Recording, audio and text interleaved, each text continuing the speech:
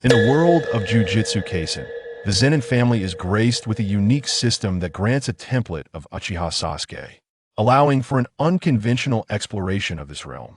What cursed king I in the presence of my eyes? All is futile. Chapter 1, 10 Shadows.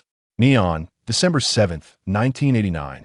Zenin family, head of the family, head of the family. A man clad in traditional samurai attire rushed into a room, exclaiming, "My child. My child is Fan. Why the commotion? What? You are no longer a child." An elderly man with a prominent mustache lifted a gourd to his lips. Unless it's one of the 10 inherited techniques, My-san has summoned the Shikigami, the Jade Dog. Just a mere Jade Dog. Zenin Nabito, seemingly roused from a near-death stupor, appeared to forget his previous words. "What did you say? The Jade Dog? Take me there at once." The two men hurriedly made their way to the birthing room. Inside, a woman cradled a black-haired, black-eyed boy who was dozing off. To Nabito's astonishment, two wolf-like creatures, one black and one white, were beside the midwife. Indeed, Nabito laughed heartily. This is the 10 Shadows technique. He took the infant from the midwife, lifting him high. This is the blessing bestowed upon our Zenin family. The infant, stirred by the commotion, slowly opened his eyes, causing the Jade Dog to dissipate. It seems this little one lacks the cursed energy for a prolonged summoning of the Jade Dog. Nabito's expression remained jubilant. From this moment on, he shall be the 27th head of the Zenin family. Thus, the next generation's leader. Zenin Fan, although beaming with joy, was already calculating how this would be an important opportunity for him to ascend to the position of family head. Suppressing his excitement, he asked, "Is this truly the case, head of the family?" Nabito, affectionately gazing at the infant, ignored Fan's inquiry and said, "Since it is a blessing, let us name him Zei as a token of gratitude." Woo-woo. The infant, unable to speak, clapped his hands in delight to express his feelings. Conceal this news within the clan to prevent external dissemination and ensure the protection of Zenin Zei. Shortly thereafter, in a mansion even grander than the Zenin family residence, located on the other side of Tokyo. Unlike the ancient and austere atmosphere of the Zenin abode, this residence leaned more towards modernity, filled with exquisite contemporary amenities. 6 Eyes, a phenomenon that has not occurred for a century. A group of elders cheered with exuberance. Now, the Watanabe family shall ascend once more to the pinnacle of the Jujutsu world. Great Elder. A young man approached the leading elder. According to our informants, news has just emerged from the Zenin family regarding the birth of the 10 Shadows. What? The great elder's pupils constricted as he murmured. How could it be? What a remarkable coincidence. Is this fate intertwining the 6 Eyes and the 10 Shadows? Are the two destined to determine a victor? A sense of fatalism spread throughout the Watanabe family, but was promptly stifled by their leaders, who issued a strict decree. Seal the news of the 10 Shadows. 7 years passed in silence. Ding. Congratulations, host, you have obtained the Uchiha Sasuke template. Due to the host's current world, Sasuke's full abilities will be activated upon a life-threatening situation. Presently, abilities are limited. Can I still be threatened in this world?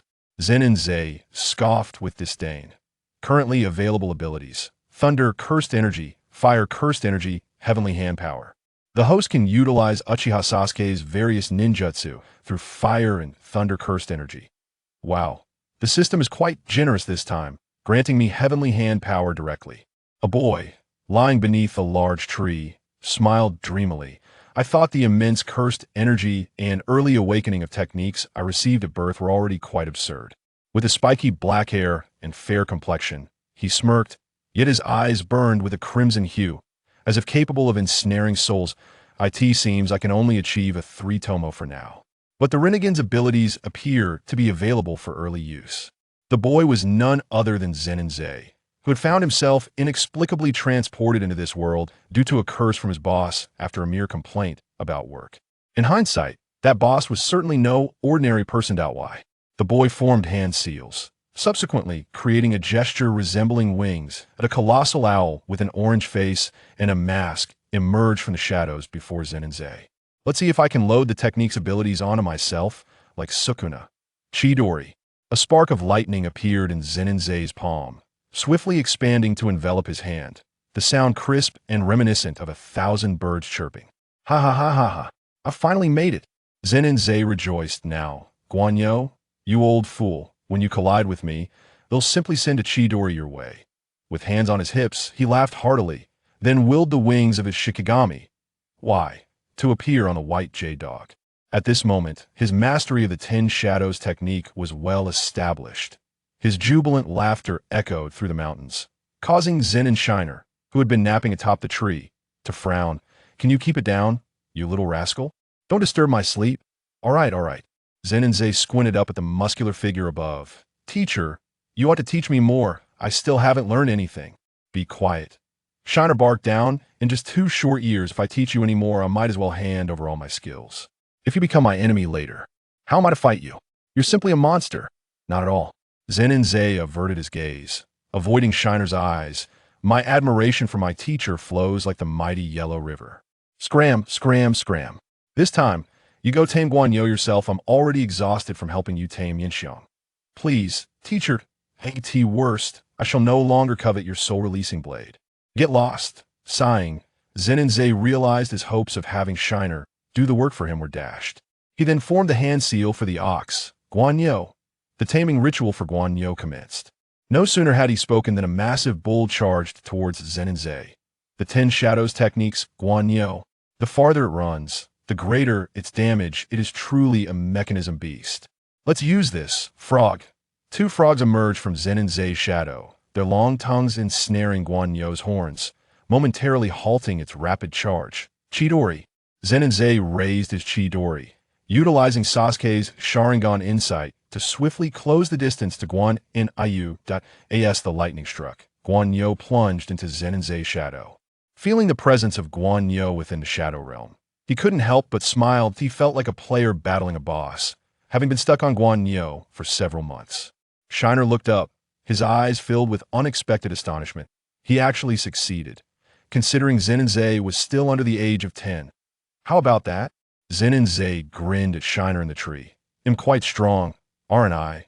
Shun-Er leapt from the tree, surveying Zenin Zei. At times, I truly question your age. You oscillate between being brooding and as mischievous as a child. Zenin Zei rolled his eyes and replied nonchalantly, in a family like this, maturity comes far too early. Indeed, that much was true. Shun-Er waved his hand dismissively. The current predicament was of his own making. He could only blame himself for succumbing to curiosity 2 years ago when he sought to glimpse the so-called 10 Shadow divine child within the family. Ever since that day, this imp had been haunting him like a specter. Summon it, he instructed. Very well, Zenin Zei murmured. Shikigami, Inro. With that incantation, a Furi divine deer materialized behind him. Inro is not aggressive. Shun-Er observed the divine deer before him, feeling no stirrings within. He then drew his soul-reaving blade and dashed forward. His blade struck Inro, and in mere moments, the wound began to heal. The reversal technique is of a high grade. This might become a bit troublesome. Taking a step back, Shun-Er scrutinized the formidable creature before him, formulating a plan in his mind. Teacher, watch me. As he spoke, Zenin Zei formed the hand seals for all his Shikigami, summoning everyone he had mastered thus far, and then crafted a hand seal that Shun-Er had never witnessed before. Recombining the Shikigami was akin to the decisive battle in Shinjuku, where Sukuna summoned a composite beast to face off against Satoru Gojo in a 3-0 confrontation. This was an expansion of the technique based on 10 types of shadow arts, a feat historically achieved only by Sukuna himself through the fusion of multiple Shikigami. The process was swift, completed in the blink of an eye. Composite beast, as the inky shadows dissipated, a colossal figure towering 5 meters appeared beside Zenin Zei. It amalgamated the abilities of 6 Shikigami: the toad, the serpent, the black and white jeweled dog, the Nu, the Mamo, and the Guanyo, collectively enhancing its might. The combined strength now likely surpassed that of Zenin Zei himself. A surge of magical energy radiated from the composite beast, inducing an exhilarating thrill even within Shun-Er. 10 types of shadow arts can be utilized in such a manner. Shun-Er was momentarily taken aback, still processing the revelation. However, he finally grasped the potential and talent possessed by the youth before him. Just the composite beast alone could probably reach the level of a special grade sorcerer. Shanair looked at Zenin, unable to suppress a smile. Indeed, innate talent often proved to be crucial. He promptly seized the soul-reaving blade and charged at Enro. Zenin observed Shanair's actions without uttering a word. He was now a firm believer in the capitalist ethos. If he could have his teacher do the fighting for him, why should he bother? He harbored his own designs, intending to develop the 10 shadows further until his own skills reached a commendable level. This would ultimately prove to be of immense assistance during the final confrontation. But that was a matter for another time. That moment, Shanair seemed possessed by a slayer's spirit, relentlessly cleaving at Enro with his soul-reaving blade, while the composite beast rained down blows like a heavy sack swiftly. Zenin watched the utterly predictable battle unfold, a smirk gracing his lips. Kid, Shanair cast a glance at Zenin. That will suffice for today. I shall descend the mountain first. With that, Shanair stretched his body and, gripping the soul-reaving blade, made his way down the mountain. Zenin remained silent, then summoned Enro, quickly mastering the reversal technique in the blink of an eye. Is Shanair spending time with Zay again today? Zenin showed his expression hardened slightly as he regarded his subordinates. This fool is utterly ungrateful. The underlings immediately donned serious expressions. My lord, should we take action against him? Fool, Zenin Shota reprimanded. Although that worthless one possesses no magical energy, he is not someone you or I can defeat. We merely need to exclude him from the Zenin family. That will suffice. Zenin Shota's gaze turned frigid. Zenin was pivotal to his ascension as the family head. Understood. With that, Zenin Shota hurried towards the main residence of Zenin Nabito, already devising plans to expel Shanair. Zenin Shota. Shanair glared at the man before him. What do you intend to do? Zenin Shota averted his eyes, flustered. Nothing, I merely seek to discuss a matter with the family head. Zenin Shota. Shanair's expression turned icy. Don't think I haven't noticed you arranging for people to monitor me. I advise you to behave, or else you'd best not sleep too soundly at night. With that, Shanair slipped his hand into his kimono, casting a disdainful glance at the trembling Zenin Shota. I am powerful, stronger than you. Thus, I hold the right to teach him, while you do not. Following that, Shanair departed without a backward glance from Zenin Nabito's doorstep, clearly addressing his words to him. Zenin Nabito opened the door, observing the shivering Zenin Shota with disappointment. You know very well that schemes and deceptions are of no use here ultimately. Within this family, Shanair is indeed the foremost. That insufferable waste Zenin Shota glared hatefully at Shanair's retreating figure, akin to a man who had lost his beloved. His nails dug into his flesh, wishing he could simply rush forward and eliminate Shanair. Mother! Zenin approached a woman clad in a kimono, smiling at her with a gentle expression. Zay, you've come, his mother replied warmly, utterly unrecognizable as the woman who would later target Maki and Mai. Father seems to have been scolded by Shanair. Zenin observed his mother's face, hoping to detect any signs of concern, but was met with none.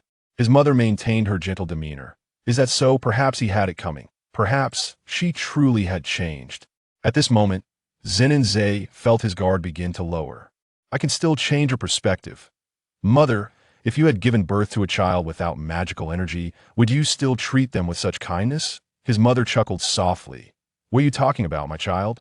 I will always be myself. What mother would not love her own child? With a creak, the door to the room swung open. Zay, why are you home so early today?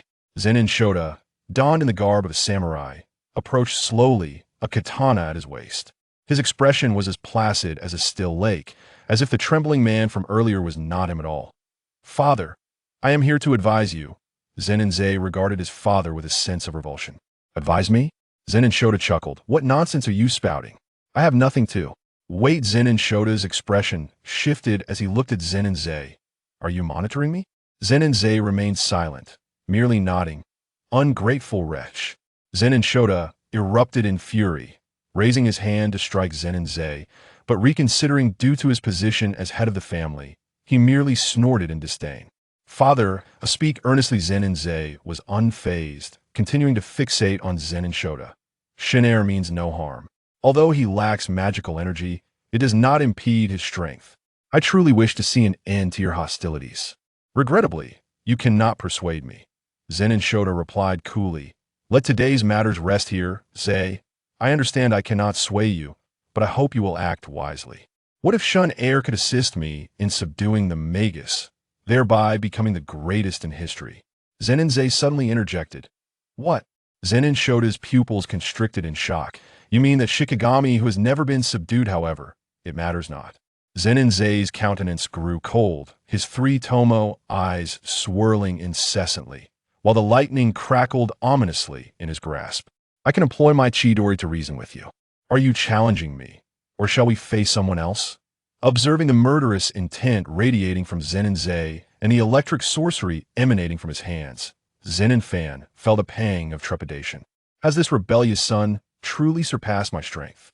Yet within Zenin Fan's heart, a cunning scheme brewed. It should not be difficult to leverage this prodigal's influence within the clan along with my own standing to rally a faction of supporters. Let us end this here. I have no desire to bear the stigma of patricide. Seeing Zenin Fan remain motionless, Zenin Zei contemptuously turned away, leading the worried Zenin mother out of the room. He glanced back, his voice icy. Take care of yourself. Zenin Fan's gaze followed the departing figures, his hands clenched into fists, a semblance of resentment simmering within.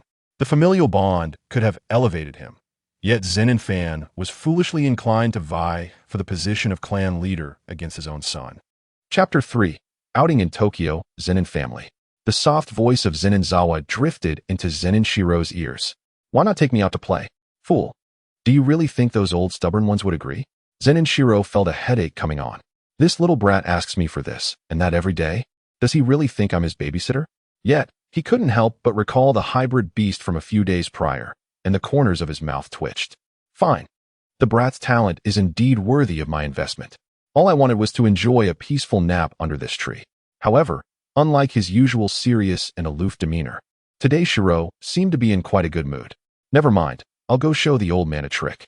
Zenin Zawa flashed a charming smile, conjuring Chidori in one hand and the hybrid beast in the other. Would he dare refuse? Zenin Zawa held deep feelings for the family head, Zenin Nobito, who had cared for him since childhood. Despite his innate talent, he would never forget the kindness shown to him. To love fiercely and hate fiercely, that is Uchiha Sasuke. You really dare to say that? Shiro supported his forehead. Whether you can beat me is still a question. If you don't destroy my Shikigami, it shouldn't be a problem. Yet, Shiro's most formidable move was the 8-in-1 hybrid beast, and if it were to be destroyed, his 10 Shadows technique would be rendered useless. Zenin Zawa concealed his true strength, which had already reached the pinnacle of the sorcery realm. It seemed Shiro was unaware of Zenin Zawa's hidden thoughts. He stroked his chin, appearing to contemplate. After all, he was my nominal disciple. It wouldn't do to be too embarrassing. But don't get too cocky. Shiro suddenly changed his tone, speaking in Daio's voice. You're still far behind me. Huh. The smile on Zenin Zawa's face stiffened. Why did the teacher's voice suddenly sound like that of the ancient Egyptian elder? Dealing with the teacher could be a bit tricky. Zenin Zawa paused, then chuckled, raising an eyebrow. But I will win. Do you really dare to say that, you little brat? Shiro also chuckled, not believing that this little one could defeat him. Years ago, when he slaughtered half of the Zenin clan, Zenin Zawa was still in the womb. Looking at Shiro's confident demeanor, Zenin Zawa's mind once again flashed to the famous painting of Euler and Muda. At this moment, he recalled the template of Sasuke in his mind. Sharingan 50 development, lightning release technique 30 development, secret technique. Fire release technique 20 development, secret technique. Heavenly hand power 100 development, swordsmanship 80 development. Was lightning release only at 30% now? Zenin Zawa pondered, envisioning his Chidori, manifesting the lightning of his Shikigami, new, in his hand. The fire release technique was transformed into a sorcery form, combining the innate abilities bestowed by the system to convert attacks into flames. He wondered what the secrets of lightning and fire release were. He felt a sense of anticipation. Zenin Zawa stood in a daze for a long time, looking foolish, which made Shiro feel puzzled. What are you doing? Are you so happy thinking about going out to play? I was pondering how to live the life I desire, Zenin Zawa replied with a faint smile. After all, I am not the kind of person who shoulders all responsibilities alone. Upon hearing Zenin Zawa's words, Shiro's heart trembled. By then, I should have already distanced myself from the Zenin family, along with her. He inadvertently glanced at Zenin, thinking that having such an optimistic child could be quite nice. Little did both the teacher and the disciple know that 10 years later, they would face a battle concerning the future of the sorcery realm. However, it seemed Zenin would grow increasingly gloomy. Not long after, Zenin approached Zenin. "Yo, old man," he greeted the elderly man who was drinking wine. "I want to go out and play." "You can't go out," Zenin exclaimed, puffing up his cheeks. "There are plenty of sorcerers outside. Don't you know there's a bounty on 6 eyes now? Several billion yen." Zenin recalled the plot from the original story. What if I go take out Satoru Gojo now? He remembered that there were indeed a few fearless individuals who attempted to kill the young Gojo, but were scared off by a single glance. "Don't even think about it." Zenin stood up, his gaze resolute. "Unless you can defeat me." "Really?" Zenin eyes sparkled. "That's what you said, old man. Don't go back on your word." "Ridiculous. The family head's word is unbreakable." Zenin then summoned his hybrid beast, the overwhelming presence instantly enveloping Zenin. Zenin face showed shock. "You have tamed 9 Shikigami?" "Indeed," Zenin replied with a regretful expression. "It's a pity I can't get my hands on a nuclear bomb. Otherwise, I could blow up Mahito and directly tame the last Shikigami." Zenin lips twitched. "Where would you find a nuclear bomb in the current state of this country?" Zenin waved his hand in resignation. Fine, go ahead. After all, you are currently the strongest rapid sorcerer, and your vision and courage are unmatched by ordinary people." He accepted this reality, knowing that even he would struggle against this hybrid beast. Due to Enku's reversal technique, Zenin was also at a disadvantage. Zenin felt a twinge of emotion. Thinking of the old man's eventual fate, he felt a pang of reluctance. "I will protect the Zenin family." Not long after. "Is it really agreed upon?"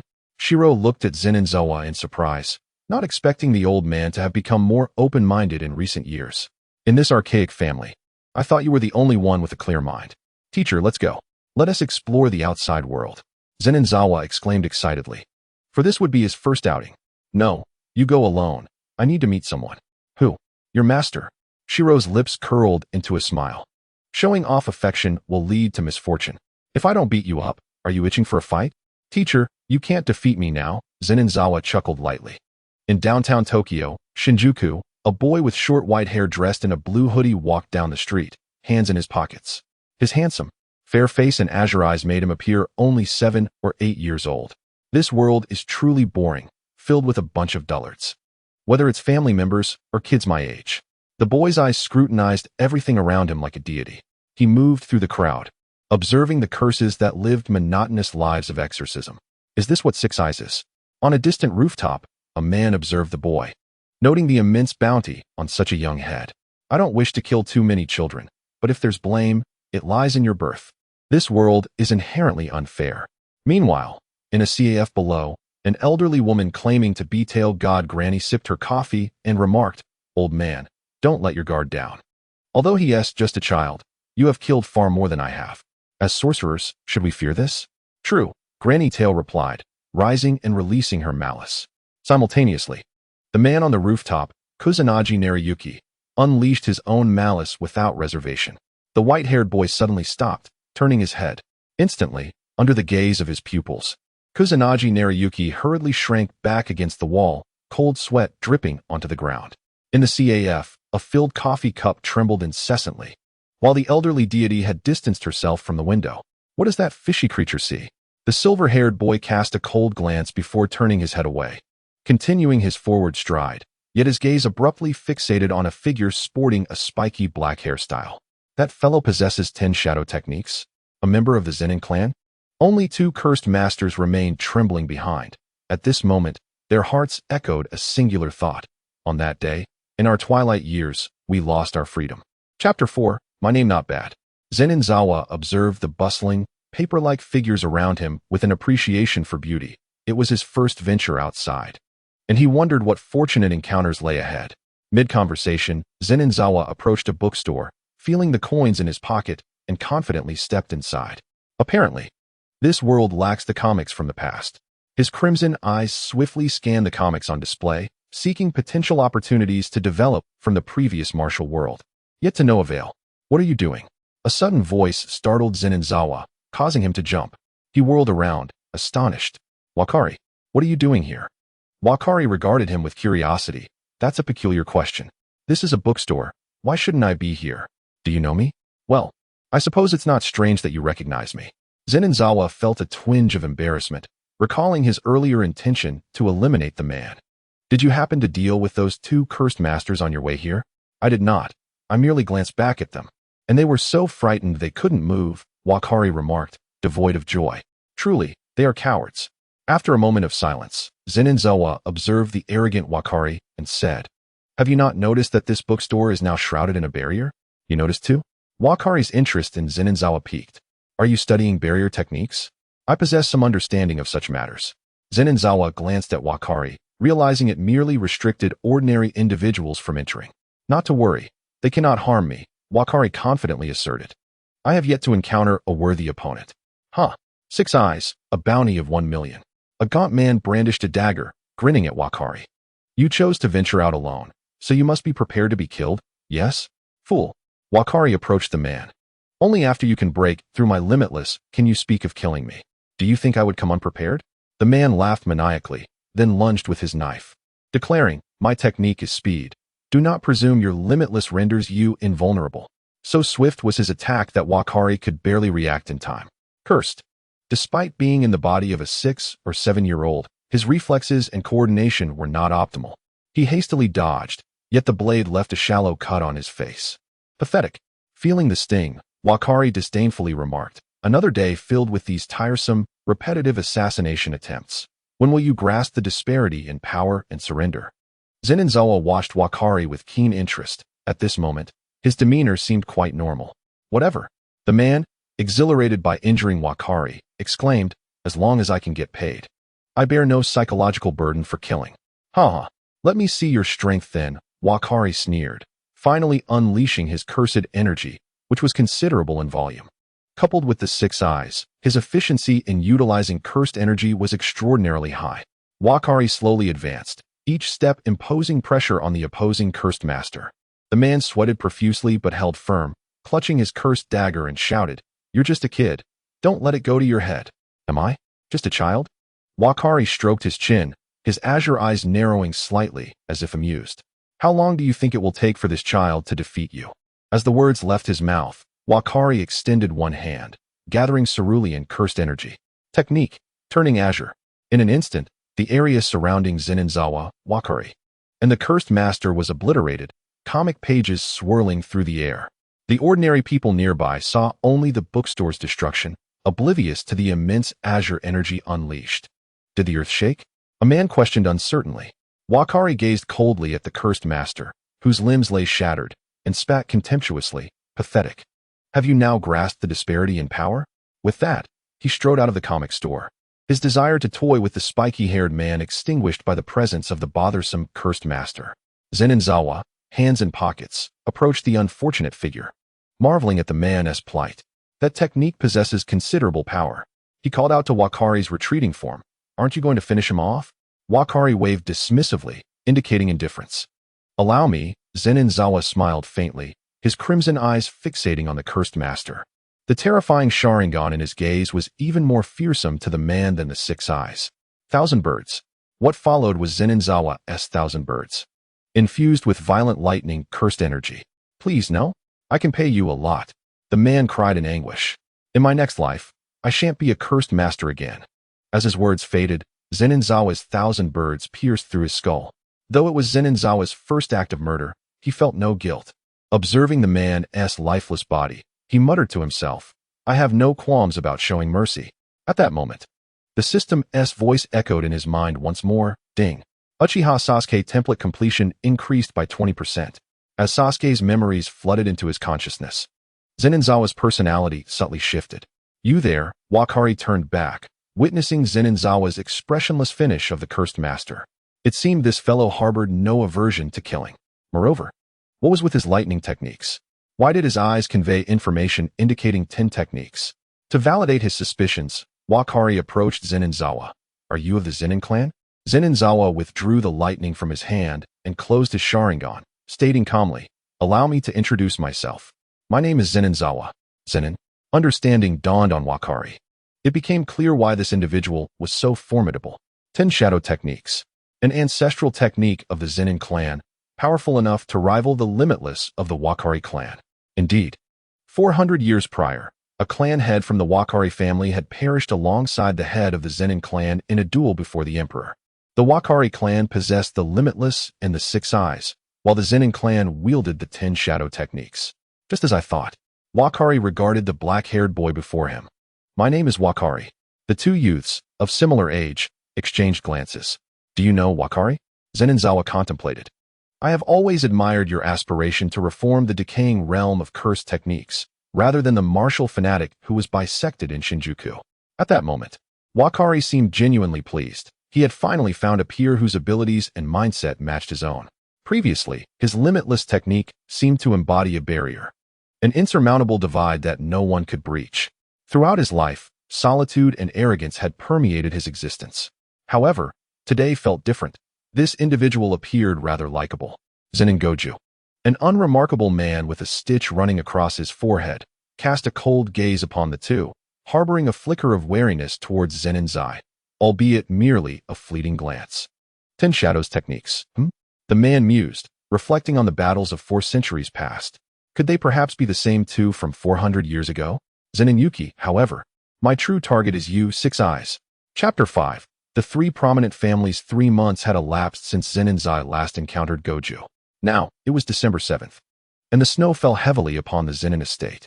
Goju strolled leisurely along the stone path beneath the crimson umbrella held by his mother, clad in a blue haori adorned with dragonfly patterns.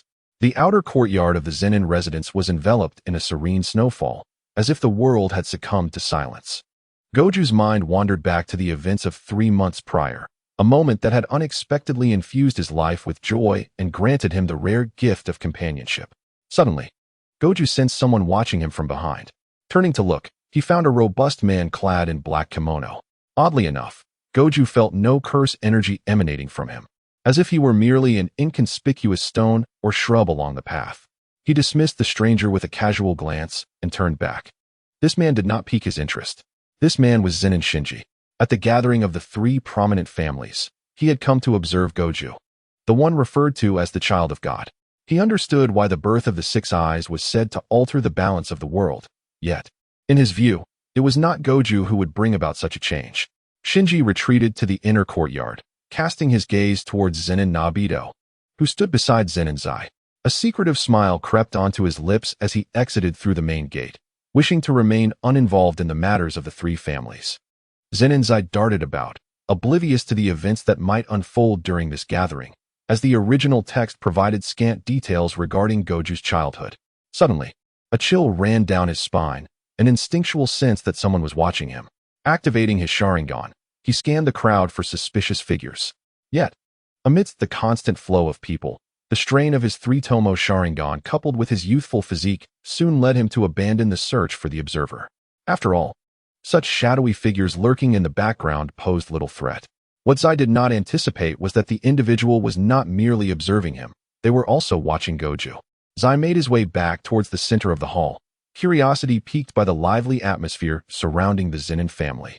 Why, he wondered. Was there no mention of any Zenin family members in the original text after Goju's growth?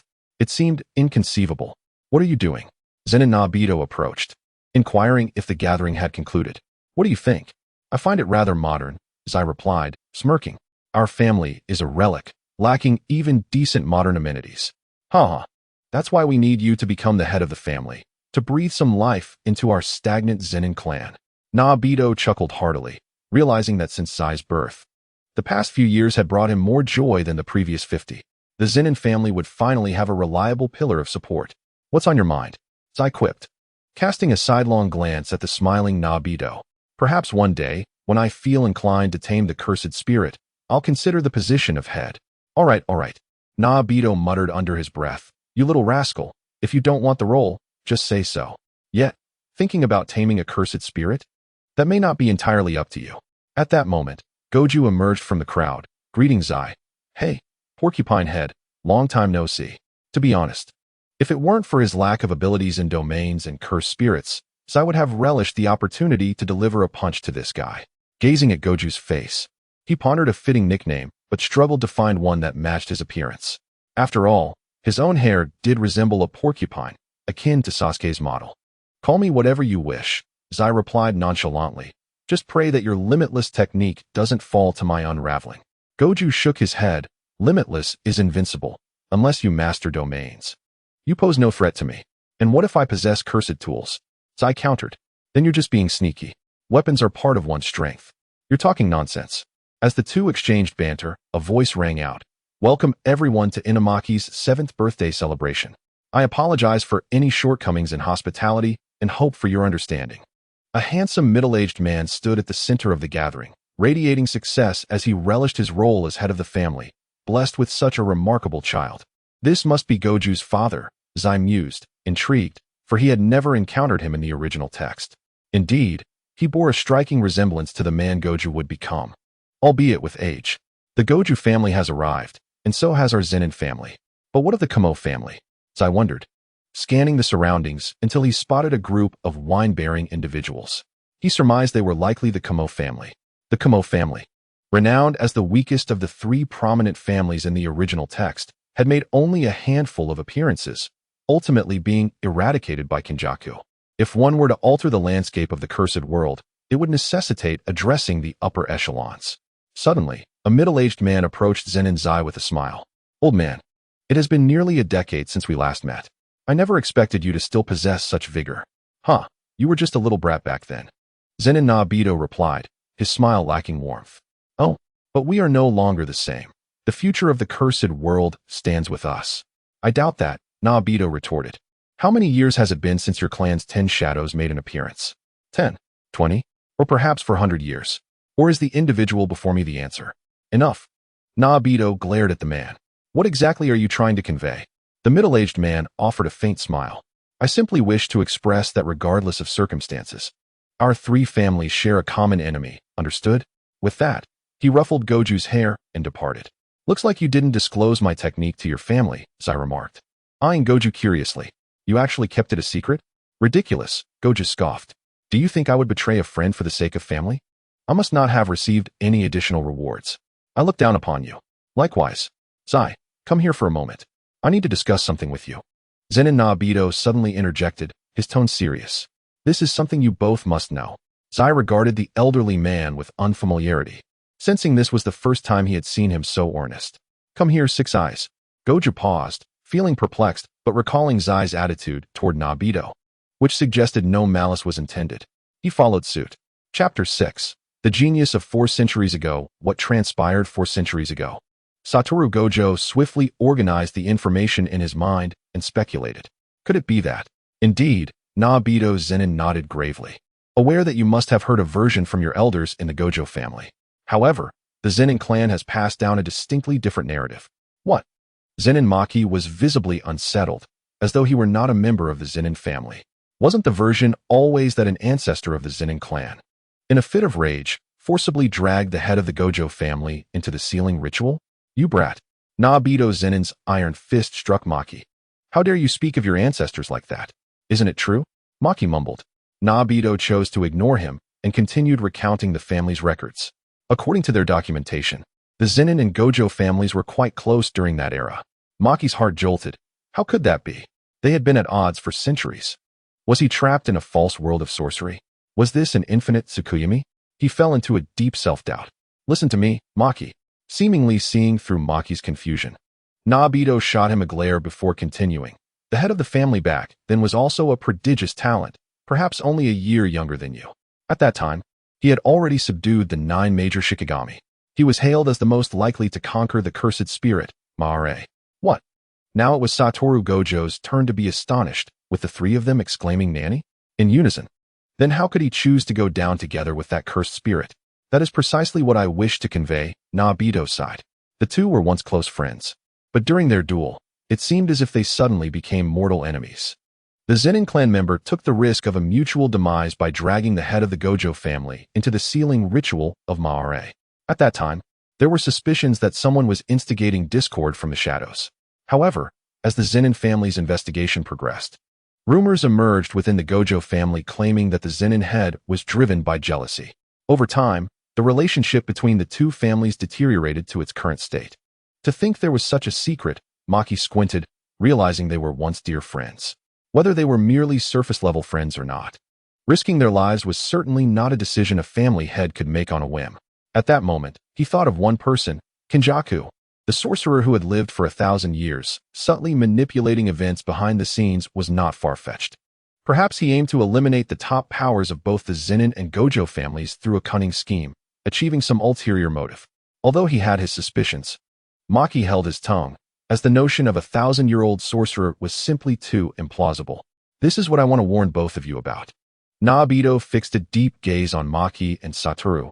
You two are the bridge for mending the relationship between the Zenin and Gojo families. No matter what, it must not escalate to the point of life and death. Maki chuckled. Just as he was about to reassure the elder, Satoru spoke up first. Rest assured, old man. I am the strongest. You can count on me, Satoru. Once I seal Maare, I will show you. Satoru grinned confidently, feeling a sudden chill as if someone had taken notice of him. As their conversation concluded, the three returned to the crowd, as if nothing had transpired. Satoru, come here. An elder pulled Satoru aside. What are you doing mingling with the Zenin clan? Such disgrace. Elder, I was merely taking a look, Satoru replied. Besides, there are no good people in the Zenin clan. Don't associate with them. The elder then brought Satoru to the center of attention, where the so-called sparring between sorcerers commenced. It was an exhibition arranged by the Gojo clan to showcase the power of their 6 eyes to the sorcerer community. Satoru faced a boy from the Kumo family first. My technique is blood manipulation. Already using blood manipulation? Maki thought to himself, realizing the butterfly effect was indeed significant. Today, within the small hall of the Gojo family, 3 ancestral techniques of the 3 great families had emerged. The boy, named Kumo, was of the same age as Maki and the others. Come at me, Satoru replied nonchalantly, as he had already mastered one of the limitless techniques, technique reversal, cursed technique lapse, idle death gamble. Kumo's eyes narrowed, and he clasped his hands together, aiming at Satoru as a rapid column of blood shot forth at lightning speed. Satoru raised a hand, effortlessly blocking it outside of infinity. Kumo did not relent. He had long been aware of the limitless technique of the Gojo family. Thus, beyond blood manipulation, he drew inspiration from a cursed tool named Black Rope from his African mentor, creating a technique to slightly disrupt the enemy's technique operation, which he named True Flow. A few droplets of blood coalesced behind Kumo, and under the amplification of cursed energy, they shot towards Satoru. Still coming? Satoru felt somewhat exasperated. The Kumo family's ancestral technique was rather monotonous. Little did he expect that the target of the blood attack was not him, but rather the floor beneath his feet. The blood quickly detonated the ground, causing thick smoke to envelop Satoru. Trying to obscure my vision? Satoru stood firm, amplifying the power of his 6 eyes to the maximum, enhancing his perception of Kumo's cursed energy. Indeed, Kumo's fist, imbued with cursed energy, appeared behind Satoru. He utilized one of blood manipulation skills, Crimson Scale Surge. Controlling the blood flow throughout his body, he enhanced his mobility and speed. At that moment, Kumo abandoned his raw technique and sought to use True Flow to interfere with the operation of infinity, aiming to strike Satoru at the waist, thereby further disrupting his cursed energy manipulation. Nice idea. Satoru seemed to see through Kumo's intentions. But if you think I can only use Limitless right now, you underestimate me. Technique reversal, maximum power, cursed technique lapse, idle death gamble. With Satoru's declaration, an immense gravitational force manifested in the arena, causing Kumo to lose his balance and topple towards the direction of cursed technique lapse. Seizing the opportunity, Satoru delivered a powerful punch to Kumo, sending him crashing out of the ring. I lost. Kumo rose somewhat disheveled, wiping the dust from his face. You are strong, Satoru expressed without a hint of victory's joy. At least among those I know, you rank second. Only second? Kumo chuckled wryly. Who is the first? Satoru remained silent, glancing at Maki, who nodded in acknowledgement, prompting him to continue. It's the Zenin clan Shien. Chapter 7. I lost Shien? Kumo smiled ruefully. He had not expected that in this generation, the 3 major techniques of the 3 great families would all emerge. Kumo glanced at Satoru before returning to his Kumo clan members. I apologize, I lost. It's all right. The Kumo clan had reassured him, ruffling his hair.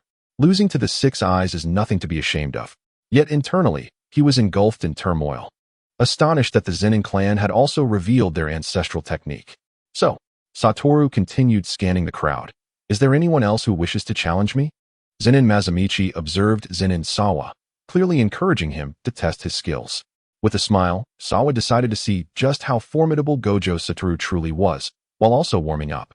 As Sawa approached, Gojo found it hard to contain his excitement. Before him stood the only individual capable of engaging him on equal footing. You see, Gojo chose not to initiate combat immediately. From our very first encounter, I wish to spar with you, as I have never encountered anyone with such an abundance of cursed energy as yours. Is that so? Sawa replied with a subtle smile, then assumed a combat stance. Come on, show me your strength. On the sidelines, Kumo Noritoshi stared at the two fighters on stage, a wave of envy washing over him. I seem to have been born in an intriguing era, surrounded by such powerful rivals. I must surpass them. Kumo clenched his fists, making a silent vow. Gojo launched the first attack, utilizing the gravitational pull of his technique to teleport beside Sawa, delivering a powerful left punch. Comparing physical techniques with me? Sawa chuckled incredulously, recalling the fear he felt when dominated by Shinjuku. The battles of the past 2 years had not been in vain. He swiftly raised his hands to block Gojo's strike and retaliated with a kick, while simultaneously forming a rabbit hand seal. Gojo's infinite technique blocked Sawa's leg strike, but an army of rabbits materialized from Sawa's shadow, rushing toward him. Trying to distract me? Gojo smirked confidently. Cursed technique. Cursed blue. A blue sphere of cursed energy appeared, drawing all the rabbits toward it. However, Gojo was taken aback as, in the next moment, the positions of cursed blue and Sawa swapped. So that's the technique of position exchange. Gojo was stunned and quickly activated his cursed energy again to form another cursed blue. Sawa seemed to anticipate this, as lightning cursed energy surged in his hands. Thunderclap. A bolt of lightning pierced through the gravitational sphere directed at Gojo, followed by Sawa summoning a massive fireball from his mouth. Why does he have so many attack methods? Gojo was astonished by the sudden barrage, having previously found Kumo's techniques too simplistic. Yet, before he could fend off the fireball, a colossal elephant appeared behind Sawa, water gushing from its trunk. In an instant, fire and water clashed, creating a thick mist that enveloped the arena. Another visual obstruction? Gojo hurriedly adjusted his 6 eyes observation, realizing that Sawa was unlike Kumo, requiring a different approach. To his surprise, Sawa seemingly teleported behind Gojo, forming another hand seal, summoning an enormous and bizarre Shikigami that lunged at Gojo with a fist. What is this? Gojo raised his hand, and the infinite technique immediately blocked the Shikigami's punch, though he was inwardly astonished. Can the 10 Shadows technique be utilized in such a way? Gojo quickly gathered another cursed blue in his hand. Cursed technique, red flower.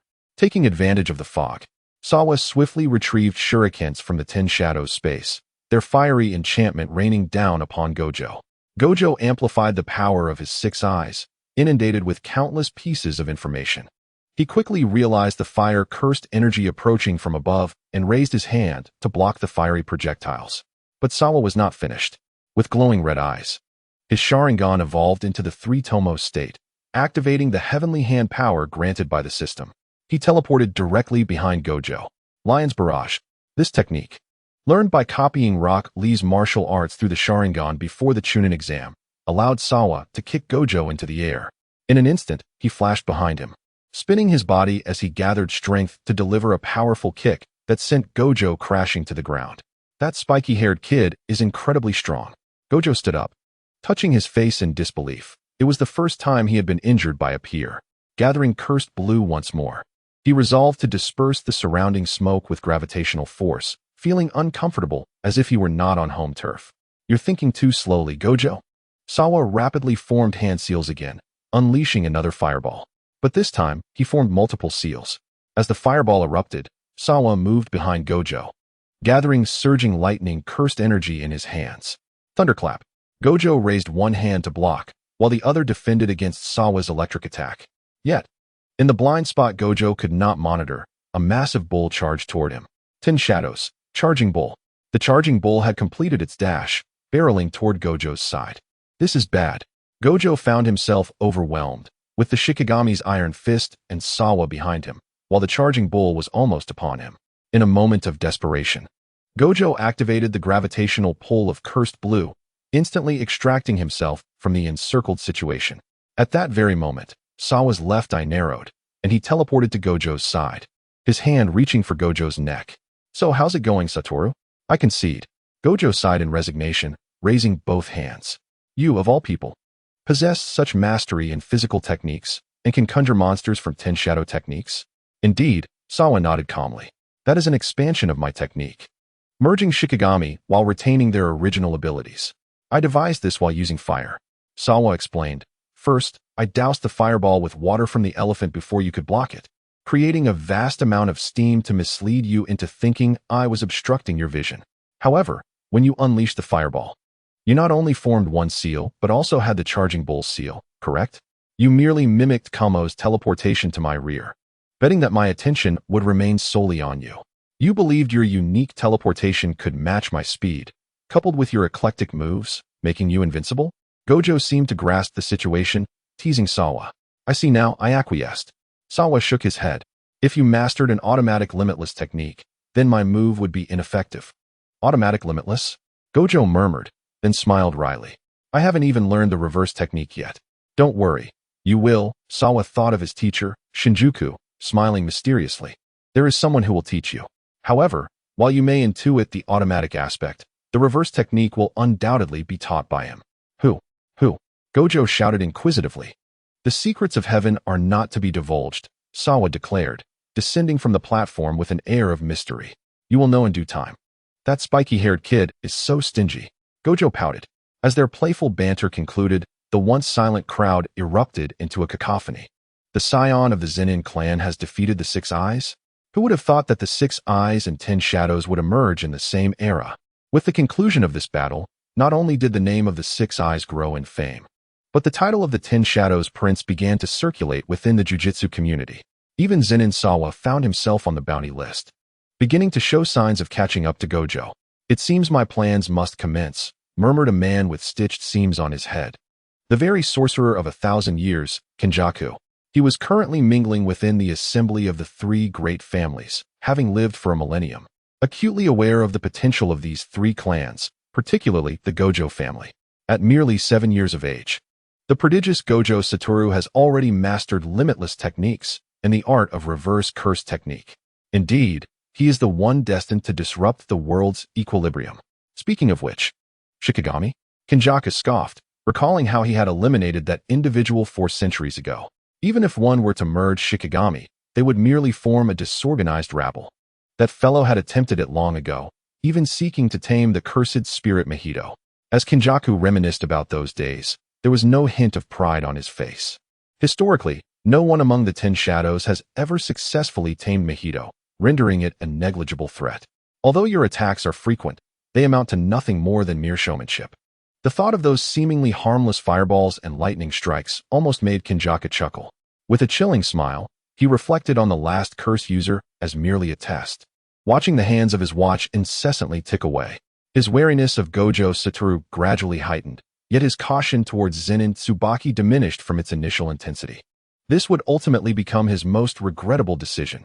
Had he taken the risk to hunt Zenin Tsubaki back then, things might have been different. Chapter 8.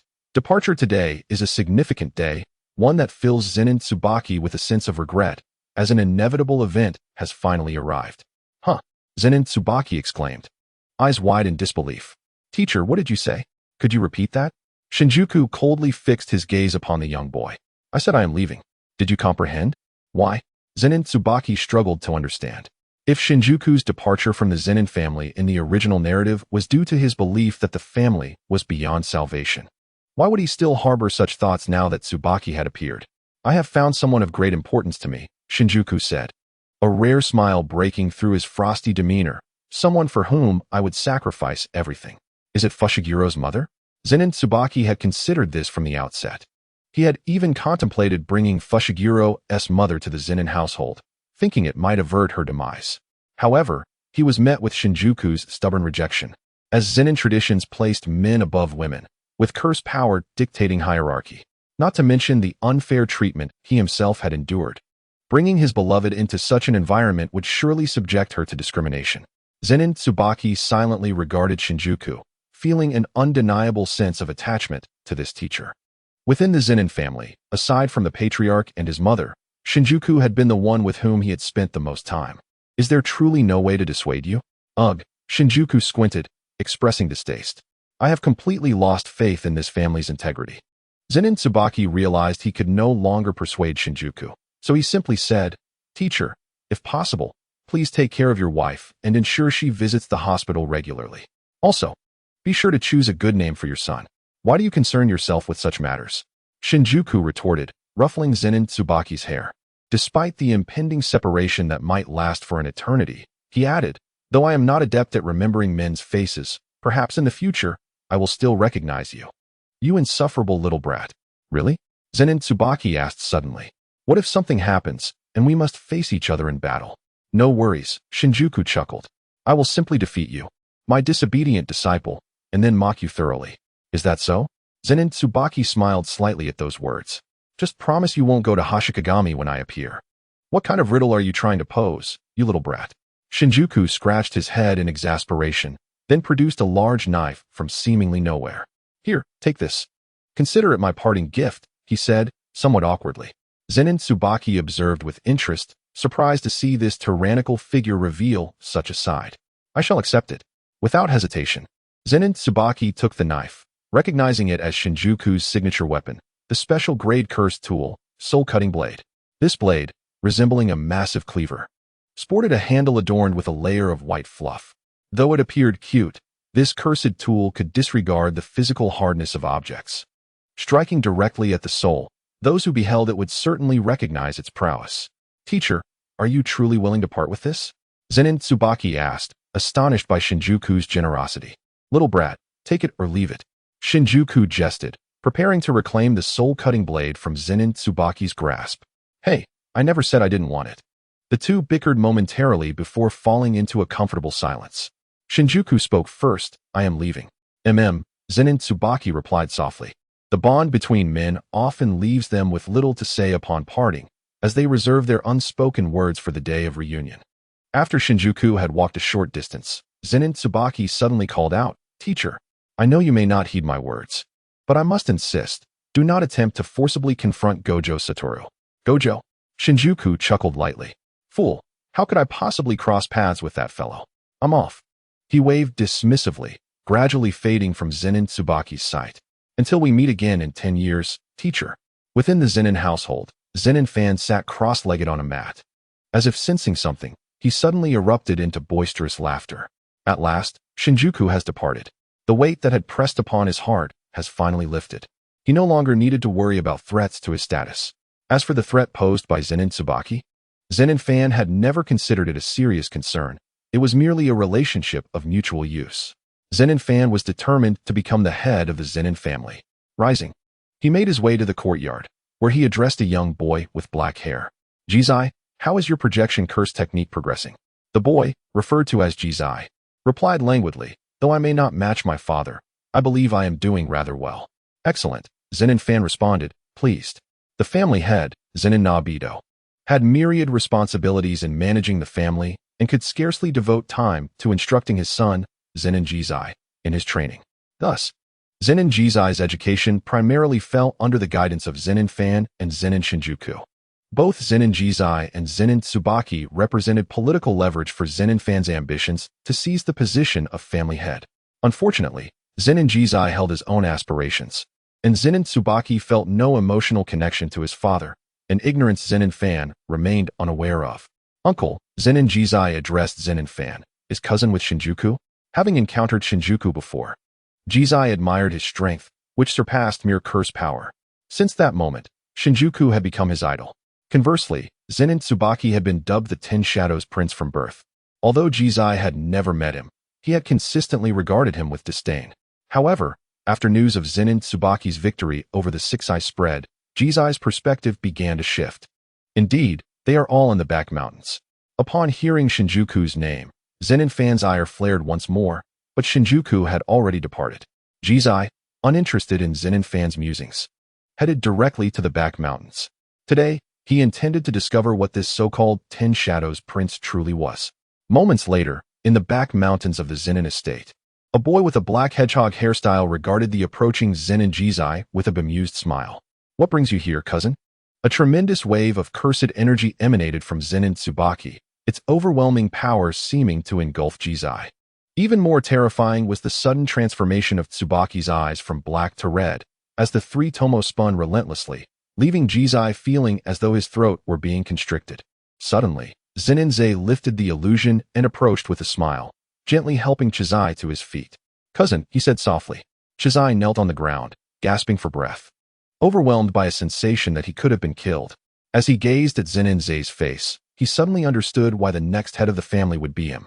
It was a power unlike anything he had ever encountered before, an overwhelming strength that left him with no capacity to resist. Chapter 9. Enrollment at the Sorcery Academy. Zenin sat beneath a grand tree on the back mountain of the Zenin estate, staring blankly at the Zenin family home. Uncertain of what to say, the teacher had left abruptly, unyielding to any attempts to hold him back. A peculiar feeling welled up within him, and Zenin couldn't help but shake his head. After 3 years of being inseparable, he just leaves like this. Such a generous man. At that moment, a cold voice reached Zenin's ears. "Zenin, what are you thinking about?" Looking up, he was surprised to see Satoru Gojo, who had somehow arrived at the Zenin estate. "What brings you here?" And so brazenly? Zenin paid little mind to Gojo's sudden appearance. "Do those half-hearted fellows think they can discover me?" With a dismissive scoff, the young Gojo, sporting short hair, looked at Zenin and said, "I found some intriguing cursed spirit exorcism missions. Come along with me." "Not interested," Zenin replied, reclining on the grass with indifference. "Don't be like that. If you don't come, I'll just keep pestering you." The banter between Gojo and Zenin echoed across the back mountain of the Zenin estate for a decade. April 2005, mid-month. Today marked the first day of the first year at the Sorcery Academy. Zenin stood at the entrance, head down, examining his student ID. First-grade sorcerer and academy student. He scoffed with a smile, finding the title rather superfluous. As he slowly walked into the campus, the scenery evoked memories of his university life back in Huaxia. His expression remained impassive, hands tucked into his pockets as he traversed the grounds. The number of students at the academy was not large. Most had been recruited from the common folk. Gojo had joined the academy due to his rebellious nature, while Zenin had reluctantly come at Gojo's insistence just days prior. "That senior?" A languid voice emerged from behind Zenin. Turning in curiosity, he beheld a girl with chestnut short hair and a beauty mark beneath her left eye. "Is there something you need?" Zenin replied coolly. "If you're lost, I can show you the way." "Thank you, senior," the girl replied, oblivious to the gravity of the situation, trailing behind Zenin while quietly assessing the boy before her. He appeared to be quite aloof. "My name is Inui Shoko. I look forward to your guidance, senior." Zenin, he stated without turning, his gaze fixed ahead, though he had an inkling of her identity. It was of no concern to him at the moment. "Zenin?" Shoko murmured. "That name sounds familiar. Have I heard it somewhere before?" "Do you know how many first-year students there are?" Zenin glanced at Inui Shoko and simply replied, "There are about 4 first-year students this year. 6 eyes from the Gojo family, the possessor of cursed spirit manipulation, and you." "Who asked the last one?" Inui Shoko fixed her gaze intently on Zenin. "You'll find out shortly," he said, offering no further explanation to avoid any awkwardness. As they conversed, they arrived at a classroom. For desks and chairs were neatly arranged, evidently prepared for new students. One of the seats was already occupied by a boy with a tidy bun and peculiar bangs. Hearing their entrance, he turned to see Zenin and Shoko entering together. He greeted them warmly. "Hello? My name is Suguru Geto. I look forward to working with you." "Hello. I'm Inui Shoko," she replied lazily while stealing a glance at Zenin, thinking, doesn't he look like a 6 eyes? Is this guy pulling my leg? "And you?" Geto inquired, smiling at Zenin. "Zenin, I look forward to your guidance," he replied succinctly, without any embellishments. Geto shook Zenin's hand, both sharing a smile. "A formidable cursed energy and physique," Geto noted, narrowing his eyes as he sensed the immense power and strength during their handshake. It was evident that his own physical prowess had been honed through rigorous training, having repeatedly subdued various strange entities. "Zenin, is it?" "Intriguing," Geto pondered before suddenly an audacious voice broke through. "Zenin, you actually left me to report alone, huh?" A tall, white-haired boy leaned against the classroom window, shouting brazenly. He then flipped through the window, his sunglasses obscuring his eyes. Zenin closed his eyes, pretending not to see the newcomer. "Hey, I can see you. Don't act dumb." The one who had just entered was Satoru Gojo, now fully shedding his aloof childhood persona to become a qualified joker. As he approached Zenin, he slung an arm around his shoulder. Gojo cast a sidelong glance at Geto and Shoko before continuing, "And you too. I have no interest in forming any student bonds with you." Geto frowned, clearly annoyed by the impolite newcomer. Arrogant, self-important, and dismissive. This was Shoko's first impression of Gojo. Yet recalling Zenin's earlier words about classmates, an unsettling premonition washed over her. Gojo suddenly turned his attention to Shoko, eyes lighting up with surprise. "Your innate technique is the reverse technique, right? Can you teach me?" Shoko, perceiving his tone and recalling the earlier discussion, felt an inexplicable surge of irritation. This guy really lacks manners. I want to punch him. What should I do? However, she maintained her composure, even managing a somewhat endearing expression. The reverse technique? It's actually quite simple. She pretended to ponder, raising her hand and gesturing above her head with a flourish, and then, poof, it's done. Gojo began to sense something amiss. This girl doesn't understand, does she? Just poof, and it's done. What a lack of talent. Shoko rolled her eyes, amusement glinting in her gaze. Zenin, rarely smiling, found himself chuckling at how Gojo could be outwitted by someone other than himself. Meanwhile, Gojo was growing increasingly frustrated. He shouted at Zenin, "You little brat, don't get too smug. One day I'll defeat you. You can try now." Zenin raised an eyebrow. Speaking in a nonchalant tone, "I can hold back. Don't look down on me." Gojo retorted angrily. Over the past decade, he and Zenin had grown up together, their families having established a more amicable relationship, often executing cursed spirit exorcism missions together, albeit mostly at Gojo's insistence. Nevertheless, Gojo was not one to concede defeat. He vowed to surpass Zenin one day. A cough interrupted their exchange as a muscular man appeared at the door of the classroom. He gazed with a hint of a headache at the four young individuals, sensing yet another group of troubled youths. Cursed techniques, 6 eyes, reversal techniques, and that individual. Yaga Mazamichi cast a fleeting glance at Zenin, a wave of inexplicable emotions stirring within him. He approached the podium, paused to observe the group, and proclaimed in a resonant voice, "Now that everyone is present, allow me to introduce myself. My name is Yaga Mazamichi, and I will be your homeroom teacher for the next 3 years." Shoko felt an unmistakable sense of discomfort, immediately shooting a scathing glance at Zenin, thinking to herself, "If only I hadn't called him that senior. How embarrassing." Quietly, she took out her phone and sent an email to a contact labeled Songstress. "Who understands the Songstress senpai? Today I encountered someone." Yaga Mazamichi continued, "Since today marks the first day of school, I need to assess your abilities." He turned to Shoko. Due to her technique, she will not be participating in the combat. Therefore, the 3 of you should decide among yourselves who will spar. Zenin remained silent, his gaze directed towards Satoru Gojo. "Go, it's been a few months since we last trained. Shall we give it a try?" Satoru Gojo, currently possessing only a reversal technique, found the prospect potentially troublesome. Yet, he would not yield out of fear, adjusting his sunglasses and fixing his azure eyes on Zenin. "All right, I'll fight you." Suguru Geto observed with curiosity, intrigued by the strength of these 2 individuals with whom he would spend the next 3 years. Shoko regarded Zenin with a flicker of interest, pondering the reliability of this seemingly dependable guy. Could Gojo's limitless technique possibly be the 10 shadow techniques? Chapter 10. Long-awaited sparring. Satoru Gojo and Zenin stood at the expansive training ground of the Jujutsu High, a locale perfectly suited for their sparring session. They positioned themselves at opposite ends. Zenin casually glanced at Satoru Gojo and remarked nonchalantly, "I forgot to mention, I've grasped the threshold of the domain." Zenin spoke the truth. He had perfected the guaranteed hit effect, yet his domain lacked any offensive power, meaning it fell short of delivering a lethal blow. "What?" Satoru Gojo exclaimed in astonishment, suddenly feeling a sense of unfamiliarity toward his friend of 10 years. Torn between concern for his friend's struggles and envy of his success, he pondered the implications of the domain. After a moment of hesitation, Satoru regained his confidence. "So what if you have a domain? I won't let you dictate the pace." "Is that so?" Zenin replied, his expression unchanging as he observed Satoru's confidence. "Who do you think will win between the 2 of them, Geto?" Yaga Mazamichi inquired as he approached Suguru Geto. "Well, I believe Zenin has the upper hand," Suguru mused, stroking his chin.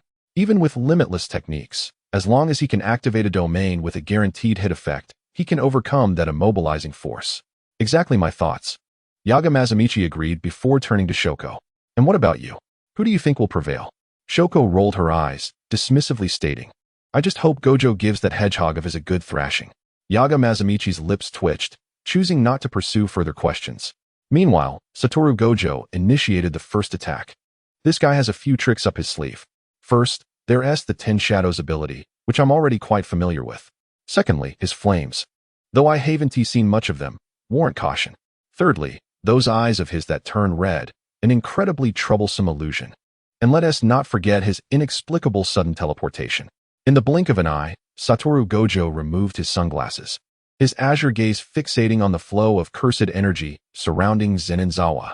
Reversal technique, maximum output, blue. Satoru raised his hand, unleashing a powerful blue cursed energy sphere that absorbed everything on the training ground, including the grass and the goalposts. Under his control, he hurled them towards Zenin. Really? Zenin sighed, observing Satoru's penchant for manipulating the terrain.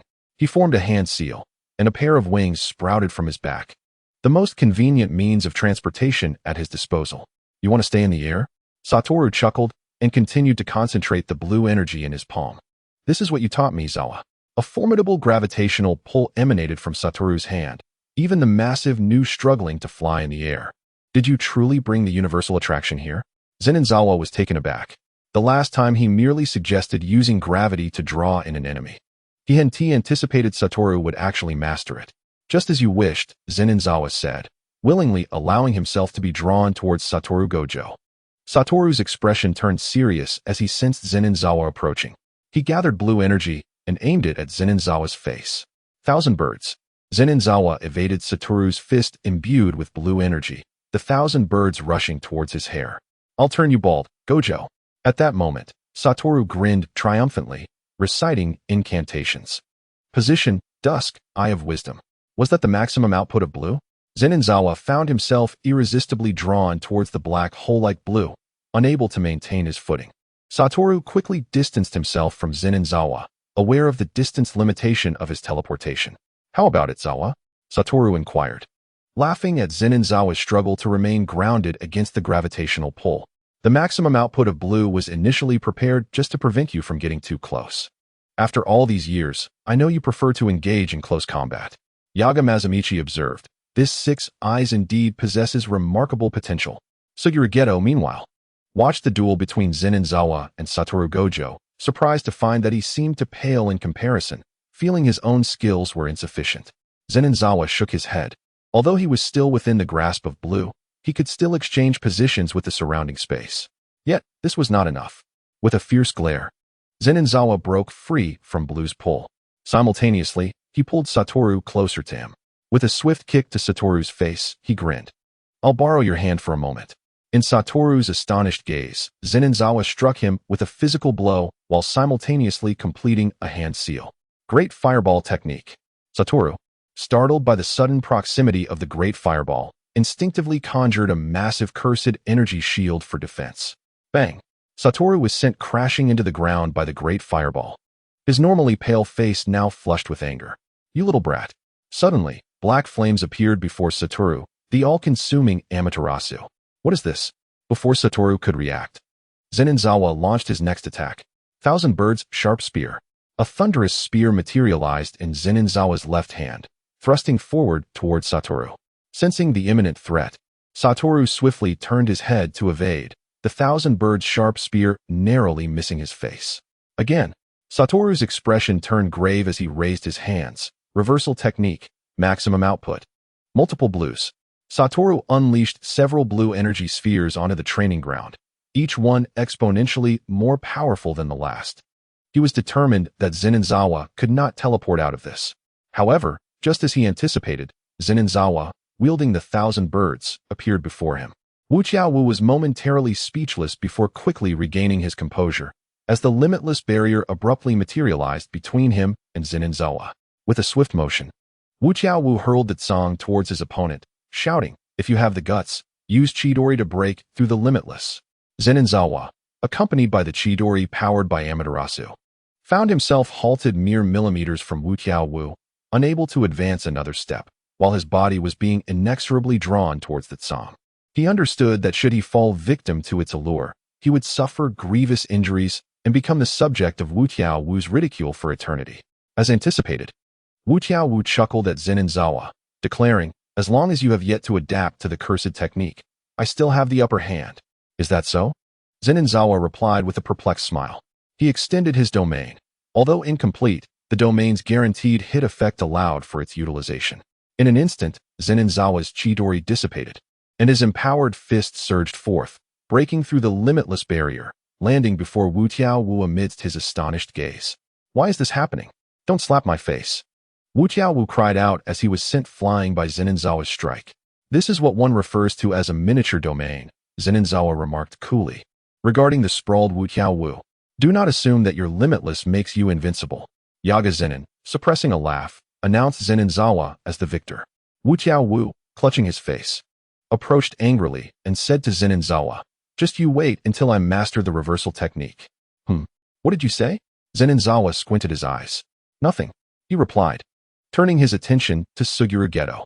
"So, Geto, would you care for a match? I still have much to learn, so I won't disturb you." Geto, eager to escape, prepared to run. Zenin Zawa, inexplicably irked, yelled, "Wu Tiao, don't let him get away, or I'll thrash you again." "You scoundrel!" Wu Tiao shouted, promptly chasing after the fleeing Suguru Geto. Shoko looked at the trio of bickering youths and Yaga Zenin's exasperated expression, a smile unwittingly gracing her face. She gazed dreamily at the azure sky and the lush grass outside the school. "Is this the place where I will reside for the next 3 years?" After a prolonged moment, Shoko retrieved her phone and sent a message to her senior. "Senior, it seems I may have misspoken earlier. I have encountered some rather splendid classmates." Chapter 11. The story. A week had passed since the commencement of classes at Tokyo Jujutsu High. "How dreadfully dull," Shoko lamented, seated on a bench beneath a large tree. Idly typing on her phone, "Shoko-chan," a voice called out, and someone swiftly embraced her from behind. "Ah, it's you, senior," Shoko replied, regarding her senior with a hint of exasperation. "What brings you here?" "Of course, I'm here to play with my dear junior," the senior pouted, feigning dissatisfaction. "What is wrong with seeking out a delightful junior?" "Nothing at all," Shoko smiled, slightly bemused. "I'm quite curious about that latest brand of cigarettes you mentioned last time." At that moment, a woman with a ponytail, her hair a bluish white, clad in a black uniform, approached. "You two have been keeping secrets from me, and it hurts my feelings." "Mingming," the senior exclaimed, as if finding a comrade. "Let us plan an outing together sometime. It's far too tedious to be on missions all day." "Oh, a class," Mingming mused, a teasing glint in her eyes as she looked at the senior. "That is going to cost money, you know? Are you thinking about money again, senior?" The senior retorted. "You're still too young to grasp the allure of wealth." The trio made their way toward the first-year classroom, their camaraderie radiating warmth amidst the dwindling number of female students. However, before they could enter, Wu Tiaowu's voice echoed. "Zawa, why does this Uchiha Sasuke sound so much like you?" "Honestly, I think it resembles Zenin quite a bit," Suguru Geto thought, but refrained from voicing his thoughts. Observing the boisterous Wu Tiaowu with a sigh, Wu Tiao's exuberant nature made it challenging for him to relate to others without Zenin by his side. In just a week, he had nearly come to blows with Wu Tiaowu over differing ideologies regarding the protection of the weak and other trivial matters. Thankfully, the exceptionally powerful Zenin Zawa had intervened, restraining both of them. "I'm merely stating the truth," Zenin Zawa remarked, arms crossed. "Let us not digress. I was just speaking about how Naruto and Sasuke unleashed their ultimate skills. What are you all discussing?" Shoko interjected, entering first and expressing her displeasure. "You're telling intriguing stories without including your fellow classmates?" "Not at all," Wu Tiaowu declared, striking a pose as if performing a hand seal. "This is the romance of a ninja." Shoko ignored Wu Tiaowu and focused on Zenin Zawa. "Do you wish to hear?" He was taken aback that she would show interest in subjects beyond academics. "Of course." Mingming and the senior stood by, keenly attentive to Zenin Zawa. "Is this the future head of the Zenin family?" Mingming squinted, her expression suggesting wealth. The senior calculated, aware that he was capable of overpowering Wu Tiaowu. Maintaining a good relationship with him could mean daily opportunities to best Wu Tiaowu. "Very well," Zenin Zawa said, regaining his composure. "I shall commence from the beginning." "Hey, that is not fair," Wu Tiaowu protested. "Truth be told, I barely remember my previous story. Geto, you've betrayed me." Zenin Zawa paid Wu Tiaowu no heed and continued, seemingly lost in his narrative. Legend has it that a nine-tailed fox wreaked havoc in a village named Konoha, prompting Sasuke to defect from Konoha and seek refuge with Orochimaru. As Zenin recounted this, he paused, observing the rapt attention of his audience, his mouth twitching as he felt parched after speaking for so long. To know what happens next, please tune in next time. What? You little rascal? Ignoring the complaints, Zenin strode out of the classroom, feeling as if his throat were parched from hours of storytelling. Shoko glanced at the 2 cans of cola resting in her bag, hesitated for a moment, then decided to chase after him. Wu Tiaowu raised an eyebrow and laughed mischievously at Suguru Geto. Geto, look. Zenin is sitting outside, preparing to summon the elephant to quench his thirst. Thirsty, are we? A hand reached out, offering Zenin a can of cola. I heard from Geto that you enjoy cola, so I brought you 2 cans. Zenin looked up, his gaze meeting Shoko's lovely face, momentarily taken aback by her smile. However, he quickly regained his composure, replying mildly, "Thank you. I appreciate it, Kaori." "Not at all," Shoko smiled softly, taking a seat beside Zenin. As she watched him gulp down the cola, she inquired, "What inspired you to tell that story this afternoon?" Zenin paused mid-sip, his gaze shifting to Shoko. Suddenly, a playful spirit ignited within him. "Oh, it was merely a whim. It just popped into my head." Zenin maintained a stoic expression while observing Shoko. Yet, she inexplicably perceived a hint of jest in his demeanor. You. Shoko feigned anger, playfully punching Zenin, though her strikes were soft and lacked force. "And here I was, kind enough to bring you a drink." Natsuko spoke in a huffy tone and rose to leave. It seemed that Zenin realized the gravity of the situation. He grasped Natsuko's wrist and pulled her back, saying, as compensation, "Let me tell you a story that girls enjoy." "Girls enjoy?" Natsuko tilted her head in confusion. "Do you tell this to other girls, too?" "I am a serious person, and this story is meant only for serious individuals. You are undoubtedly the one and only." Zenin adopted a serious tone. "You're joking," Natsuko chuckled, covering her mouth. From the moment he teased her, she sensed that this fellow was a bit mischievous. Once upon a time, in a kingdom of little ponies, there was a pony named Ziyue. Natsuko gazed at Zenin handsome face, becoming enraptured by the story he narrated. She listened quietly as he shared his tale. The two sat beneath the light, the youth gently recounting his familiar story while the girl stared at his face, dreaming of a narrative that belonged solely to her in this world. Just as Zenin described a passionate moment in Ziyue's tale, he felt a slight weight on his shoulder.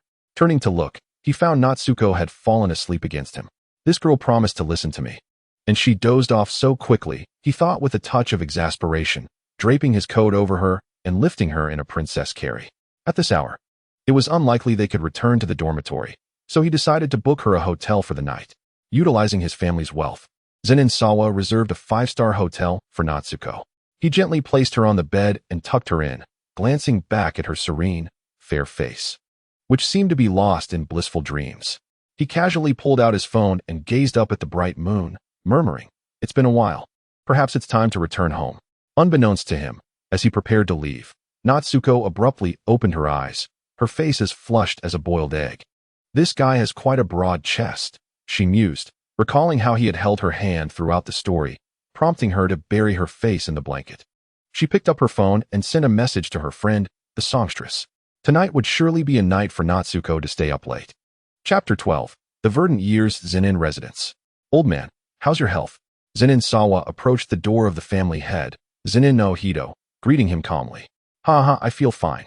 Zenin no Hito chuckled heartily, taking a swig from his flask. "Your 2 younger sisters are here. Come play with them." "Riki and my brother, you're back? Too sweet." Childish voices chimed from behind Zenin no Hito, and 2 small figures quickly dashed into Zenin embrace. "Why aren't you with mother? How did you end up in the head's room?" Zenin gently patted Riki's head, inquiring. Because Riki's voice dwindled, her tone pitiful. "We wanted to learn martial arts, but no one in the house would teach us, so we had to seek the family head." Zenin gaze turned cold. It seemed his approach had been too gentle. The faction within the Zenin family was blatantly expanding its influence against his sisters. He glanced at Zenin no Hito, aware that he had to maintain the head's dignity amidst family turmoil. Zenin no Hito sighed and waved his hand dismissively. "I don't know what your father is thinking. He shouldn't be stepping on his son's toes. Do as you wish." Without further ado, Zenin pulled out a large phone and dialed. "Hello? Naoya? You're the 3rd seat now, right?" Contact the entire organization in my name as the next head of the Zenin family. I intend to cleanse the family's internal factions. Let certain individuals know I am not to be trifled with. Understood. Naoya did not hesitate and promptly sent a message to the chief of the organization after Zenin Sawa hung up. The chief remained silent for a moment before responding. I'll follow his lead. Let us act together. He understood that unless something unexpected happened to Zenin Sawa, he would undoubtedly be the next head. And he could not afford to be on the wrong side. That night, operatives from the organization, backed by Zenin Sawa, stormed the Zenin residence, uprooting the influence that Zenin Han had cultivated over the years under various charges. You scoundrels! Zenin Han's face turned ashen as he glared at his subordinates. In that moment, he realized he had utterly failed, with no strength left to resist. For years, he had relied on the identity of Zenin Sawa's father to gain favor with the upper echelons of the family, hoping to ascend to the position of head while Zenin Sawa was still young. However, after tonight, that dream was forever out of reach. He would only be a mere father to the head, a stark contrast to his ambitions. Damn this ungrateful child. How could I have given birth to such a thing? The rage within Zenin Han had clouded his memory of how splendidly he had lived these past years. Meanwhile, in a separate room, Zenin Sawa's mother wore a worried expression, unsure of whom to support amidst the clash between her husband and son. The following day, Zenin Sawa sat at the head of the table, his expression impassive as he lightly tapped his fingers on the surface. If he guessed correctly, Zenin Han must be seething with rage by now. Cousin, isn't this a bit cruel to Uncle Han? Zenin Naoya asked, a hint of amusement playing at the corners of his mouth. Indeed, it seems you're still too young and naive in matters of politics, Zenin Sawa replied coolly. You should learn more from Uncle Shinichi. He gestured toward a rugged-looking man with long hair seated nearby. Shinichi chuckled, don't tease me, Sawa. I've always been on your side. Zenin Sawa nodded, acknowledging his sentiment. This man was Shinichi's cousin, not particularly entrenched in the more conservative factions of the Zenin family. Zenin Sawa's position was solid, waiting only for graduation to ascertain the headship. I am fully aware of this. So I plan to have you succeed the current chief of the organization in a few years. He is getting too old, Zenin Sawa stated. As for you, Naoya. Zenin Sawa glanced at his eager cousin. Continue to develop your skills. Rise through the ranks when you can. Naoya immediately drooped like a deflated balloon. Cousin, you're being biased. Ignoring Naoya's complaints, Zenin Sawa said, I will be heading to the vocational school shortly. I entrust the family's affairs to both of you. Do not allow my father's influence to resurface. Understood. By the way, Naoya, is there something you're hiding from me? Zenin Sawa suddenly inquired. And no, Naoya stammered, clearly flustered. Zenin Sawa cast him a suspicious glance before departing the Zenin residence. Zenin Shintai glanced at the blushing Zenin Naoya, momentarily taken aback. Yet he quickly turned his gaze towards the direction Zenin Zei was departing. An inexplicable sense of pride welled up within him. Perhaps Zenin Zei could lead them to the pinnacle of the sorcery world. Upon returning to the Jujutsu High, he beheld Wataru and Suguru engaged in a fierce sparring match on the playground. At that moment, Suguru had yet to subdue the special grade cursed spirit. Under Wataru's technique, he exhibited no resistance whatsoever, and their confrontation gradually shifted from a battle of techniques to one of physical prowess. Wataru, enhancing his strength with the azure energy, struck fiercely towards Suguru, who effortlessly sidestepped the blow and retaliated with a punch fortified by cursed energy. The unbounded limits thwarted Suguru's assault, as he formed his hand into the shape of a gun, unleashing several cursed spirits from his fingertips towards Wataru. Suguru, your cursed energy stands no chance against me. Wataru teased, just wait to receive my blows. How dare you underestimate me? Suguru retorted, increasing his output as blue lasers erupted from the ground beneath Wataru. With his left hand raised to defend, Wataru concentrated his right hand to summon the blue cursed energy, declaring, technique, Azure's pull. Suguru has lost, Zenin Zei remarked, shaking his head as he approached Shoko.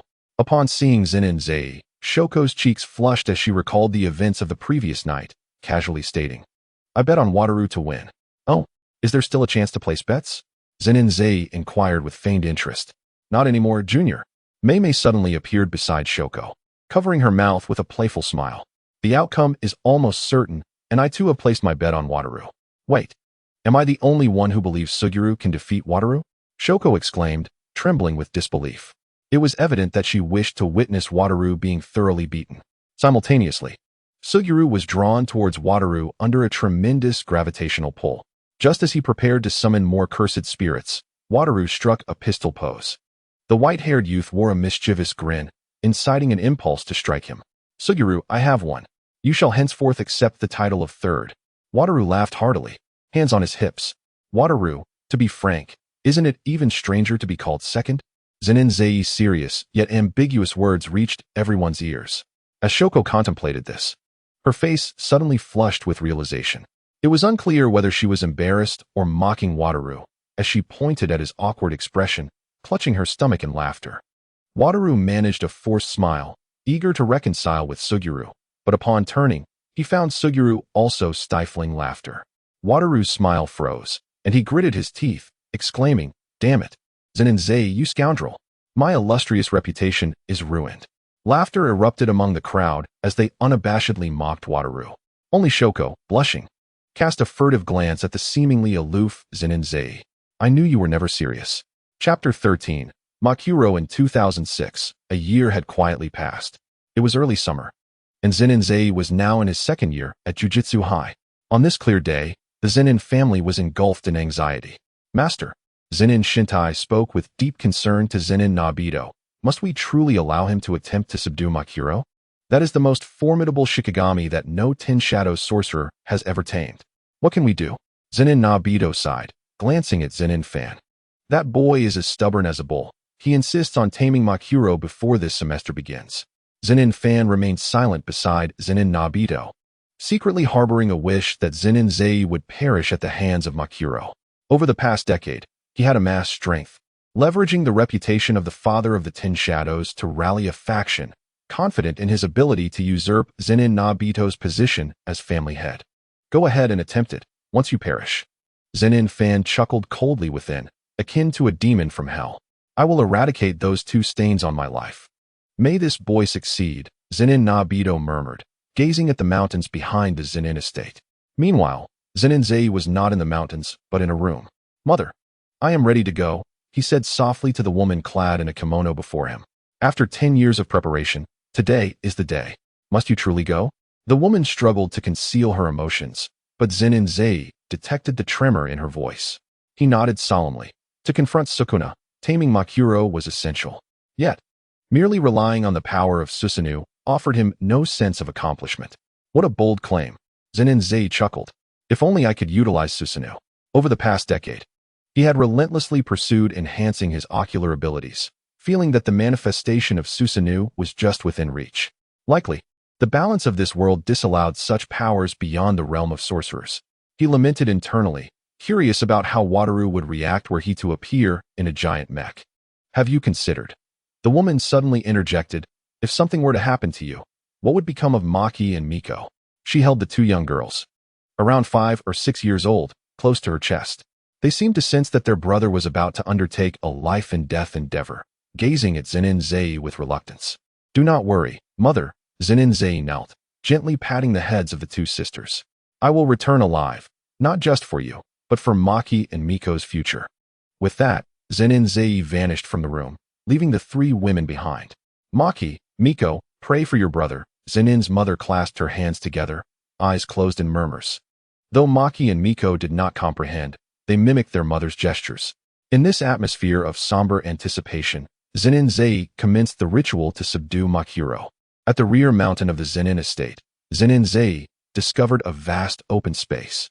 This should provide ample room for me to stretch my limbs, he remarked, extending his arms and warming up before battle. Let us begin. Zenin Zei extended his hands forward, softly chanting, Burubu, Yura Yura. From the shadows cast by Zenin Zei, an immense force seemed to shatter its constraints, emerging from the ground.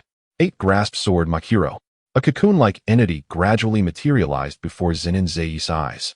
Reminiscent of the moment Fushiguro summoned Makuro to ensure mutual destruction with his adversary. Meanwhile, 2 rows of jade-like Shikigami lay poised beside him. With a series of long howls, the immense cocoon began to crack, ultimately revealing the Shikigami within. In an instant, a humanoid Shikigami, 5 meters tall, pure white, adorned with a circular magical array hovering above its head, and bare from the waist up, emerged. Its right hand wielded an unsheathed great sword, its face twisted and menacing, with exposed fangs due to the absence of lips. Wing-like structures of flesh extended from the sides of its eyes. Simultaneously, an overwhelming aura of terrifying cursed energy descended upon the lands of the Zenin family. Every member of the Zenin household sensed this cursed energy, instantly comprehending that the ritual to subdue Makuro had officially commenced. "Go for it, you little rascal." Zen Institute's Jihibi fixed his gaze on the mountains behind, never once diverting his attention. Although a desire to assist surged within him, he understood that the pacification ritual of two individuals would yield no effect. Emoshilua, with no unnecessary movements, immediately locked onto Zen Institute's Zei and charged forth. Unperturbed, Zen Institute's Zei cultivated a searing sensation in his mouth before unleashing the blazing technique. Inferno Extinction. A vast ocean of flames instantly engulfed the battlefield, causing black smoke to billow from Emoshilua's pristine form. Yet, he felt no pain and pressed on undeterred. Did nothing obstruct his assault? Zen Institute's Zei narrowed his eyes, forming the hand seal of a toad, which summoned two toads beside Emoshilua. This was an expansion of the technique Zen Institute's Zei had mastered, transcending mere shadow manipulation.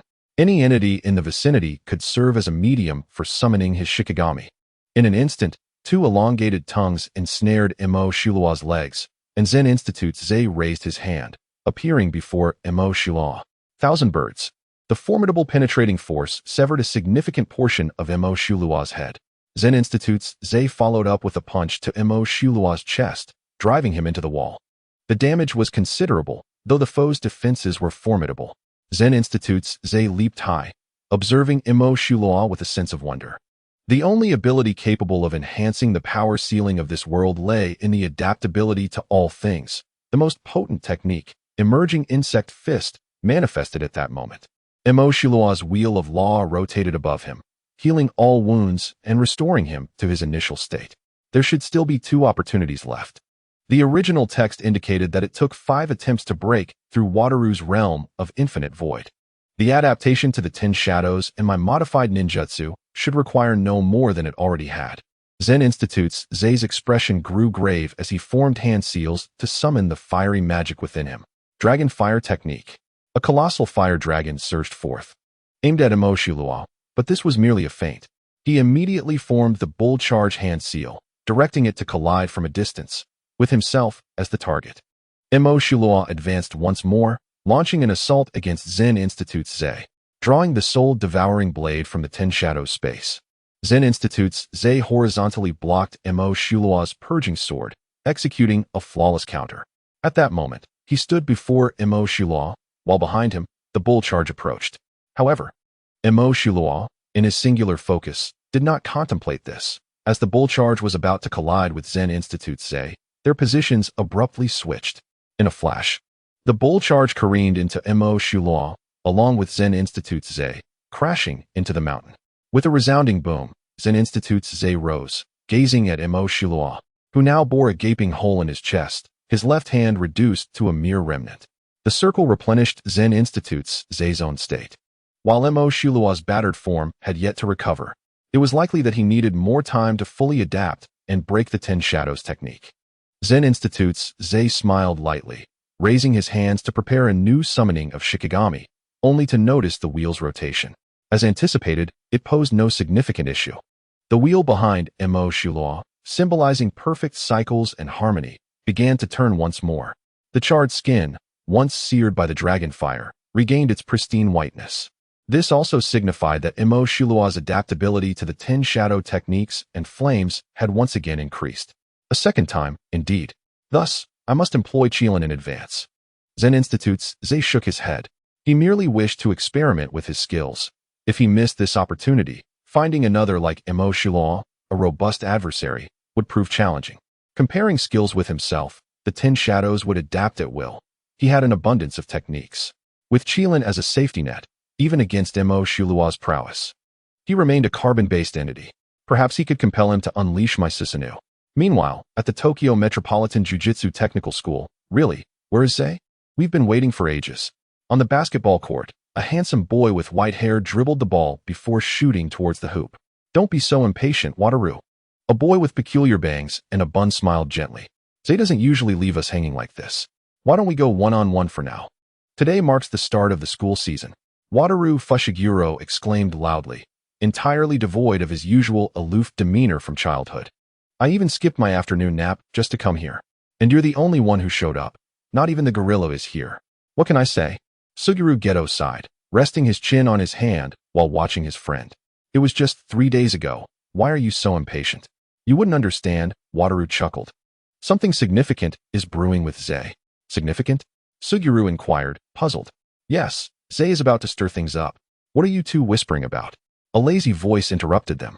A striking girl with short brown hair sauntered over, her brows like distant mountains, lips like unpainted coral. Holding a cigarette, she exuded an air of boldness. Aren't you going to include me in the gossip? Is that you, Nagi? Wataru smiled brightly at the girl named Nagi. Well, here's the scoop. Chapter 14, Successful Pacification. The domain unfolded as Zen Institute's Zei intently observed the charging Emo Shilua. First, he sidestepped the incoming purging sword, then delivered a kick that sent Emo Shilua sprawling. He could even disrupt the domain. Was he capable of thought? A flicker of surprise crossed Zen Institute's Zei's mind. He had commenced research into domain development and utilization a decade prior. Having studied boundary techniques, he could distinctly perceive the essence of domains. The immense expenditure of cursed energy constructed a living domain imbued with techniques. Aside from additional benefits, the guaranteed hit effect of the 10 shadows within the domain indicated that Emo Shilua was unlikely to survive this encounter. Zen Institute's Zei navigated the space, delivering 1,000-bird strike that pierced Emo Shilua's chest, then leaped into the air, a colossal fireball descending like a cataclysmic meteor. Zen Institute's Zei intended to deny Emo Shilua any chance to recover. Crackling lightning converged in his grasp, shaping into a spear. 1,000 birds, sharp spear. Upon his throw, the fireball and lightning spear erupted in a tremendous explosion, obliterating the surrounding terrain. Aware of the principle that the Inferno fireball caused smoke without harm, he deliberately combined his lightning-cursed energy with Nu's lightning, amplifying the spear's power and triggering a violent detonation. However, as Zen Institute's Zei glimpsed Emo Shilua gradually mending his form amidst the smoke, his heart sank. Forget it. I no longer wish to play around. The sooner I finish, the sooner I can wrap things up. Resolute, Zen Institute's Zei summoned a multitude of escaping rabbits to disrupt Emo Shilua. Gana, Emo Shilua, he remarked calmly, observing the wheel above Emo Shilua continuing its rotation. For the 10 shadows, a technique not overly complex, it should have only one rotation remaining. Zen Institute's Zei felt cursed energy surging through his body. He could not afford to waste time, lest he miss his teacher's assassination of Tenrai Riko. With his left and right fists raised and his index fingers aligned, he formed the Vajra seal hand sign. The domain unfolded as the shadows concealed the altar. Instantly, darkness enveloped the land, the formerly bright sky consumed by an encroaching shadow, with a structure resembling a black coffin emerging around Zen Institute's Zei. An expansive realm radiates from Zenin Zei, centered around a temple. Within the grand estate of the Zenin family, those closely observing the pacification ritual were struck by an inexplicable force, their gazes instinctively drawn towards a singular direction. Zenin Jihito fixated intently on the movements of the rear mountain, suspecting it to be the young man's trump card. If even this domain could not subdue Makuro, the prospect of Makuro adapting and entering a phase of ritual disintegration loomed ominously. Maintaining an expression of calm, Zenin Zei promptly began to recalibrate the rules of his domain. At this juncture, his domain was constructed upon 10 shadow techniques, forming an internal shadow realm where an abyssal darkness generated any shadow, not limited to merely 10 Shikigami. Zenin Zei possessed the ability to traverse through any shadow within this realm to launch attacks. Within this domain, he could summon an arbitrary number of 10 shadow Shikigami that would remain unscathed, save for the limitations imposed by the size of the Shikigami Guanyu, which could not be summoned in large numbers. He could summon only 3 at a time. However, with a mere thought, Zenin Zei could conjure thousands of other Shikigami. Simultaneously, he could select Shikigami abilities to imbue within the domain, ensuring that the impacts of Guanyu's charge, Nu-S lightning, Manzo's water, and Yuki's claws would strike with absolute certainty upon any adversary within the domain's confines. Zenin Zei even entertained a bold notion. Should he incorporate Enro's healing as a guaranteed effect, the domain might heal others at his will, akin to a vast spring. However, the efficacy of healing would diminish the further one was from Zenin. The sole drawback was that he could not choose himself as a recipient of this healing. In his inaugural use of the domain, Zenin opted to channel Manzo's water flow. He compressed Manzo's water into elongated arrows and shot them forth at supersonic speed, piercing through Makuro's form. As time elapsed, Makuro's body became riddled with wounds. Lacking a single intact area, yet it began to regenerate, and this cycle continued. Zenin contemplated as he gazed downward. This domain still felt insufficient. It lacked the capacity to obliterate Makuro instantly. Subsequently, he leapt into the air, wings of new sprouting from his back. Although he could have utilized a curse mark, Zenin found it unattractive and refrained from doing so. Raising his right hand high like a lightning rod, he recited incantations: ride the clouds, Jupei, summon the thunderous drum. This was the incantation for Zenin's ultimate lightning technique. To ensure a fatal strike, he chose to chant the spell to amplify the damage. In the previously clear sky, ominous thunderclouds gathered, coalescing into a creature resembling a dragon with 4 elongated legs, roaring above. This is the culmination of years of preparation for you, and my greatest trump card. Go forth, Kirin. As the creature vanished with a cry, the lightning was not of the natural world. Zenin infused it with new thunderous power, layering his curse energy atop it. Soon, under Zenin's command, the Kirin descended gracefully, aiming its strike at the mountain below. The impact obliterated a significant portion of the mountain where Makuro resided, the thunderous roar extinguishing Makuro's magical wheel upon the ground. Zenin landed heavily, his curse energy nearly depleted. This strike had consumed 90% of his power, rendering the domain unsustainable. In that moment, he found himself utterly weakened. Zenin Jihito arrived at the scene of devastation, his expression one of shock as he murmured, "Is this truly the power that humanity can wield?" The mountain they stood upon had been substantially leveled by the Kirin, a force akin to apocalyptic devastation, far beyond what Zenin Jihito could have imagined. Zenin Shizai quickly followed, staring at the remnants in disbelief. He recalled just an hour prior, the mountain had been lush with trees. Now, it was nearly halved. Trembling, he asked, "What has become of my cousin Makuro?" Zenin's son approached Shizai, narrowing his eyes coldly at Zenin, as if the figure on the ground were not his own flesh and blood. "Naturally, he has been subdued by me," Zenin replied with a smile, before slipping into unconsciousness. The Kirin's might was comparable to that of a small nuclear bomb. Cousin. Meanwhile, at the Jujutsu High School, Satoru Gojo and Suguru Geto received a mission to assist the third-year sorcerers, Amano Yuta and Mimi, who had lost contact. Chapter 15. The Jade Chapter, Part 1. Under a gloomy sky, torrential rain poured down upon the streets, casting a particularly dark shadow over Tokyo's bustling district. Inside a black sedan, Amano Yuta, dressed in a Shrine Maiden-esque attire, analyzed data on her computer. The owner of a nearby barbecue chain had previously enjoyed booming business. However, after the outbreak of mad cow disease in Japan last July, his establishment faced turmoil, leading him to take his own life from the overwhelming pressure. His house subsequently became notorious as a haunted residence. Amano Yuta felt a shiver run through her and continued, "Local high school students, out-of-town university students, and unemployed individuals have ventured into that house, but all have vanished without a trace. Hence, we suspect the emergence of a cursed spirit causing havoc." In the back seat, a woman with a high ponytail, her hair a shade of pale blue, tapped away on her red flip phone, responding to Yuta. "News of the supernatural spreads rapidly, doesn't it? It has significantly increased our workload as sorcerers, and the recent rise of the internet has facilitated its astonishing dissemination.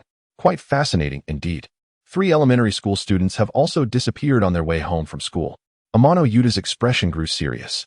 Their relatives, police, and even friends might inadvertently enter that house while searching for the missing. Therefore, we must go there and eradicate the malevolent cursed spirit, correct? Mimi closed her flip phone and turned to Yuta, a hint of understanding on her face. "Is that why the Jujutsu director allocated such a substantial fee for this investigation? Did you negotiate a hefty sum from them?" "How rude. Let us refer to it as the result of negotiation." As their conversation unfolded, they arrived at the foreboding entrance of the haunted house. Yuta felt a twinge of fear at the eerie surroundings. Mimi opened a black umbrella, saying, "Let us go, Yuta." "All right," Yuta replied, following Mimi. She then inquired, "By the way, Miss May, Why have you never changed your hairstyle? My hairstyle? A mysterious smile appeared on Mimi's elegant face. Someone once remarked that this hairstyle suited me well. Who? Who? Yuta asked curiously. Is it Miss May's boyfriend? Not at all. Speaking of which, shall we set up a barrier here? No need. Mimi, dressed in casual black attire, squinted as she analyzed the surroundings. The curse aura is almost imperceptible, likely due to the structure of this building. It would be prudent to deploy the barrier when we initiate an attack from outside. With that, the two pushed open the door, revealing a chaotic and filthy hall within. The songstress cautiously navigated around the littered ground, while Miss Ming casually strolled past her. Casting a fleeting glance, the surroundings were indeed cluttered. Subsequently, she moved ahead and casually tossed her flashlight to the songstress, urging her to hurry along, even though she herself did not require it. Thank you, the songstress replied, momentarily taken aback as she switched on the flashlight and began to explore the dimly lit area ahead, silently encouraging herself. Believe in yourself. There's nothing to fear. Observing the songstress's demeanor, Ming couldn't help but smile as she suggested, let us discuss the task distribution. I will remain on this floor, while you venture to the second. Really? Alone? The songstress exclaimed in disbelief. Is there a problem? Ming, using her umbrella as a makeshift cane, glanced back at her. No problem. Then I'll leave it to you, Ming responded, entering a room and leaving the songstress alone in the expansive hall. Outside, raindrops pattered against the glass, adding an air of dread to the mansion. The songstress felt a trickle of cold sweat bead on her forehead as she nervously directed the flashlight towards each door. Finally, she grasped the doorknob and opened the first door. Hey! To her surprise, there were no curses within, only a mirror and a few tables and chairs. Huh! Roar! Ah! Bang! TSK! The songstress opened 5 doors in succession, each time rallying herself with exclamations, yet encountered no targets. This is the last one, she thought, fixing her gaze on the final door, which she opened to reveal merely 2 small red beds. Suddenly, she heard a sound akin to footsteps. Slowly, she approached beneath the bed, directing her flashlight towards the source. As she drew closer, 3 mice scurried out from the shadows. Ah! The songstress shrieked, darting out of the room and swiftly closing the door behind her. At that moment, a hand rested on her shoulder. Ah! She cried out in terror. You're destined to be the next Scream Queen, Ming remarked with a hint of amusement. She then crouched to examine the terrain around them.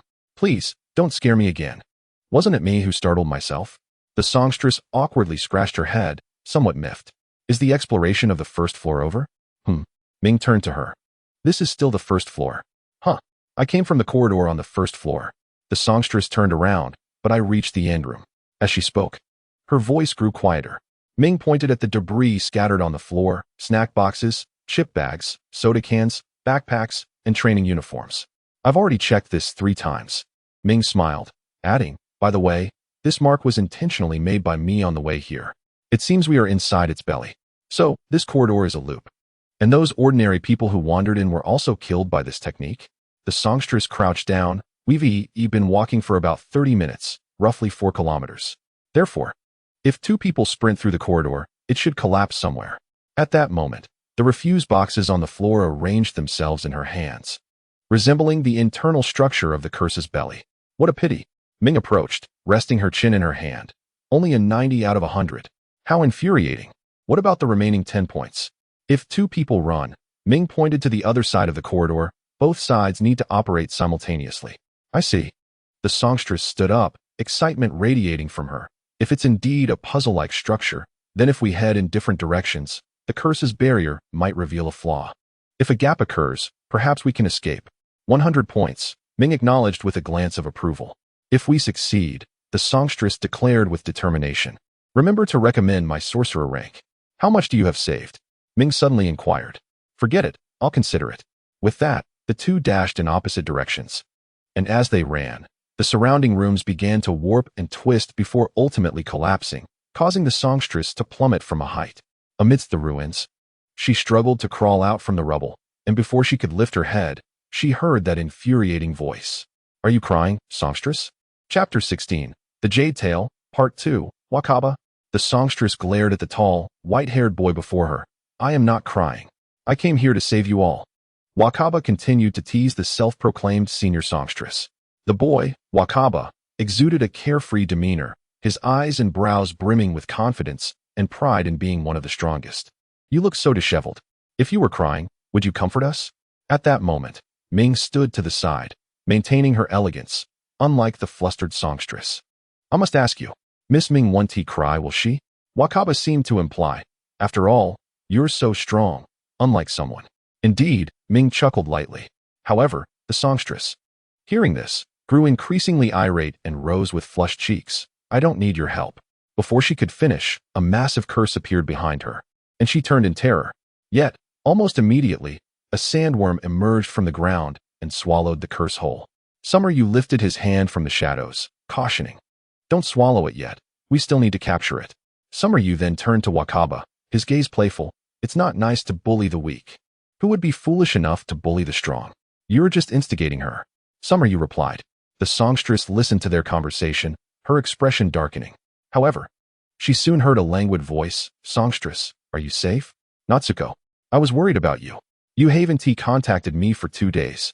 The seemingly naive Natsuko, with a lollipop in her mouth, was one of the strongest among their quartet and was certainly one of the few whom the songstress did not dislike. Rather, she was her close friend. The songstress's face lit up with joy as she rushed towards Natsuko, embracing her and rubbing her face against Natsuko's cheek. "Natsuko, you mustn't turn into one of those scoundrels." "I want to become one of those scoundrels," Natsuko replied with a wry smile, comforting the songstress in her embrace. On the other side, Wakaba mischievously remarked to Summeryu, "The places the songstress has passed through need to be cleaned." "Shut up," Summeryu retorted, hands in pockets, unfazed. By the way, Ming addressed the trio before her, her disappointment evident as she asked, "That cold fellow didn't he come, did he?" "Huh." Wakaba scratched his head. "That guy hasn't been to school for a day. We don't know what he is up to." "Indeed," Summeryu slowly added. "We still don't know if that thunderstorm yesterday afternoon was related to him." That direction did seem to come from the Zenin family. Wakaba feigned shock. "That guy isn't dead from being struck by lightning, is he?" Summeryu, Ming, and the songstress all looked at him, while Summeryu shook his head in exasperation. "Aren't you afraid that old man might hear you and give you electric therapy?" "I'm just saying this behind his back." Wakaba grinned. "Wait 2 days." The songstress suddenly realized, "We clearly just, right?" Wakaba replied nonchalantly, "Although it's rare, that curse barrier must have a time difference." "It seems so," Summeryu agreed. As Ming regained her senses, she folded her arms across her chest and spoke with a hint of nonchalance, suggesting that she had effectively worked for 2 days and thus deemed it necessary to request additional compensation for her appearances. "Are you still preoccupied with money?" Wu Tiao commented with a hint of sarcasm. "By the way, where is your tent?" Ming smiled as she observed the bewildered expressions of the others. Moments later, within the classroom of the Jujutsu High School, a television broadcasted an explosion caused by aging gas pipelines. Seated in front of the screen were 3 individuals, including the recently returned Wu Tiao. Opposite them sat their homeroom teacher, Yaga Mazumichi. "It was agreed that one of you would set up the tent," Yaga remarked slowly, glancing at the trio, only to realize he had forgotten about the assistant supervisor and the arrangement of the tent. "Come on, admit it. Who was responsible?" Silently, Natsuhara and Inumaki pointed at the rather foolish-looking Wu Tiao. "Teacher." Wu Tiao raised his hand in resignation. "Can we stop pursuing the culprit? Is it really you?" In response to Wu Tiao's self-revelation, Yaga wasted no time and delivered a punch to his head. Meanwhile, on the basketball court, Wu Tiao, sporting a large bump on his head, picked up a basketball. He casually attempted a shot, questioning the necessity of a tent. Does it really matter if ordinary people see it? They can't see curses or sorcery anyway. Of course it does. Natsuhara interjected, leaping high to catch the basketball Wu Tiao had thrown. The most crucial aspect of suppressing curses is to maintain the tranquility of people's hearts. Thus, even invisible threats must be concealed as much as possible. I understand. Wu Tiao snatched the basketball from Natsuhara and, with a 3-step layup, sent it through the hoop. Taking care of the weak is such a hassle. Supporting the weak is the duty of a sorcerer, Natsuhara replied, holding the basketball. Listen well, what? Sorcerers exist to protect those who cannot protect themselves. Wu Tiao scoffed, dismissing it as a so-called righteous notion. I despise such grandiloquent principles. Imposing reasons and responsibilities upon others is the hallmark of the weak. With a toss, he flung the basketball, which grazed Natsuhara's face before swishing through the net. You speak so eloquently because you find yourself in that position. Wu Tiao feigned a gagging motion. You love to burden yourself with responsibilities, he teased as he completed his act. We're not bodyguards, you know. Take it outside. What? Natsuhara said, summoning a curse behind him. Are you feeling lonely? You can go alone. At that moment, the young sorcerers often found themselves in heated debates regarding the worthiness of protecting the weak. Yet despite their ideological differences, their bond remained unscathed. Just as tensions flared between the two, Inumaki chuckled softly from the side. If Zenin were here to witness your banter, he would undoubtedly dismiss both of your viewpoints without hesitation. We could be considered inconsequential in this world, yet simultaneously, we are among its most vital inhabitants. Our existence maintains the balance of yin and yang. However, we are merely a fleeting moment in the annals of human history, for at this very moment, individuals of greater potential than ourselves may be coming into existence somewhere in the world. Zenin's voice echoed in Wu Tiao's and Natsuhara's minds. Zenin. They both turned abruptly, seemingly perceiving Zenin's presence beside them, only to realize it was merely a figment of their memories. Natsuhara contemplated deeply. Having always believed himself to be a part of an exceptional group, and thus held a profound obsession with those lofty principles. I propose we visit the Zenin household to see what he is up to. Natsuhara paused, momentarily taken aback by Wu Tiao's suggestion. I have no objections. What about Inumaki? I have no objections either, she replied languidly, propping her chin in her hand, appearing utterly disinterested. Let us depart. However, just as the trio was about to set off, a tall figure blocked their path. It seems you three have some plans, Yaga squinted at them, but unfortunately, the higher-ups have specifically tasked you with a mission regarding star plasma. Chapter 17, The Jade Pendant, Part 3, In a distant corner of the world. A blue-haired curse with stitched features gazed incredulously at two other curses before him. Unlike the typical curses encountered by sorcerers, one bore a fiery head with a large eye in the center of its face, draped in a brown cloak, and appeared almost human if one disregarded its visage. The other was a humanoid curse, half wrapped in bandages, with horns protruding from her eyes, exuding a somewhat grotesque demeanor.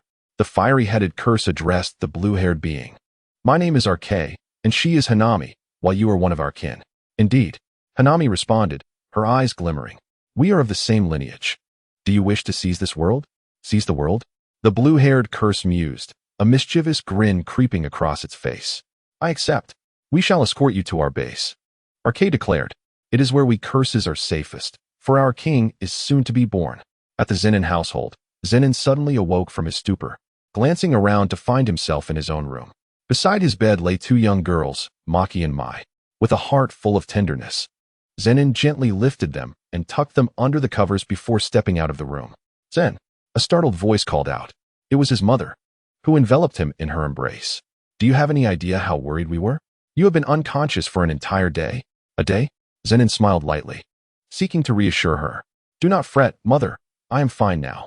Yet he pondered how peculiar it was that despite exerting little cursed energy, he had completely depleted it. Currently, I possess barely enough energy to activate my domain, he thought, grimacing at the pain that felt akin to shattered bones. His mother gazed at him with concern. Should I wake Maki and Mai? No need, Zenin replied calmly. They must be exhausted. Their dark circles are quite pronounced. Let them rest. Very well, but your father? His mother began, her worry evident. It is of no consequence, Zenin's eyes hardened. The position of head of the Zenin family was destined to elude him. 6 years prior, the twin sisters Maki and Mai were met with severe rejection by the Zenin clan, who even sought to eliminate them in their infancy to prevent them from becoming blemishes on the path to power.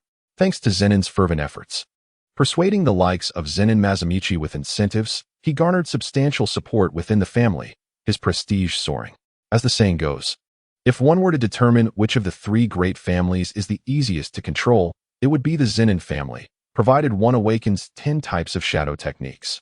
Other families might still consider qualifications, but in the Zenin family, where sorcery and cursed energy reign supreme, 10 types of shadow techniques represent the pinnacle.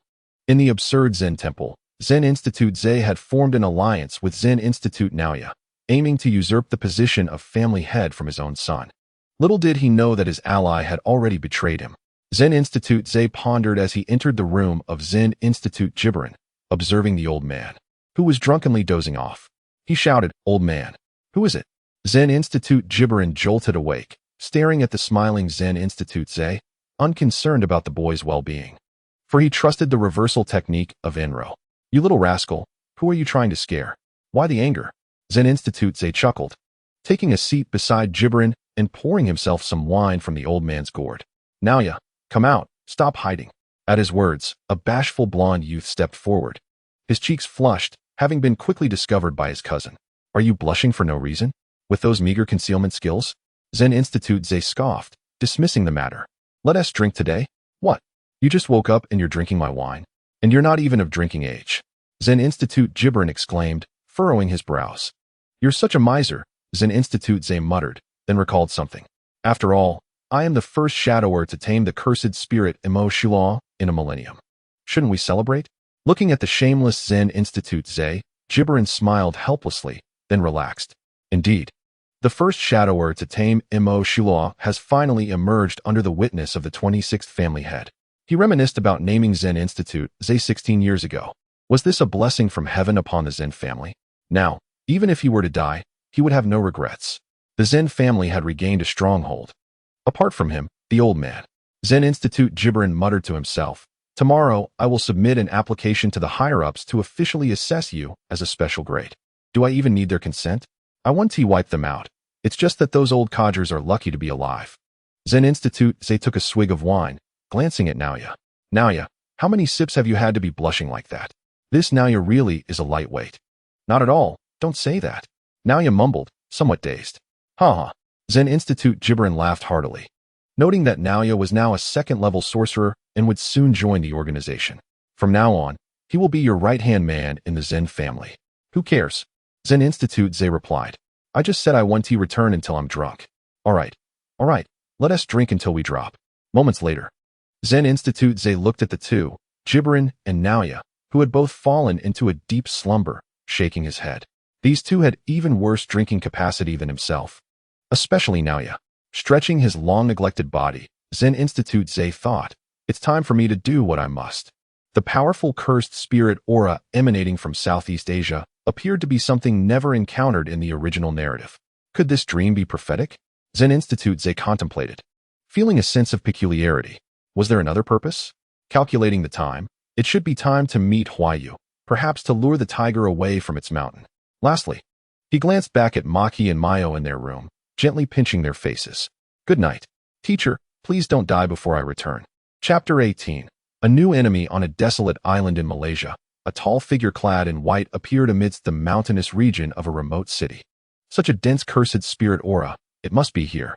The visitor was none other than Zen Institute Zei, who had traveled from Japan to Malaysia, journeying with the crow without even processing a passport, now akin to an illegal immigrant. Yuching. Zen Institute Zei summoned two massive wolves, one black and one white, instructing them to identify the cursed spirit aura. Soon, he arrived at the entrance of a cave. Just as he was about to enter, a humanoid being extended its hand toward him from behind. Unconscious transformation. Before it could reach him, Zen Institute Zei swiftly kicked it in the stomach, sending it flying dozens of meters away. Real human, huh? I didn't expect you to awaken so quickly. Seeing that face made him feel nauseous. Human, this is not a place for you. At that moment, Hanami rushed to the cave entrance, shouting at Zen Institute Zei. The aura she sensed from him felt like an overwhelming mountain. Can you tell me what is going on with the cursed spirit inside? Zen Institute Zei chuckled, seemingly unconcerned. At that instant, Argu teleported down from the mountain, unleashing a torrent of flames from his hands, directed at Zen Institute Zei. Playing with fire? Zen Institute Zei scoffed. Great fire extinction. A tremendous wave of flames erupted from his mouth, clashing with Argu's fire. The two flames struggled in a deadlock for a moment. Amaterasu. Soon, Argu's flames were devoured by the black flames, with Amaterasu rapidly engulfing Argu and Hanami's shoulders. Hanami, Argu shouted urgently, quickly defend yourself. Zen Institute Zei approached Argu's side, admonishing him, in battle, do not let your guard down, or you will perish. With that, Zen Institute Zei pierced Argu's heart and crushed it, half of the cursed spirit's body consumed by black flames. Seeing that the spirit was nearly incapacitated, he casually discarded it. Argu, Hanami cried out in alarm, having just managed to sever her arm tainted by Amaterasu in time. Yet, Now 3 special-grade cursed spirits had been severely injured in mere moments. It's too early to arrive. Zen Institute Ze heard sounds from the cave. The flames on Argu's body gradually extinguished. Zen Institute Ze was taken aback. Amaterasu, apart from his own shinjutsu, should not be extinguishable. What on earth was happening? Half of Argu's body was charred, yet it was rapidly healing under a mysterious cursed energy. Argu solemnly gazed at Zen Institute Ze, his hands once again summoning flames. A volcano suddenly erupted beneath Zen Institute Ze's feet, spewing scorching lava. Ah! A scream echoed. Argu was startled. That was the voice of a real human. At this moment, the real human was charred black, hair completely ruined.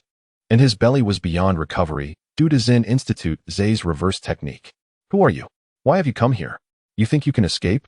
Zen Institute Ze remarked, unfazed by Hanami's departure, confident that these 2 cursed spirits would not slip away under his watch. Humph, despicable human. Argu sneered, leaping into the sky. Die. A colossal meteor fireball plummeted from the sky at Argu's command, crashing down towards the forest below. This was akin to a celestial meteor, even larger than those in the original narrative. Wanting an indiscriminate attack? Zen Institute Ze suddenly recalled a classic scene. Let us play along a bit. He gazed at the giant meteor conjured by Argu, his heart betraying no emotion. Chidori. Lightning flickered in his hand, seemingly harmless. A fierce heat wave and airflow had already evaporated the surrounding trees. This was Argu's most powerful technique used against the sorcerers during the Shibuya incident. Even you cannot remain unscathed. Argu coldly observed the figure below, knowing that under such a calamity, most sorcerers would struggle to contend with the meteor. In a moment of urgency, Zeninzawa charged towards the meteor, his expression filled with terror as he faced the looming threat. Not good, Master. You must flee. Lu Hu shouted. This human is extraordinary. Hurry. Master cast a glance at Zeninzawa, and to his astonishment, a black-red circular portal materialized behind him. Simultaneously, as Lu Hu's meteor shattered, a similar portal appeared behind him, prompting him to hastily enter it. Prior to this, Zeninzawa had leaped high, his left hand's chin bird gently colliding with the meteor, which had been imbued with Lu Hu's fervent hopes, instantly shattering it into fragments. The debris scattered around his face. And as he turned to look back, he pondered whether he could guard against the absence of that individual, having merely dealt with Lu Hu's extreme techniques. Zeninzawa's mind was plagued with questions as he observed the means by which the 2 had vanished. Spatial manipulation? Instantaneous movement? He ventured into the portal, but found no clues. Emerging from the cave, he crouched to gaze at the diminutive Amaterasu, a disquieting hypothesis forming in his mind. Is it a spatial technique? 3 cursed spirits emerged from the black portal, having now deeply comprehended the terror that Zeninzawa invoked. Damn the human. Lu Hu's eyes were cold, realizing that this individual had effortlessly shattered his meteor. Is there truly such a formidable human in this world? Han Yu's tone brimmed with concern. Do we even have a future? Hey. Master expressed his dissatisfaction, but you all insisted on creating a new world. He was the most grievously injured, his body charred and his abdomen irreparable, as the positive energy relentlessly ravaged his form. Now you comprehend the terror of humanity? A voice emanated from the embryo. To save you lowly beings. The 3 cursed spirits were left in speechless silence as the voice faded. Exchanging glances, they remained mute for a moment. Lu Hu looked at the embryo, a glimmer of hope igniting within him. Surely there is still hope, isn't there? Indeed. Han Yu retrieved the cursed embryo hidden within his abdomen, gazing at the impending emergence of a cursed spirit with renewed confidence. There will surely be no problems. Is this our leader? Master inquired curiously as he approached, unimpressed. No, Han Yu shook his head slowly. It is precisely due to his guidance that Lu Hu and I have gathered here. Even your place of birth was directed by him, allowing us to locate you. Is that true? Master questioned with skepticism. Meanwhile, Lu Hu murmured to himself, we will undoubtedly succeed. I believe we shall have new kin. Chapter 19. The Jade Chapter, Part 4. On the streets of Tokyo, 2 youths ambled along, their postures remarkably peculiar. Suguru Geto leaned forward, his body half-bent, hands tucked into his pockets, resembling a patient with cervical spine issues.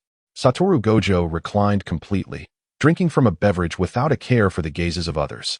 Casually discarding his empty can into a bin, he remarked to Suguru, I can understand why the organization wishes to assassinate the star paste. However, why does the Ponching sect also wish to eliminate him? Do they not revere Tenjin?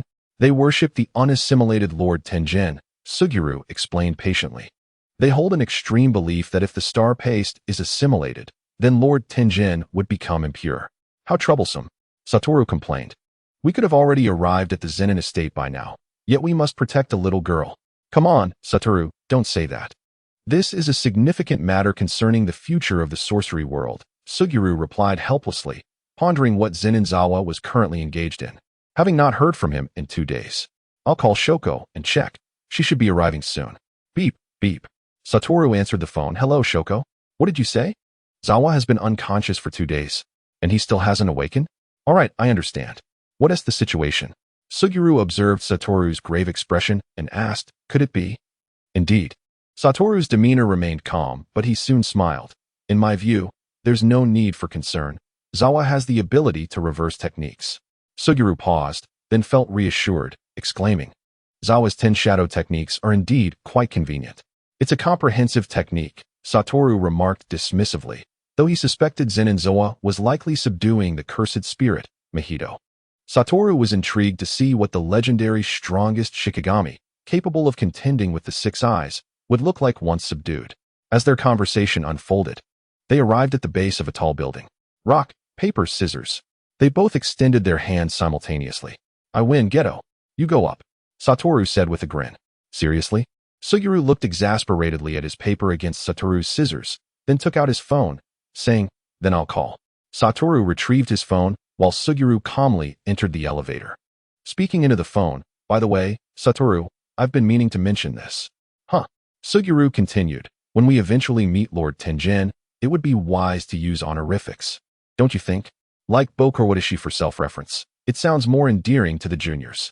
I don't care about that, Satoru retorted while listening to Suguru's complaints, rolling his eyes as he approached a red door. I'm here. As he pushed the door open, a blinding light engulfed him, threatening to consume him. Bang. Satoru observed the explosion at the top of the building and asked over the phone, are you still alive? You're not dead, are you? Seems like I'm the only one who didn't die, Suguru retorted, surveying the chaotic room for the star paste figure. Satoru, did you see the star paste? Over there. Satoru pointed at the girl plummeting from above. Suguru summoned 3 octopuses to shatter the window and, without hesitation, leapt down. Meanwhile, a man clad in white, his mouth covered in bandages, emerged from the room. Don't blame me. Blame that so-called Tenjin.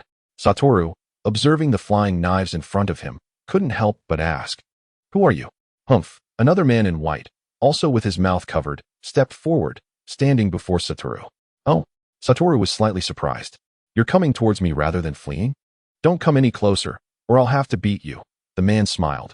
I am the organization's strongest combat force, Bayer.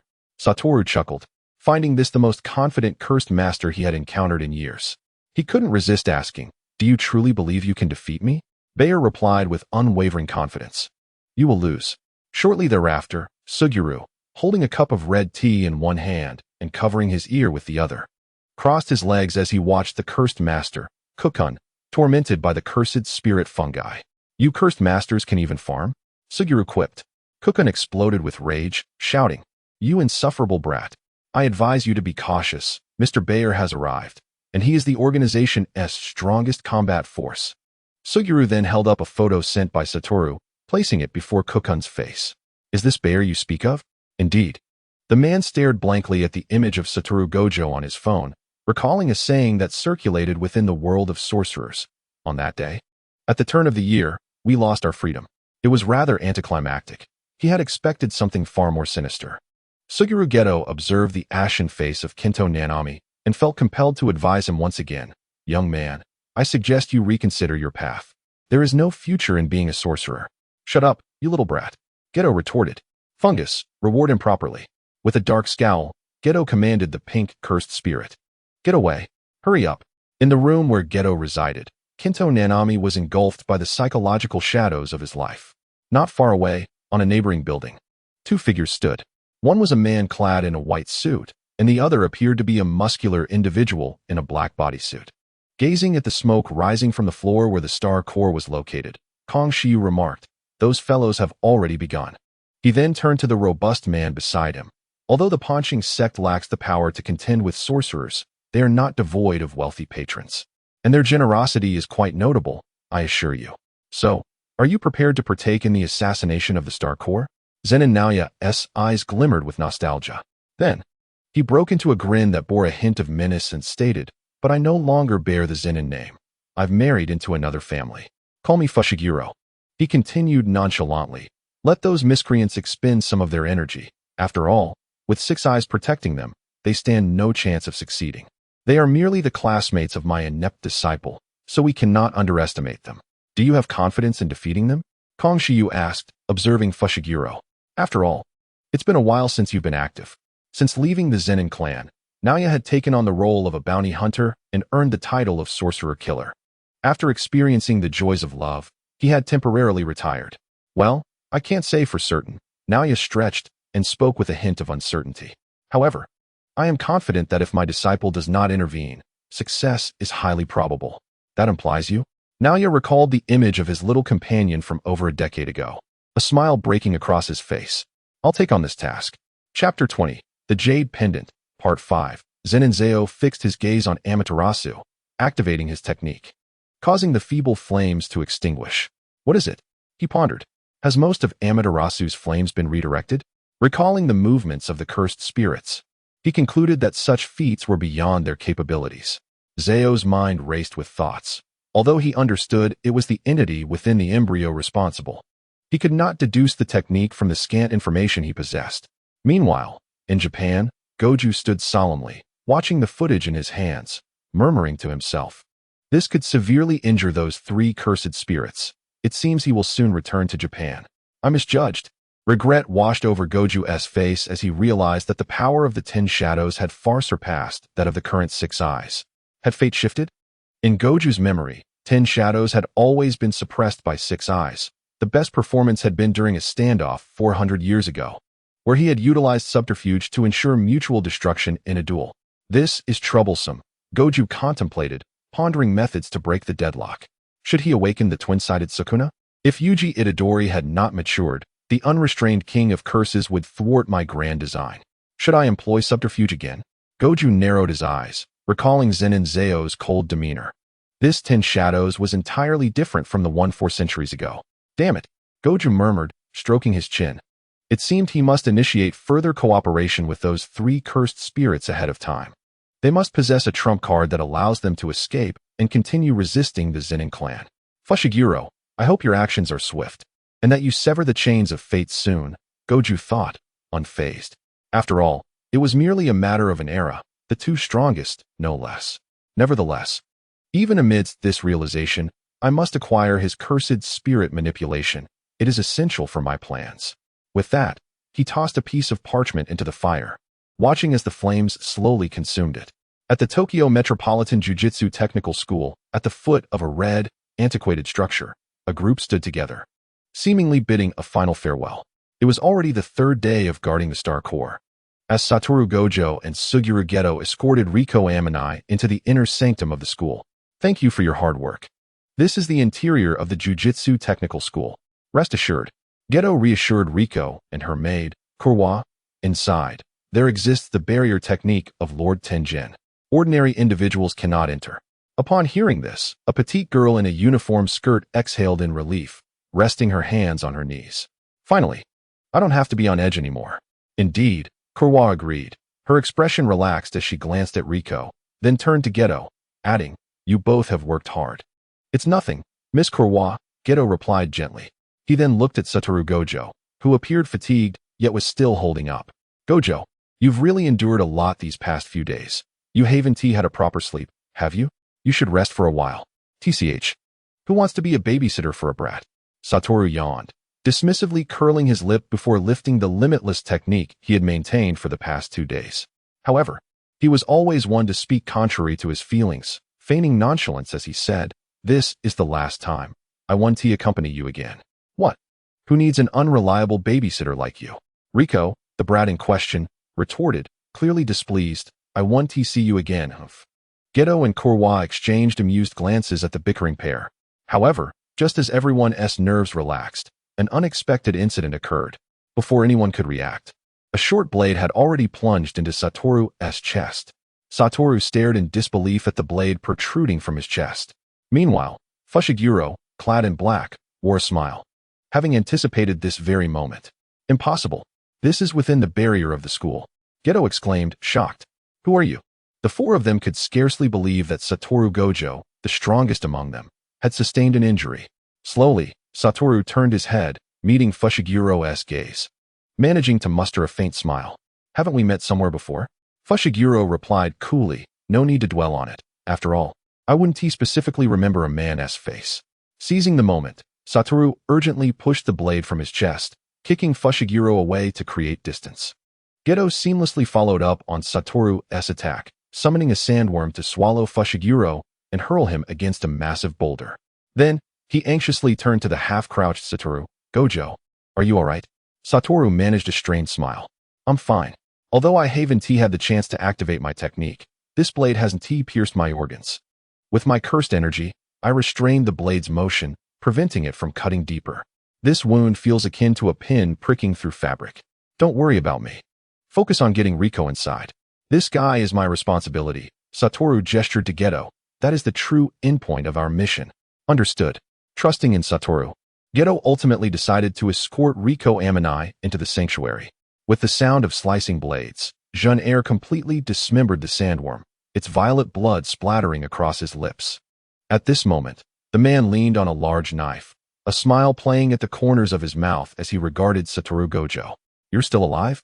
I had hoped to see you dispatched with a single stroke. Satoru scrutinized the man before him and then chuckled. The bounty within the confines has already expired. Even if you kill her now, you won't earn a single penny, fool. Jean-Air scoffed. That was a bounty I rescinded. It was merely a tactic to wear you down. A flawless opponent like you wouldn't relax until the task was complete unless I deliberately provided you with a moment of respite, would you? Such bravado. Suddenly, a wave of apprehension washed over Satoru as he questioned Jean-Air. What is your connection to the three families? Jean-Air raised an eyebrow. Is this question truly of significance?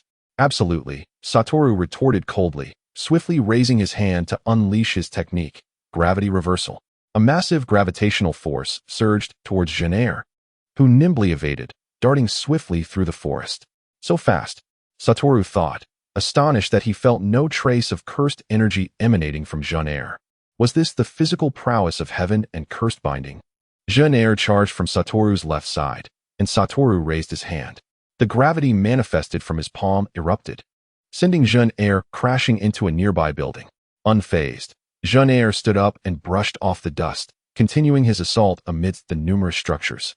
I can't sense his cursed energy. The terrain here is disadvantageous for me, Satoru mused, contemplating, but his speed is astonishing. With a steely gaze, Satoru activated his technique at maximum power, gravity. A colossal blue sphere of cursed energy formed in his hand, and with a sweeping motion, it drew up all surrounding buildings into the air. Momentarily, aside from the spot where Satoru stood, no intact structure remained. Now you can't launch a surprise attack against me. What will you do now? Satoru eyed his surroundings warily. Suddenly, an overwhelming swarm of insect-like creatures, reminiscent of flies, erupted from the nearby thicket, quickly encircling Satoru. These are fly heads. He gasped, realizing they were likely used as distraction tools. It seems that the cursed spirit on his shoulder has conjured them to use gravity again. Satoru continued to strategize a way out. But then it struck him. That guy's goal is heaven. Realizing this, he prepared to withdraw, but at that moment, Jean-Air had stealthily approached him from behind, taking advantage of the fly head's cover. If your keen perception can detect my lack of cursed energy, then you surely would not sense the peculiar cursed energy emanating from this Tenkai-Gama. Die 6 eyes. Jean-Air wielded the Tenkai-Gama, capable of halting any technique. Even Satoru's proud limitless techniques were rendered ineffective against it. The Tenkai-Gama plunged into Satoru's throat. He struggled to pull it out, but Jean-Air denied him that opportunity, withdrawing the weapon to cut downwards, delivering 3 fatal stabs to his thigh, penetrating Satoru's entire upper body.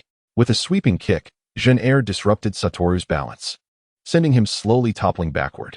Jean-Air drew a dagger from his waist and swiftly plunged it into Satoru's brain. Standing motionless, Jean-Air merely observed as Satoru's eyes gradually lost their luster before extracting the dagger and turning away, heading toward the Star Palace. A fly head settled atop Satoru's head, as if to signify his demise. Moments later, Jin Air arrived at the entrance of the Star Palace, halting his advance as he encountered a young man clad in white. Teacher, Zenin Satoru, appearing somewhat fatigued, slowly spoke. It has been a decade since we last met. Shall we not first reminisce over coffee? After all, this is not a fitting place for nostalgia. Though he was panting, he forced a smile at Jin Air, adding, for my sake, spare the child inside. She has done nothing wrong. Jin Air regarded Zenin Satoru coolly, refraining from directly answering his plea, instead stating, do you remember what I said 10 years ago? Of course. Zenin replied expressionlessly. You said you would give me a beating and then mock me mercilessly. Then I shall fulfill that promise shortly. Jin Air laughed, a wild grin on his face. Time to teach you a lesson, my ungrateful disciple. You cannot best me. Teacher, Zenin shook his head. Jin Air dismissed Zenin's bravado, retrieving a large knife and the Tenkai Gamma from his shoulder pouch. This weapon in my right hand is called Dragon Bone. It can absorb the impact from collisions and release it in the next strike. He then gestured to the Tenkai Gamma in his left hand.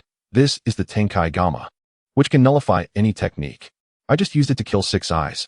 Unbeknownst to Jin Air, his intention to showcase his cursed tools was merely to caution his disciple. Zenin exhibited no emotional turmoil over Satoru's death, only shaking his head. Teacher, he is not dead. You didn't sever his head. And you didn't use the Tenkai Gamma when you pierced his brain. Jin Air merely smiled dismissively, viewing this as Zenin's attempt at intimidation. Let us begin. I wish to see how much you've progressed over the past decade. Without further ado, Jin Air charged at Zenin, wielding both cursed weapons. Zenin reciprocated without hesitation, aware that his actions could impact the pivotal moment regarding Ojiro's potential corruption. He drew the soul release blade of the 10 shadows and confronted Jin Air. The 2 weapons clashed, sending sparks flying from the metallic contact. You've certainly increased in strength, haven't you, boy? Jin Air laughed. But have you forgotten my earlier warning? What? Zenin exclaimed as Jin Air delivered a powerful kick. Zenin calmly blocked the attack, his Sharingan allowing him to perceive Jin Air's every movement with crystal clarity. Stepping back, Jin Air swung the Dragon Bone, unleashing a massive blade of energy towards Zenin. Teacher, such trivial tricks won't work on me, Zenin replied coolly, sidestepping to evade the attack, which struck the building behind him. However, Jin Air capitalized on Zenin's momentary distraction and moved in front of him, launching an elbow strike. Jin Air missed his intended target, instead finding himself behind Zenin, who swiftly retaliated with a kick that sent him flying. Which boy possesses such elusive mobility? Jin Air regained his stance, deep in thought. As the two engaged in combat once more, Jin Air's heart raced with astonishment. He threw a left hook aimed at Zenin's face, but his opponent merely tilted his head slightly, countering with the same move that landed squarely on Jin Air's face.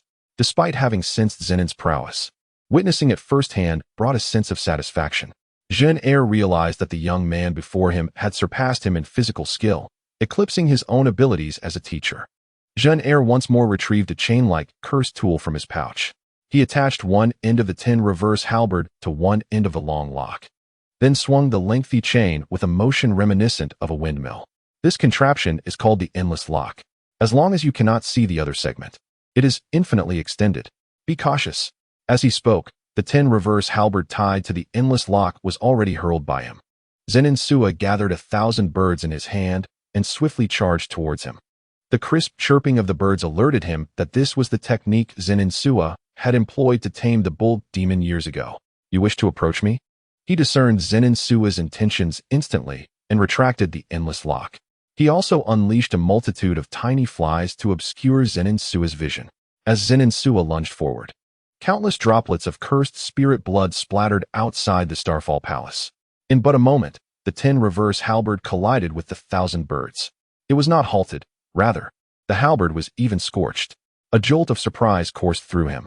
The two masters retreated a step, silently observing one another, mutually deciding to execute their final strike using physical techniques. Come on, show me your physical prowess, he shouted at Zenin Sua.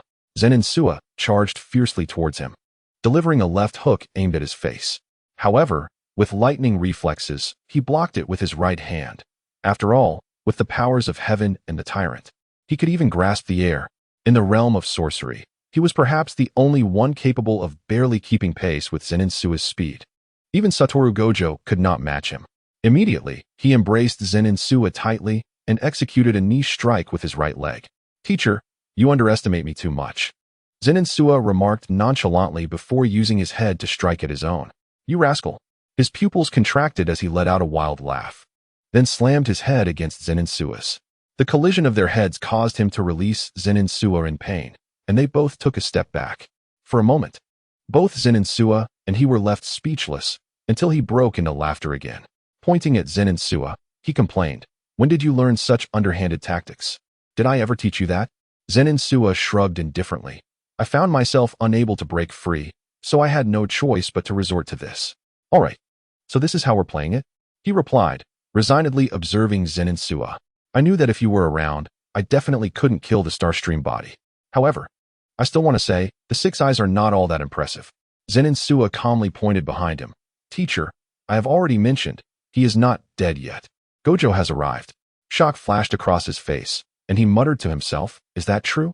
Chapter 22, the Jade Chapter, and he stared blankly at Satoru Gojo, who stood behind Zenin Suwa, utterly astonished by the man. Oh, long time no see, Zen. Satoru Gojo, with blood-stained white hair and a disheveled appearance, had never before appeared so exhilarated in Zenin Suwa's eyes. Congratulations. You've grasped the reverse technique, haven't you? Zenin Suwa's expression remained calm. All of this was within his expectations. Ah, yes. When I was pierced in the throat, all my thoughts were centered on the reverse technique.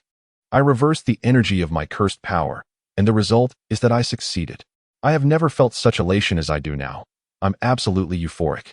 As he spoke, Satoru Gojo's body seemed to defy the laws of physics, slowly floating into the air, one finger pointing to the sky, the other to the ground. Above and below, I alone am supreme. Enough already, Zenin Suwa interjected, positioning himself between Satoru Gojo and him. What do you plan to do next? Kill my teacher?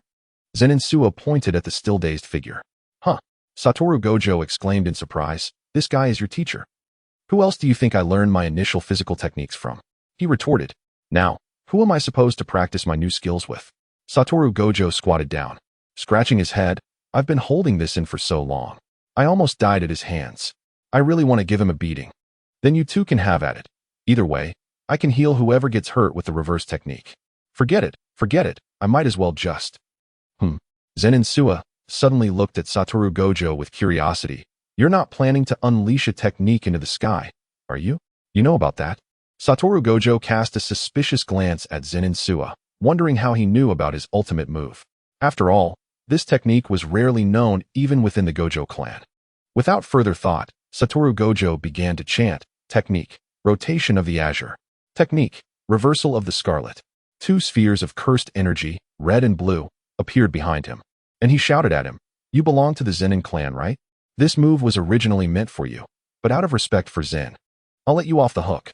Satoru Gojo generously spared him, deeming a mere fatal wound insignificant compared to the importance of the reverse technique. Subsequently, Satoru Gojo pointed to the sky, murmuring about breaking through the limits of rotation and reversal, causing them to collide and create an illusionary mass that could be launched. Phantom technique, fall. A burst of purple light emanated from his hand as he aimed at the sky, unleashing an immense surge of cursed energy into the heavens. At that moment, Suguru Geto emerged from the Starfall Palace with Amanai Riko and Korwa, and upon stepping outside, he spotted him. You bastard. Suguru Geto immediately entered a combat stance, the cursed spirits he had subdued eager to move. No need to worry, Geto, Zenin Suwa explained. He is my teacher. You don't need to be concerned. Suguru Geto fell silent, placing immense faith in Zenin Suwa's words. However, witnessing the current state of Satoru Gojo in the sky, he had never seen Gojo in such disarray. What is he doing? Suguru Geto inquired. Preparing to set off fireworks, Zenin Suwa replied, observing the fully charged technique. Fireworks? As the technique was launched, a massive explosion erupted in the sky. The purple cursed energy seemed to engulf the entire high school's sky. Wow! Amanai Riko exclaimed with excitement, entirely oblivious to the fact that he had just attempted to kill her, standing right beside her. What a romantic scoundrel! Korwa observed his carefree young lady, at a loss for words. Among them, only he gazed at the explosion in the sky, still feeling a lingering fear. Recalling what Satoru Gojo had just said, was it meant for me? He smiled wryly, then turned to Zenin Suwa, realizing why this kid had told him not to intervene. At this rate, the six eyes must have become the strongest, right? No, not at all. He lamented internally, if he were to face the Six Eyes again. The reason for his defeat would likely be that he hadn't severed his head. Meanwhile, not far from the high school, Kenjaku watched the explosion in the sky with a cold expression. Damn it. His emotions were exceedingly complex at this moment. Although the Starstream body had not perished, it had not merged with Tenjin either. This pleased Kenjaku immensely. If Tenjin did not assimilate with the Starstream body, it would evolve to the level of cursed spirits. Thus, as long as he acquired cursed spirit manipulation, he would have succeeded by half. However, his arch-nemesis, the Six Eyes, had grown even stronger, perhaps the strongest in a millennium. This was the worst-case scenario for him. Suddenly, Zenin Sua's gaze shifted, locking onto something with a cold smile curving his lips, as if mocking Kenjaku for scurrying about like a mouse. Cold sweat beaded on Kenjaku's forehead as he hurriedly activated the last talisman to escape. The aura vanished, indeed. It was Kenjaku. Zenin Sua observed the direction and then turned away. On the other side, Kenjaku was drenched in cold sweat. I was actually discovered. What are those red eyes? When did the Zenin clan have such eyes? At this moment, Zenin was still shaken, yet he clenched his fists resolutely. Even with the presence of the aberrant Zenin family, he would not forsake his millennia-long endeavor. However, a method to seize the cursed spirit manipulation technique had already formed in his mind. Let our duel commence. 1 year later, on a certain day in August 2007, Zenin and his companions had ascended to their 3rd year at the Jujutsu High School, and the 3 of them had become special grade sorcerers. Ready? Natsuko tossed an eraser and pencil towards Satoru Gojo, who effortlessly blocked them outside. What is going on? Natsuko inquired curiously, gazing at Gojo clad in a white shirt. His chiseled jawline and neck were striking as he beamed with a radiant smile.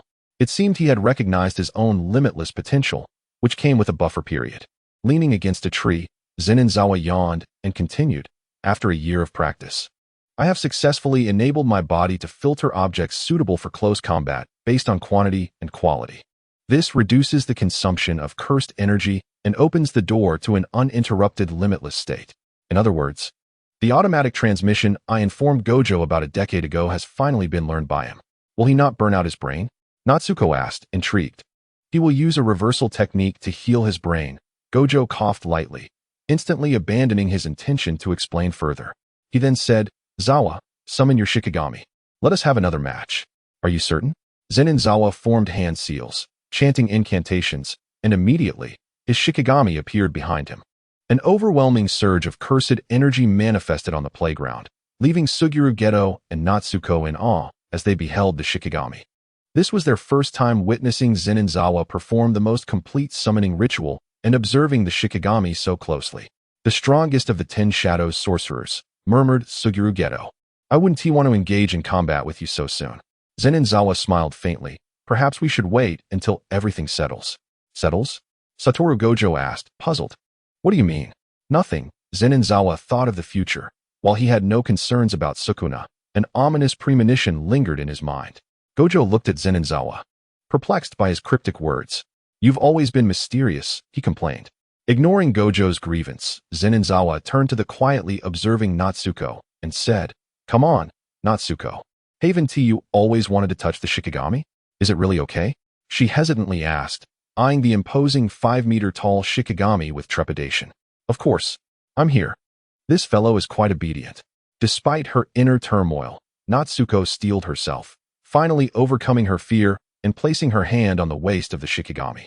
Shikigami, crouch down. Zenin instructed. Pet its head. All right, Natsuko responded, still astonished as the Shikigami complied, but soon adapted, commenting, though this Shikigami seems less cute than the previous ones. You shouldn't speak so carelessly, little girl.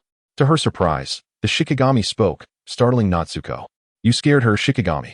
It's better if you don't talk, Zenin said. Seeing the Shikigami's look of grievance. Why can't I speak? This person uses lightning on me and flirts with me, yet doesn't he allow me to talk? Suguru Geto gazed quietly at the immense power displayed by his 2 friends, the awakening of limitless techniques and the adaptive 10 Shadows technique, each striking a blow to his confidence. A flicker of despondency passing through his eyes. Satoru Gojo casually asked, Hey, Geto, haven't you lost weight recently? Are you alright? Geto forced a smile, suppressing his inner disappointment. I'm fine, I'll be better soon.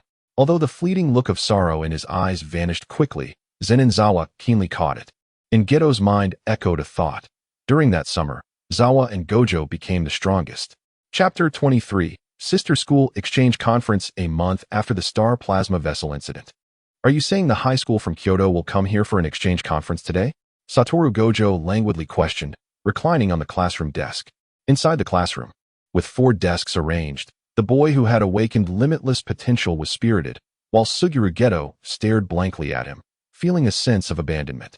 Meanwhile, Zenin Zawa was lost in thought, reminiscing about vague memories. Geto's defection stemmed from 4 reasons: misleading guidance, the death of Gray, and the daily exorcism of low-level cursed spirits and consumption of cursed spirit gems. The most significant reason was that Rika Orimoto had already been saved by him. Natsuko, noticing Zenin Zawa's distraction, poked him. "What are you thinking about, Zawa?" Snapping back to reality, Zenin Zawa looked at Natsuko's bright smile and replied, "Nothing." Still trying to act aloof? Natsuko raised an eyebrow, preparing to pinch his waist. "Natsuko, stop it. I'm trying to focus on serious matters." Yaga Yoshinobu observed the students' demeanor below, suppressing the urge to discipline them. Zawa, Natsuko, and Geto were good students. He had to endure. Clearing his throat, he announced, "This time, your sorcerer rankings will be assessed based on your performances during the sparring sessions. Also, there's a junior clan head from the Gojo family coming." Clan head. Suguru Geto glanced at Zenin Zawa, recalling that if memory served, both Zawa and Gojo seemed to be clan heads. "It doesn't matter," Gojo replied nonchalantly. Standing up from his seat, he walked between Geto and Zenin Zawa, draping an arm over their shoulders. "We 3 are the strongest." Yaga couldn't help but facepalm. Among the entire grade, he was most concerned about Satoru Gojo, this troublesome youth. "Zawa, keep an eye on him and ensure he doesn't underestimate anyone." "Ugh." Zenin Zawa sighed in exasperation. "Why do I always feel like I'm parenting Gojo?" "All right, prepare yourselves well," Yaga said, glancing at the trio before exiting the classroom.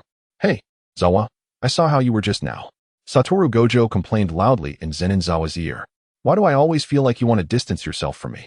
"You're overthinking it," Zenin Zawa coldly replied, staring ahead. The proud legacy of the Uchiha clan could not be absent in Zenin Zawa. Natsuko quietly observed him from the side, seemingly relishing the beauty of student life, a gentle smile gracing her lips. Time passed quietly, and the day of the exchange conference arrived. "I wonder if I'll see the songstress senior." Natsuko curiously glanced around. "I heard she has already applied for a teaching position at the Kyoto Jujutsu High and is preparing to become a teacher there. Also, Miss Maki has gone out to work as a freelance sorcerer to earn money." "What?" Satoru Gojo scoffed. "That weakling can actually become a teacher?" "Gojo, you shouldn't speak ill of the weak," Suguru Geto admonished seriously.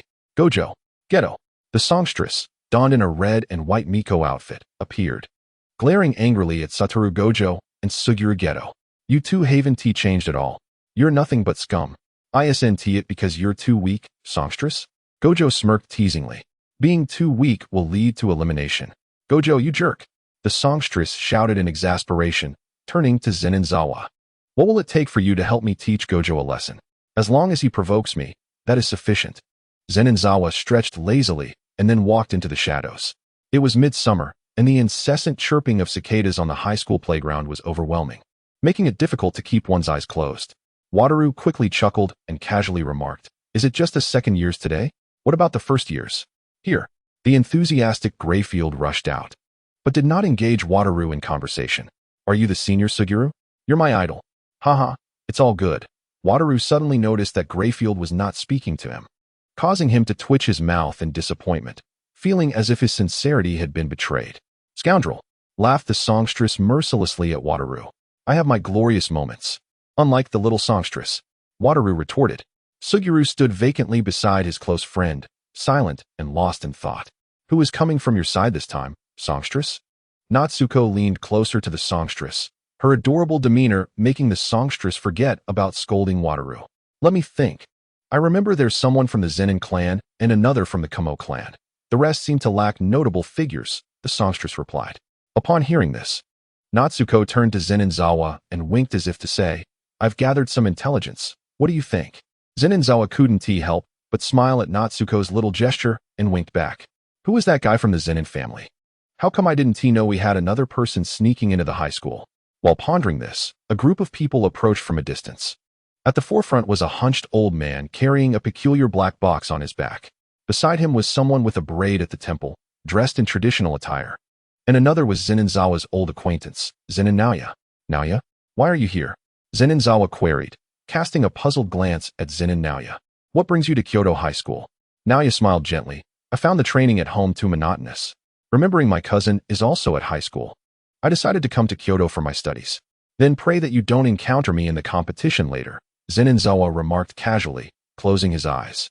Don't, brother.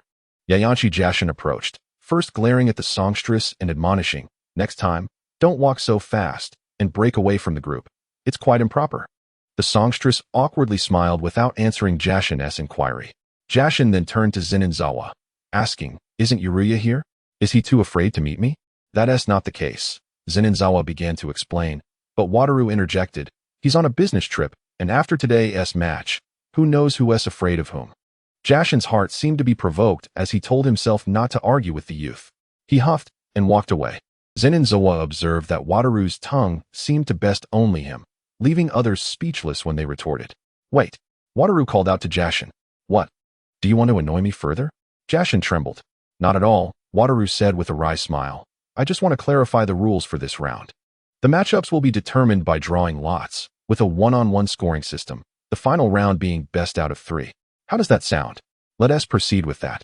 Jashin replied curtly, unwilling to engage further with Wataru, fearing it might provoke a heart attack.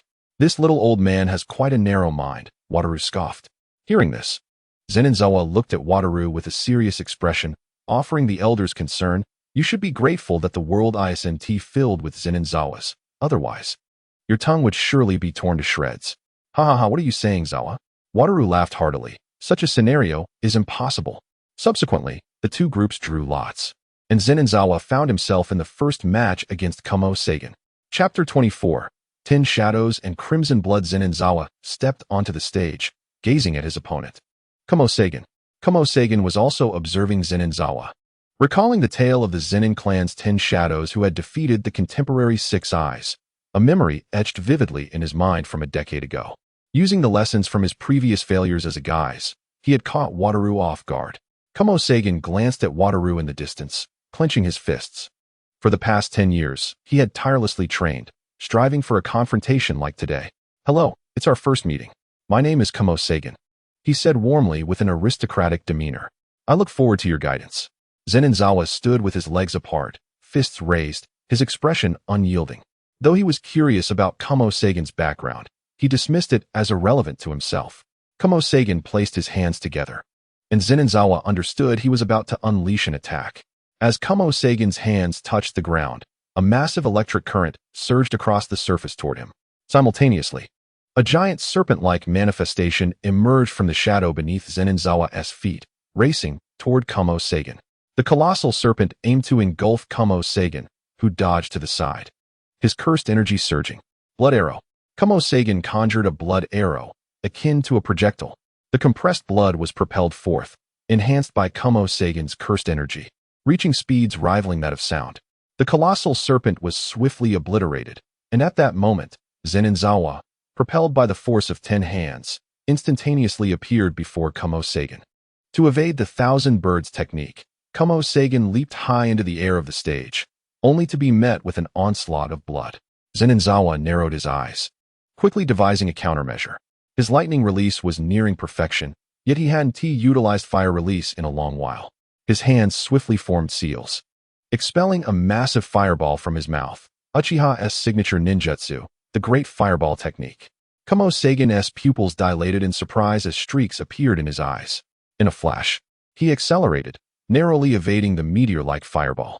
Zenin wasted no time, unleashing a more potent lightning release.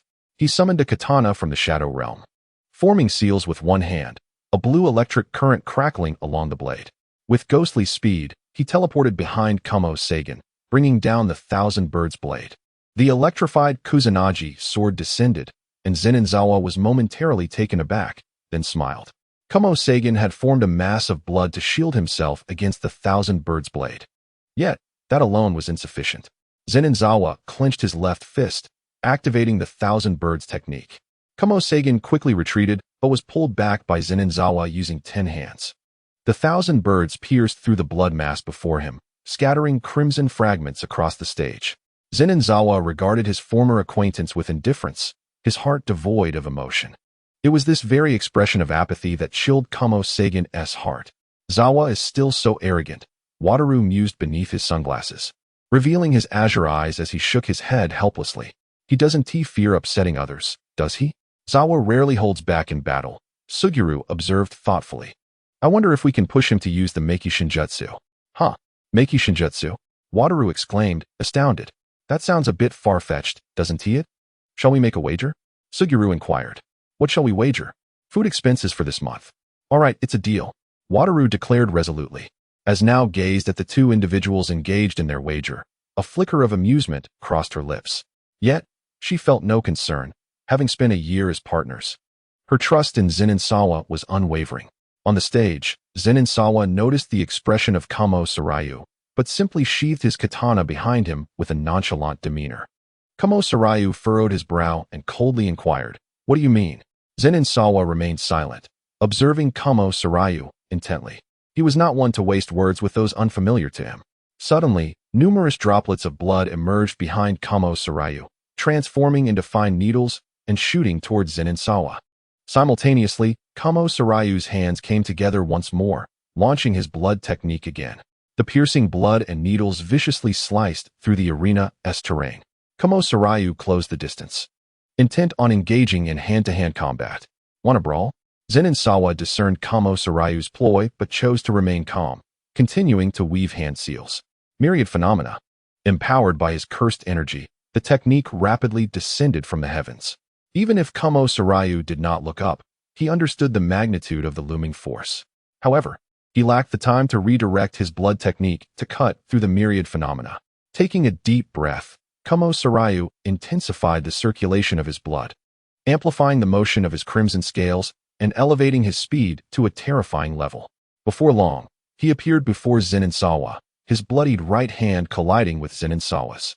In an instant, Kamo Sarayu was sent flying like a kite with its string severed. What was that purple skeletal figure on his hand? Kamo Sarayu staggered to his feet, recalling the sudden appearance of the purple phantom on Zenin Zawa's hand. He had not anticipated such a technique from the Zenin clan. Then I shall increase my efforts. Kamo Sarayu pressed his hands together again, unleashing a torrent of blood once more. Meanwhile, in the corner, several droplets of blood compressed by Hyakuren moved stealthily. Only this move. Zenin Zawa felt a twinge of annoyance. He mimicked Kamo Sarayu's pose, pressing his hands together. Hyakuren, blood water. A stream of water, akin to Kamo Sarayu's blood, shot from Zenin Zawa's hands, meeting Kamo Sarayu's blood technique head-on. The clash of blood against water was unprecedented. Kamo Sarayu's eyes widened in disbelief. He had not expected Zenin Zawa to master the manipulation of water in a manner similar to their clan's blood techniques. A resounding crash echoed, yet no explosive force ensued. Both retreated a step, and Zenin Zawa became aware of the droplets of blood behind him. Such a supernova, like a shotgun blast. The blood scattered towards Zenin Zawa from all directions, while a more formidable blood technique surged forth from the front. What is this? Zenin Zawa pondered, beginning to piece together Kamo Sarayu's background. Had Kinjaku utilized Kamo's family influence to devise this? To prepare for future techniques from Kinjaku, Zenin Zawa resolved to summon that formidable entity. He formed a hand seal that astonished Satoru Gojo, Burubu, Yura Yura. A wheel of law manifested above Zenin Zawa's head, representing the incomplete manifestation of the deity Magakuro. Zenin Zawa swiftly activated his Sharingan, skillfully consuming the blood that could not inflict fatal harm. Throughout the previous battle, he had not even activated his Sharingan. He had become the adaptive subject for Magakuro, initiating his analysis of the blood technique. What is that wheel? Kamo Sarayu gazed solemnly at the wheel above Zenin Zawa, feeling an eerie sense of familiarity. What's wrong? Bring it on, Zenin Zawa casually addressed Kamo Sarayu, seemingly unfazed. Though he could reverse techniques, he could also disrupt Kamo Sarayu's healing speed. Kamo Sarayu had no inkling that the wheel above Zenin Zawa symbolized Magakuro, embodying perfect cycles and harmony. As the blood stars formed by the blood technique clashed with Zenin Zawa, Kamo Sarayu found himself unable to retaliate. being overwhelmed by Zenin Sawa's superior martial prowess. Zenin Sawa discerned every movement Kumo Sarayu made, countering with refined techniques. Kumo Sarayu reinforced his fists with cursed energy. Drenched in sweat, yet exhilarated. Suddenly, black lightning erupted from his right hand. "It's the Black Flash," the singer exclaimed, while Yasujiro expressed a peculiar delight.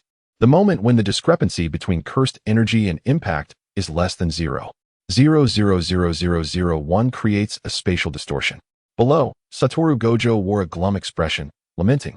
To think he's using Magakuro to dominate in such a low-tier match. What a scoundrel.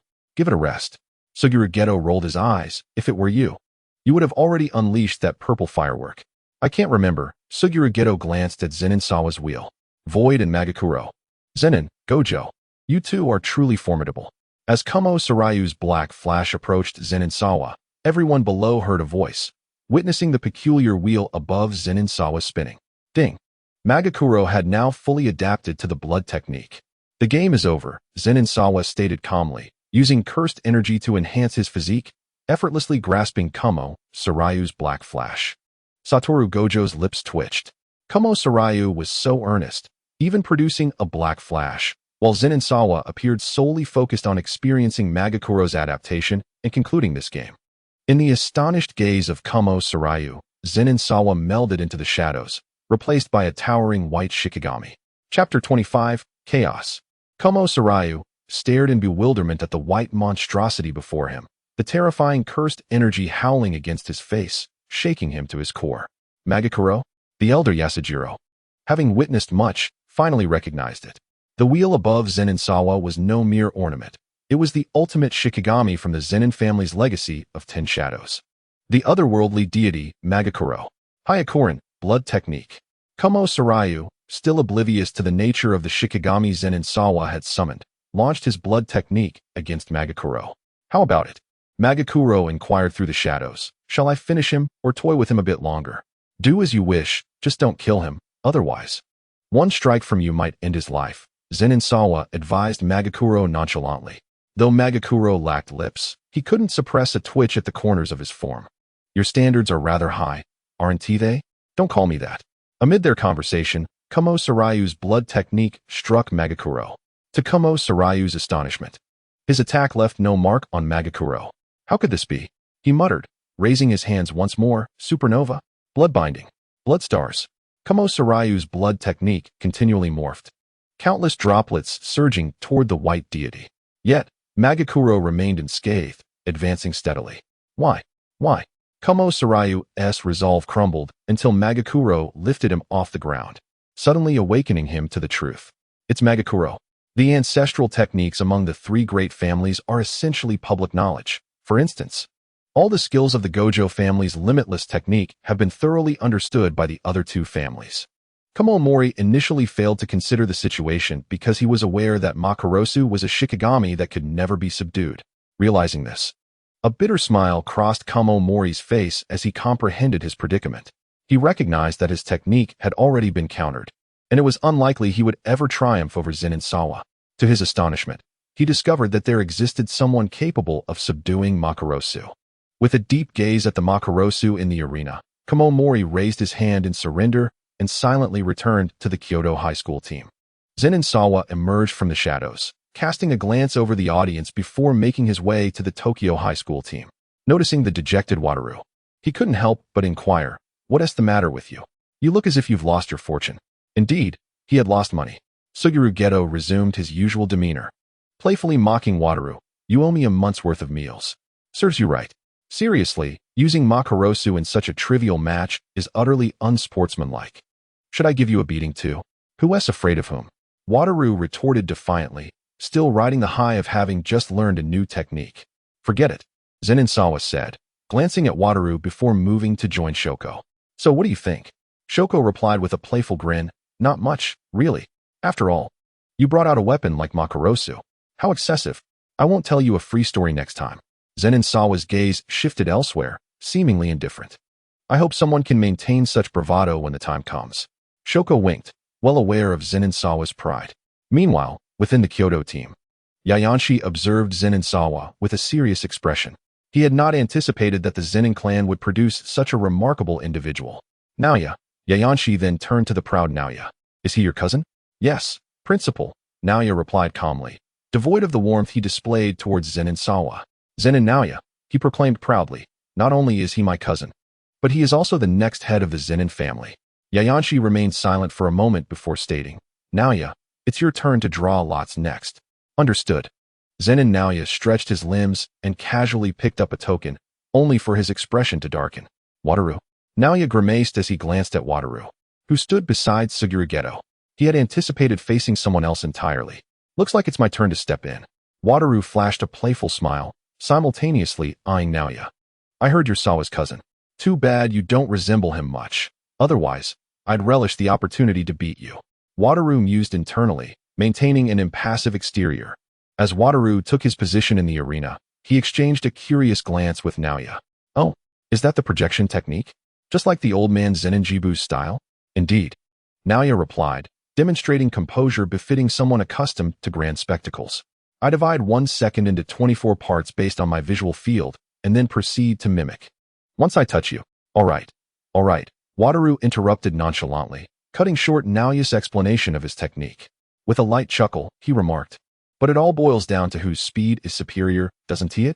With that, Wataru instantly teleported behind Naoya, an immense gravitational force surging from his hand. So fast. Before Naoya could react, Wataru's formidable pull sent him flying. However, when it comes to speed, I refuse to concede. Naoya quickly regained his footing, his cursed energy surging, an indication of his technique's activation. Projection technique. As Naoya unleashed his technique, his speed escalated, darting around Wataru. Naoya's velocity had likely reached the caliber of a grade 1 sorcerer, Yayanshi observed, concern etched across his face. Mori, you must not be outdone. I won't, principal. Come on, Mori reassured him. With a sharp motion, Wataru intercepted Naoya's trajectory, his limitless technique deflecting Naoya's punch. Then, a blue light erupted from Wataru's hand as he amplified his strike, countering Naoya. Though Naoya managed to block, the force forced him to retreat 3 steps. Resetting his subsequent actions, Naoya's speed continued to accelerate as he executed his predetermined maneuvers. Wataru, aware of the rules of the technique, also sprang into action. He understood that within the final fraction of a second, he had to move. However, if Naoya couldn't touch him, merely executing the motion at the end would suffice. As long as he could avoid being caught by Wataru's limitless technique, he had a chance to win. As Naoya maneuvered, he pondered how to defeat Wataru. His speed had reached a level nearly imperceptible to the naked eye, and he teleported behind Wataru, extending his dominant hand. Wataru sidestepped, chuckling. Do you think I wouldn't notice the cursed energy radiating from you? Technique reversal. A small red sphere, composed of repulsive energy, formed between Wataru's fingers, compressed to 90% of its original power. Nevertheless, the tremendous force still slammed into Naoya, sending him crashing toward the edge of the arena. Damn it. Not even a single hit. Naoya grumbled, rising once more as he reactivated his projection technique. Wataru, however, clasped his hands together. Allow me to unleash a little chaos. Technique rotation, song. Technique reversal, A brilliant purple energy radiated from Wataru's hands. Chapter 26. The plan. Naoya felt the ominous presence of the approaching song, barely a few body lengths away, and turned to witness the devastating power that had shattered the wall beside him, leaving deep marks on the ground. This is Six Eyes, Naoya thought, looking at the exuberant Wataru with a bitter smile. He raised his hands in surrender. His fighting spirit had waned, and he realized that prior to that song attack, if he had relied solely on Wataru's song and he, along with Wataru's manually activated limitless technique, he might have had a fighting chance. But now, their combat capabilities had transcended into an entirely different realm. The referee from the high school surveyed the damaged arena, his expression darkening as he suppressed the urge to rush over and reprimand Wataru. With restrained anger, he declared, in a best-of-3 format, Tokyo emerges victorious. The vocalist, witnessing Tsong's release for the first time, trembled as she turned to Shoko. When did this scoundrel become so fearsome? Oh, it was about a month ago. Shoko replied with a smile before glancing at Zenin Sawa. So, can you withstand his Tsong? Zenin Sawa shook his head. In terms of destructive power, Makarosu would undoubtedly fall to that attack, but he smiled cryptically at Shoko. I possess more than just Makarosu up my sleeve. Do tell. Shoo. You'll find out in due time. Meanwhile, the expressions on the Kyoto side were even more dismal than the referees upon witnessing the destruction of the arena, especially Yayanchi, who murmured, "I never anticipated that Tokyo would suddenly unveil two special great sorcerers." Simultaneously, Yayanchi glanced at Suguru Geto. A single youth's cursed spirit manipulation, by sheer number, could topple a nation. Undoubtedly, just considering Wataru's song, Zenin Sawa's Makarosu, and Suguru Geto's cursed spirit count, these three have solidified their status as the strongest in the current age. The Night Moth indeed reveals a wealth of promising talents. Satoru Gojo has also descended from the stage, observing the damaged structure he caused with an air of nonchalance. It seems necessary to rectify this situation at home before the gorilla returns. Gojo. Suguru Geto waved at Satoru, stepping closer to whisper in his ear. It's one thing to unleash your cursed spirit, but why are you stirring up chaos as well? Huh. Satoru scoffed. I saw that blonde fellow wanted to keep fighting. Out of curiosity and a desire not to shatter his confidence, I had no choice but to act this way. Are you certain that one T crushes resolve? Suguru looked at the wildly grinning Satoru and Zenin Ta by the side of Shoko, feeling a sudden pang of being cast aside. Did it seem like he was about to be abandoned by them? In Southeast Asia, Singapore, sir, the human who aided us last time has returned, claiming he wishes to meet our leader. Shall we allow him in? Argo respectfully addressed the enormous crystalline embryo before him, within which a figure remained hazily indistinct. Let him in. I am aware of who he is and his intentions. A voice emanated from the embryo, a tone reminiscent of a male, yet leaning towards the feminine. Coincidentally, we share a common goal, for now. Yes. Argo received the command and proceeded outward. Moments later, Kenjaku was sandwiched in the middle, Argo leading the way, while SHKO stood vigilantly behind Kenjaku, ever watchful of this peculiar human. Indeed, Kenjaku mused, gazing at the embryo before him. A weight of understanding finally lifted from his heart. It was no wonder that these intelligent cursed spirits maintained an organized presence here, regulating the lower-tier spirits beneath them to prevent disturbances. Kenjaku could sense the cursed energy emanating from the embryo, seemingly calm on the surface.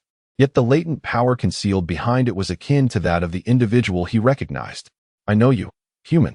The voice from the embryo interrupted Kenjaku's reverie. But what followed sent chills down his spine. Am I correct, Kenjaku? Kenjaku's eyes widened in disbelief, for the expression was one he had never worn in a millennium. How is this possible? Only Tenjin should know. Seemingly aware of Kenjaku's shock, the voice from the embryo chuckled softly. There's no need for alarm. I am neither Tenjin nor an ancient monster living for a millennium, though I have existed for quite some time. However, that is inconsequential. What truly matters is that we must eliminate Zenin Ta, correct? Indeed. Kenjaku quickly regained his composure, narrowing his eyes. At that moment, he found himself unable to discern the essence of this mere cursed spirit, yet he maintained an outward facade of calm. It seems that the emergence of a figure like Zenin Ta on the human side has given rise to such a formidable being. No need for flattery. Let us first discuss your current plans. Kenjaku's gaze turned icy as he regarded Argo and the others. Withdraw. The matters ahead are not for your ears. But withdraw. The tone remained unyielding. Understood. Argo and the other cursed spirits exchanged glances before silently retreating, seemingly recognizing that the forthcoming discussion was beyond their reach.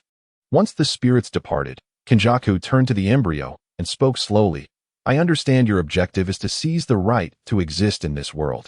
And achieving that goal inevitably involves two individuals, Satoru Gojo and Zenin Ta. Huh. The being within the embryo seemed amused, continuing, your reasoning is not entirely flawed. Yet it is also misguided.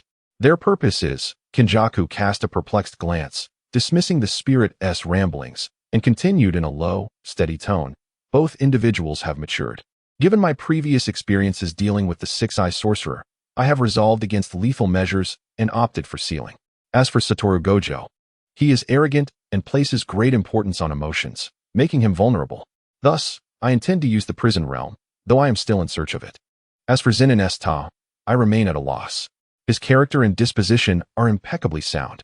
His power may rival that of Satoru Gojo, and I find myself without any means to confront him directly or employ subterfuge. I see. The voice remained somber, but Kenjaku could discern no emotion therein. Leave Zenin Ta to me. You may choose to trust me. The cursed energy from the embryo surged, even causing Kenjaku to feel a momentary unease. A cold smile crept upon his lips. Was this indeed a cursed spirit born to contend with Zenin's Ta? Yet, from this aura, it seemed to embody more than mere cursed energy. It bore a semblance to humanity. Very well. Then my plan is Chapter 27, Jade Yet to be Folded. The summer of 2007 was undeniably hot and lengthy. Throughout this summer, Suguru Geto found himself repeatedly dreaming the same dream. In the world of that dream, Zenin's Ta did not exist. He and Satoru Gojo remained the closest of friends. Yet it seemed they had quarreled, leading to a decade of silence between them. The last time they met, Satoru had personally taken his life. Suguru chuckled, rubbing his head. I must be exhausted. How could such a world exist? A world without Ta. Such a thing is unimaginable. He glanced at the messages on his phone, grimacing at yet another exorcism task involving lowly cursed spirits disrupting human societal order. He felt an overwhelming fatigue towards such tedious assignments. Each time he consumed a cursed spirit ball, it felt akin to devouring a rag that had just wiped up vomit. Dressed, he opened his room door only to freeze in surprise at the sight of 5 individuals standing before him. The stoic Zenin's Ta, the smiling Satoru Gojo, the cigarette-smoking SHKO, alongside the sunlit figures of Waita Okatsu and the indifferent Kinji Hikari. Sensing something, Suguru donned a familiar gentle smile. What brings you all here? Ta, Satoru, you 2 special-grade sorcerers have taken the time to accompany me? Suguru's tone hinted at playful curiosity. Satoru waved his hand dismissively. It's all Ta's doing. He mentioned you've seemed rather busy lately. Plus, going out on missions alone can be quite lonely. So we decided to come find you for an outing. Ta? Suguru's gaze fell upon the indifferent Zenin's Ta. A flicker of unease coursed through him. How could Ta possibly not exist? Let us go. Satoru reached out, pulling Suguru from the shadows into the sunlight. Today, we'll have a blast. Hey, Suguru, why do you look so tired? Were you up to something unwholesome last night? Satoru shouted teasingly. Suguru narrowed his eyes, casting a wary glance at Satoru. Come on, Suguru, you can't beat me. Satoru continued to smirk mischievously. When you're feeling lonely, you shouldn't isolate yourself. It's not good for your health. On the bustling streets, a group of youths frolicked in the summer sun. Zenin's Ta gazed ahead, momentarily lost in thought. He had already entered his 3rd year at the Jujutsu High and was on the cusp of graduation.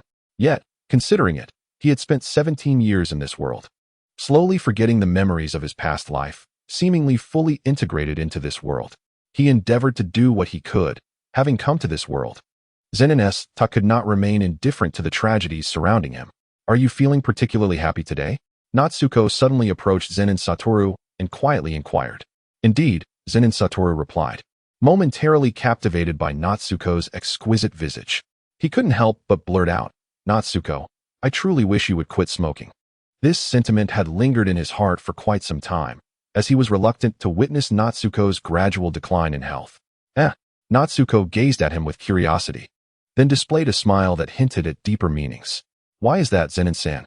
Because I worry about your health, Zenin Satoru began. But he quickly realized the gravity of his words, his expression returning to a calm demeanor. Just moments ago, he had felt a sense of ease that led him to express his true feelings to Natsuko. Natsuko giggled, covering her mouth. You truly are quite the tsundere. She reminisced about the first day of school, when Zenin Satoru had guided her around the academy's grounds, his icy demeanor prompting her to call him senpai. When do you plan to continue the story about the 3 people and a dog that you mentioned last time? That, Zenin Satoru mused, recalling a cherished memory from their youth. 9 years ago, Natsuko murmured, her curiosity piqued for what lay ahead in the tale. It sounds like a story set in a heavy snowfall. With a light chuckle, Zenin Satoru replied, Next, I shall tell you a tale of a Western gunslinger. A narrative set in 1899, during the twilight of the era of gunslingers and outlaws. Would you like to hear it? Of course. Natsuko's earnest gaze met his. There was something in her eyes that stirred an unusual emotion within him. We have been partners for a year now, Satoru. How many stories do you have left? Natsuko mused. I wish I could stay by your side, listening to your tales forever. Zenin Satoru, unable to resist teasing Natsuko, quipped, How about 1,000 yen per story? Sounds good. Natsuko grinned, resembling a mischievous little fox. Why do I feel like I'm the one at a disadvantage here? Nanami and Hibara strolled at the back of the group. Hibara, observing the banter between Wataru and Suguru at the front. Glanced at the seemingly romantic stroll of Zenin Satoru and Natsuko, feeling a twinge of surprise. It appeared that the most reliable senior, Zenin Satoru, had developed a connection with the senior, Natsuko. He nudged Nanami, only to find him wearing an expression of despondency. "Nanami, what's wrong?" "Nothing," Nanami replied, suddenly regaining his composure. Covering his mouth as if to suppress a smile, feeling as if he were slacking off at work. "This is hardly slacking off. This is a task from our senior," Nanami lamented, exasperatedly rubbing his forehead. Haibara was great in every regard, except for his excessive enthusiasm. If the most unreliable Wataru were to invite him out today, Nanami would undoubtedly decline. However, it was a legendary figure from the third year who had approached him. "The longer we play, the better. Then we won't have to work," Nanami muttered. As they conversed, the group arrived in front of a photo studio. "Why don't we take a group picture to commemorate the day?" Zenin Satoru suggested. "Wait, I didn't know you had such a hobby," Wataru replied, eyeing Zenin Satoru curiously before smirking. "Are you hoping to take a photo alone with Natsuko? What's that supposed to mean?" "I'm not afraid of you. I'll just team up with Suguru." Zenin Satoru and Wataru playfully tussled as they entered the photo studio. 3, 2, 1 cheese. With a flash of light, a group photo emerged from the camera. They then separated to take individual photos, one of the third years, another of Suguru and Wataru, while Natsuko stood by the camera, holding a photo of profound significance to her. And so, the day drew to a close. "Suguru, make sure to rest well," Wataru said, patting Suguru's shoulder as he stood beside Zenin Satoru. "If there's anything troubling you, don't keep it to yourself." Zenin Satoru scrutinized Suguru's expression closely. "Don't worry, I will," Suguru replied with a gentle smile. "It's getting late. You both should head home." "See you next time, Suguru," Wataru waved. "Until next time, Suguru." As Suguru closed the door, he headed to the bathroom, as was his routine. Though he felt exhausted, unlike before, his heart was devoid of conflict and loneliness. After bathing, Suguru glanced at the group photo on his desk, a smile creeping across his face. Yet, almost immediately, a voice echoed in his mind. "Cursed spirits have lives too. Why can't you protect them as you do non-sorcerers? What distinguishes sorcerers from non-sorcerers? What separates humans from cursed spirits?" Suguru, startled, observed his surroundings with vigilance. Speaking in a low tone, "Stop with the theatrics and show yourself." Silence met his demand. Chapter 28, The Unbroken Jewel, Part 2. In recent days, Suguru had intermittently dreamt of that world, the imagery growing increasingly vivid. It was the same world devoid of Zenin Satoru's presence. That day, he and Wataru had not quarreled but diverged due to ideological differences. As for the reason, he had not yet dreamt of it. All he remembered was confronting Wataru amidst a crowd, looking down the slope at him, and saying, "Is it because you are Wataru that you are the strongest? Or are you the strongest because you are Wataru?" Wataru had made a gesture of the void technique, and at that moment, he bore a murderous intent towards Suguru. Dream Suguru, without a hint of hesitation, turned to leave, not looking back, but continuing to speak softly. "If you wish to kill me, then do so. There is meaning in that." Wataru, whether considering the safety of the crowd or unable to harm his dear friend, ultimately refrained. Since that day, they had scarcely met again. Suguru would never know that it was he who left Wataru behind. Even 12 years later, Wataru sought to catch up with the Suguru who had forsaken him. Suguru jolted awake, bewildered by why these dreams felt so hauntingly real. He rose, drew back the curtains, and sunlight flooded the room, illuminating the cherished photo on his desk. It was merely a dream, Suguru murmured to the photo, then tidied himself before venturing out. He boarded a train, reflecting on the words of the mysterious individual from a few nights prior, continually pondering the relationship between cursed spirits, sorcerers, and non-sorcerers. Sorcerers exorcise cursed spirits. Non-sorcerers generate cursed spirits. Cursed spirits kill sorcerers. Suddenly, a wild thought flashed through Suguru's mind. Could it be that non-sorcerers indirectly harm sorcerers? This notion flickered and vanished in an instant, and he shook his head vigorously, eager to dismiss it. Sorcerers exist to protect non-sorcerers. But was that perspective truly correct? Suguru wrestled with his thoughts, then disembarked at his destination. He swiftly exorcised the target cursed spirit, transforming it into a bead, hesitating as he gazed at it. He then retrieved a jar of honey from his pocket and coated the bead with it before swallowing it whole. Indeed, it seems ineffective. Is this the price my technique must bear? Suguru smiled, feeling a sense of release as he recalled a phrase from Zenin Satoru. With great power comes great responsibility, and the burdens that accompany it are equally profound. In my memories, Zenin Maki leaned against the wall, observing Gojo Satoru lamenting the pain induced by his 6 eyes. He stretched slightly, yet a sense of bewilderment washed over him. Was that sound from that night merely a dream? Was someone lurking in the shadows, watching me? The following day, within the hallowed halls of Tokyo Jujutsu High, "Senpai Suguru," exclaimed Higuruma Yu, beaming at Suguru Geto. "Thank you for your hard work." Suguru, gazing at Higuruma, felt his complex emotions lighten somewhat. Forcing a smile, he replied, "Would you like something to drink?" "Oh, I feel so embarrassed. I would love a cola." As they sat together, Higuruma spoke. "I have a mission that requires me to travel far tomorrow. Is there any local specialty you would like?" "A local specialty?" Suguru pondered briefly. "Gojo enjoys sweets, while Zenin prefers savory. I suppose anything that isn't too sweet or too salty would suffice." "Understood." Suguru couldn't help but pose a question to Higuruma. "Do you find the life of a jujutsu sorcerer exhausting?" Without hesitation, Higuruma responded, "I find it quite enjoyable." His bright smile infected Suguru with a sense of joy. "Being able to help others within my capabilities has always been my dream." "Helping others, you say?" Suguru murmured to himself. "That's commendable, Higuruma." At that moment, Zenin Maki approached, casting a glance at Higuruma, which inevitably reminded him of Itadori. "Hello, Zenin-senpai," Higuruma greeted. Equally enthusiastic. "You seem very motivated lately. Keep up the good work." Zenin smiled faintly at Higuruma, then turned to Suguru. "Regarding tomorrow's mission, you and Higuruma will go together." "Huh?" Suguru stared blankly at Zenin. "I recall this as merely a Grade 2 Cursed Spirit assignment. Precisely because it is a Grade 2 Cursed Spirit.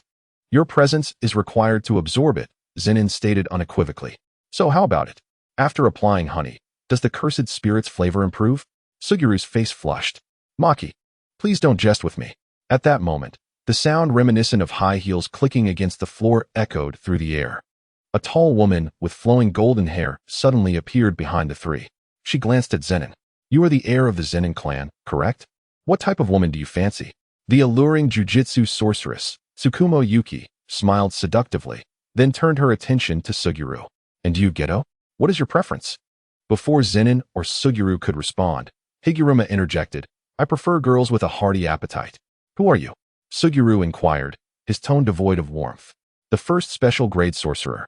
"Tsukumo Yuki," she replied. Zenin cast a casual glance at Tsukumo, reclining in his chair. "Did you come here specifically to find us?" "How terribly dull." "Heir of the Zenin clan." Tsukumo regarded Zenin with a hint of disappointment. "Speak, why are you here?" Tsukumo remained silent, instead glancing at Higuruma. He promptly stood, addressing Suguru. "Senpai, let us meet at the school entrance tomorrow at 9. "All right." Suguru watched Higuruma depart, then turned his gaze back to Tsukumo. Tsukumo said, positioning herself between the two. "I simply want to know your thoughts on the future of jujutsu." "The future of the jujutsu world?" Suguru questioned, perplexed. "Indeed," Tsukumo replied, her playful demeanor shifting to one of solemnity. "The antiquated upper echelons, the endless cursed spirits, rather than constantly exorcising them. I believe we should resolve the issue at its root." Zenin scoffed. "You don't mean to suggest rendering humanity devoid of cursed energy or transforming everyone into jujutsu sorcerers, do you?" How did you know?" "Could it be that you—" "No, I'm not interested." "Truly a tedious man," she retorted. "If all humanity became sorcerers or lost their cursed energy," Suguru mused, "wouldn't that eliminate cursed spirits?" Seeing Suguru's expression, Zenin felt a heaviness in his heart. He had not wished for such a fate. "There is, in fact, another method," Zenin said. "Oh, that would be to disclose information about cursed spirits and sorcerers, selecting sorcerers from among all humanity. We could establish large-scale jujutsu schools nationwide and globally, allowing individuals to learn systematically and improve the welfare of sorcerers, thereby utilizing the laws of survival to gradually eliminate non-sorcerers. This aligns more closely with reality." Zenin stroked his chin, reflecting deeply. He had contemplated this long ago. Either eliminate all humanity's cursed energy through a grand barrier or adhere to the survival of the fittest, systematically weeding out non-sorcerers. While it may not be realized in their generation, would we live to witness the fruition of this plan? Tsukumo chuckled. "And do you think the higher-ups would agree? Thus, I have chosen to inherit the position of head of the Zenin clan. I shall stand aloft, within the realm of my influence, to personally bring an end to this decaying era. That is my dream. Zenin swept his hair back, his expression calm as he regarded Tsukumo. In short, the entire upper echelon requires a revolution. Even slaying those old geezers is merely a temporary solution. I will undoubtedly cultivate my own group to ascend the ranks. The decaying family legacy of bloodline rule must end with our generation. Is that so? Very well, Tsukumo replied, unfazed by Zenin's words, merely smiling. Walk with me. She stood and led Zenin and Suguru into a tunnel at the school. Tsukumo donned a helmet and, sitting on a motorcycle, waved goodbye to the two. From now on, as fellow special grades, let us coexist harmoniously. Remember to send my regards to Gojo. Zenin watched Tsukumo depart, pondering her thoughts. Meanwhile, Suguru gazed at Zenin's back, realizing for the first time the aspirations of his dear friend. Was this Zenin's dream? To disclose all information, select sorcerers from among humanity, and create a world devoid of cursed spirits? But could it truly succeed? Chapter 29, The Unbroken Jewel, Part 3, Is it truly possible? Suguru stood in a public bathhouse, leaning against the wall, his head resting wearily on his hand. The thought of a world devoid of cursed spirits, where all humanity became sorcerers, or perhaps enforcing the evolution of non-sorcerers, sent a chill through his heart. He quickly dismissed such extreme notions from his mind. Returning to his house, he lay on the large bed, wearily lifting his gaze to the group photo on the table before drifting into a deep slumber. The next day, Suguru accompanied Higuruma and Nanami to their mission site. He effortlessly subdued the land god's faith, saving Higuruma from what could have been a fatal encounter. Is that a grade 1 cursed spirit? Higuruma gazed at Suguru in awe. Thanks to you, Suguru, we might have met our end otherwise. Right, Nanami? The young Nanami remained silent, not uttering a word. It must be thanks to Zenin, right? Suguru replied with a gentle smile. He was the one who insisted I accompany you. Had it not been for Zenin's reminder, their lives could have been in jeopardy.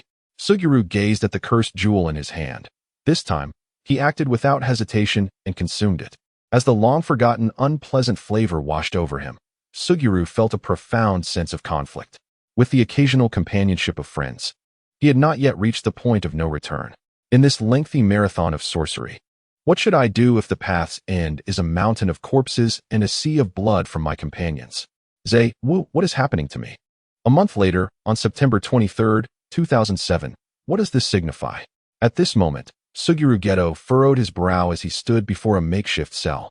Observing the two small girls huddled together, trembling in fear, he rubbed his forehead with his right hand. There is something amiss with their minds. A corpulent man beside Geto looked at the girls with disdain, claiming they often attacked villagers with strange powers. I have already eliminated the source of this incident. My grandson was nearly killed by those two. A woman, oblivious to Geto's increasingly grim expression, shouted at the girls, that is because.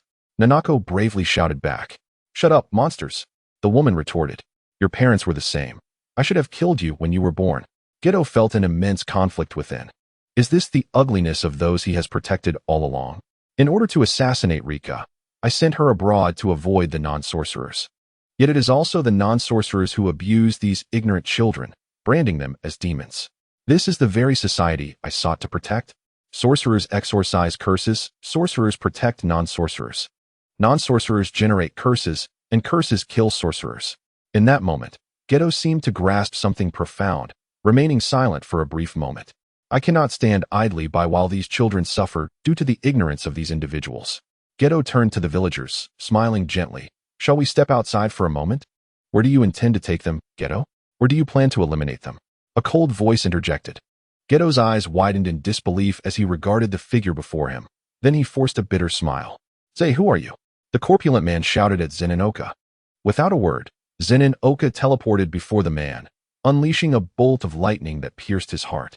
The man barely had time to scream before collapsing. How dare you kill him? The woman beside Geto exclaimed in panic. Disgusted, Oka frowned as his Rinnegan activated, instantly piercing the woman's chest with his purple silhouette. Oka was not one to be trifled with. If he were to kill out of vengeance or insult, how would he differ from Sukuna? It is known that Sasuke's counterattack against Orochimaru stemmed not only from his unwillingness to relinquish his body, but also from a disdain for the manipulation of life. Yet that does not mean he lacked anger. Being so cruel to two children is akin to being a beast. The venomous woman fell to the ground, destined to lie in a state akin to death for the rest of her life. Release those children. Let us discuss matters outside. Oka gestured towards the door, speaking nonchalantly. Geto remained silent, not distancing himself from Oka for his actions, for this was indeed his sentiment. Summoning a curse to destroy the cell, he took the hands of the two girls and followed Oka. The two walked in silence. They found themselves in an open area outside the mountain village. Glancing upwards, the brilliance of the sky was laid bare before them. You two go wait for us over there, all right? Oka squatted down, smiling at Nanako and Mimiko. We will just discuss a small matter and will return shortly. The two little ones nodded blankly, casting a glance at Geto before wandering off. Geto and Oka faced each other. A standoff ensued. Eventually, it was Geto who broke the silence, a bitter smile upon his lips. Zay, you have been following me these past few days, haven't you? I am quite familiar with your cursed energy, yet I have completely overlooked it in recent days. Indeed, Oka affirmed without denial, nodding towards the distance. Since the star plasma vessel incident, I have noticed your gradual shift in mentality. Non-sorcerers intervening with sorcerers, indirectly murdering sorcerers. Your steadfast beliefs have begun to waver. I specifically sought out everyone to accompany you that day to alleviate your solitude. I had Wu accompany you on missions, to save those who might perish. He sighed helplessly. I never expected you to contemplate indiscriminate slaughter. Is this vengeance? Yes, Geto replied, touched in an inexplicable manner. I cannot allow these murderers to roam free. Thus, you are willing to bear the risk of becoming a curse user? Oka spoke softly. Have you considered how Wu will feel about your transformation into a curse user? What about my perspective? Geto's expression seemed to waver at Oka's words, and he dared not meet Oka's eyes, merely whispering, So, did you come today to prevent me from descending into darkness? Geto understood that had Oka not intervened in time, the future would be filled with regret for them all. In a way, Oka looked up at the sky. I once knew someone who bore everything alone, succumbing to darkness, ultimately losing their body to another. Geto fell silent, unsure of how to respond to Oka. Since we met at Jujutsu High 3 years ago, it seems we have not fought even once, have we? Oka gathered cursed energy in his hands. If you wish to act foolishly, then allow me to engage you in battle. Today we shall fight. Oka assumed a combat stance. A fight? Geto stared at Oka, realizing he had never fought him. It was always we practiced against. Come on. Geto, undaunted, declared, I wish to see just how strong you are. As he spoke, Geto struck a gun pose, summoning several fish-shaped cursed spirits from his fingertips. Chidori. Oka's body crackled with lightning, shattering the oncoming fish curses to pieces. It seems I must resort to a swarm tactic. Geto's expression grew serious as countless centipede curses surged towards Oka like a tide. Oka leaped high into the air, swiftly forming hand seals, fire style, great fireball technique. A massive fireball descended like a cataclysmic meteor, incinerating Geto's curses. The two then closed the distance, exchanging blows in a flurry of fists and kicks. So, for these past few days, you still intend to eradicate all non-sorcerers, creating a world devoid of curses? Oka landed a punch on Geto's face. No. Geto replied as he retaliated with a kick aimed at Oka's abdomen, but it missed. I realize that is unrealistic. The difficulty is immense, and the resistance is overwhelming. You and Wu cannot possibly triumph. However, I believe that if I were in your or Wu's position, it could be accomplished. Thus, I think the most realistic and potentially achievable dream is yours, Zay. Geto wiped the blood from his face, grimacing at the pain. This guy really shows no mercy. Long Yin sang loudly, undeterred by the ink that sought to extinguish him, as he charged towards Suguru Geto. There's no other way, Rainbow Dragon. A colossal white dragon materialized from the black hole behind Suguru, swiftly engulfing Long Yin and hurtling towards Zenin Satoru. This trivial skirmish cannot possibly defeat me, Geto. Manifesting a spear of lightning in his grasp, Zenin met the rainbow dragon head-on. Thousand Birds, sharp spear. The razor-sharp lightning cleaved the dragon in two, sending one half crashing against a distant mountain with a thunderous impact. Nearby, Nanako and Mimi exchanged glances, their expressions reflecting disbelief at what they had just witnessed. Is this what you call discussing matters? A massive serpent materialized, ensnaring Suguru Geto in its coils. Not good. Geto's pupils constricted as he concentrated his cursed energy, struggling against the binding force. In no time, he was sent flying by a kick from Zenin, the spot struck, seared by the Thousand Birds lightning. Coughing, Geto managed to rise. casting a scornful glance at Zenin, who had teleported closer. Aren't you afraid of killing me? As long as I draw breath. I can reverse the technique to bring you back, Zenin retorted. Ducking under a barrage of 1,000 birds, Geto retaliated with a swift kick aimed at Zenin, creating distance between them. From the black hole behind, countless blue laser-like attacks surged toward Zenin.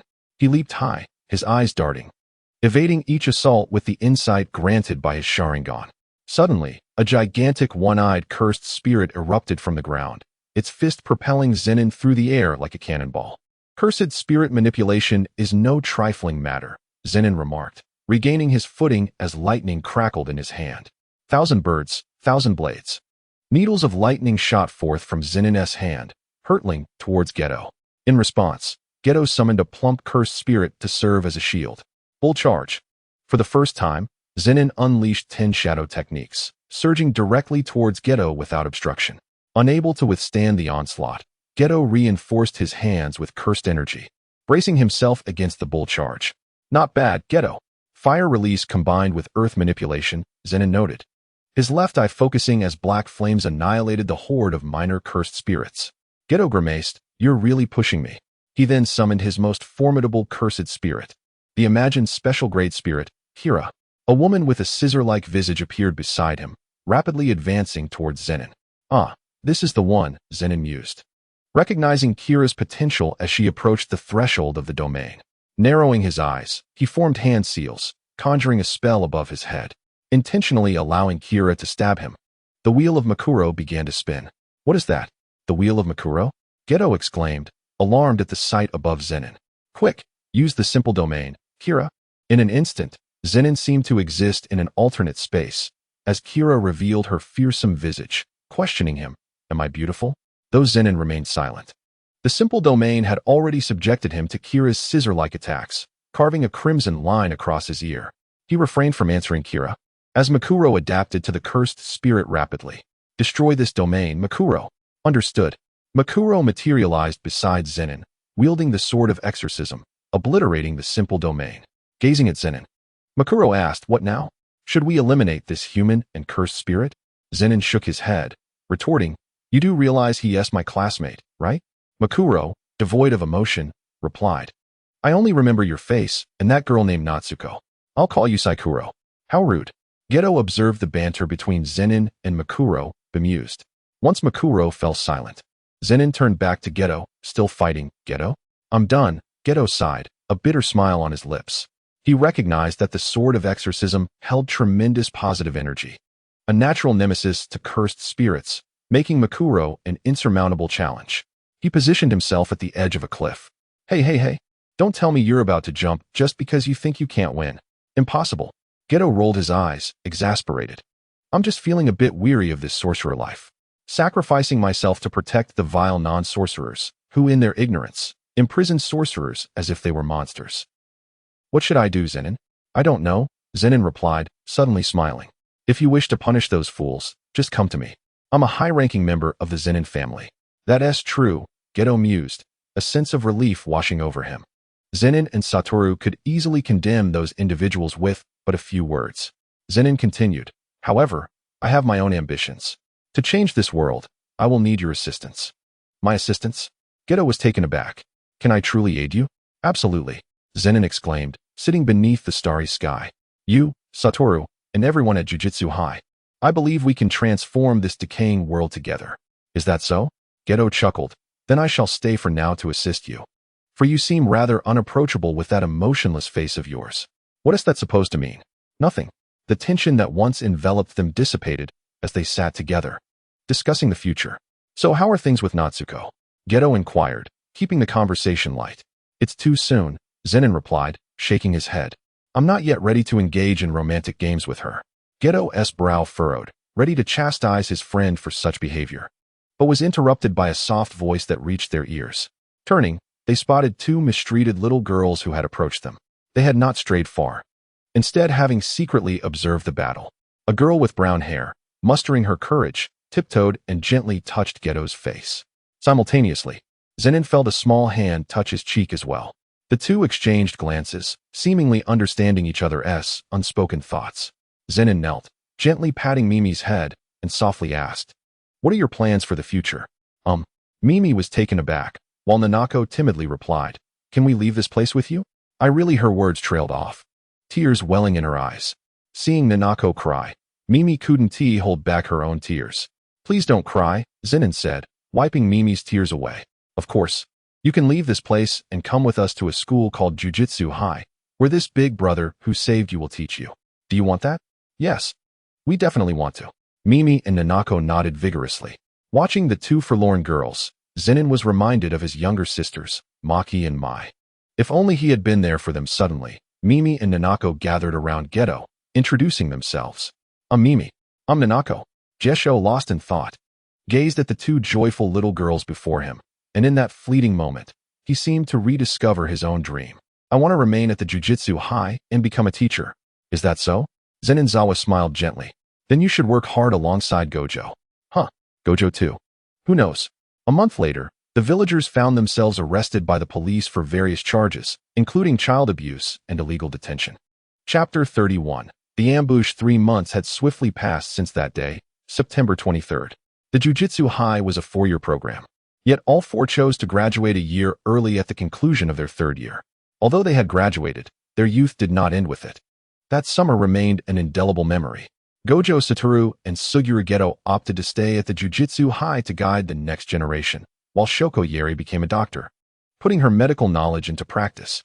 Zeninzawa returned to the Zenin clan, decisively confronting and disciplining Zenin SH-10, thus assuming the role of clan leader. He subsequently ascended to the upper echelons and began forming his own faction within the higher-ups. His ambition was to become the supreme leader of the supervisory department, aiming to reform the decaying jujutsu world from within. Despite his desire to eradicate the corrupt leadership in one fell swoop, the jujutsu world was currently stable. An unprovoked purge of the upper ranks would undoubtedly incite dissatisfaction and resistance from other clans, jeopardizing societal stability. Thus, Zeninzawa resolved to retain the antiquated leadership while continually introducing new personnel. Gradually, he began to construct the world of his dreams within the Tokyo Jujutsu High. Nanako and Mimiko whispered excitedly in their seats, while Suguru Geto, just arriving at the classroom door, felt a sudden headache. "Lord Geto is becoming increasingly handsome. I adore him. Lord Zenin too, but I haven't seen him in ages." The two girls chatted animatedly, completely oblivious to Geto's presence at the door. Just as he was about to speak, a hand clapped on his shoulder, and a soft voice said, "Hey, Jia, want to practice on the playground?" "Gojo." Geto turned to see the grinning face of Satoru, then glanced at the delighted expressions of Nanako and Mimiko. "Well, as long as they're happy. Sometime later, your martial arts are getting stronger. Jia, you've learned the reversal technique too?" On the playground, Gojo and Geto lay on the ground, panting and laughing heartily. Suddenly, Gojo remarked, "It seems we haven't seen Zawa in a while, have we?" "Indeed," Geto reminisced. After graduation, Zawa inherited the Zenin clan leadership, aspiring to change the world through reform. It appeared that he could only be seen at the Zenin household now. Gojo chuckled. "If I stay at the Jujutsu High to change the world, what about you, Jia?" Geto contemplated the events of 3 months prior, squinting his eyes. "I believe I have found my direction in life." "You're not being entirely honest with me, are you?" Gojo stood up, hands clasped behind his head, gazing at the sky with a light laugh. "I have a task to attend to, but let us gather Zawa and Shoko another day for a reunion." "All right," Geto smiled, bidding farewell to Gojo. He then escorted Nanako and Mimiko to the dormitory, reminding them, "Make sure to get to bed early." "Yes, Teacher Geto." They chimed in unison, their faces lit with mischievous grins. Watching their smiles, Geto knew they would likely disregard his advice. After seeing them inside, he departed from the Jujutsu High, heading toward the apartment he had purchased in the city. As he walked, observing the encroaching darkness, he suddenly halted. "Who is there?" he demanded coldly. "Stop hiding." A chuckle echoed in response. "As expected of one of the 4 special grade sorcerers, you noticed me so quickly." A man emerged from the shadows, his appearance unremarkable, save for a seam encircling his forehead. "Who are you? A curse user?" Geto inquired, perplexed, as he assumed a combat stance. It had been quite some time since he had encountered a curse user. "You need not know so much," the man smiled slightly. "Just understand that I am here solely for your cursed energy manipulation." With that, he lunged at Geto, enhancing his punch with strength, striking him before he could react. That was fast, almost on par with Gojo. Gedo thought, alarmed, as he regarded the smiling man before him warily. No matter who you are, I shall not let my guard down. A colossal white dragon surged toward the man at blinding speed, as Gedo unleashed his trump card. However, to his astonishment, the dragon was inexplicably pinned to the ground. An overwhelming pressure descended upon him, rendering him unable to maintain his footing. Is this man's technique gravity-based? Gedo pondered, struggling against the immense force. At that moment, the man swiftly approached with a dagger in hand. With a swift motion, he severed Gedo's finger, picking up the severed digit. A chilling smile returned to the man's face. Objective achieved. Now, on to the next phase. Gedo forcefully broke free, summoning several enormous centipede curses, ensnaring the man before he could deploy his gravity technique. Simultaneously, Gedo initiated the reversal technique to heal his finger, but as he caught sight of the man's grin, an ominous premonition arose within him. Suddenly, droplets of blood appeared near the man, swiftly piercing through the centipede curse's body. The man laughed nonchalantly. I won't kill you just yet, as I'm uncertain if your cursed spirits will go berserk. Otherwise, I wouldn't have resorted to such measures to acquire your techniques. Moreover, it seems the Zenin clan has grown wary of me.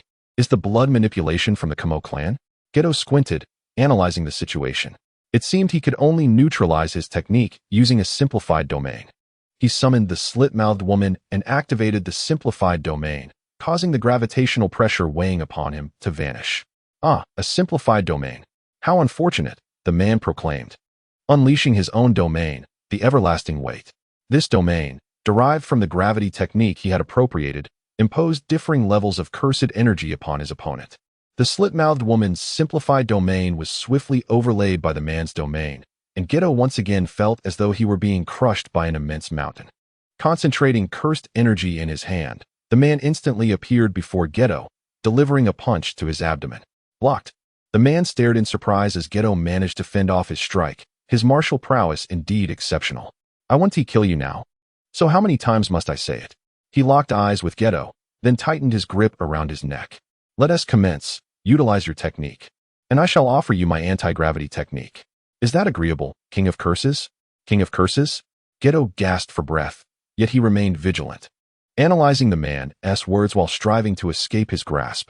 What is your true intention? The man remained silent, gazing skyward, as a dark orb materialized in the heavens.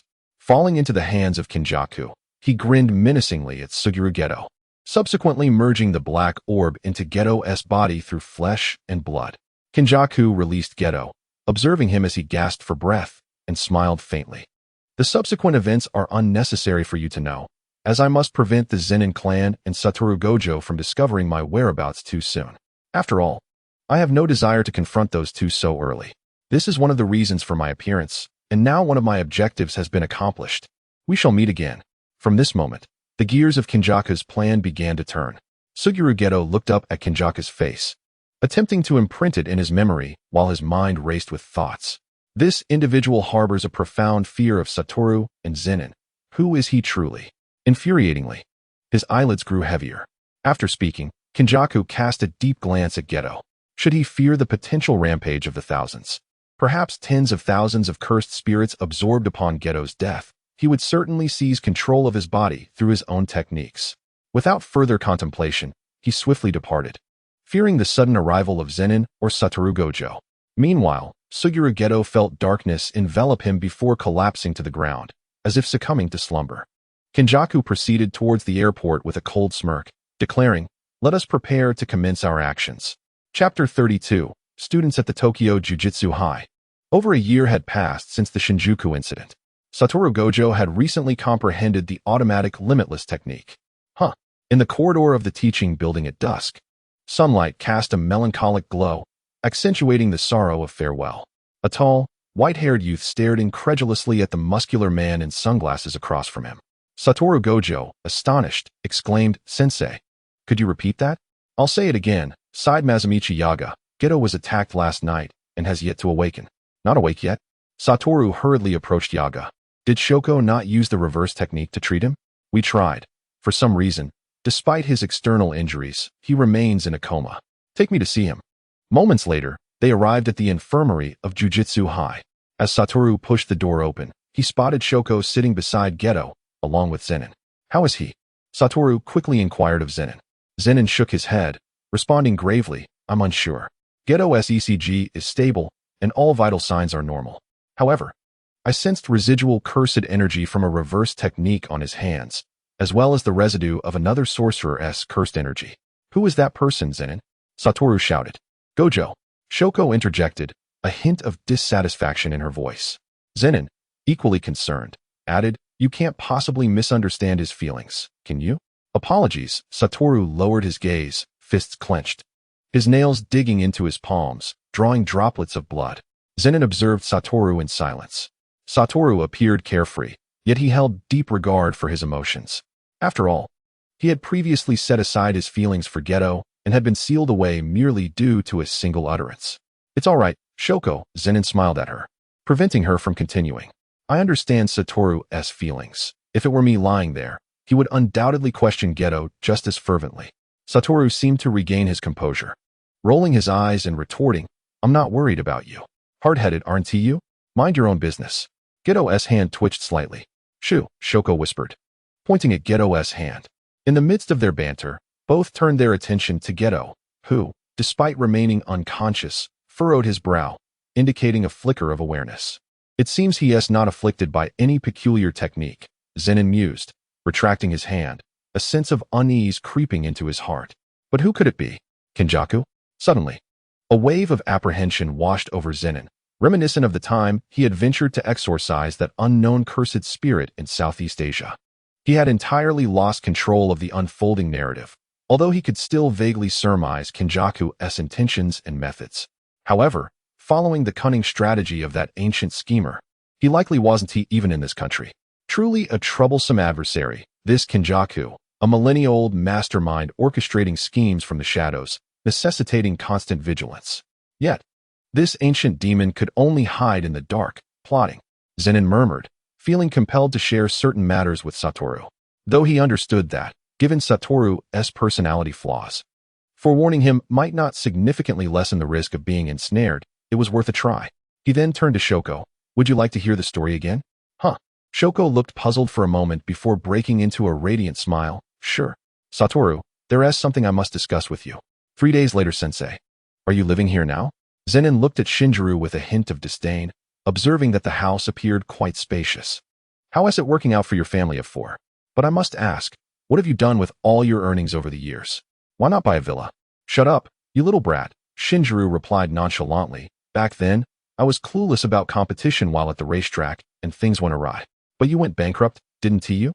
Zenin scoffed at Shinjiro. You insolent brat, you've really grown bold. Shinjiro squinted at Zenin. If you don't gamble, I want to argue with you. Cut it out. What about your first wife, the one you mentioned 10 years ago? Zenin suddenly inquired. Oh, a black-haired woman flashed through Shinjiro's mind. Her eyes filled with regret and apology. After giving birth to Megumi, she left. It was my fault. She was already ill, and having a child was too much for her. I regret it deeply, even to the point of not being able to face Megumi. Zenin glanced at Shinjiro, noting this vulnerable side of him for the first time, feeling a pang of sympathy. In a moment, they arrived at the door of a house, and Shinjiro knocked. A boy with spiky black hair opened the door, his expression initially cold, but upon seeing Shinjiro, his demeanor brightened considerably. Dada's home. Megumi dashed to the living room, sitting beside a girl with a ponytail. Shinjiro and Zenin exchanged glances before stepping inside. Seeing her father return with a big brother, the girl smiled and introduced herself. I'm Tsukimi Fushiguro, and this is my brother Megumi. I'm your uncle. With a gentle smile, Zenin crouched down to pat Tsukimi on the head. This family, beset by calamities, had both siblings possessed by the 1,000-year-old demon. The girl, seemingly quite perceptive, quickly stood up and said, I'll prepare some food for Dad and Big Brother. At that moment, neither the girl nor Megumi realized that this Big Brother was their nominal uncle. Seeing his sister head towards the kitchen, Megumi quickly followed suit. Shinjiro couldn't help but reveal a joyful smile as he watched the siblings. Despite his reluctance to confront Megumi and his lack of understanding of his life, he still sensed a familiar aura within him, akin to that of Zenin. His technique is also 10 shadows. Zenin, unfazed, quietly regarded Shinjiro. Shin Air chuckled softly, pointing at Zenin Ze, and playfully scolded, You little rascal, the more you grow, the less charming you become. You used to follow me around, indulging in your childish whims. I just think you're truly lacking, unable to even face your son, he retorted. Get lost. Shin-er snapped back, feeling a pang of guilt for Huey's mother. So how about it? From now on, you take on the role of guiding Hui. After all, I possess no curse power or techniques. Teaching him the shade walk technique would be utterly absurd. You teach me, and I'll teach your son. How shall we address each other henceforth? Father? Shin-er queried, puzzled. Get out of here. Amidst their laughter, Tsukimi brought forth several plates of snacks. Let us dig in. Don't hog them, you little rascal. Time swiftly passed, and soon it was 2011, the very year in which Richon was cursed. On a deserted road devoid of traffic, a boy and a girl prepared to cross to the other side. Yute, let's go. The girl turned back, smiling at the boy, and began to step onto the vehicle-free road. As the boy watched her and was about to follow, his pupils dilated, and he shouted, Richon. Huh. The girl turned to see a yellow sedan speeding towards her. Yet, contrary to expectation, the anticipated accident did not occur. A tall, white-haired man, standing at nearly 6'3", reached out a hand to shield her, positioning himself protectively behind her. Strangely, the car halted before him, not moving an inch. His cerulean eyes focused on the boy as he murmured, After 4 years of searching, I finally found you. He then turned to the boy, flashing a radiant smile. My name is Satoru Gojo. Would you like to become my student? Chapter 33. Storm clouds gather in 2018 at Miyagi Prefecture Sans 3rd High School. A pale-faced man with hair resembling a hedgehog approached a louvered box on campus. With a cold expression, he gazed at the box and couldn't help but comment. Storing a special-grade cursed object in such a place is foolish. He stepped forward to open the box, only to find it utterly empty. How could this be? The man stared incredulously at the void before him, hastily peering inside, hoping that the box's depths might reveal the cursed object was simply misplaced. After searching the vicinity for a while, he still found no trace of it. I have no choice, he sighed, pulling out his phone to dial a number. Hello, Hui? What's wrong? Did you lose the finger of Sukuna? Fushiguro Hui paused momentarily before exhaling deeply. Zenin sensei, you knew? I was actually nearby at school. You should check out the paranormal club at that school. I believe it's there. Beep, beep, beep. Fushiguro Hui glanced at the now disconnected call, his expression suddenly turning grave as he stroked his chin, walking thoughtfully. It seems the students from this school have taken it. I must hurry to prevent that individual from being possessed. If it has indeed been taken, it will certainly attract lesser cursed spirits. Fushiguro Hui performed a hand seal, summoning 2 jade hounds, one black and one white, to his side. He crouched down, patting their heads, and instructed, Jade hounds, assist me in tracking the cursed spirit's presence at this school. The 2 hounds immediately dashed off in a specific direction. We observed that it led to the school's playground. On the playground, students had formed a circle around a muscular boy in a tank top and a pink-haired youth. The muscular boy, Takagi, lifted a shot put and threw it forward, achieving a remarkable distance of 85 meters, shattering Japan's previous record of 14 meters. It's your turn, Itadori. Takagi confidently handed the shot put to Yuji Itadori, believing the boy's physique, although athletic, could not compare to his seasoned experience. Can I throw it however I like? Itadori asked, glancing back at Takagi as he lifted the shot put. Fushiguro Hui arrived at the playground, drawn by the commotion. He heard that the sports club advisor was about to compete against Itadori from Mission High. Let us go watch, he thought, eager to witness the spectacle. As he approached the crowd, he felt a stirring sensation, the presence of a cursed object. Indeed, there are no rules. Throw it however you wish. Takagi laughed, feigning regret. I'm sorry for choosing an event outside your expertise, but this is to convey my sincerity. Itadori remained unfazed, simply tossing the shot put forward, causing it to strike the distant soccer goal askew. Amidst the astonished gasps, a person holding a measuring tool paused momentarily. Approximately 30 meters, I suppose. All right, I win. Itadori cheered, blissfully unaware of Takagi's expression of disbelief behind him. That's not a tiger, it's a gorilla, remarked a short-haired girl with glasses, unimpressed. That was definitely a pitching stance, added a tall man beside her. The girl watched as Itadori approached. Itadori, you'd be better off in the sports club. You don't need to force yourself to stay in the paranormal research club. Huh. Itadori looked puzzled for a moment before smiling. But the two of you love horror stories, yet without me, you wouldn't even dare to visit haunted places. It's because we love them that we're afraid. The girl pouted, her cheeks flushed. Itadori chuckled. Isn't it mandatory to join a club at our school? I can't really fit in anywhere else.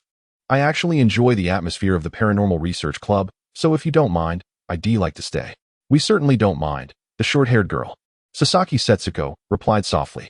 At that moment, Fushiguro Hui approached Itadori, ready to inquire about the cursed object, but was taken aback as Itadori received a call and dashed out of the school. Hey, Hui exclaimed, watching Itadori run past. Isn't that a bit too fast? I heard he can sprint 10 meters in 3 seconds. Nearby, 2 students were discussing. The world record seems rather unimpressive, doesn't it? Fushiguro Hui pondered. To reach such a level relying solely on physical strength, he must be of the same ilk as Maki-senpai. Sometime later, Itadori found himself at a flower shop, purchasing a bouquet before slowly making his way to a hospital. He pushed open the door to room 301, where his grandfather lay in bed. Grandpa, I'm here. I told you not to come, the elderly man grumbled. Stop bringing flowers all the time. Isn't this just like any other day? Ignoring the old man's complaints, Itadori continued tidying up, murmuring, it's only natural for a grandson to visit his grandfather. Besides, you're my only family. The old man glanced at his grandson, muttering, such unnecessary worry, you silly boy. About your parents, I've told you countless times. I don't want to hear it. Itadori walked to the window. Old man, don't think you can act cool before you pass away. A man should die gracefully. What do you know? You little brat. The old man shouted. Don't get angry, Itadori said, nonchalantly placing the water cup on the windowsill and arranging the flowers within it. TSK, this loose generation is truly outrageous. The elderly man let out a grunt, turning his body to one side and closing his eyes. Then, as if imparting his last words, he said, Yuji, you are incredibly strong. Go forth and save others. It is enough to do what you can. Strive to help those you can. And do not worry if you feel lost or if you receive no gratitude. Yuji Itadori turned to gaze at his grandfather, feeling that his words were peculiar, though he could not pinpoint precisely why. Above all, you must exert your utmost effort to rescue others. You should pass away amidst the throng of people, not like I did. The grandfather's voice dwindled until it was but a whisper, ultimately fading into silence. Yuji stared at his grandfather's still form on the hospital bed, tentatively calling out, Grandpa? But the man lying there did not respond, remaining silently still. As Yuji observed the frail figure on the bed, a profound emptiness settled within him. He had lost his closest family member at that moment. Chapter 34. 1,000 years apart, Yuji looked at his grandfather, who lay motionless in the hospital, stifling his tears as he dialed the hospital's front desk. His voice trembled, tinged with sorrow yet eerily calm. My grandfather has passed away. Time swiftly progressed to evening. Yuji glanced at the nurse, managing a forced smile. I've been so glum. Grandpa would be upset. I'll make sure to smile when I scatter his ashes. What kind of talk is that? The nurse reproached him gently. Feeling as though someone was behind him, Yuji turned to find Megumi Fushiguro standing before him. Having donned the uniform of Jujutsu High, with an indifferent expression, he stated, I am Megumi Fushiguro from Jujutsu High, and I have something to discuss with you. The two walked together to an empty hall within the hospital. I am in mourning, Yuji exclaimed, confusion evident on his face as he regarded the unfamiliar young man. I apologize, but the cursed object you possess is exceedingly dangerous, Megumi sighed. He himself was uncertain of the true peril it posed, especially with his teacher and that individual confronting it above. Whether this king of curses could incite any turbulence remained uncertain. Megumi then pulled out his phone to show Yuji an image of a finger wrapped in bandages.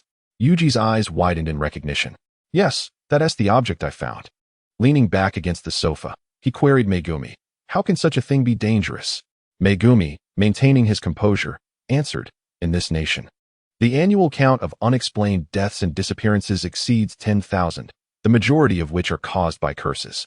Curses? Yuji questioned, skepticism evident in his tone. Believe it or not, but this is reality. Megumi's expression grew serious. Schools and hospitals often attract a plethora of negative emotions. Human despair is a source of curses. Consequently, many schools possess exorcism talismans, and the object you retrieved is one of them. Isn't that a good thing, then? Yuji raised his hand in inquiry. Allow me to finish. Megumi's countenance darkened as he continued. These cursed objects contain malevolence, preventing other curses from approaching. It is a case of fighting poison with poison. But I must reinforce the seal. The object you have is categorized as special grade. To prevent any fatalities, you must hand it over immediately. But that object is with my seniors, Yuji protested, rising to his feet. He then tossed a box towards Megumi. They planned to dismantle the talisman tonight. Megumi stared blankly at the now empty box in his hands, taking a few steps back. They will die? He exclaimed. Meanwhile, the two were en route. A tall man with white hair and an eye patch, holding a bag, asked, Zawa, do you really think the King of Curses will appear tonight? The black-haired figure beside him coldly replied, If I recall correctly, it should be around here. Megumi called me this morning, and the finger has vanished. These two were Satoru Gojo and Zenin Zawa, whose faces bore no marks of age despite the years. Zenin Zawa remained as he always was, that newly enrolled student with the sea urchin hairstyle. Gojo mused, recalling Megumi and then Shinjuku. Seeing his face reminds me of that guy from years ago. Come on, Zawa retorted.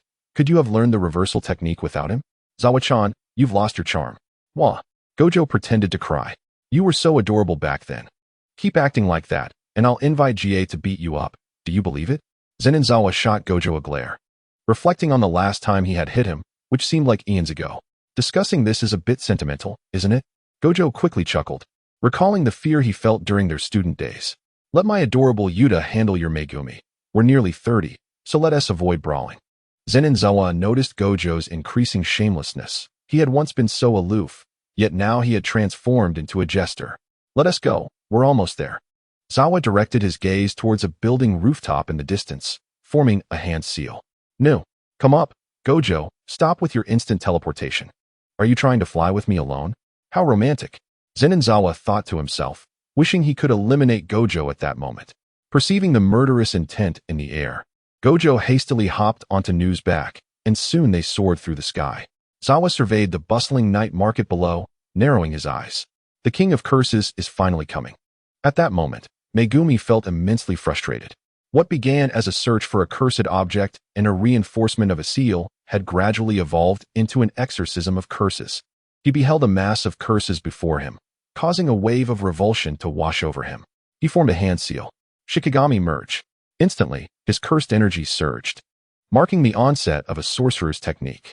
A Shikigami emerged from the shadows, a creature adorned with a mask, wolf claws, orange wings, and a serpentine lower body, swiftly lunging towards the curses. As the curses extended their tendrils, the Shikigami deftly evaded, and with a powerful grasp, tore the nearest curse in two. Megumi's gaze then shifted to the unconscious figure of Kasasaki Setsuko, and a resigned sigh escaped him. What a predicament! Outside, Yuji clutched the railing before him, murmuring, Do all I can to help others. Don't end up like me, Grandpa. Should I really retreat now? His determination solidified. Yuji vaulted over the wall and raced into the school, his grandfather's final words echoing in his mind. I understand now. Yuji shattered a window, entering the corridor where Megumi was stationed, just in time to witness an enormous curse hurling someone outside, causing them to spit blood. Sea urchin head, Yuji exclaimed, puzzled as he watched a serpentine creature vanish into shadows. Without a second thought, he dashed to the rooftop to engage the crawling curse. Hey, Itadori, don't you understand? You should be helping those innocent people escape. Megumi, bloodied and straining to form another seal, declared, Full elephant. A colossal elephant emerged from Megumi's shadow, unleashing a torrent of water towards the curse. Damn it, I'm expending too much cursed energy. Megumi's hands trembled as he attempted to form the seal for the frog Shikigami to pull Yuji over, but his hands clearly suffered from fractures. As the water cascaded, the curse began to falter, and Yuji felt the dry finger he was clutching slip from his grasp. The finger. Fushiguro Mei gazed at the fallen finger and hurriedly began to run, hoping to seize the finger before the cursed spirit. At that moment, the cursed spirit, as if imbued with intelligence, swiftly outpaced Fushiguro Mei and snatched the finger. Immediately, it flicked its tail, sending Fushiguro Mei sprawling. It then seized Itadori Yuji and forcefully shoved the finger into his mouth. Fushiguro Mei lay on the ground, perplexed by the spirit's actions, wondering why it did not consume the finger itself, but chose to feed it to Itadori. In the distance, a shadow observed the scene of Itadori being fed the finger and couldn't help but smile faintly. It seemed that setting this cursed piece in motion and utilizing that individual's technique to conceal the cursed energy was indeed the right decision. The figure murmured, not wasting any time sealing that person's memory for the moment. They have arrived, it seemed. As if sensing something, the figure hastily departed.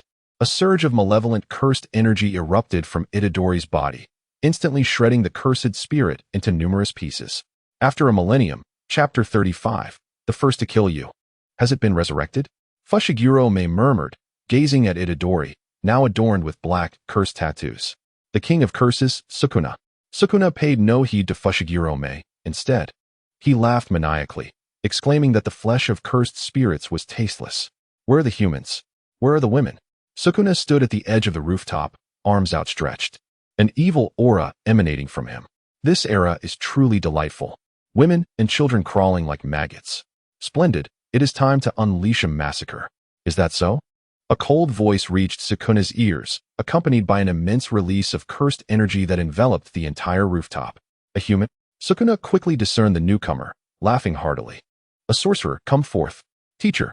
Fushiguro Mei stared in astonishment at the newcomer, who was none other than Zenin S. Mei, step back, Zenin S instructed. His gaze fixed on Sukuna. Gojo has also arrived. That guy is here too? A fleeting image of a capricious white-haired figure crossed Fushiguro Mei's mind, prompting an involuntary twitch at the corner of her mouth as she stepped back. Suddenly, Sukuna's hand grasped his own face, his body becoming uncontrollable as a voice emerged from his mouth, producing two distinct sounds. What are you doing with my body? Give it back. Why can you still move? Isn't it obvious? This is my body. Return it to me. Zenin S chuckled at the scene, saying, Itadori, relinquish your body to him for a minute. Let me test his caliber. Oh, all right. Although Itadori was bewildered as to why this person knew his name, he thought little of it and promptly relinquished control of his body to Sukuna. The black, cursed markings on Itadori re-emerged, the aura rising once more. Sukuna, grinning wickedly at Zenin S, remarked, a minute? How audacious. Although Sukuna found the constant switching of control irksome, he was eager to engage in battle. With that, Sukuna lunged forward, his fist aimed at Zenin S's face, while his left hand unleashed invisible slashes toward him. Are we fighting now? Gojo Satoru landed beside Fushiguro Mei, confirming the presence of Sukuna's energy. Indeed, Zenin was right. Teacher Gojo?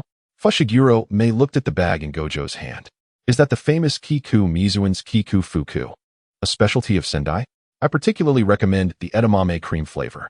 Gojo Satoru took a bite from the bag and tossed one to Fushiguro Mei, casually smiling. Eat up. How can we watch them fight without snacking? Fushiguro, in matters of life and death, you still have the leisure to buy sweets? As expected of you. Meanwhile, Sukuna stared at the empty rooftop, filled with smoke, feeling a twinge of unease. This guy is incredibly fast. Before he could ponder further, Zenin S appeared behind him, thrusting his Chidori into Sukuna's heart. Sukuna reacted instantly, conjuring cursed energy with his left hand to shield his chest, while raising his right hand to unleash a technique. Astonished by the realization, Zenin S's lightning cursed energy was entirely different from anything Sukuna had encountered before. The Chidori sliced through the protective barrier of Sukuna's left hand. Damn it! Sukuna swiftly retreated, reversing his techniques to mend his hands while his mind raced with thoughts. Is the technique lightning-based? If so, injured in a trade-off. Zenin S examined the shallow wound on his hand, clicking his tongue. The shadowy Ma sure had begun to analyze the slashes. Zenin S formed hand seals, and the shadow beneath him expanded behind him. Suddenly, a bull-shaped divine spirit charged towards Zenin S. What is the meaning of this? Sukuna squinted, observing the reckless behavior. Zenin S calmly stated, You are far too careless, king of curses. As Zenin S's words left his lips, Sukuna found himself in a vulnerable position, as the bull's immense force slammed into him. Why am I here? Sukuna stared blankly at the bull, curiosity piqued. What is his technique? Sukuna was violently propelled against the wall, struggling to rise as skeletal remnants of his abdomen became visible. Sukuna, Zenin S said expressionlessly, struggle as you will. Then, with a single hand, Zenin S unleashed a volley of Chidori, causing Sukuna's pupils to constrict as he evaded the tiny, piercing needles. Sukuna understood that being struck by even one would mean enduring excruciating pain. As he dodged, Sukuna retaliated with several invisible slashes, revealing a sinister smile as though he had discovered something amusing. Sorcerer, allow me to become infatuated with you. Zenin S merely tilted his head, effortlessly dodging all of Sukuna's slashes. Such a low-level tactic did not even warrant the thought of utilizing his hungry ghost path to absorb it. Yet, Sukuna, even with only a fraction of his power, possessed an uncanny speed. He appeared behind Zenin-S. Huh? Sukuna's manic grin faded as he discovered a purple skeletal structure enveloping Zenin-S. This was the limit of Zenin-S's current summoning of Susanoo. To truly harness Susanoo's abilities, it appeared one must wait for a life-or-death crisis. Sukuna's relentless strikes against the skeletal frame were ineffective, causing his expression to shift from confidence to shock. "I still prefer your unruly demeanor," Zenin-S remarked coolly. Then, with a swift motion, the Susanoo's arm sent Sukuna crashing into the wall. Observing Sukuna's disheveled form, Zenin-S taunted, "Is that all?" Sukuna clenched his fists in frustration, glaring at the arrogant boy, wishing to eliminate Zenin-S on the spot. "Taste this, King of Curses." Zenin-S formed hand seals, and with the skeletal structure leaping into the air, he unleashed a torrent of flame. A violent wave of heat surged towards Sukuna, causing his pupils to narrow as he realized he could not sever it with slashes and quickly sidestepped. Confusion filled his mind. Why could he utilize so many techniques? "Did you think this was the end, King of Curses?" Zenin-S teleported behind Sukuna, thrusting the Kusanagi sword through Sukuna's heart, twisting it viciously until it shattered. An unreal sensation of pain surged through Sukuna, leaving him momentarily stunned. How many years has it been since I experienced such pain? Meanwhile, the powerful current coursing through the Kusanagi sword rendered his body paralyzed, leaving him utterly immobile. Zenin Satoru forcefully pushed, sending Sukuna hurtling towards the sea of flames. While his spear, Chidori, pierced into the inferno, a violent explosion erupted, engulfing the rooftop in darkness. Within the chaos, Sukuna's arms were blown off, his entire body marred with burns from the blast, and blood trickled from the corners of his mouth. At this moment, he was reduced to the strength of a single finger, the efficiency of his reversal technique insufficient to mend such grievous injuries. Spitting out blood, Sukuna glared fiercely at Zenin Satoru, perceiving him merely as a fool who took advantage of his weakened state. "Let us play once more, O King of Curses," Zenin Satoru remarked with a faint smile. Sukuna, hearing the repeated taunts of King of Curses, understood the mockery inherent in Zenin-S words. Fueled by his formidable will, Sukuna managed to restore his right hand, unleashing 3 swift slashes. Zenin Satoru raised his palm, a mocking smile adorning his face as he absorbed the strikes. His eyes reflected disdain. In his view, Sukuna's technique was utterly tedious. This time, Zenin Satoru did not even move, effortlessly neutralizing Sukuna's assault, leaving the latter's pupils wide with shock. Why have my strikes vanished? A terrifying thought crept into Sukuna's mind. The imp before him could absorb cursed energy. With no time for contemplation, Zenin Satoru had already closed the distance, grasping Sukuna by the throat. "Damn you, little monster." Sukuna's face flushed with rage. But before he could voice his anger, he was slammed against the wall where he had previously been struck by Zenin-S Susanoo arm. As Zenin tightened his grip, the overwhelming force made it difficult for Sukuna to breathe. Leaning in close, Zenin coldly mocked, "Why are you so weak?" "It is because your hatred for me is insufficient." His words pierced Sukuna's heart like a dagger, and he gritted his teeth, his eyes filled with venomous fury as he stared at the impassive Zenin Satoru. A phantom of a bull surged forth in Zenin's hand, delivering a punch to Sukuna's abdomen. Releasing his grip, Sukuna's eyes rolled back as he lost his balance. Collapsing onto the rooftop, gasping for air. "What an ugly sight, O King of Curses," Zenin taunted. "Can you not even dance anymore?" Struggling to rise, Sukuna vowed he would not allow Zenin to witness his humiliation. "Now my hatred for you is sufficient, Zenin Satoru," he declared calmly, an overwhelming intent to kill radiating from him. "I have already envisioned your demise, little monster." Zenin Satoru laughed at Sukuna's words, his right eye transforming into a red orb adorned with a 6-pointed star, while his left morphed into a purple Sharingan. "I have grown weary of this, King of Curses. Do not underestimate me." Sukuna's fury ignited as he gazed at Zenin-S peculiar eyes, momentarily stunned. What was that? The scene shifted, revealing Sukuna bound to a cross, surrounded by a crimson void. "Welcome to my illusionary realm," multiple Zenin Satorus wielding short blades observed Sukuna. "Here, both space and time are under my control." One Zenin thrust a knife into Sukuna's body, while another uttered nonchalantly, "For the next 48 hours, this blade will continuously pierce you. I hope you can endure it." King of Curses. Coldly, Sukuna regarded the myriad Zenin Satorus before him, not uttering a single scream, but instead gritting his teeth and retorting. Once I reclaim all my strength and seize control of this little monster's body, you will be the first to perish. Ignoring Sukuna's threats, Zenin had never taken such bravado to heart. The short blades relentlessly pierced Sukuna's soul for an entire 48 hours within this realm. Yet in reality, it was but a fleeting moment. The dark symbols on Yuji Itadori's body rapidly faded, and all that belonged to him reclaimed their rightful place. Zenin Satoru, covering his left eye, quietly observed as Sukuna fell into slumber within Itadori's domain. He could utilize his ocular power to enter this realm, even converse in Sukuna's presence, though it was merely a matter of necessity. After all, Sasuke, upon his debut in the Shippuden arc, had already witnessed the Nine Tails within Naruto. Not to mention, with his current Rinnegan, he could ensnare all tailed beasts under illusion with a mere glance. However, Zenin held disdain for employing the same tactic twice. Should another opportunity arise, Sukuna would experience overwhelming power. Calmly standing his ground, Zenin reflected on the past 12 years, having reached the pinnacle of his ocular development and, through memory, devised techniques that harmonized with his own, formed from cursed energy. To date, aside from the Rinnegan's teleportation, he had maximized his capabilities. Now, it was merely a matter of what kind of battle Zenin wished to engage in. Zenin, did you finish so quickly? Satoru Gojo appeared beside Zenin, witnessing the latter's illusion for the first time. In Gojo's eyes, Sukuna had just issued a fierce threat, only to be subdued by Zenin. Nonetheless, the thought of Zenin's intermittently appearing and disappearing red and purple eyes struck Gojo as remarkably cool. Let us check on Itadori.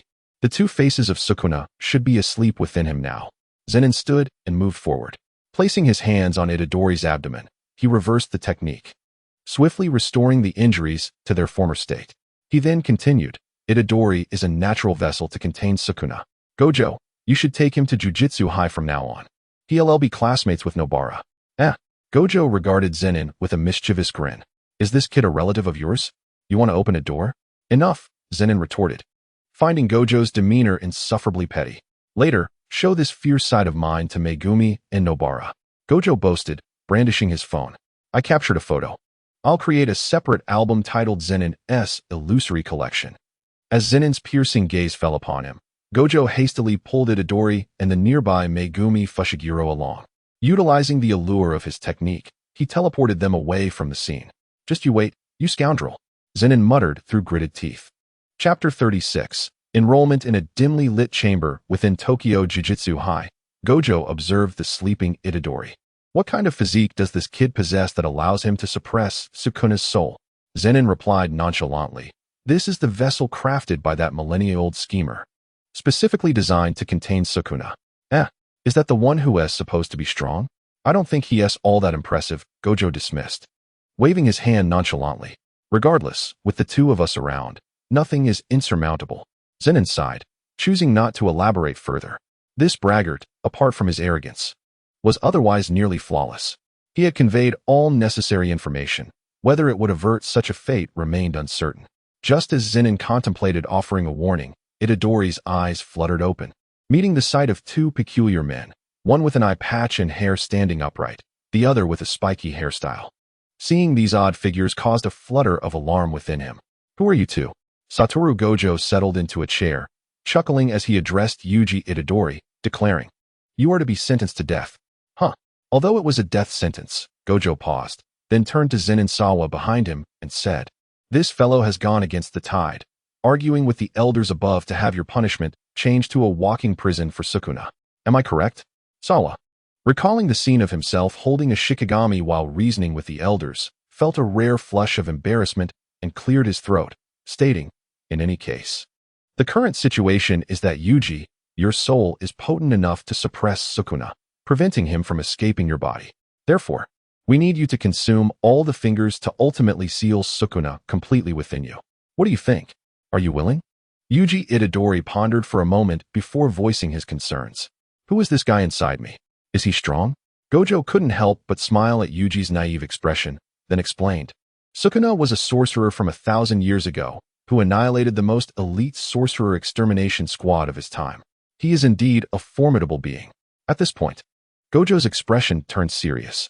However, he is also bloodthirsty, particularly towards women and children, exhibiting a cold and ruthless demeanor, acting solely according to his whims. Is that kind of monster residing within me?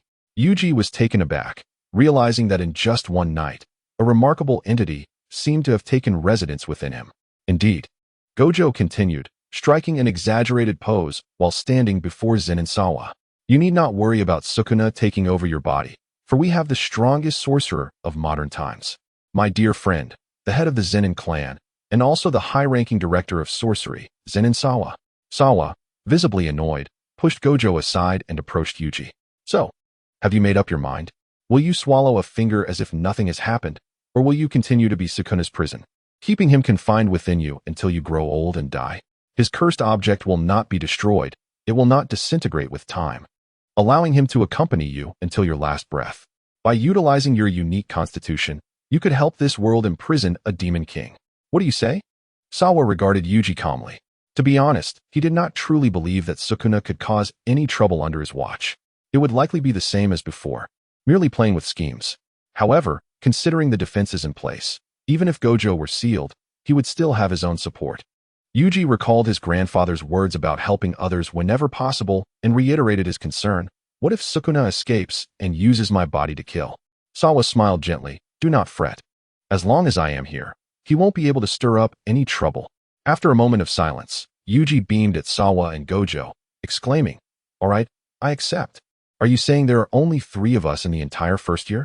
Yuji stared blankly at Gojo and Sawa, feeling as if he had stumbled into a pyramid scheme. Isn't there anyone else? Gojo began counting on his fingers. There are 3 in the first year, 4 in the second, and excluding those suspended, only 2 in the third. Yuji realized that the combined total from all grades barely reached 10. He gradually began to doubt the reliability of this white-haired teacher and asked, Gojo-sensei, doesn't that other person teach? Sawa? Gojo smiled. That guy is my informant at the higher-ups. The two walked through Jujutsu High, soon arriving at a grand hall. Yuji focused on the figure seated at the head, a burly man wearing sunglasses, who appeared to be meticulously carving a figurine. That's Yoshinobu Yaga, Gojo explained, the current principal of our school. By the way, he was our teacher back in the day. 4 of us? Yuji reflected, wondering who the other 2 were besides Sawa. One is a doctor, and the other. Gojo hesitated, had an accident, and doesn't he quite remember us anymore. Yuji observed Gojo's smile, sensing a hint of melancholy in it. Yaga then spoke. Sawa has already informed me. Please take him to complete his enrollment procedures. As he prepared to resume his work, Yaga glanced at Gojo and added sternly, Make sure you handle this properly, and don't cause any more trouble. You're the last person I trust. Ha ha ha. Gojo chuckled and led Yuji deeper into the school. Suddenly, they encountered a man with peculiar bangs and a bun, flanked by 2 attractive girls. Hey, Suguru. Gojo greeted, smiling at Suguru Geto. Hello, Gojo, Geto replied warmly, then turned to Yuji.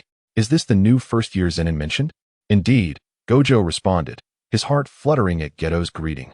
Quickly adapting and cheerfully adding, this fellow was sneakily admitted through Sawa's connections. Uffed, the 2 elegant girls, Nanako and Mimiko, couldn't help but laugh at Gojo's words about connections. Both were now clad in Jujutsu High uniforms, embodying the image of diligent students. The 2 girls curiously eyed Yuji, causing him to blush. Shall we go together to complete his enrollment? Geto suggested with a smile. Hey, you're not trying to gossip, are you?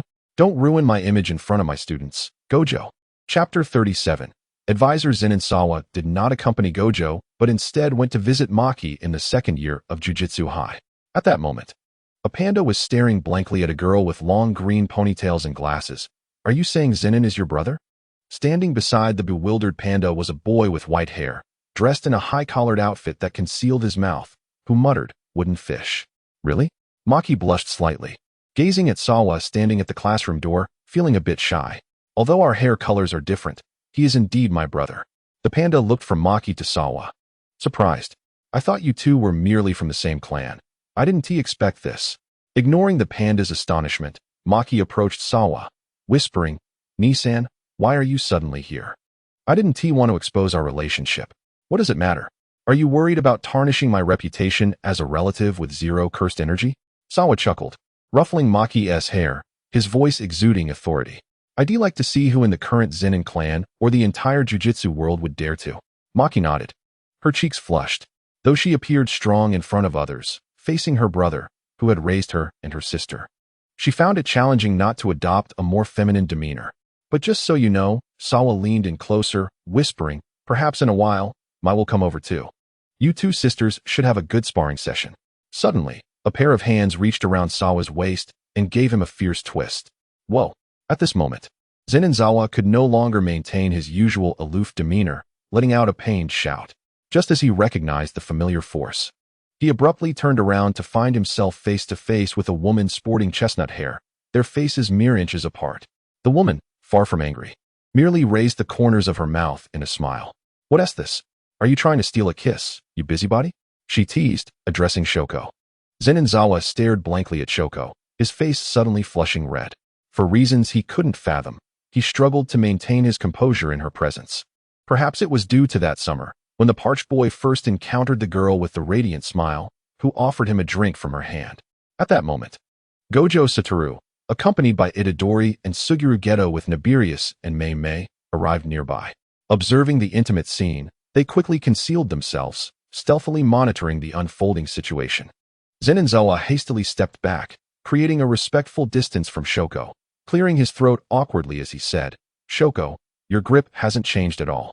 Shoko, glaring coldly at Zenin Zawa, retorted, how long has it been since we last met? About a week? Zenin Zawa replied uncertainly. It's been a month, Shoko said, adding more lines of irritation to her face. Have you forgotten that you promised to tell me Spirited Away last time? I even made an effort to come here. Zenin Zawa felt a wave of dread wash over him. Amidst the chaos of managing the accumulated paperwork in the administration and screening candidates for mid-level positions, he had completely forgotten about his promise to share a story with Shoko. As he looked at her face, as exquisite and beautiful as 12 years ago, the beauty mark at the corner of her eye lent her an alluring charm. Forcing a laugh, he pointed at Maki. Mainly my sister Maki. She just started this semester and already got into a fight with her classmates, so the school called me in for a meeting. Maki, bewildered by her brother's nonsensical excuses, looked at him as if seeing a stranger. When had her brother ever spun such tales? For a moment, she thought of a certain white-haired rogue with an eye patch. However, understanding that her brother must have his reasons, Maki reluctantly said, it's all my fault. Shoko shot a glare at Zenin Zawa before pinching Maki's cheek. So you're in on this deception too, huh? Shoko stepped forward, seizing Zenin Zawa's hand and pulling him down the corridor. The onlookers, who had been silently observing, wore expressions of amusement. Watching Shoko and Zenin Zawa walk further away, Gojo couldn't help but smile. These two, after 12 years. I must get to the bottom of this soon. They can't keep dawdling like this. Suguru Geto, lost in thought, felt a vague familiarity with their relationship. Where had he witnessed something similar before? Meanwhile, Nabirius and Mei Mei were busily typing messages on their phones. It seemed that even Suguru had forgotten about the matter between Zenin Zawa and Shoko. His focus now solely lay on his mission as a teacher at the high school. Even his ties with Gojo and Zenin Zawa had diminished since that day. Behind Suguru, the two girls cast worried glances at his back. He was not only their teacher, but also their guardian. Outside the classroom, Zenin Zawa gazed apologetically at Shoko, murmuring, I've been so busy lately. You fool. Shoko remarked, noticing the unusual expression on Zenin Zawa's face, her earlier anger dissipating. I know you well enough.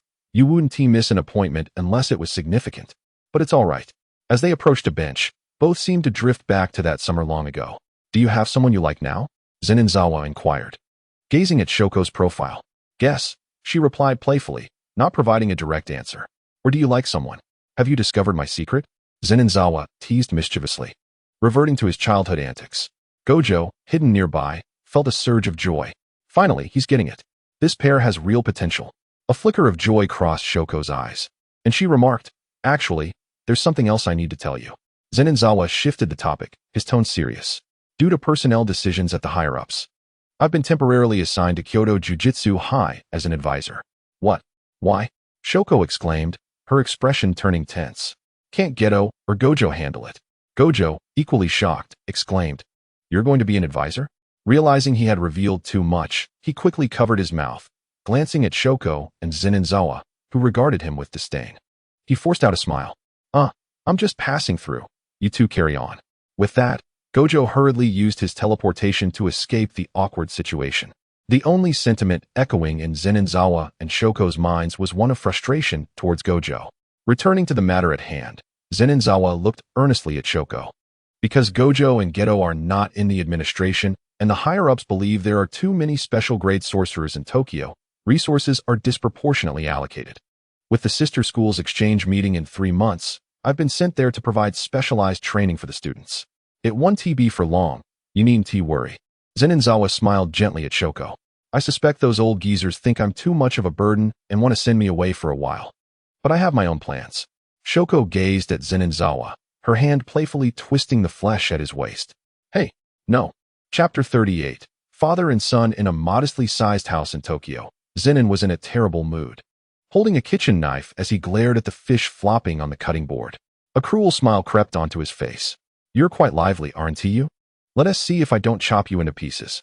Dad, a sweet female voice called out, breaking the tension. Zenin shot a sharp glance at the fish before collecting himself and turning to the woman who was taking off her shoes. Why are you home from school so early? Mizuki? Because the teacher is absent today, Mizuki replied, placing her shoes in the cabinet. She then noticed the scarf Zenin was wearing and chuckled. Are you trying to learn how to cook again? You really don't need to. I just thought this outfit looked nice, Zenin retorted defensively. I wasn't planning on using the knife to cut fish. Mizuki smiled silently, taking the scarf from Zenin and walking into the kitchen. Leave it to me. You and Yuta wait in the living room. Are you sure you can handle it? Zenin scoffed, glancing at Mizuki before turning on the television. Recently, there was a terrorist attack at Miyagi Prefectural 3rd Middle School, the news anchor reported. Zenin's heart sank as he saw images of the damaged buildings. That kind of destruction couldn't be attributed merely to a terrorist attack. I'm back, Fushiguro Yuta announced as he entered, spotting Zenin on the couch. The atmosphere turned awkward. If there was anyone Yuta wished to avoid, it would be his father, Zenin. Yuta sat beside Zenin, both of them silent for a moment before Yuta broke the tension. How long are you staying this time? Probably just a day, Zenin replied, amused by his son's awkward demeanor. Why is this brat so stiff? As this lad matures, he becomes increasingly awkward, and I cannot help but wonder from whom he has learned this behavior. Yet, he was undeniably quite endearing in his childhood. Now, he speaks less and less, and I often feel that my efforts in raising him were in vain. Fushiguro Mei stammered. Can't you stay a bit longer? There are so many things I wish to know. But primarily, it's Tsukimi that is eager to learn, not me. Oh, Mei. Tsukimi emerged, playfully scolding. It's evident that you want Dad to stay a few more days. Truly, he has become less sincere as he grows older. I haven't. Clearly you do. Don't deny it. Tsukimi teased. Zenin Shinjiro observed the playful bickering between the siblings, a smile of contentment unconsciously gracing his face. Is this not the life that lad desires for me? Had he not intervened against Gojo Satoru 12 years ago, I might have perished under that strike. Shinjiro clenched his fist, recalling the terrifying purple cursed energy. Even after a decade, he still vividly remembers how, within the Zenin family's relentless studies, the techniques of the Gojo clan had been thoroughly deciphered. Yet that singular move remained elusive. You have indeed subdued the cursed spirit, Mahito? Shinjiro's thoughts drifted back to the events before the Shinjuku incident 12 years prior.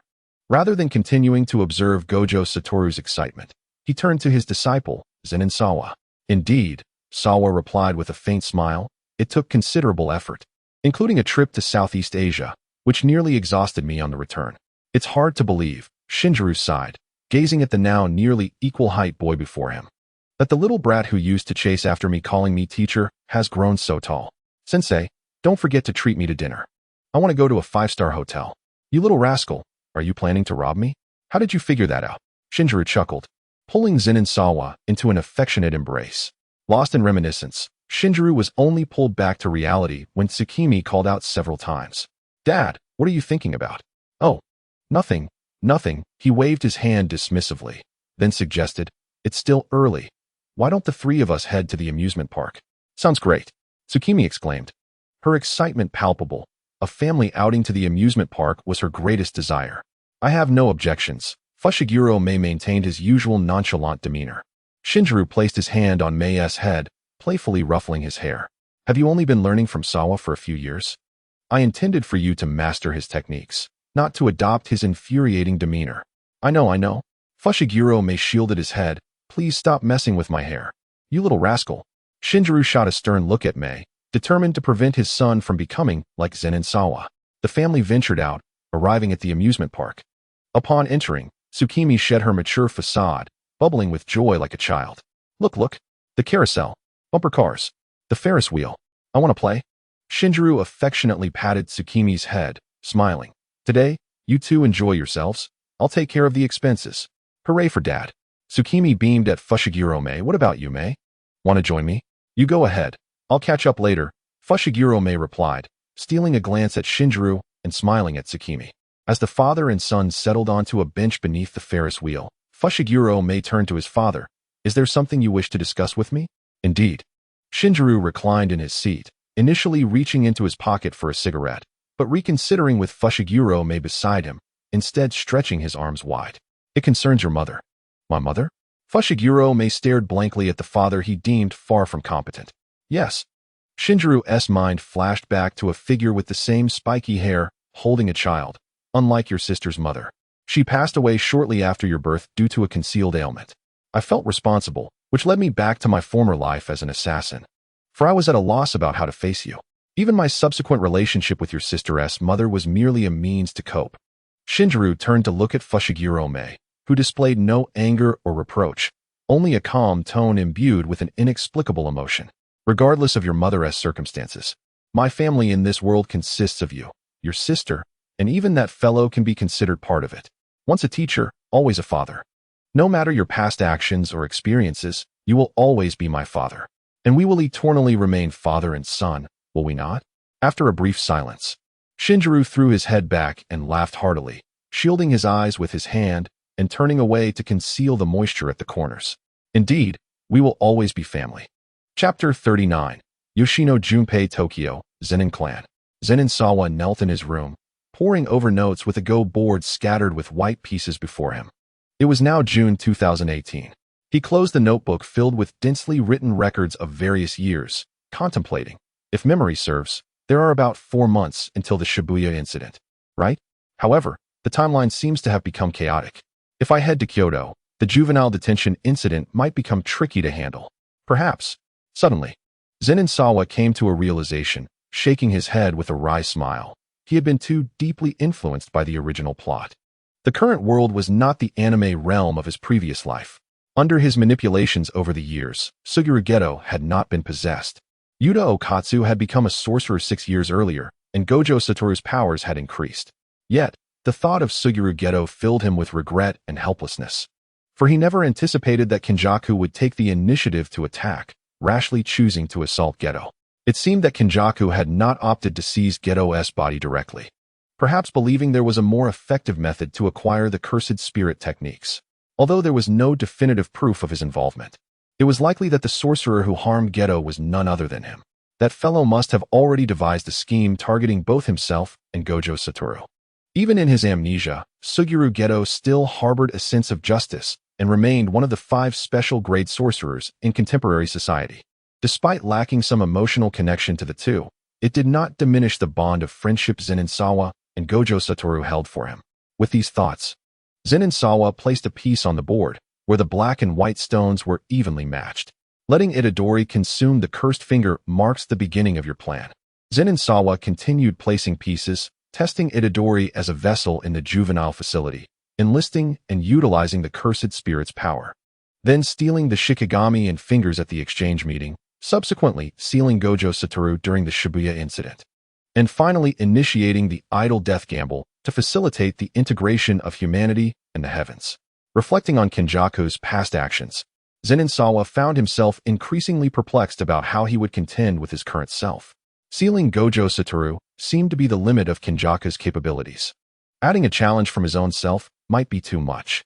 Perhaps you too have matured since I let that cursed spirit destined to be born escape. His gaze turned cold, yet he shook his head.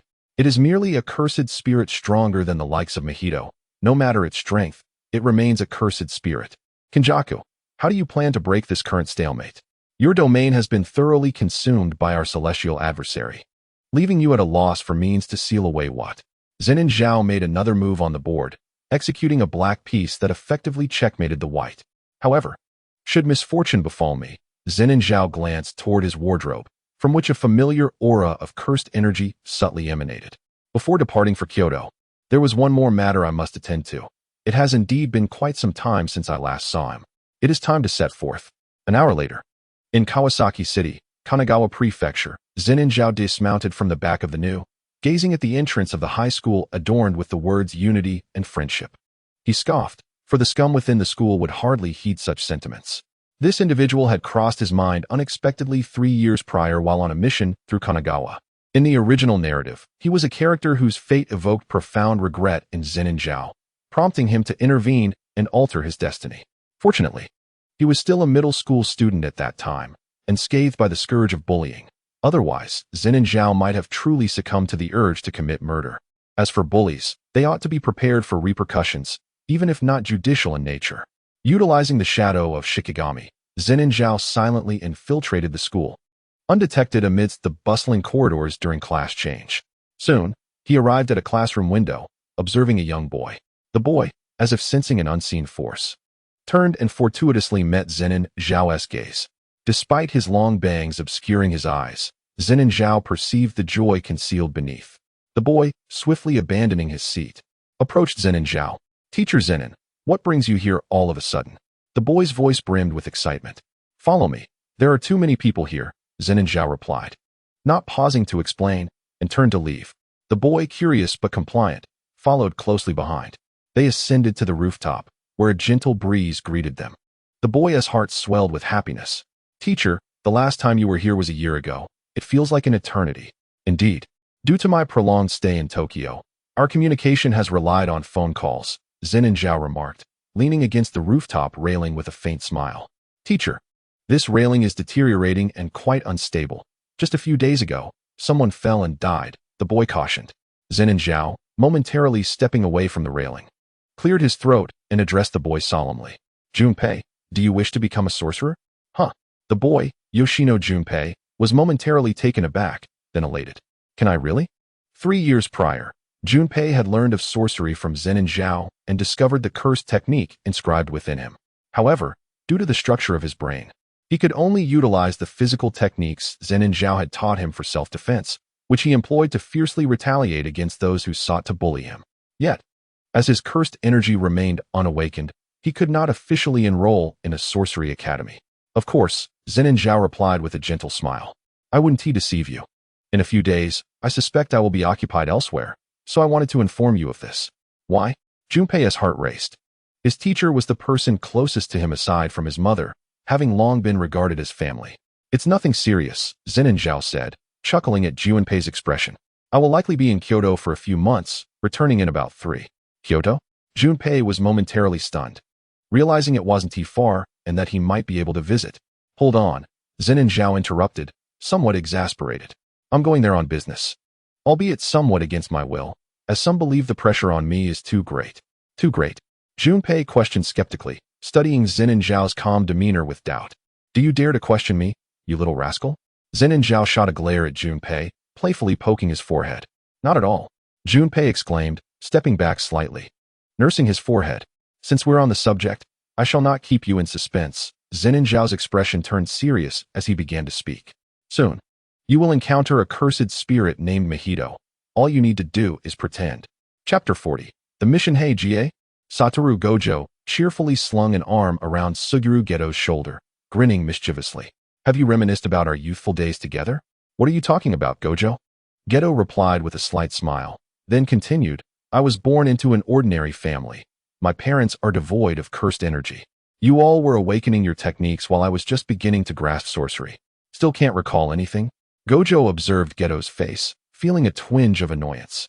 "That damn binding, I must make you remember." Yet outwardly, he maintained his jovial demeanor. "I've been delving into some juicy gossip lately. Would you care to hear?" "Gojo, if you dare spill it, you're done for." A cold feminine voice interrupted, startling Gojo. He quickly ducked behind Geto, glancing at Shoko Yeri, who had evidently overheard Gojo's intended revelations. "Yeri, what has got you so riled up?" Gojo chuckled awkwardly, scratching his head as he pondered how Shoko always seemed to find time to visit the classroom amidst her usual office drinking or texting Zenin. "If I hadn't come, you'd be blabbing to everyone, wouldn't you?" Shoko shot Gojo a disapproving look before turning to Geto.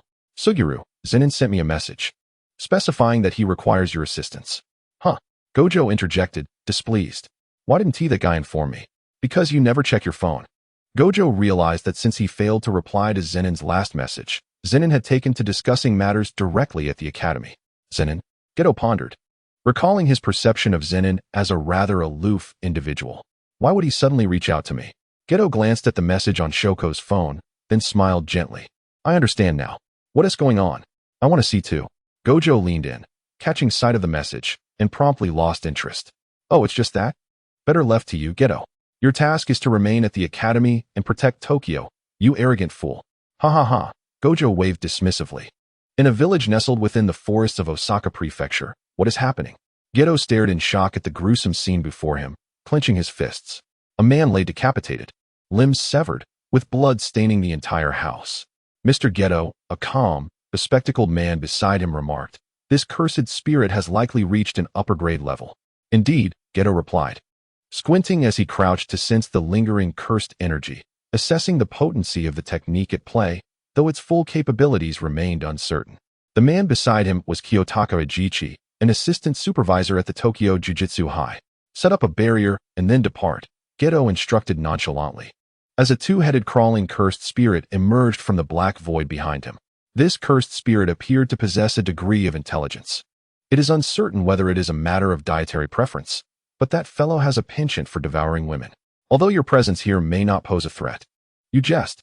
Idichi smiled subtly, yet internally he couldn't help but reflect on how Mr. Suguru was indeed far more reliable than Mr. Satoru. However, it appeared that he had never personally encountered that Zenin gentleman. The strongest sorcerer in modern times is also regarded as the most dependable among the so-called strongest trio within the Jujutsu High. From darkness born, shrouded in shadows. Filth and decay are entirely exorcised. Idichi raised his middle and index fingers to his lips and murmured, summoning a black curtain-like barrier that enveloped the surrounding area. I'll head up first, Idichi. Suguru followed closely behind the summoned cursed spirit. Ah, you've already caught a whiff of that fellow's scent. As Suguru gradually ventured deeper into the forest, he could feel the increasingly potent aura of the cursed spirit. Soon, his pace began to slow. A palace? Suguru's pupils contracted, and an inkling of suspicion arose within him. That fellow wouldn't be. Suddenly, a tentacle seemingly materialized out of thin air and swiftly struck at Suguru. He quickly dodged, producing a black and red 3-section staff in his hand. Special grade curse tool, Yuyun. This was a gift from Zenin Saku, which he had initially hesitated to accept, but had ultimately taken under Satoru's insistence. As he continued to wield it, it had indeed become increasingly intuitive. The cursed spirit quickly revealed itself to Suguru's tracking abilities, and he advanced with determination, accompanied by a 3-eyed bull-shaped cursed spirit charging behind him. Unlike Zenin Saku's bull Shikigami, which could only charge in a straight line, Suguru's spirit could adjust its trajectory based on distance and apply varying levels of force. Yet the ultimate damage still depended on his own cursed energy. 4 tentacled spirits swiftly evaded the bull spirit's charge, and then their appendages launched towards Suguru's bull spirit, with one attempting to intercept the oncoming Suguru. Just one, Suguru thought, perplexed by their underestimation of him. On his command, the bull spirit deftly maneuvered in midair, narrowly avoiding the tentacles while 3 specially empowered octopus spirits shot towards the appendages, pinning them against a tree trunk. The massive spirit struggled violently, attempting to free itself from the powerful bindings, emitting a ferocious roar. A lament before death? Suguru struck the tentacle before him with Yuyun, sending it flying effortlessly as he approached the tentacled spirit, reaching out. In an instant, the spirit twisted, transforming into a bead. Suguru paused for a moment, then swallowed the bead whole. The familiar taste was unpleasant, one he had experienced countless times before, yet he wondered why he continued to endure it. In a fleeting moment, a faint voice echoed in his mind, to where the crown is to bear its weight. Great power comes with a heavy cost. Suguru, you must persevere. We will always stand by your side. Who is it? Suguru clutched his head, feeling a slight headache as these inexplicable words flashed through his thoughts. Dismissing these musings, he continued towards the palace, the bloodshed along the way reinforcing his conviction that this was indeed the cursed spirit's lair. Approaching the grand doors, he showed no hesitation and pushed them open. Chapter 41. Toku TG. As Suguru swung open the palace doors, a nauseating stench of blood rushed into his nostrils. Just how many lives had been claimed? His gaze turned cold, although his technique allowed him to control cursed spirits for his own use. He couldn't help but feel repulsed by such a malevolent entity. Rika, dispose of these cursed spirits. Suguru summoned Rika to eliminate the minor spirits obstructing his path. Suddenly, his phone rang, and he retrieved it, answering, "Moshi Moshi? Suguru, it's me." Satoru's voice came through. "How's it going over there? Will you be able to wrap things up before tonight? We need to gather later. It should be manageable." Suguru dodged an attacking spirit, delivering a casual kick that sent it sprawling towards Rika. There are quite a few of these spirits, yet they even construct palaces. I'm beginning to suspect they are developing intelligence. Huh, that shouldn't be possible, right? Satoru chuckled nonchalantly, reclining at Jujutsu High. Although Sokka mentioned that cursed spirits might gain intelligence, I doubt they pose any real threat. Satoru, we can't afford to be complacent. Suguru placed his hand thoughtfully on his chin, aware that Zenin's methods were typically cautious and seldom frivolous. You two are quite cautious, Satoru lamented. Hurry back. Understood. Meanwhile, Rika had multiplied her scissors, effortlessly reaping through the horde of cursed spirits like a harbinger of death. Most of these spirits were of the lower tier, and at this moment, Suguru had no desire to absorb them. As he continued his path of destruction, he returned the phone to his pocket. Observing the purple blood flowing from the spirits, a memory flickered in his mind, reminiscent of a summer long past. What distinguishes humans from cursed spirits? Suguru grasped his head, recalling the tragic scenes from the village outside, and couldn't he help but sneer. Cursed spirits are cursed spirits. As they are in life, so they shall remain. Decades have passed. Even with the loss of 3 years of memories from Jujutsu High, his personality had gravitated towards an authentic indifference, rendering his relationships with Zenin Saku and others rather average. Even after 10 years. However, due to the vague recollections of the past, and having witnessed too much life and death, Suguru had long transcended the temperament he once possessed during his time at Jujutsu High. Gradually, he arrived at a resplendent hall, where he spotted a cursed spirit cradling a human woman, presumably just captured from the village. The woman, able to perceive the curse, pleaded with a trembling voice, "Please, spare me. I can offer anything." The cursed spirit chuckled lightly, seemingly dismissive, and turned to Suguru at the entrance of the hall, as if taunting him. Lifting the woman's body and, in Suguru's presence, twisted her neck. At that moment, its cursed energy surged, indicating it had been anticipating Suguru's arrival. Suguru's gaze turned icy. To kill before him was akin to courting death. Is it a provocation? Was it a warning from the cursed spirit outside the palace? A sense of foreboding struck Suguru, and he instinctively shaped his fingers into a gun, sending a wave of octopus spirits surging towards the throne. The cursed spirit casually discarded the woman and conjured a massive gourd, aimed at the incoming spirits, absorbing them entirely. It then began to descend towards Suguru, who finally caught a clear glimpse of the cursed spirit's form. Before him stood a large, red-skinned entity clad in a large checkered fabric and green hakama, its visage grotesque with horns sprouting from its head. Just as expected, Suguru was not intimidated by its terrifying appearance. Instead, he revealed a scornful smile. A special grade imaginary cursed spirit, Toku TG, is it? Human, this is not a place meant for you. Toku TG, oblivious to Suguru's sardonic grin, merely repeated, "It seems that although you have gained some intelligence, it may be due to the multitude of humans consumed." Jiayuya positioned Yuyin before him, while a black hole emerged behind him, revealing the cursed spirit he had previously subdued outside. SHTTG launched the first attack, moving at an astonishing speed, aiming a fist the size of a sandbag directly at Jiayuya's face. Jiayuya swiftly bent down to evade, simultaneously using Yoyun's resilience to firmly lock TG's right hand. In that fleeting moment, the 4 tentacles of the cursed spirit ensnared TG's left arm. Let us consider this a promising start. Jiayuya concentrated his cursed energy, significantly amplifying his fist before delivering a powerful blow to TG's face. "You wish to strike me in the face? I shall return the favor. Is that too much to ask?" Jiayuya remarked with a faint smile as he observed TG being sent flying. As TG regained his footing, he reiterated, "Human, you do not belong here."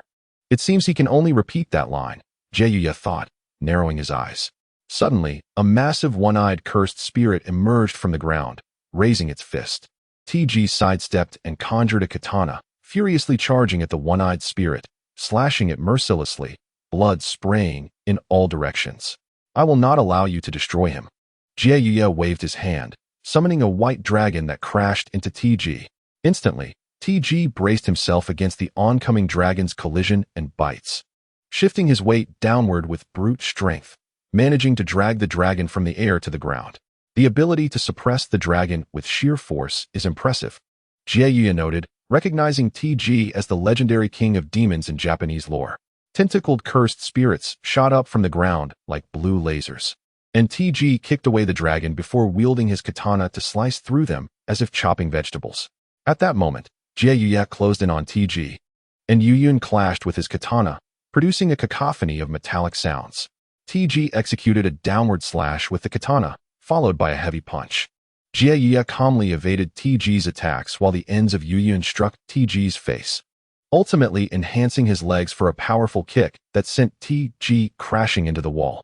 This fellow's martial skills are formidable, Jie suddenly realized, noting that throughout the battle, TG had not utilized his curse techniques, except for that initial use of the gourd. At this thought, Jie stared blankly at TG, who revealed a massive gourd in his hand once more, followed by the unveiling of his long-hidden technique. Chapter 42, Jieyuye's Domain. TG placed the gourd before him, releasing a surge of cursed energy that surged toward Jieyuye. In an instant, TG moved with the speed of the wind, his katana poised at Jieyuye's face. Realizing he could not evade in time, Jieyuye summoned a yellow cursed spirit to envelop himself in a spherical shield while unleashing his cursed energy. TG found his katana and cursed energy unable to penetrate the shield, forcing him to retreat. Then, a massive whirlwind erupted from his mouth, violently blowing toward Jieyuye.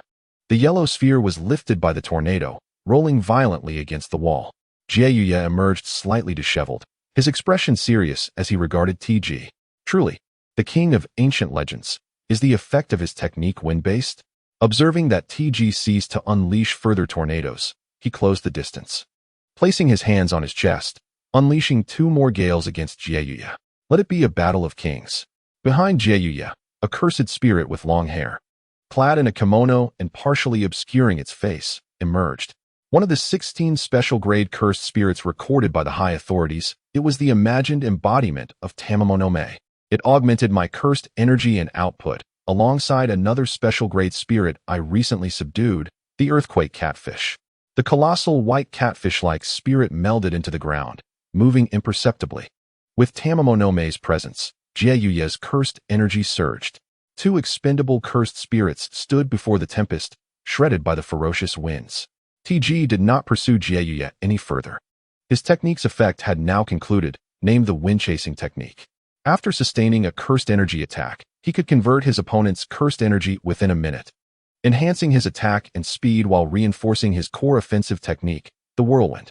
Any damage from cursed techniques or martial arts he received would be reduced to 60%, and the gourd at his waist could absorb small amounts of cursed energy to replenish him. The only way to defeat him is to utilize cursed energy far beyond his comprehension to eliminate him instantly, though not as absurd as Mihiro. As long as the cursed energy is immense, this spirit is akin to a turtle in a jar. TG advanced toward Jieyuye without much contemplation, his katana enveloped in a gale, unleashing a series of wind blades that howled through the air. Jieyuye effortlessly dodged, his martial skills now more refined than in the past. The sharpness of the wind blades sliced through the pillars of the hall. Jieyuye approached, wielding Yuyun in a graceful manner, the black and red dual sticks engaging in a rhythmic dance against the katana. Jieyuye's wrist spun rapidly, creating afterimages as he struck TG repeatedly. Meanwhile, the earthquake catfish's maw loomed.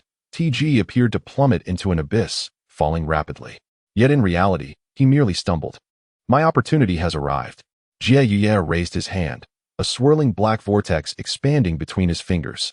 The advantage of cursed spirit manipulation lies in its diverse and complex offensive methods, leaving the enemy bewildered. This technique, the ultimate secret of cursed spirit manipulation under a domain, merges absorbed spirits into a singular entity, transforming into ultra-dense, cursed energy for attack. However, someone once informed me of a seemingly hidden usage. I have nearly explored all aspects. A cold visage flashed in Jieyuye's mind, perhaps a subconscious influence, causing his lips to curl upwards. Extreme spiral vortex. A powerful black vortex shot toward TG like a laser, and before he could evade, A tremendous explosion erupted at his location. He should survive. I will savor tormenting you after I absorb your essence. Jie Yuya strolled over, casually remarking, I have only used 4,000 cursed spirits, leaving me with a third of what I have absorbed. Halfway through his approach, Jie Yuya suddenly paused, surprised to see TG still standing. Despite half of his body being obliterated, TG refused to relinquish his fighting spirit, unwilling to surrender, as he still possessed his ultimate trump card. Blood dripped from TG's lips as he repeated, Human, you do not belong here. The domain unfolded, wind overseeing the scene. A circular black barrier encircled TG and Jie Yuya, enveloping the interior in a gloomy haze with raging winds. Had Jie Yuya not been well versed in the characteristics of domains, he might have believed they were transported to a desert. This fellow has already mastered his domain. Jie Yuya raised his hand. In the face of a domain, there are only two outcomes. Either wait for death or counter with one's own domain. Life or death hinges on the strength of each other's domains. With his palms tilted at a sharp 45 degrees, Suguru Geto brought his thumbs together with his ring fingers. Intertwining the remaining 3 fingers, he spoke softly to SH Toku, as if addressing himself, domain expansion, binding of the 100 demons. As Suguru's domain unfolded, the forces of both domains began to clash. The environment within Suguru's domain resembled a pitch-black pool, in stark contrast to the raging desert winds summoned by SH Toku. Both forces locked in a stalemate. While the strengths of their domains were rather evenly matched, the recent vortex suggested that prolonging the confrontation could spell disaster. Forming intricate hand seals, Suguru summoned a multitude of cursed spirits from the depths of the pool. This was the inevitable effect of his domain, utilizing cursed energy to create cursed spirits that would gradually drain the energy of any adversary caught within. Let my 100 demons distract you. Suguru focused intently, the previously neutralizing effects of his domain tipping in his favor as thousands of cursed spirits erupted from the pool, charging straight for SH Toku. With a thunderous roar, SH Toku amplified the output of his domain's inevitable technique. A colossal tornado materialized at the center, incessantly drawing in the summoned cursed spirits. The situation was precarious. Observing the massive whirlwind, Suguru felt an unsettling impression that this cursed spirit might be disproportionately powerful. It could manipulate the domain, communicate, and even possess a palace. Such an aura was reminiscent of facing a sorcerer. Noting that the tornado had ceased its advance, Suguru deduced that it was not the inevitable effect of the domain. Otherwise, such mass attraction would have severely countered him. Thus, he resolved to make a bold decision. A strategy gleaned from leisurely discussions with Zenin Satoru and others, now to be employed for the first time in actual combat. The reversal technique would be pivotal in determining the outcome of this battle. Suguru believed that the intellect of this cursed spirit could not possibly reach such heights. He imposed constraints upon his own domain, allowing the enemy an avenue of escape at the cost of partially relinquishing his domain, thus creating a semi-open domain.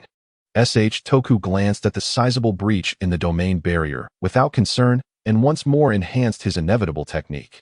Indeed, Suguru smiled, realizing they were just one step away from victory. The tornado within Suguru's domain continued to surge, while SH Toku's outer shell of wind maintained its integrity, unleashing a relentless assault from various cursed spirits. Amidst the collisions of innumerable cursed energies, the dark exteriors of both domains began to crack. At that very moment, the domains of both Suguru and SH Toku simultaneously dissipated. With the descent of black shards, both sorcerers retreated a step, evidently entering the phase of technique severance. SH Toku brandished his katana once more, eager to launch another assault. I'm sorry, Suguru foresaw SH Toku's intentions. You mistakenly believe we are now evenly matched. That is a grave error. Channeling all his energy, he activated the reversal technique. A sudden warmth flooded his nose. Upon touching it, he discovered blood. Was this the consequence of his inaugural use of the technique, resulting in brain strain? Suguru paid it no mind, forming hand seals again. Observing the flicker of human astonishment and fear on SH Toku's face, and he chuckled. Domain expansion, binding of the 100 demons. Once more, the vast waters beneath Suguru's feet expanded toward SH Toku, enveloping both in a black sphere. SH Toku raised his katana, preparing for a final desperate struggle.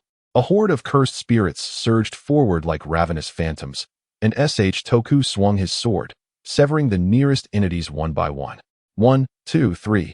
Suguru watched indifferently as SH Toku gasped for survival, counting down the moments of his life. Soon, a colossal cursed spirit seized SH Toku's arm, draining the last remnants of his cursed energy. In an instant, waves of cursed spirits overwhelmed SH Toku, consuming him entirely. It is over, Suguru murmured as he gazed upon the dense mass of cursed spirits. As he concluded his domain, the tide of cursed spirits receded, and he approached the fallen SH Toku. His gaze as cold as ice. Farewell. Suguru extended his hands, invoking the technique upon SH Toku's body, which began to contort before slowly transforming into a bead. He swallowed it whole, experiencing no flavor, yet his mind flooded with hazy recollections. That night, two boys gazed at the vast expanse of stars, conversing about their futures on the edge of a cliff, while two young girls nearby whispered inquiries. Did I speak then? Suguru pondered, touching his forehead. But the memories grew increasingly indistinct. Having successfully absorbed SH Toku, the palace around him began to dissolve, gradually fading into nothingness. Was this a manifestation of cursed energy's void? Suguru surveyed the familiar mountainous landscape, stretching lazily before checking the time on his phone. Had an hour truly passed? He could still return before nightfall. Subsequently, he dialed the phone to reach Idichi, who had been waiting at the entrance. Moshi Moshi. Idichi, I have resolved the issue here. It was a special-grade cursed spirit. Please come and handle the remnants of cursed energy. Understood, Mr. Suguru. Idichi admired Suguru's prowess, recognizing him as a special-grade sorcerer for handling a special-grade cursed spirit so swiftly. No need for pleasantries. Hi. Suguru ended the call, contemplating whether to utilize the reversal technique for healing the severed technique. Such skills were rarely needed in ordinary battles, and he wouldn't typically encounter situations requiring technique severance, making this an excellent opportunity for practice. In the shadows, a cursed spirit with blue hair and a face adorned with stitches observed a nearby figure with amusement. Ah, look what I've discovered. This person's flesh is your original target. Isn't it? Ah, indeed, replied a figure beside him, none other than Kinji Hikari, who grinned while eyeing Suguru. Surprisingly, Hikari bore an uncanny resemblance to Suguru. Initially, he had intended to recruit this formidable cursed spirit, only to find that Jujutsu High had gotten there first. Nevertheless, it mattered little. They remained in the shadows while their adversaries occupied the light. What do you think? Shall we surround him? Given his current state, he is doomed. The gaze of the real Hikari grew cold. As for whether the cursed spirit would go berserk, I care not. No, Kinji shook his head. I cannot intervene at this moment. Even if I were to use this body, the remnants left behind would mostly be his cursed energy. But there is a risk of my own residue surfacing, if that person were to notice. At this point, Hikari lost interest, a rare flicker of hatred appearing in his eyes. Zenin Satoru, your day of reckoning draws near. Let us depart, Kinji. Prolonged delay breeds change, Hikari remarked indifferently, a trace of disdain flickering in his gaze. A mere cursed spirit dares to speak so boldly? You can only settle for sealing the weaker Satoru. Were it not for necessity, why would I have to collaborate for a decade? Kinji remained unaware of Hikari's contempt, perhaps due to his exceptional acting skills, as he followed him out into the night. However, speaking of which, is the person we sought at the Jujutsu High School in Kyoto reliable? The real one looked at Xuansuo and asked. Rest assured, Xuansuo said with a confident smile. Only your Wu Wei transformation can save him in this world. Can we kill him immediately after the deed is done? Suddenly, Suguru Geto glanced at Xuansuo and the place where the real one had been, feeling somewhat strange. Did someone just leave? One person's aura felt so familiar. Just as Suguru was about to pursue, Idichi, panting, approached. Mr. Suguru, it's only been a short distance. And you're already this exhausted? Idichi. Suguru patted Idichi's shoulder with a sympathetic expression, conveying an understanding demeanor. Mr. Suguru, are you misunderstanding something? How could I be that kind of person? However, Idichi silently complained, his mouth twitching. Suguru released 2 special-grade cursed spirits, instructing, protect Idichi well. I'm going to take a nap. Walking past Idichi, Suguru again wore that understanding expression before finding a tree to rest under. Time passed, and evening arrived. Why are you so late, Wataru? Zenin Sawa coldly remarked as Wataru came in late, checking his watch. You're already 30 minutes late. Sawa, give him a beating. Shoko waved her fists beside Zenin, pretending to be fierce. Ah, my apologies, Wataru said with a grin. I bought some snacks on the way. He raised a bag to show Zenin and Shoko, taking out 4 nikufuku. Here, eat up, they're delicious. He then turned to Suguru, who looked exhausted. Hey, Suguru, want one? Suguru helplessly accepted the nikufuku from Wataru, accustomed to his unreliable colleague. But why did it all feel so familiar? He gazed at the laughing Wataru, the expressionless yet smiling Zenin, and Shoko, who was bickering with them. Suddenly, he felt as if 2 figures stood behind him, pushing his shoulders, telling him, "Go on, Suguru." Suguru turned around, only to find no one there. "Suguru, what's wrong?" Zenin gently inquired, noticing Suguru's dazed expression. "Nothing," Suguru replied softly, shaking his head, still wearing his gentle smile, though somewhat lost in thought. This scene felt so familiar. "I see," Zenin said, walking over to pat his shoulder. "It's all right. One day you will remember everything completely. After all, you aspire to be a Pokemon master." Shoko teased Suguru, then, dissatisfied, sat beside Zenin, looking at him coldly. "Why are you sitting further away?" "I just wanted to comfort him," Zenin said, feeling a bit guilty, avoiding Shoko's gaze. "I think you're just scared." Wataru laughed loudly. "This Sawa is just pathetic. Suguru, let us sing some nice songs later." "Enough already." Zenin glanced at Wataru. "With your mediocre skills?" "Humph, I am invincible," Wataru proclaimed confidently. Wataru could be described as a versatile genius, with no significant flaws except for his poor character. "By the way, Sawa, are you going to Kyoto tomorrow to work as a consultant?" Suguru inquired seriously, looking at Zenin. Shoko also turned her gaze to Zenin, seemingly reluctant. "Yes," Zenin replied with a faint smile, speaking in a somewhat bland tone. "It's nothing much, just a temporary advisory role to teach the students there. After all, with me here, Tokyo has 4 special grade sorcerers. Speaking of which, Yuta is now also a special grade sorcerer." Wataru excitedly pointed at himself. "As expected of my student, I indeed have a talent for teaching." Shoko rolled her eyes at Wataru, promptly retorting, "He was already gifted. Did he need you to teach him?" "Humph. I'm still his teacher," Wataru shrugged nonchalantly. "You see, Sawa's students can't possibly compare to my Yuta? By the way, this year's Kyoto team is indeed hard to beat." Wataru crossed his legs, hands behind his head. "Not to mention Yuta. Just Suguru's 2 adopted daughters and Maki already have 1 grade 1 sorcerer and 2 grade 2 sorcerers. Let alone the recently enrolled vessel of the King of Curses. That boy named Yuji Itadori?" Suguru pondered, recalling the scene. "That boy seems quite upright. If he can suppress Sukuna, he will surely." "Exactly."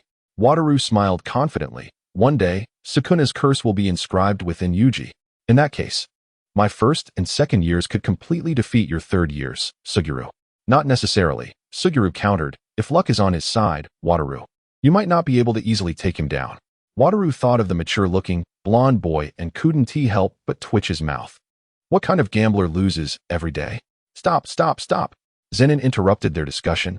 "We still have serious matters to discuss. Wataru, you're going abroad in a few days, right?" "Yeah," Wataru replied, taken aback. "What's up?" "In a few days, Yuji and the others should receive a mission to exorcise curses at a juvenile detention center. Suguru will lead the team and go with them." "Huh. Don't they only handle grade 2 curses at most? Do they really need Suguru?" "No," Zenin shook his head. "This isn't a simple mission. It's a trap set by the higher-ups to eliminate Itadori." "What?" Wataru stood up, his expression turning cold. "Those old geezers." "Calm down, Wataru," Suguru reminded him. "Even if you kill them, new old geezers will rise. It's unfeasible until we have full control over the lower tiers." "I know." Wataru regained his composure and sat down, sipping juice. "That's a special grade curse." Zenin continued without further ado. "Thus, we need you, Suguru, to lead the team and prevent Sukuna from taking over Yuji's body and causing any incidents." "No problem," Suguru replied with a calm smile, exuding a reliable aura. "Let us have a toast." Zenin raised his glass to the 3. Wataru, Suguru, and Shoko exchanged glances, all smiling. "All right, Zenin, could you accompany me?" Shoko said softly at the door after Wataru and Suguru left, tugging at Zenin's sleeve. She specifically waited for the 2 to depart before speaking, and Zenin, understanding, stayed behind. "Sure." Zenin smiled gently, observing the slightly blushing Shoko. The 2 strolled through the quiet streets of Tokyo at night. "Why don't you fly with Nu?" Zenin asked, wanting to walk with Shoko. "Sawa, how long have we known each other?" Shoko suddenly asked. "Huh." Zenin was slightly taken aback, pondering. It's been 13 years. Shoko seemed satisfied with his prompt answer, sweetly smiling as she stepped in front of him. Do you still remember the 3 sacred dating spots you once told me about? The Yinjing subway station, the 3 Gorges, and the Tokyo Red Well. If that day ever comes, would you like to go with me? Goodness. Zenin looked at the naive girl before him, gently poking her forehead. There are many stories behind those places. Really? Upon hearing the tale, Natsuko seemed even more invigorated, exclaiming, I want to hear a story. I want to hear a story. All right, Zenin Zawa replied, intentionally teasing her. We'll talk another day. For today has utterly exhausted me. I understand, she replied. Here, let me give you an additional 100 yen, you money-loving hedgehog. Natsuko rolled her eyes and handed over the money, unable to suppress a laugh. Truly, Zenin Zawa, he said, pocketing the cash, your nickname is quite amusing. He murmured with a hint of resignation. I promise to share a story with you once I return from Kyoto. Zenin Zawa then playfully dashed away. For the tale could not be recounted in a mere moment. You can't deceive me. Natsuko gasped, instantly pursuing him. Zenin Zawa halted abruptly, grasping her hand and murmuring, the moon is particularly beautiful tonight. Natsuko blushed, gazing up at the moon, which indeed shone brightly in the sky, eliciting a joyful smile from her. What she failed to notice was the warmth in Zenin Zawa's gaze as he admired her profile, a warmth he had never shown to anyone else. Meanwhile, on the outskirts of Kyoto, a striking youth clad in white stifled a yawn. A charming girl beside him promptly approached, concern etched on her face. Are you unwell, Yuta?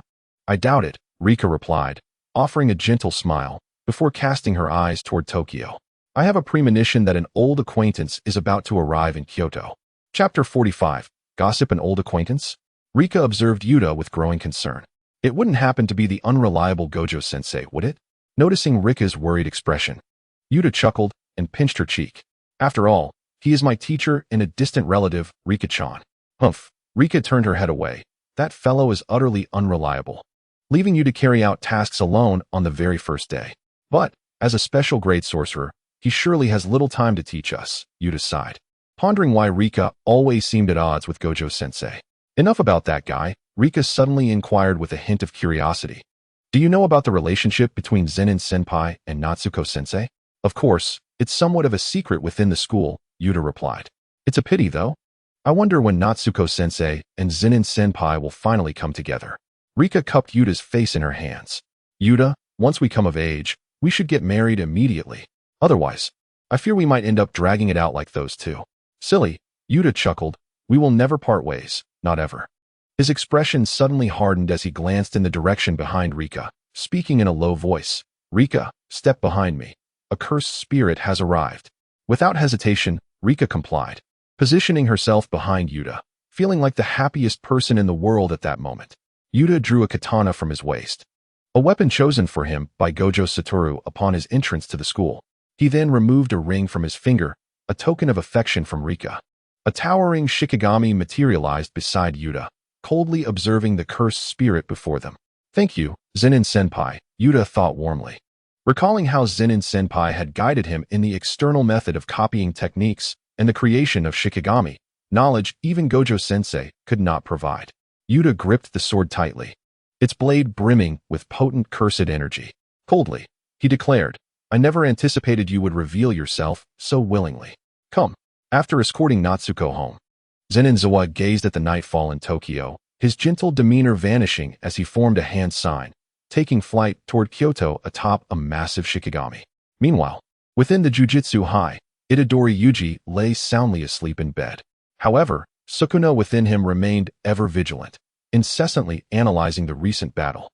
He sat upon a throne crafted from piled bones, stroking his chin with a cold smile. Zenin Zawa, employing 10 shadow techniques, his total cursed energy surpasses even mine. It seems this technique emerged after my time. Yet, that peculiar illusion and positional exchange are indeed troublesome. Sukuna's eyes glinted with frost. The last time he fell victim to that illusion, he had slept within this boy's body for a week. Although he had not suffered physical harm, the psychological torment lingered. The strongest sorcerer of modern times? Sukuna scoffed, sensing Zenin Zawa's once mountainous, cursed energy gradually waning, revealing a cruel smile.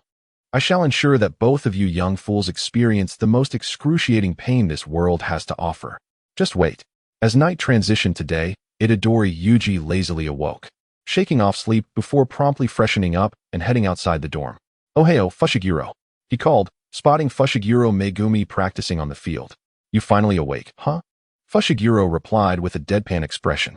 "I called you 3 times this morning, and you missed the morning exercises." Yuji asked timidly. "Will there be a punishment?" "Of course." A short-haired girl suddenly appeared, grinning mischievously. "You'll have to run 50 laps around the field." "Only 50 laps?" Yuji exclaimed, incredulous, then grinned. "That's nothing. Just give me a moment." With that, he took off running. "Yuji seems quite energetic today," Gojo Satoru remarked, emerging from seemingly nowhere, astonished by Yuji's enthusiasm. "I'm deeply moved by your spirit. So, Megumi, Nobara, you two should join him for the workout." "Wait, what?" Megumi protested. "Not only do I not need to run, but why am I being dragged into this?" "Huh." Nobara pointed at herself, bewildered. "Are you talking about me?" Yes. Gojo failed to notice their dismay, cheerfully insisting, "I'm not a tyrant. You two just need to accompany him for 50 laps." Under Gojo's influence, Fushiguro and Nobara reluctantly descended to the field, joining Yuji for their trio workout. "Is this really okay so early in the morning?" Suguru Geto approached Gojo, observing the trio running on the field, his lips twitching. "No worries," Gojo replied nonchalantly. "They are sorcerers. Such trivial matters won't harm them. By the way, do you think those two confessed yesterday?" Gojo suddenly turned to Geto, a mischievous glint in his eyes. "Well, I doubt it." Geto shook his head, offering a wry smile. "It's already impolite for us to be watching secretly. What does it matter?" Gojo maintained his playful demeanor. "Your curse and mine can both float. It would be a waste not to utilize them. Besides, I'm genuinely curious about how Zenin will confess to Natsuko." At that moment, the trio of Itadori leaned against Gojo, quietly anticipating the gossip their teacher was about to share. Gojo suddenly realized, eyeing the three with a smirk. "You three are running so fast. Is 50 laps too difficult?" "Sensei." Yuji raised his hand, bewildered. Beside him, Fushiguro Megumi twitched the corner of his mouth, recalling the astonishing speed at which Itadori had run when they first met. Surely, even a world champion would pale in comparison. "Well, if it were me, I would probably be just as fast," he thought. Satoru Gojo chuckled. "Teacher, could you elaborate on what you just mentioned?" Inumaki Toad's gaze was filled with a thirst for knowledge. Observing the eager eyes of his students, Gojo decided to be candid and mischievously began. "Well, just last night." I see. Zenin Maki interjected suddenly. "Is that brat gossiping about me again?" A scowl crossed his face at the thought of Gojo's unreliable visage. Zenin Maki then rubbed his nose and glanced at the sprawling city below, which was unmistakably Kyoto. Chapter 46. A change of face so soon? Kyoto, a city steeped in a millennium of history, possesses an aura far surpassing that of Kanto's capital. Its long-standing role as the seat of power had once allowed sorcery to flourish during its peak. Over time, however, the epicenter of sorcery gradually shifted to Tokyo. Yet, Kyoto is home to a prestigious Jujutsu Academy, a sister school to its Tokyo counterpart, both serving as vital institutions for nurturing talent within the sorcery realm. At the Kyoto Jujutsu Academy, a girl with golden hair sat on a broom, idly sharing her thoughts with a blue-haired girl below. "Have you heard? It seems a consultant from Tokyo has come to temporarily guide us." "Huh," exclaimed Miwa Kasumi, her excitement palpable. "Is it a special grade sorcerer? Could it be Teacher Gojo, or perhaps Teacher Suguru from there?" "Neither." Just then, a tall man with braided hair approached, Toru Aoi, a third-year student from Kyoto, accompanied by a man dressed in traditional attire. "I heard from Teacher Kazuki that it's a special grade sorcerer holding a high-ranking position. Could it be him?" Kumo Noritoshi beside Toru Aoi wore a smile brimming with anticipation. "If it's him, that would be fantastic, wouldn't it, Maki?" A girl with short hair, resembling Maki by about 90%, suddenly stiffened at the mention of Zenin Maki, her cheeks flushing. "What are you looking at?" "I don't know," she retorted. A mechanical voice echoed in their ears. "He's here." "Who's here?" Miwa Kasumi asked, her curiosity piqued as she gazed at the mechanical doll beside her. At that moment, 2 formidable bursts of cursed energy surged forth, imposing a sense of pressure on everyone present. 3 figures emerged from the distance, Zenin Maki along with his companion, Okatsu Yuta, and the obedient Inumaki Toge trailing behind him. Yuta looked at Maki with concern, whispering, "Is this really okay? Is displaying our cursed energy too much of a show of force?" "Maki, You're too kind, Maki replied nonchalantly. Only by showcasing our strength will they respect you. Otherwise, no one will take me seriously as just a consultant. He continued, however, if they refuse to comply, although that seems unlikely, I initially intended to take matters into my own hands. Since you're here, I'll let you assist me. Is that all right, Toge? Maki asked, turning to Inumaki. Of course, no problem at all. We'll help you bear the pressure, Maki. Inumaki Toge chimed in, playfully tugging at Yuta's hand. All right, Yuta said, affectionately ruffling Toge's hair. As they spoke, the three approached the students from Kyoto's Jujutsu Academy. Nice to meet you all. I am a sorcerer from Tokyo, here to serve as your combat advisor for the next 3 months, assisting you in enhancing your skills, Maki stated, his expression unreadable as he surveyed the group. Internally, he marveled at the familiarity of their appearances, especially Tudu Aoi, the epitome of masculinity. Hello, my name is Tudu Aoi, he said, stepping forward to bow, fully aware that Maki was undoubtedly a special grade sorcerer. Neither Gojo nor Suguru, nor even my teacher Kazuki, fits the bill. So it must be the elusive head of the Zenin clan, Zenin Maki, having defeated the 6 Eyes in his youth, becoming the first sorcerer to subdue Raiman Sukuna, and recently having vanquished the King of Curses from a millennium ago. Maki smiled, quite impressive for a mere finger's worth of power. He then approached Maki's younger sister. This is my junior from the Tokyo Academy. You two might want to spar later. Oh, Tudu Aoi looked at the slender boy behind Maki with interest, murmuring, Is that you, Okatsu? You've come to Kyoto with Maki? Tudu Aoi burst into laughter. What kind of girl do you like? Okatsu Yuta, looking at Tudu's jovial expression, shivered slightly, his gaze softening towards Toge before he confidently replied, The girl beside me is my future wife. Witnessing the happiness between Okatsu and Toge, Tudu Aoi couldn't help but shed a tear. Maki paid no mind to the affectionate exchange, instead leaning down to address Maki. What's the matter? Don't you even greet your older brother? Nichan, Maki stammered, feeling bashful under Maki's gaze, which even made her brother's face somewhat envious. Little girl, you're growing more shy as you get older, Maki chuckled, ruffling Maki's hair. You used to follow me around in diapers. Really? Momo Nishimiya and Miwa Kasumi perked up, sensing a juicy tidbit of gossip. They were astonished that the typically assertive Maki had once been so vulnerable. Maki immediately covered Maki's mouth, shooting him a glare before chuckling nervously. That was all in the past. Maki felt as if he were being scolded by his mother for sharing too much. He poked Maki's forehead. For the next 3 months, let us train hard and aim to reach Maki's level. Brother, you're not trying to target me, are you? Maki asked, her expression darkening. Of course not. I am a paragon of virtue, never resorting to personal vendettas.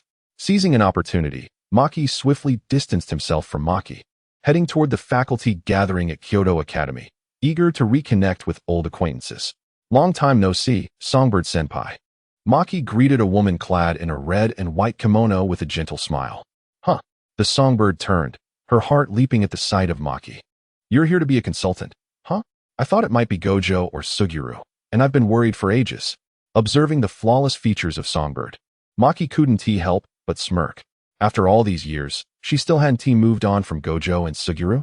With Maki's arrival, Songbird's face bore no scars, and she radiated a maturity and poise that surpassed her student days. You still exude such charm, Songbird-senpai, Maki remarked, his lips curling into a sincere smile. Ha ha. You always know how to flatter, Songbird replied with a grin, then leaned in with curiosity. How are you and Shoko doing? She texted me last night, saying you took her home. Maki coughed, attempting to regain a semblance of aloofness. Songbird-senpai, I believe my priority should be to meet with the principal. You little rascal. Still trying to play it cool with me? Songbird pouted, clearly unimpressed. You and Shoko aren't like that at all. Zenin's expression remained cold as he deliberately avoided the topic. How can this junior change his demeanor so swiftly? Who taught him that? Chapter 47. This isn't a senior's business. Zenin chose not to engage further with the songstress and proceeded directly to the main office of Kyoto High School. Although the atmospheres of Kyoto and Tokyo differed, the structures of the two schools were quite similar. The disparity lay primarily in their educational philosophies. Wataru Gojo in Tokyo welcomed talented individuals regardless of background, as long as they possessed commendable character and aptitude. In contrast, Kyoto High School was predominantly composed of students with connections. Take Aoi to do, for instance, who was mentored by Yuki Tsukumo, while Momo Nishimiya appeared to have American lineage, likely due to familial economic ties. Moreover, Kasumi Miwa was also a disciple of the prestigious Shinjutsu school, not to mention that Maki Zenin was currently the head of the Zenin clan. Indeed, it was a veritable academy for the elite. As Zenin pondered these thoughts, he pushed open the door to the conference room and observed several individuals inside. The first, unmistakably, was the rock musician Yoshinori Yagami, who had nearly suffered a heart attack from Wataru Gojo's antics during a past exchange meeting. Opposite him sat Kamo Sagan, an old acquaintance whom Zenin had known since childhood. Additionally, there was a slender man clad in a brown jacket, seated on the sofa with a katana in hand. "It has been a while, Zenin. I suppose I should now call you the head of the Zenin clan," Kamo Sagan remarked, extending his right hand amicably. "Indeed. It has been a while," Zenin responded politely, shaking his hand. "I didn't expect you to stay on as a teacher. Yes, I must admit, I have little inclination to inherit the family business. My nephew possesses the red blood manipulation technique, so the Kamo family can sustain itself through him. Hence, I chose the path of a teacher for a more carefree existence.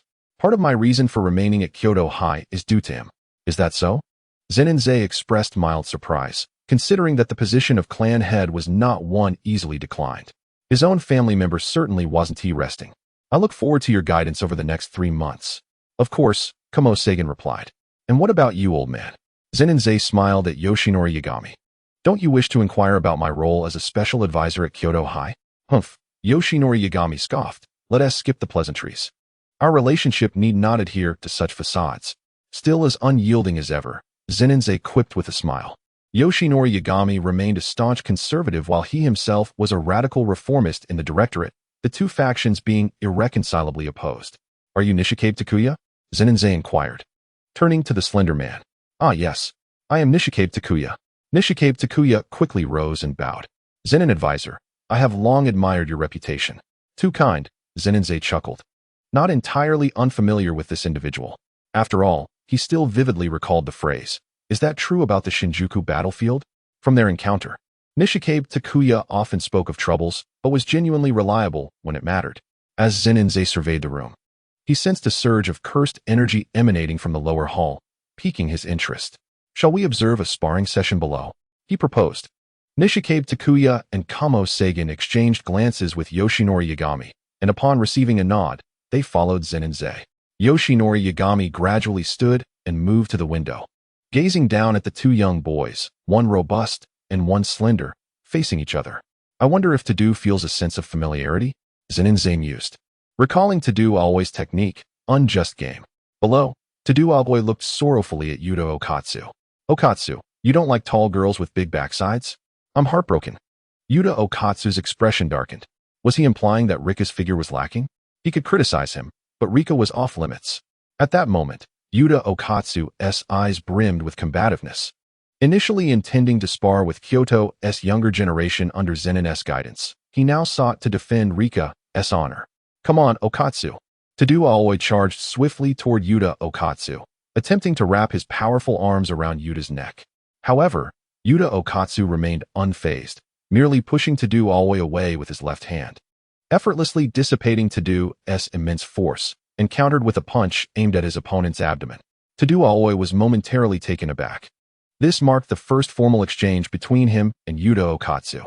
Clenching both fists, he brought them down forcefully, trying to overpower Yuta Okatsu's strike. "Don't move." Yuta Okatsu's calm voice rang out, causing Tadu Alway to feel as if he had been frozen in place. In an instant, Yuta Okatsu broke free from Tadu Alway's grasp, delivering a swift kick that sent Tadu sprawling, while simultaneously reversing his grip on the katana, aiming the blade directly at him. Tadu Alway quickly regained his composure. "What is your technique? It even incorporates the Dogo family's curse speech?" "That was your technique first," Tadu Alway grinned, observing Yuta Okatsu charging toward him. He had an air of confidence as he swiftly approached. The collision of Yuta Okatsu's cursed energy-enhanced fist and Tadu Alway's katana created a stalemate. Both combatants momentarily locked in a struggle. Kamo Sagan glanced at Zenin, curiosity etched on his face. "Does this boy possess cursed speech?" "It can't be from the Doga family." Zenin replied nonchalantly. "Okatsu is a special grade sorcerer and a disciple of my dear friend. He only recently achieved that status this year. and due to his youth and modest demeanor, he is currently more renowned in Tokyo. What? Nishikabe Takuya appeared flustered. So young? Only 4 individuals achieved special grade sorcerer status at his age. Just wait and see. Not only Wataru, but I also have high hopes for him. Zenin remarked without elaboration, casting a sidelong glance at Yoshinori Yagami, who bore a less than pleased expression, a hint of amusement gracing Zenin's lips. Surely, this old man was unaware of why special grades were as common as cabbages in Tokyo, despite Kyoto being the birthplace of the sorcery world. Zenin redirected his attention back to Yuta Okatsu and to do Aoi below. Well done, Okatsu. To do Aoi effortlessly deflected Yuta Okatsu's katana, sending it flying, while grinning. He remarked, I sensed your potential from our first meeting. Likewise, Yuta Okatsu smiled back, but Rika is a bit upset, so I must give you a proper beating. With that, Yuta Okatsu unleashed his cursed speech once more, commanding, descend. To do Aoi felt as if he were being weighed down by an immense force, rapidly pressing him downwards. Nevertheless, he still struggled to clasp his hands together, the sharp sound of applause resonating clearly in the ears of all present. In an instant, the positions of Yuta Okatsu and Tadu Aoi were exchanged, with the crushing weight now pressing upon Yuta Okatsu. Yet, within less than a second, it vanished.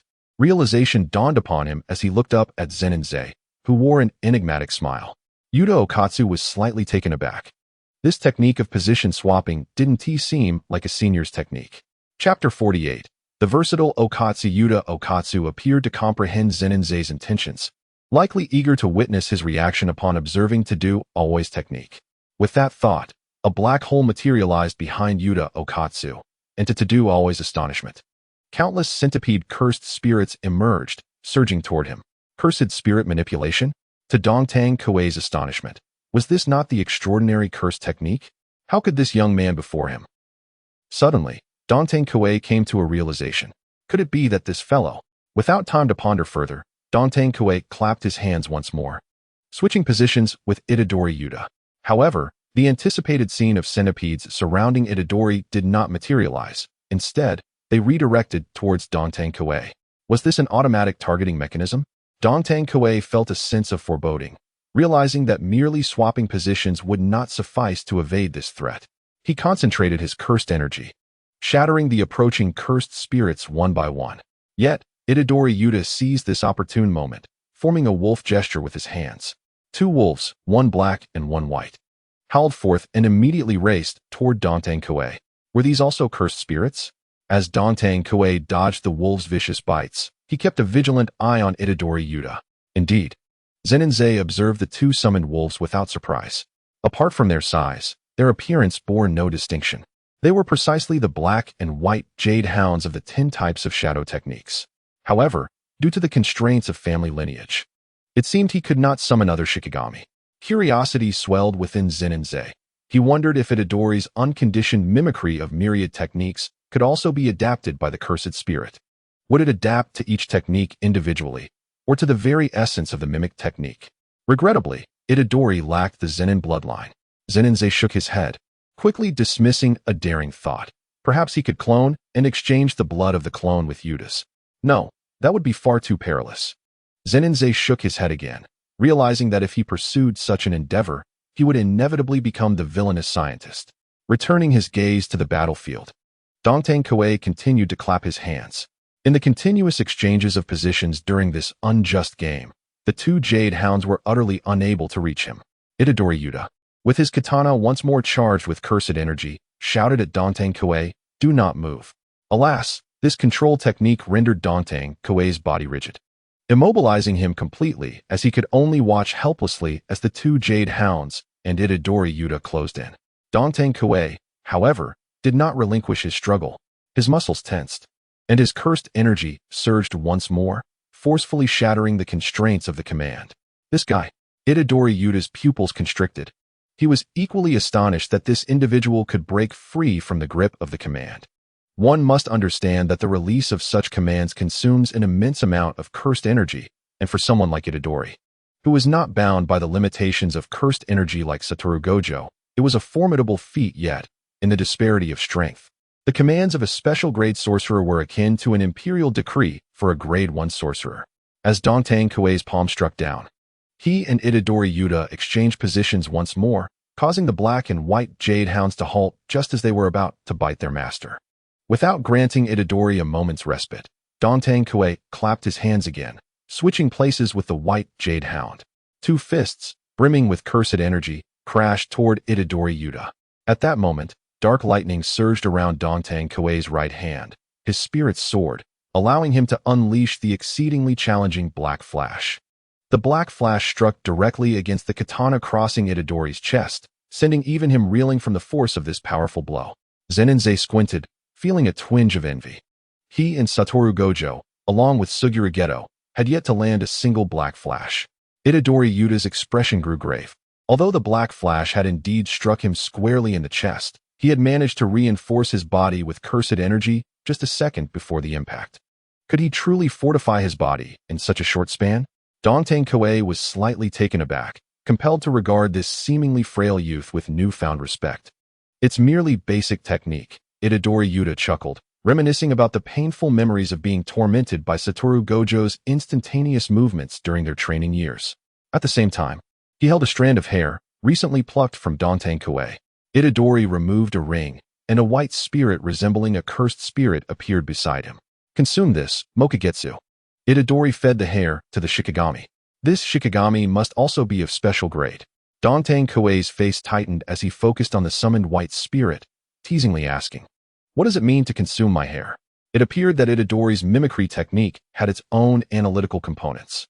Unexpectedly, the Shikigami vanished in an instant. "Not good," Dantang Kuei shouted, preparing to clap his hands again, only to see that the Shikigami had already charged toward him. However, he was stunned to realize that Itadori Yuta's movements were now identical to his own. Had he successfully mimicked him so swiftly? "Forgive me, Dantang." Clap. A crisp sound resonated as Itadori Yuta and Mokagetsu exchanged positions. How could this be? Dantang Kuei's eyes widened in disbelief, experiencing for the first time what it was like to have his position swapped by an opponent. There was no time for Dantang Kuei to contemplate. Itadori seized the fleeting opportunity, amplifying his cursed energy as the back of his katana struck Dantang Kuei's waist. Dantang Kuei hurriedly shielded his head. But what followed was a barrage of Itadori Yuta's cursed energy-enhanced punches. Bang, bang, bang. Itadori's fists relentlessly hammered against Dantang Kuei's arms, leaving clear imprints on his skin. As Itadori channeled immense cursed energy, his final punch landed, sending Dantang Kuei hurtling through the air. "That hurts." Dantang Kuei groaned, rising to his feet and muttering, "You are an absolute monster." "A monster, you say?" Itadori Yuta chuckled, for it was the first time he had been labeled as such. Typically, he had heard the term used to describe Satoru Gojo and Zenin. "Itadori, bring it on." Dantang Kuei shouted, "I want to showcase all my abilities to you." Itadori did not respond, but instead glanced back at Rika, noticing she seemed still unsatisfied, and stepped forward once more. Thus, the two resumed their battle. Applause erupting in the hall as their positions continued to alternate, rendering the onlookers unable to discern their figures. What exactly was this guy's technique? Natsumi Momoko asked Jinrai. "You hail from the Zenin family. You should know." Jinrai remained silent, forcing a chuckle before reluctantly saying, "I suspect it's likely mimicry?" "Huh." Maki exclaimed in surprise. That classmate's technique is of such high priority that he's already managed to mimic Dongtang's unjust game so quickly? It seemed likely that it was related to that Shikigami. The usually stoic mechanical Maru stated emotionlessly. Itadori Yuta fed the Shikigami a strand of Dongtang's hair, a part of his own body, thereby allowing it to mimic his technique. The Shikigami consumed the hair in mere seconds. What incredible strength! Not just Dantang, but that sorcerer from Tokyo as well. Kumo Noritoshi closely observed the battle, feeling an unusual sensation stir within him. He had heard that his uncle once aspired to catch up to Satoru Gojo and Zenin in their youth. "Uncle, I too wish to make these two my targets of pursuit." Kumo Noritoshi silently vowed, gazing upward at Kumo Senki. Meanwhile, the battle had reached its conclusion. Itadori Yuta's katana was poised at Dantang Kuei's neck as he calmly stated, "Dongtang, you have lost." "Indeed." Dantang Kuei replied without resentment, raising his hands cheerfully. "I admit defeat. You are formidable. I currently cannot find a method to surpass you.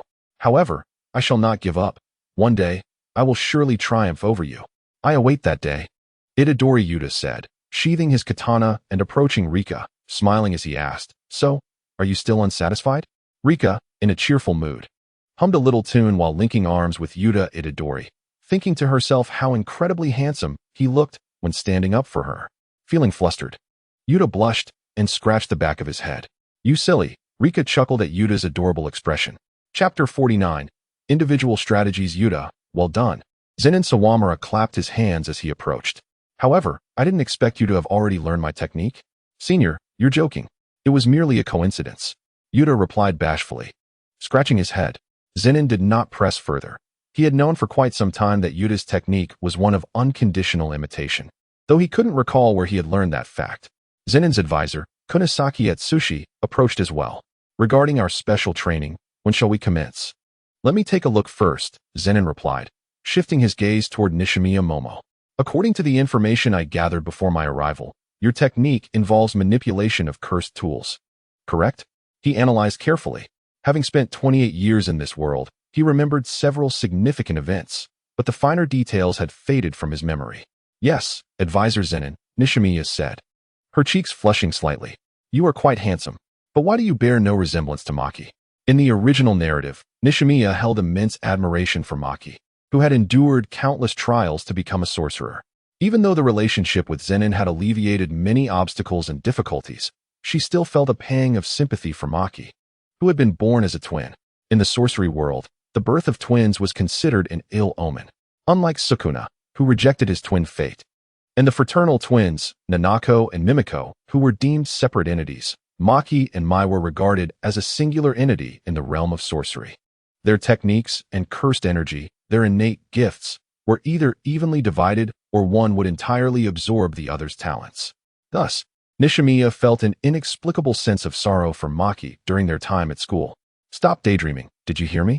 Zenin's emotionless voice shattered Nishimiya's thoughts, causing her face to turn crimson as she stammered, unable to respond. "Hey," Zenin, looking displeased, held his forehead and turned to Kunisaki, saying, "Could you repeat what I just said to her?" Of course, Kunisaki, also appearing somewhat uncomfortable, shot a glance at Nishimiya. "How dare you zone out in front of Advisor Zenin?" Nishimiya, blushing, bowed apologetically to Zenin, revealing her embarrassment. Zenin waved his hand dismissively and approached the blue-haired, fringe-clad Kisaragi. He scrutinized her closely before speaking. "You tend to rely heavily on Shin Inryu and Iajutsu. While practical, it could be improved." "What do you mean?" Kisaragi asked curiously, her heart racing slightly, for the man before her was a close friend of her idol, Satoru Gojo, although Zenin was quite handsome himself. The news of his relationship with Shoko had circulated a decade prior. Gojo was still single, allowing her to maintain her admiration. Kisaragi's principle was to avoid pursuing someone already in a relationship to prevent causing them distress. Zenin, unaware of Kisaragi's internal musings, noticed her holding back laughter. They exchanged awkward glances before he continued. "You do not place sufficient importance on your technique. During the upcoming training, you must diligently practice your physical techniques and learn to utilize your technique effectively. I will monitor your progress." After delivering his message, Zenin promptly departed, contemplating why the atmosphere at Kyoto Jujutsu High felt so peculiar today. Was it simply that students couldn't help but zone out in his presence? As this thought crossed his mind, Zenin's expression darkened further as he glanced at Kamo Noritoshi. Advisor?" Kamo, sensing Zenin's displeasure, timidly inquired. "My special training emphasizes the manipulation of cursed energy. You must learn to transform cursed energy into blood. This will rectify the flaws in your blood manipulation technique. As for the rest, let your uncle instruct you." Zenin replied coldly, devoid of any superfluous words, and turned towards mechanized Maru. Kamo felt a sense of unease, noticing Zenin's increasingly sour demeanor. Had anyone said the wrong thing? Is it truly possible to convert cursed energy into blood? He pondered. His blood manipulation technique, while effective for close, mid, and long-range attacks, had a glaring flaw. Frequent use would lead to a state of anemia, compelling him to carry blood bags at all times. Perhaps it was worth a try, he thought, observing Zenin's retreating figure with a contemplative mind. "Next is you," Zenin said, glancing at Maki, with dark green hair. She beamed brightly, asking, "Brother, what should I do?" Looking at Maki's hopeful expression, Zenin hesitated to speak the truth.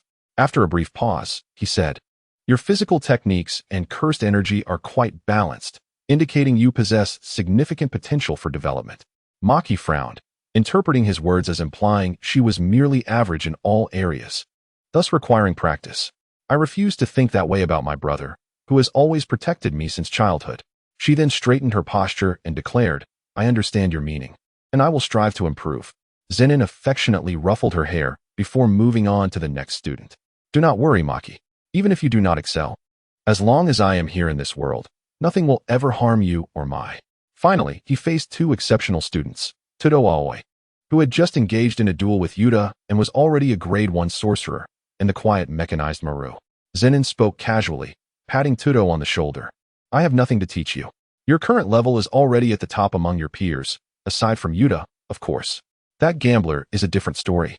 Thus, you merely need to hone your skills through practical combat. Understood, advisor. Todo nodded blankly, though his emotions were somewhat conflicted. The top student beneath Yuta, huh? Zenin turned his attention to mechanized Maru, recognizing that this massive figure was not his true form. He merely patted his shoulder, saying, You are quite strong as well. But what you truly require is a suitable body, correct? However, the means to obtain it may be misguided. Mechanized Maru stared impassively at the man before him, remaining silent. Meanwhile, in a distant room, a boy wrapped in bandages stared at Zenin's face, murmuring to himself, how could he possibly know? Have those two leaked information? No. It shouldn't be possible. Their binding is complete. Leaking information would serve no benefit to them. With Kuki gazing at the screen displaying Zenin, his inner turmoil deepened. Recently, two individuals had approached him, claiming they could heal his body, but demanded all information about the Jujutsu High and the personnel arrangements for the upcoming exchange meeting in 3 months. After much internal struggle, he had reluctantly agreed. As someone born cursed by heaven and binding, he lacked a right hand and knee, and felt no sensation below the waist. In exchange, he gained an expansive range of techniques covering the entirety of Neon and an output of cursed energy far surpassing the norm. Yet, he yearned for a healthy body, desiring nothing more than to live under the sun like a normal person, rather than with skin so fragile that it could not even endure moonlight. At the moment of commitment, a bond was forged between Yuki and those two individuals, marking the commencement of their mutual transaction. Above all, that girl truly yearned to see him. For various reasons, he resolved that once the bond was established, he would utilize the accumulated curse power he had amassed over the years to exorcise both of them entirely. Meanwhile, Zenin refrained from continuing his discourse. Instead, he whispered softly in front of the metallic head of the mechanized sphere, I understand there may be constraints preventing you from disclosing this matter. If you wish to avoid demise, you need only reveal your hiding place. Indeed, Yuki laughed bitterly, astonished that Zenin's advisor had already detected him during their very first encounter. How did he know? The mechanized sphere murmured softly to Zenin, inaudible to anyone nearby. Zenin narrowed his eyes and subsequently turned to depart. A fleeting memory flashed through his mind. In the original text, the songstress had mentioned that one of the individuals was of principal rank, while the other was Yuki. Could it be the esteemed Yanshi Kanishin? Zenin cast his gaze upward at the little old man, his penetrating gaze darkening upon observing Yanshi's countenance. The younger generation truly lacks decorum. No matter, as long as I remain, those two fellows cannot upend the sorcery world. Come forth, Kinso. I shall await your first move with great anticipation. In a CAF in Tokyo, RKO, do not be overly excited, Kinso remarked calmly, observing RKO. It is rather unsettling how hot it is in this air-conditioned establishment. RKO squinted at Kinso, retorting, as a curse master, are you truly afraid of this? You were the one who summoned us here. That is precisely why I wisely chose not to select a high-end venue, Kinso replied, resting his chin upon his hands. By the way, do you not grow weary of switching bodies every few days? Indeed, it is quite exhausting. However, it serves as a precaution. As that clone body cannot be carelessly exposed, Kinso smiled, extending his hand. I did come here today with matters to discuss regarding the plan. The moment RKO heard the word plan, his eyes gleamed with excitement, as if he had encountered an unparalleled treasure. After lying dormant for so many years, the opportunity to take action had finally arrived. Yes, Kinso continued, raising 2 fingers. I had previously conveyed this to your leader many years ago. For you cursed spirits to attain an equal standing with humans, 2 conditions must be met. Which 2? Not only RKO, but also Hanami and Toga, who were seated nearby, ignited with determination, curiously gazing at Kinso. since being annihilated in mere seconds by Zenin Zawa a decade ago. Both Hanami and RKO had developed a phobia of Zenin. They had not dared to operate in the Neon realm for 7 or 8 years until they returned to this country under the guidance of their leader a year prior. First, you must bring the Curse King Sukuna, also known as Itadori Yuji, onto your side. Initially, I had commanded a cursed spirit to forcibly feed him a finger. And the second, RKO's voice suddenly brimmed with excitement. To incapacitate the two most formidable sorcerers on the sorcerer's side from participating in battle. You mean to prevent Zenin Zawa from engaging in the upcoming conflict? RKO exclaimed, his excitement palpable. But can this truly be accomplished? Can Zenin Zawa be restrained from fighting? Your leader is capable of achieving this, rest assured. Kinso found it somewhat perplexing how these cursed spirits seemed unfamiliar with their own leader, more so than with him, a mere human. Nevertheless, he dismissed it, after all. They were merely cursed spirits, and even with intellect, they remained inferior beings. And who was the other? RKO exclaimed, as if catching a glimpse of victory. Satoru Gojo from Tokyo Jujutsu High, Kinso smiled.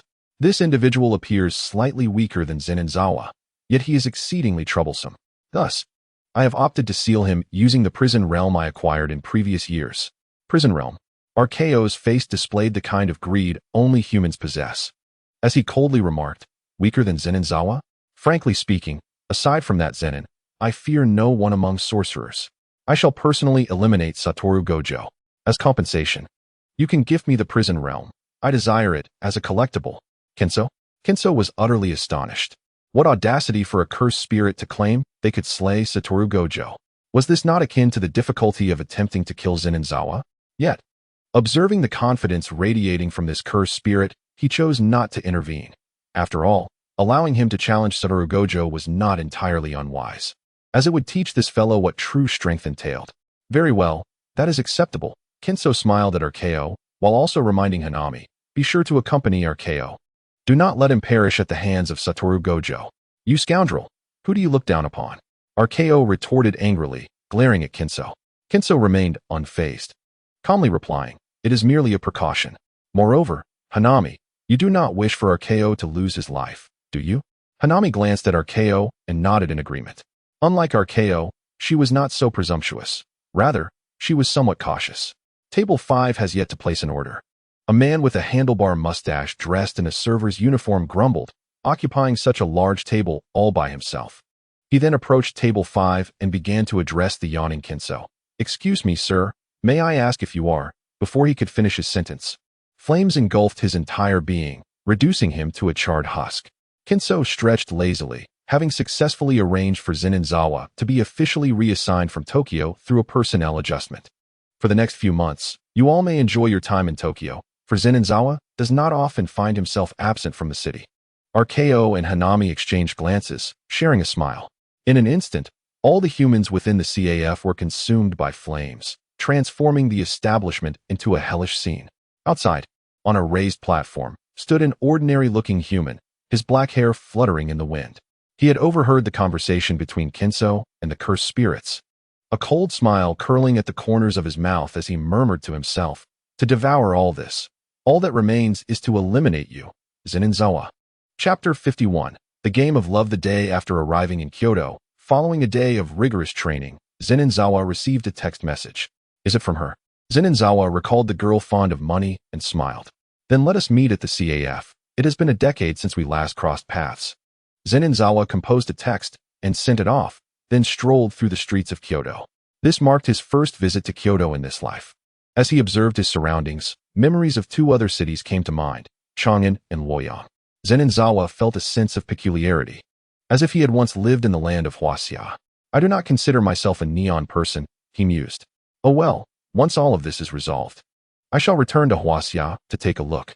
The cold, mechanical voice echoing in his mind led him to feel that some force was slicing through fragments of his memories, rendering the recollections from before arriving in this world exceedingly chaotic. With these thoughts in mind, Zenin Zawa entered an upscale CAF and took a seat by the window facing the street, idly fiddling with his smartphone. It seemed there was little else to do besides browsing posts. How lacking in entertainment activities, Zenin Zawa sighed, lamenting the scarcity of diversions. Suddenly, he was taken aback as a crow entered the CAF. How intelligent for a crow to come inside. He pondered. Just then, a girl in a uniform, seemingly around 18 years of age, walked past him. Zenin furrowed his brow, sensing an ominous presence. He caught sight of a man seated in the spot where the girl had been, his visage exuding an intimidating ferocity that would likely deter any ordinary person from even stealing a glance. The girl stood before Zenin, her heart racing as she clutched her phone, stammering, "Hello, can we exchange contact information? Are you certain? I am already 28 years old with 2 children, she added. What? 28? The girl's eyes widened in disbelief as she scrutinized Zenin's face, muttering to herself, 28 and with 2 kids? Is that for real? Still in a daze. She returned to her original seat, struggling to come to terms with this revelation. What's wrong, little sister? The man beside her noticed her distress and was taken aback. Failed. Damn it, you bastard. He stormed towards Zenin. Given the time of day, the CAF was relatively empty, and the staff dared not intervene upon seeing the man's demeanor. What's the matter? Zenin inquired, observing the man with a hint of amusement. Are you looking to defend her? You dare reject my sister? Don't you realize she has taken a liking to you? The man bellowed, standing before Zenin. Zenin's expression darkened. In all his years, this was the first time someone had dared to raise their voice at him. Even the elder Zenin had never shouted at him like this. Well, what of it if she has a crush on me? Am I obligated to reciprocate? He replied coolly, his face betraying neither joy nor sorrow. He had no intention of engaging with the man before him, merely curious to observe the diversity of human nature. The man scoffed, a look of pride creeping onto his face. My sister is a student at a prestigious high school in Kyoto. You should know that suitors line up for her from here to France. If she has her sights set on you, you should feel honored. Hurry and give me your contact information. Zenin rose to his full height of 190 centimeters, towering over the man, who gulped nervously at the sight. The calmness of Zenin's voice ignited the man's fury. You want me to play a dating game with her? I have no reason to like her. Nor does she have any reason to like me. Just give up. Zenin chose not to engage further, striding out of the CAF. After a brief wait, the person he had been anticipating finally arrived. He recognized the voice. He had been duped by this person countless times during his student days. Zenin Jr. It's been ages. Ming Sr., long time no see. Have you abandoned your signature braided hairstyle? What nonsense are you spouting? Ming, with her high ponytail, shot Zenin a playful glare, exuding charm. Someone once praised my hairstyle, you know. And did you really ask me to play a dating game with her? Who taught you to be so cool, little junior? Zenin's expression darkened. He wondered if Ming had foreseen events unfolding in the CAF and sent a crow to livestream the incident. I just livestreamed what just happened. Ming grinned, holding her phone up to Zenin. Your old classmates should know about this by now. Zenin frowned. Is it really appropriate to play like this? Using a crow for livestreaming? He could already envision the scene across Tokyo, where Gojo Satoru stifled laughter while watching the video. His expression soured further. It wouldn't matter if Ming found out, but he dreaded the thought of Gojo teasing him about this for the next 2.5 years. Ming continued. My appearance fee is not low, you know? You'll have to compensate me. She shot him a knowing glance, pulling out a check from her bag. I figured you would exploit my weakness, knowing I have a penchant for money. Zenin accepted the check without hesitation, then remarked, I suspect you summoned me for more than just my appearance fee. You see right through me. Ming chuckled, suggesting they walk and talk as they headed towards their destination, Tokyo Jujutsu High. Meanwhile, Gojo Satoru, watching the video on his phone, couldn't contain his laughter. Ha, did this guy really say that? 28 years old with 2 kids? This is too much, I'm going to burst. He laughed heartily, clutching his stomach. Beside him, Suguru Geto also struggled to suppress his laughter, though he made an effort to maintain composure. Zenin is definitely going to hear about this, he said, unable to hold back any longer, as their laughter echoed like memories of a summer long past, when 3 boys would mock each other over a game of Mario Party. You two are something else. Shoko glanced at Gojo and Geto, unable to hide her own smile, and playfully chided, just reject her outright. Why mention being 28 and having 2 kids? What a fool. There's no reason for him not to like her or for her not to like him. Contemplating this statement, Shoko felt an inexplicable flutter of anxiety in her heart. Once Gojo had laughed enough, he sent a text to Ming Sr. You executed that perfectly. I'll deposit 10 million into your account afterward. He then turned to Geto. Hey, tomorrow, you're in charge of the mission to the juvenile detention center with Yuji and the others. I'll be away for a bit. No problem, leave it to me. I'll take care of Yuji and the others. See you when you return. Chapter 52. The Blossoms of Kyoto. On the bustling streets of Kyoto, Zenin walked alongside Ming Ming, who occasionally stole glances at his profile. Feeling the vibration of her phone, she quickly retrieved it, her face lighting up with a smile upon reading a message from Gojo Satoru. Senior, what has got you smiling? Zenin noticed her radiant expression and felt a peculiar sensation swell within him. Why do I always feel like someone is profiting off my labor? He pondered, touching the check in his pocket. Though he was not in dire need of money, working for free was not in his nature. He had always been the one to have others work for him. Nothing, Ming Ming replied, tucking her phone away, though her smile remained. With her hairstyle reminiscent of her high school days, Zenin easily discerned that her expression bore both joy and excitement. The reason I called you is crucial. A special grade cursed spirit has appeared in a village near Kyoto, and I've taken on this task. Since you happen to be in Kyoto, I thought to enlist your help, Ming Ming explained, her tone tinged with resignation. The number of cursed spirits has been on the rise, including several special grade ones. Our workload as jujutsu sorcerers has increased exponentially. Zenin's lips twitched. He suspected that 28 years ago, when he and Gojo Satoru were born, the balance of this world had been irrevocably altered. In the current era, jujutsu sorcerers overwhelmingly dominated cursed spirits in terms of strength, while curse users had all but vanished for many years. However, for grade 1 sorcerers and those below, the situation differed greatly from the original narrative. Today, special grade cursed spirits were terrifying entities. Due to the emergence of those two individuals, cursed spirits had gained considerable strength. In the jujutsu world, an unspoken rule had developed. Is there a suspected special grade cursed spirit? Abandon all hope. Relinquish everything to those 5 individuals. Should a first-level sorcerer, stubborn as they are, dare to confront a special grade cursed spirit, they would merely receive the retort. What? You wish to try? Perhaps you should buy a lottery ticket first. If fortune smiles upon you, then proceed. When questioned about the reasoning, the response is simply, fool. In your encounters with cursed spirits, you may not even be aware if they possess a domain. If they lack a domain, you might fare well, but if they do, brace yourself for a feast of calamity. Thus, engaging with a special grade cursed spirit is entirely a matter of luck. If fortune favors you and you encounter a special grade cursed spirit with a domain, a first-level sorcerer might still stand a chance with their combat experience. However, if misfortune strikes and you face one with a domain, even the simplest of domains can turn the tide against you. Once a domain is activated, no one emerges unscathed. Zenin snapped back to reality, glancing at Ming Ming and inquiring, this cursed spirit, it won't possess a domain, will it? Most likely, Ming Ming replied with a charming smile. Regardless of whether it activates a domain today, it matters not. After all, you have arrived, have you not? I am merely contemplating how to capture it alive and transport it to Tokyo. Should I employ my illusion techniques? I wonder if they would affect a cursed spirit. You are so high-minded, truly remarkable, Ming Ming remarked. In silence, they soon arrived at a desolate village. The village was utterly devoid of life, lacking any semblance of vitality. The air was thick with ominous white talisman papers, reaching a terrifying extent. Observing this, Ming Ming frowned slightly and turned to Zenin. It appears that, for some reason, this village has only recently been discovered to harbor cursed spirits. Indeed, Zenin replied, surveying the area.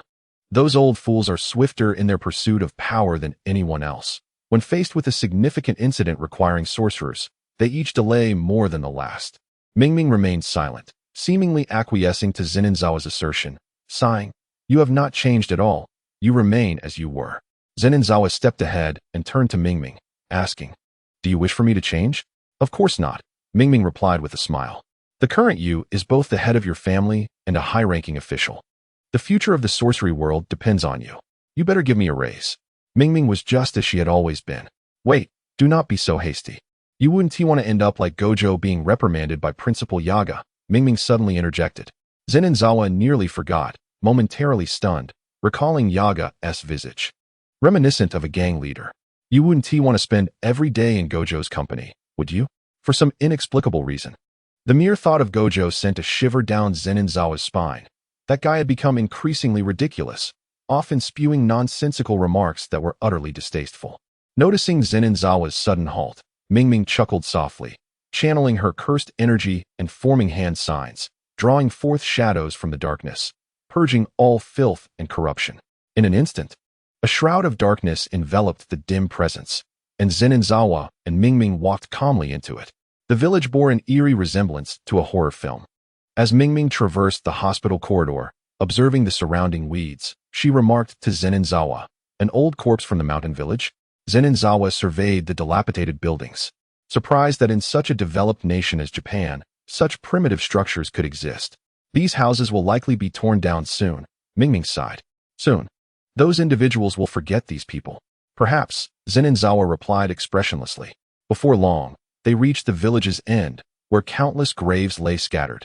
It seems the villagers have all been buried here, Mingming observed with curiosity. This must have been done by someone. But who could dare to bury people under the watchful eyes of a special-grade, cursed spirit? Shoo, Zenin gestured for silence, pointing towards the forest where a surge of cursed energy emanated. Mingming sensed the energy and smiled. We are fortunate. We have found it so quickly. They slowed their pace, moving deeper into the forest, with crows serving as Mingming's eyes, while the oppressive atmosphere underscored the strangeness of the place. Soon, the cursed spirit revealed itself. It was an extraordinarily massive entity, its proportions grotesquely mismatched, with stout arms and short legs, adorned with tufts of hair. Its mouth was situated on either side of its face, with a pair of horns protruding from its jaws.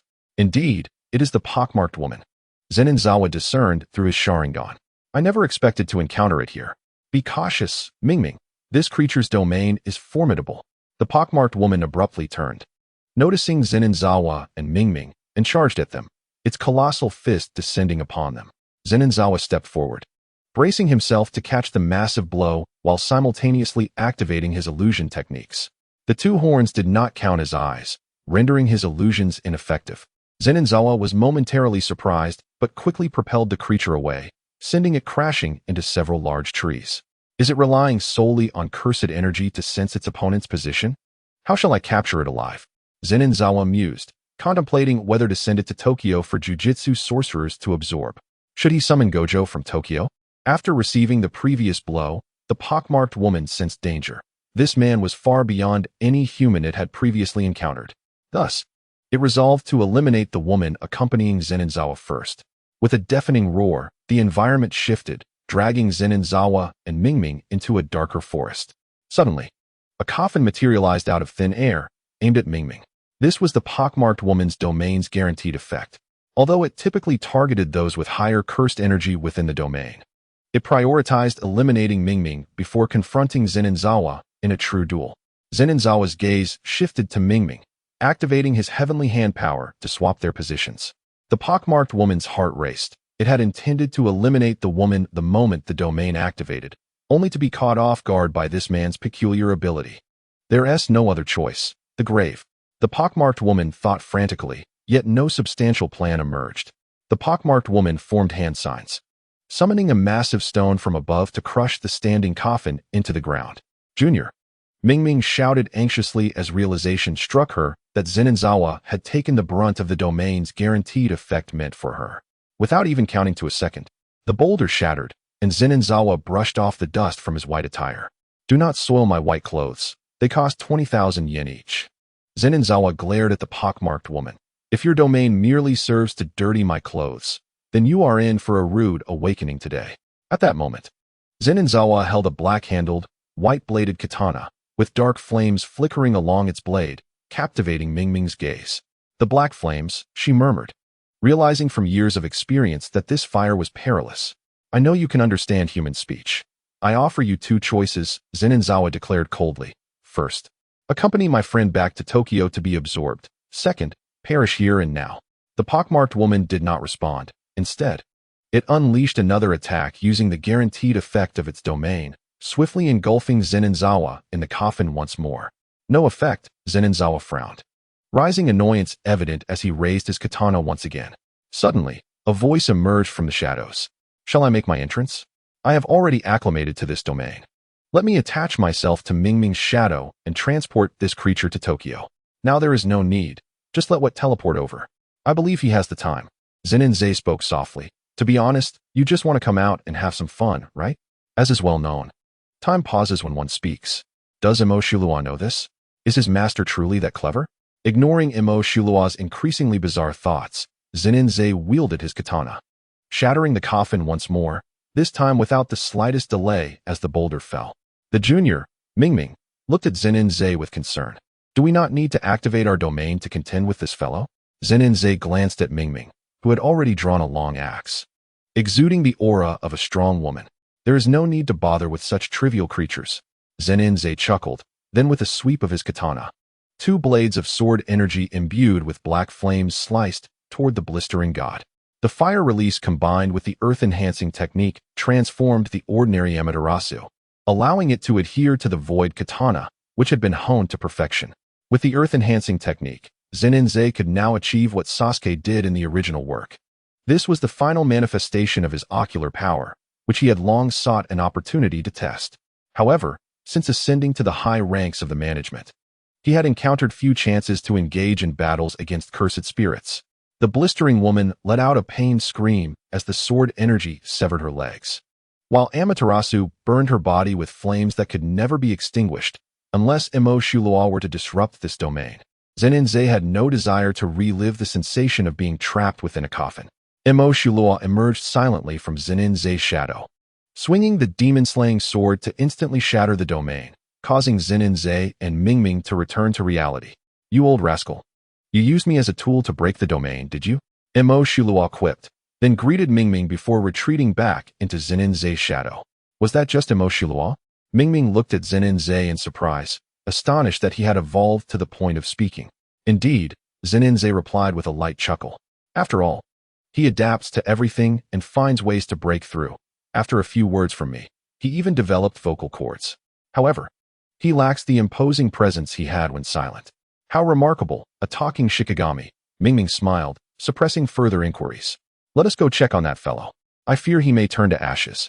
Slowly, Zenin approached the blistering woman lying on the ground, coldly observing her as she writhed in the unquenchable flames. Do not even think about extinguishing them. I shall grant you one more opportunity. The desire for survival surged within the blistering woman. She ceased her writhing and remained still, seemingly awaiting judgment. First, you will be burned to death by my Amaterasu. Second, you will obediently be taken to Tokyo by my friend to be absorbed. Your fate lies in his hands. The blistering woman paused, her simple mind racing in thought. The second option appeared to hold a glimmer of hope for survival. After Zenin finished speaking and pointed at Amaterasu, she howled in desperation. You are quite astute. Zenin's right eye focused, and the earth-enhancing technique activated, instantly extinguishing Amaterasu. He then coldly regarded the cursed spirit. The binding is complete. I trust you understand what it means to be bound. The blistering woman silently nodded. Then it is settled. Zenin stretched, took out his phone, and dialed a number he hadn't called in centuries. Hello? Is it what? Hurry over. At the airport, What's phone vibrated. Picking it up, he heard Zenin's voice and replied mischievously. Did you miss me, Zeichan? You actually called. If you don't come, I'll post that photo of you in a short skirt from years ago on the forum. You bastard. Where are you? What nearly crushed his phone. While he dared to wear a short skirt in front of his students, he would not risk his social standing online. Checking the flight schedule. He clasped his hands and instantly teleported from Tokyo International Airport to Zenin's location. Upon seeing Zenin, Mingming, and the cursed spirit before him, Watt's expression darkened. You brought me all this way just to deliver a cursed spirit to Jet? Why else? Zenin raised an eyebrow, stating matter-of-factly, among us. You are the only one with such convenient teleportation skills. Who else could I have do it? Fine, fine. So this is how we're playing it? Realizing he was at Zenin's mercy, Watt directed a stern look at the compliant, blistering woman. He then seized the cursed spirit, revealing a villainous grin. Just don't kill it. I don't want my efforts to be in vain. Zenin cast a sidelong glance at Watt. I understand. Watt kept his gaze fixed on the trembling, blistering woman before teleporting away. Later, when Suguru told Zenin, the cursed spirit was said to have emitted a sound akin to a mournful cry upon seeing Watt. Junior? What are you smiling about, so happy? Mingming observed Zenin's face, noticing his unusually radiant smile. Thinking about how I disgusted what makes me unavoidably joyous. Zenin recalled Watt's gloomy, dripping expression, unable to maintain his usual composure. You two are truly childish. Mingming chuckled, then sheathed her axe. Would you like to accompany me for a stroll in Kyoto? Not today. Zenin shook his head. I still need to report to Shoko. She'll surely flay me alive if she finds out I went out wandering with a senior. Who would have thought the head of the Zenin clan is so henpecked? Mingming teased Zenin. Not at all. Senior, please don't misinterpret. Shoko and I are still in a purely platonic relationship. Mingming waved her hand, concealing her inner emotions, and turned to leave the village alone.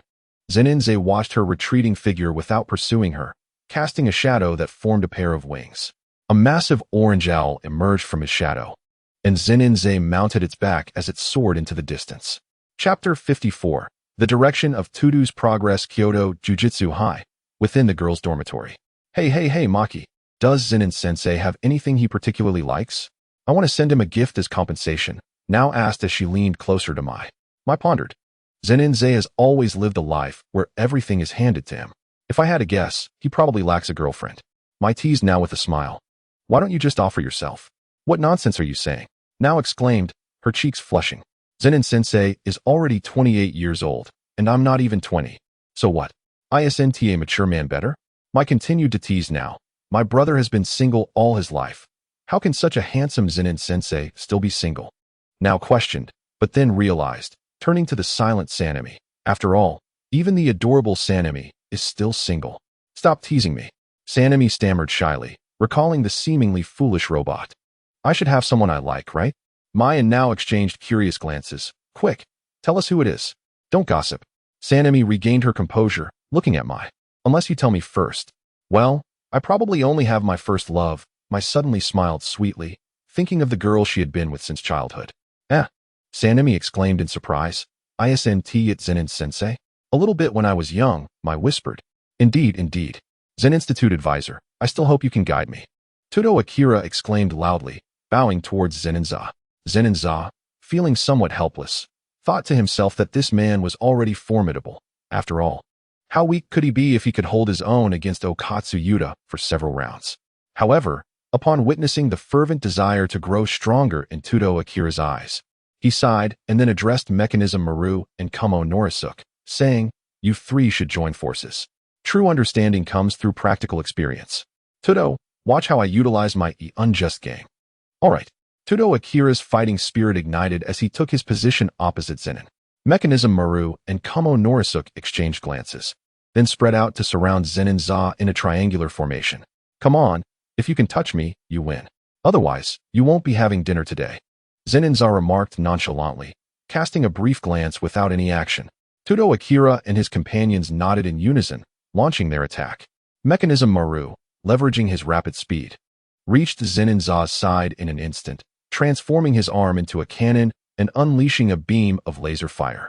Zenin slowly raised his hand, causing the laser to dissipate gradually. Simultaneously, Kumo Norisuke's bloodthirsty strike followed, its explosive speed surpassing the sound barrier. Zenin's eyes widened, and in an instant, Kumo Norisuke's position was switched with his. At the same time, thunder crackled in Zenin's hand.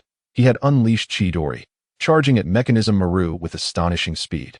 With a snap, Tudo Akira switched places with Mechanism Maru, gathering all his cursed energy into his hand. His empowered right fist collided with Zenin's left hand, which was enveloped in Chidori. Tudo, the flaw in your unjust game is too significant. Now that you and I are making eye contact, you have already lost. What? The advisor. Your eyes. Only then did Tudo Akira notice that Zenin's eyes had transformed into one red and one purple. He was suddenly pulled behind Zenin's by a force, and due to inertia, his body lurched forward uncontrollably. Zenin's delivered a swift kick while forming hand seals. Great Fire Dragon Technique. A dragon of flames erupted from Zenin's mouth, leaving a dark trace in its wake. Tudo, Kumo Norisuke exclaimed in alarm, blood appearing at the corners of his eyes as he rushed towards Tudo Akira. Boom. The great dragon fire penetrated the playground wall, hurtling towards the forest. Oh no. Setting fire to the mountains will land me in prison. Zenin's expression faltered. He certainly did not want to ignite the mountains outside Kyoto, or else the elders would undoubtedly come after him. Huffing, Kumo Norisuke supported Tudo Akira, watching as Zenin's chased after the fire dragon. A sense of trepidation washing over him. If that attack had grazed them, they might have been incinerated. The surface temperature was incredibly high. Even my metal skin couldn't withstand it. Mechanism Maru approached, shaking his head with a sigh, We barely lasted 30 seconds. Todo Akira lowered his head in frustration, a look of despondency on his face, but soon he rallied, declaring, "That technique of Zenin's, I must develop it as well." With no preliminary movement to pull someone in, Todo Akira pondered, "How can I achieve that? Perhaps try to develop extreme techniques or domains." Todo. Zeninza returned to the playground, smiling gently at Todo. "Your technique is quite similar to my abilities, yet distinct. However, the preliminary movements with hand gestures are unavoidable. The only way for you to grow stronger now is to continuously align yourself with extreme techniques." "My extreme techniques?" Todo Akira murmured to himself. "But there is also the matter of the reverse technique." Zeninza extended a finger. "You all should be aware of it, right?" "I know," Komo Norisuke replied solemnly. "It generates positive cursed energy from a negative. Exactly. Your blood manipulation consumes blood. If you cannot convert cursed energy into blood, then utilize the reverse technique to replenish the blood you have expended." Zeninza continued, adding, "Moreover, upon mastering the reverse technique, there is a chance to unlock another form of your technique." "Another form?" "For instance, the normal progression of a technique creates a gravitational pull from negative cursed energy. And upon comprehending the reverse technique, infusing positive energy into the technique results in an entirely new state, a technique reversal filled with repulsion. However, as of now, you are the only one in the entire Jujutsu world capable of this." "Seems I am not the sole one," Zeninza thought, recalling information regarding Kinjaku, the reverse technique of anti-gravity. "But it's quite strange. Why do I know this information?" Zeninza pondered. He distinctly remembered everything clearly 10 years ago. Yet ever since that voice in his mind vanished, his memories have become increasingly hazy. Fortunately, the notes I made 10 years ago continue to remind me. Otherwise, I might truly be led around by Kinjaku. Zeninza gazed towards Tokyo, a mysterious smile gracing his lips. "I wonder how the events at the juvenile institution will unfold." Chapter 55. The Juvenile Institution Incident, West Tokyo City, July. Aishu Juvenile Institution. Wearing black-framed glasses, Ijichi observed the trio of Itadori, Fushiguro, and Kujisaki with an air of ease. Recently, several non-sorcerers had witnessed the cursed womb of a special-grade cursed spirit. "All right, Ijichi," Suguru Geto smiled at Ijichi. "I'm here to lead the team. Are you still not at ease?"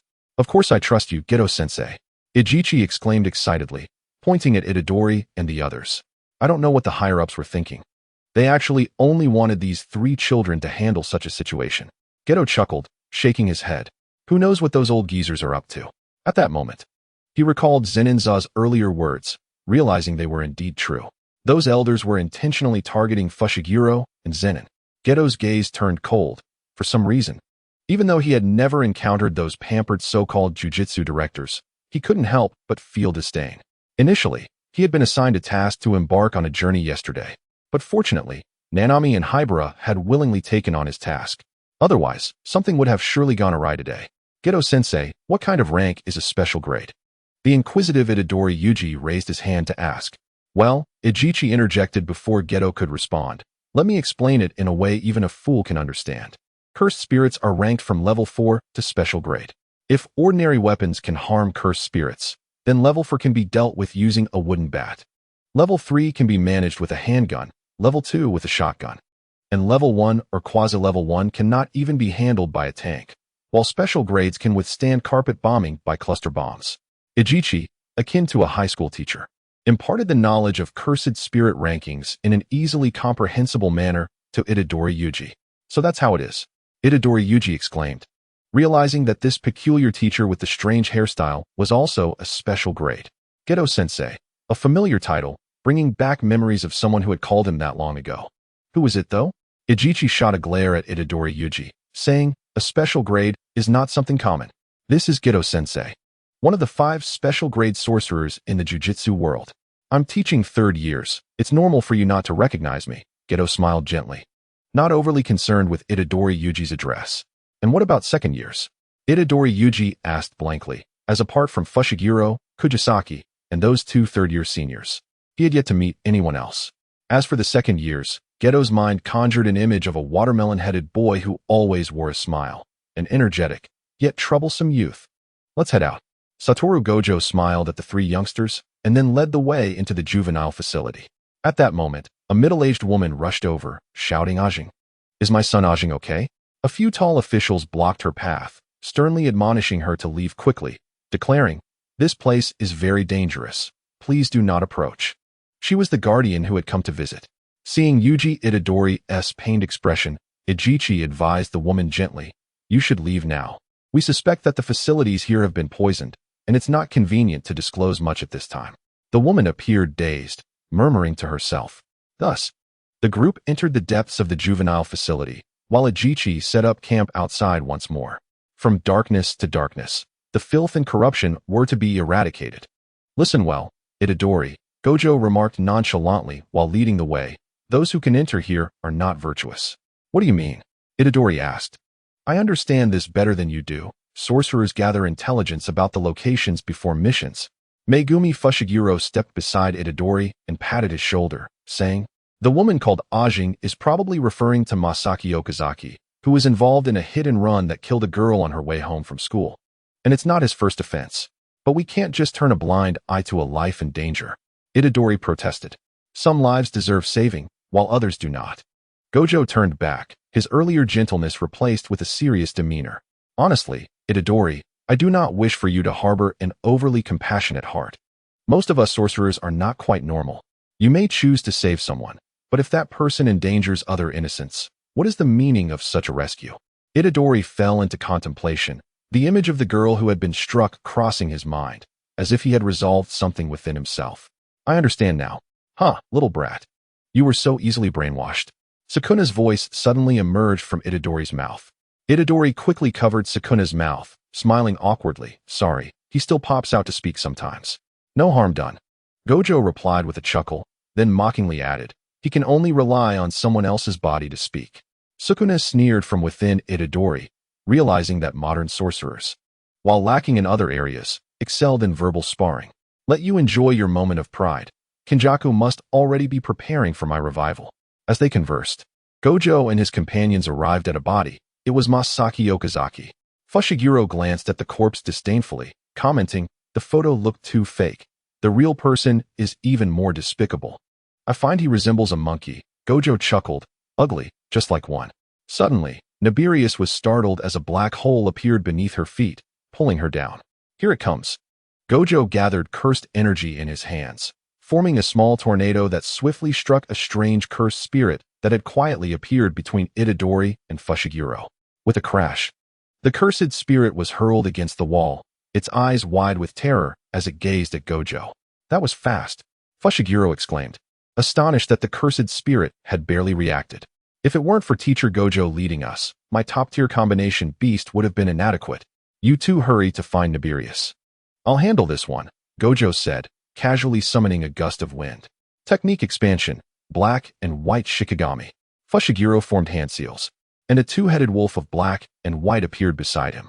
Unlike ordinary Shikigami, the combined black and white Shikigami possessed tracking abilities far superior to a single entity and could inflict damage on special-grade cursed spirits.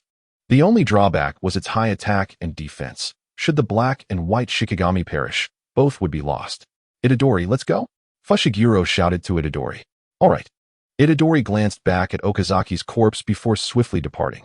"Go have some fun with him, Pox," Gojo said with a smile as the Pox spirit emerged from the black hole behind him. Upon seeing the ferocity of the Pox spirit, Itadori was momentarily taken aback. Chapter 56. The peculiar little creature. Gojo observed the cursed spirit before him as it panicked and danced awkwardly, clutching its head, unable to conceal his amusement. What a peculiar little creature. It seemed enraged, gathering yellow cursed energy in his hands and unleashing it in the form of a shockwave. A shockwave technique? Gojo narrowed his eyes and raised his hand to block the attack. It's cursed energy failed to affect Gojo in any way. Gojo leisurely approached, smiling as he remarked, "Fortunately, you were born in a juvenile facility, and the lives you took were merely societal scum. Consider yourself lucky. I won't torment you." Upon hearing this, Ai seemed humiliated, and yellow cursed energy surged forth again, forming a massive beam of cursed energy that shot from his hands. This is not the typical power of a special-grade cursed spirit. Gojo mused, his eyes narrowing further. The Zenin clan was indeed mistaken. If Itadori and the others had been left to handle this task alone, they would have faced dire consequences. Gojo casually raised his hand again, blocking ITT's attack once more. As ITT realized that his assaults were ineffective against the sorcerer, he began to entertain thoughts of retreat. Thinking of fleeing? Gojo observed ITT's retreating foot. I fear you shall find no escape. Allow me to show you what a true curse is. Pox, unleash your domain. Following the command, the Pox spirit let out a roar, drawing the three into its domain. ITT was swiftly obliterated. Looking at the barely surviving ITT, Gojo frowned and activated a vortex, absorbing his cursed energy like a Kamehameha wave. I wonder if Itadori and the others have finished. As Gojo prepared to dial a number on his phone, he heard a howl from outside the juvenile facility. It seemed this incident had come to a close. With one last glance at the facility, Gojo turned and departed. Gojo, how did it go? Zenin Takumi lounged on a chair in the courtyard of Kyoto, speaking leisurely on the phone. Quite well, Gojo replied, signaling to his companions, Nanako and Mimiko, to keep quiet. Nanako made a face but continued eavesdropping on the conversation. You too. Gojo sighed, feeling exasperated yet affectionate toward his two adopted daughters, who had become his closest companions over the past decade, a true family. He rubbed his forehead and said earnestly, you were right about one thing. Without me, Itadori and the others would surely have been killed by that cursed spirit. Indeed, Zenin Takumi remarked, squinting at the sun, which stung his eyes. A memory flickered in his mind. Itadori had allowed Sukuna to take over in a moment of despair and had unleashed his domain to slay that cursed spirit, inadvertently drawing Sukuna's attention to Fushigiro's body, which set off a chain of subsequent events. Considering the current circumstances, it seemed unlikely that Fushiguro and Tsumi would be harmed. Takumi pondered, reflecting on the causes and effects of all the events. Tsumi, having remained conscious thus far, had been under the protection of a teacher at home. Thus the chance of Kenjaku marking her was slim. Although Jin Meiji's mind bears the imprint of a technique, her family holds no desire for her to become a sorcerer. Their only wish is for her to grow up happily and eventually marry someone she loves. However, Zeninzawa soon recalled that romantic fool one. In this altered world, how might she resurrect? Speaking of which, if Kenjaku intends to initiate his plan, it seems that the real body is indispensable, isn't it? I wonder if it would be possible to send Geto early to eliminate the real body, thus preempting Kenjaku and seizing the technique. Yet, it appears he does not currently possess any cursed spirit manipulation, right? Zenin. The voice of Suguru Geto on the other end of the line jolted Zeninzawa from his reverie. Were you daydreaming? Ah, no. Zenin felt a flush of embarrassment. He was nearly 30, yet still distracted during a phone call. In that case, I shall hang up now. Suguru Geto smiled gently, stating he needed to exert more effort. Otherwise, their Tokyo Metropolitan Jujutsu Technical School would be utterly humiliated by the Kyoto school you brought along at the last minute. Stop teasing me, Geto. Zeninzawa awkwardly replied, recalling the first day of his arrival when students either stared blankly or stifled laughter. It was evident that he was not cut out to be a teacher. However, if that guy Wudo could be a teacher, could he possibly be worse? He promptly dismissed that thought. Competing with Wudo? What a ridiculous notion. That guy still holds the title of second best after all these years. At the meeting, Zenin. No problem. Geto hung up the phone, and Zeninzawa reclined in his chair, squinting his eyes to bask in the sunlight. How long had it been since he enjoyed such leisure? A decade? Or perhaps 5 years? He estimated that Nobito Zenin was likely indulging in a similar lifestyle in Malaysia. You truly are quite relaxed, aren't you? Can you answer the question from 12 years ago? What type of woman do you prefer? An adult female voice interrupted. Appearing abruptly beside Zeninzawa, he glanced over with a lack of interest and replied, Why are you back? Wasn't your time abroad comfortable? The newcomer was the elusive Yuki Tsukumo, accompanied by a bespectacled man of African descent and a charming girl in her early 20s. Miguel? Zeninzawa inquired with a hint of curiosity. What brings you here? Yuki Tsukumo's forehead twitched with annoyance. The fact that this guy was more interested in Miguel than any man was absurd. She shot Zenin a glare and said, This is the strongest sorcerer in Africa, here to exchange knowledge with the 2 jujutsu schools in Neon.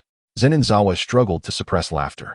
Years of his temperament had made it a long time since he felt a genuine laugh bubbling up.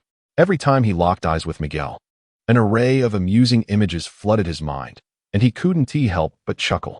Miguel, it's been a while, Zeninzawa said, forcing a nonchalant demeanor as he shook Miguel's hand.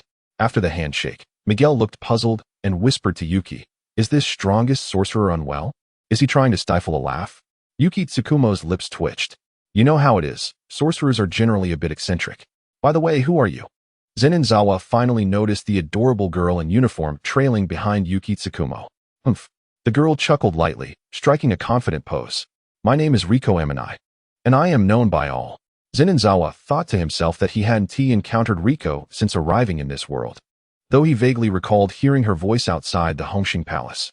Now, Riko had grown up, appearing even more innocent and charming than before. But Riko, didn't Geto send you abroad? Zenin asked, a puzzled look crossing his face. Riko appeared slightly flustered, stammering, I just wanted. All right. Yuki Tsukumo interjected, bemused by Riko's shyness. You're studying at the Kyoto school, so why be afraid? All right. Riko straightened up instantly, declaring to Zenin, I am here to study. Zenin replied, come on, it's obvious you just wanted to sneak back for fun. Yuki Tsukumo chuckled and then turned to Zenin, explaining, actually, Riko awakened her technique recently, and I believe she qualifies to become a sorcerer, so I brought her back to Neon. Are you sure it's not because you sympathize with her past as a star plasma being? Zenin remarked, casting a casual glance at Yuki.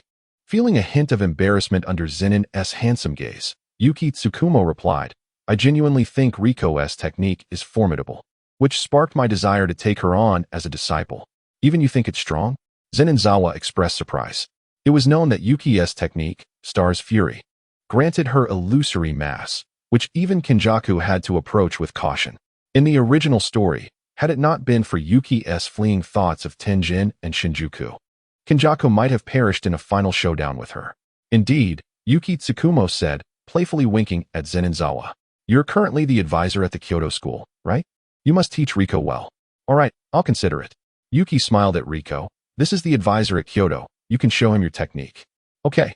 Riko responded without hesitation, summoning her cursed energy as a handgun materialized in her hand. Constructing a technique? Zenin was somewhat taken aback. This was a technique of a similar kind. No, Yuki Tsukumo laughed seductively. Her technique involves firearms. Zenin watched as Riko casually fired the gun, creating a hole in the nearby wall. Estimating the speed, he figured that a second or third level sorcerer would struggle to evade it. But it didn't stop there. Riko then conjured a sniper rifle. This is more acceptable, Zenin thought, recalling that his sister Maki could also create a sniper rifle and had once shot Kenjaku in the original story. Seeing Zenin calm demeanor, Riko decided to give him a little more of her unique flair.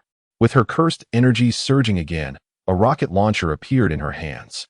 Zenin as he registered the second question mark, it wasn't a matter of him having problems, but rather, she did.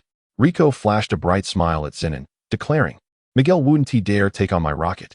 Miguel, who had been silent, twitched at the corner of his mouth. It was a joke. He couldn't reverse techniques.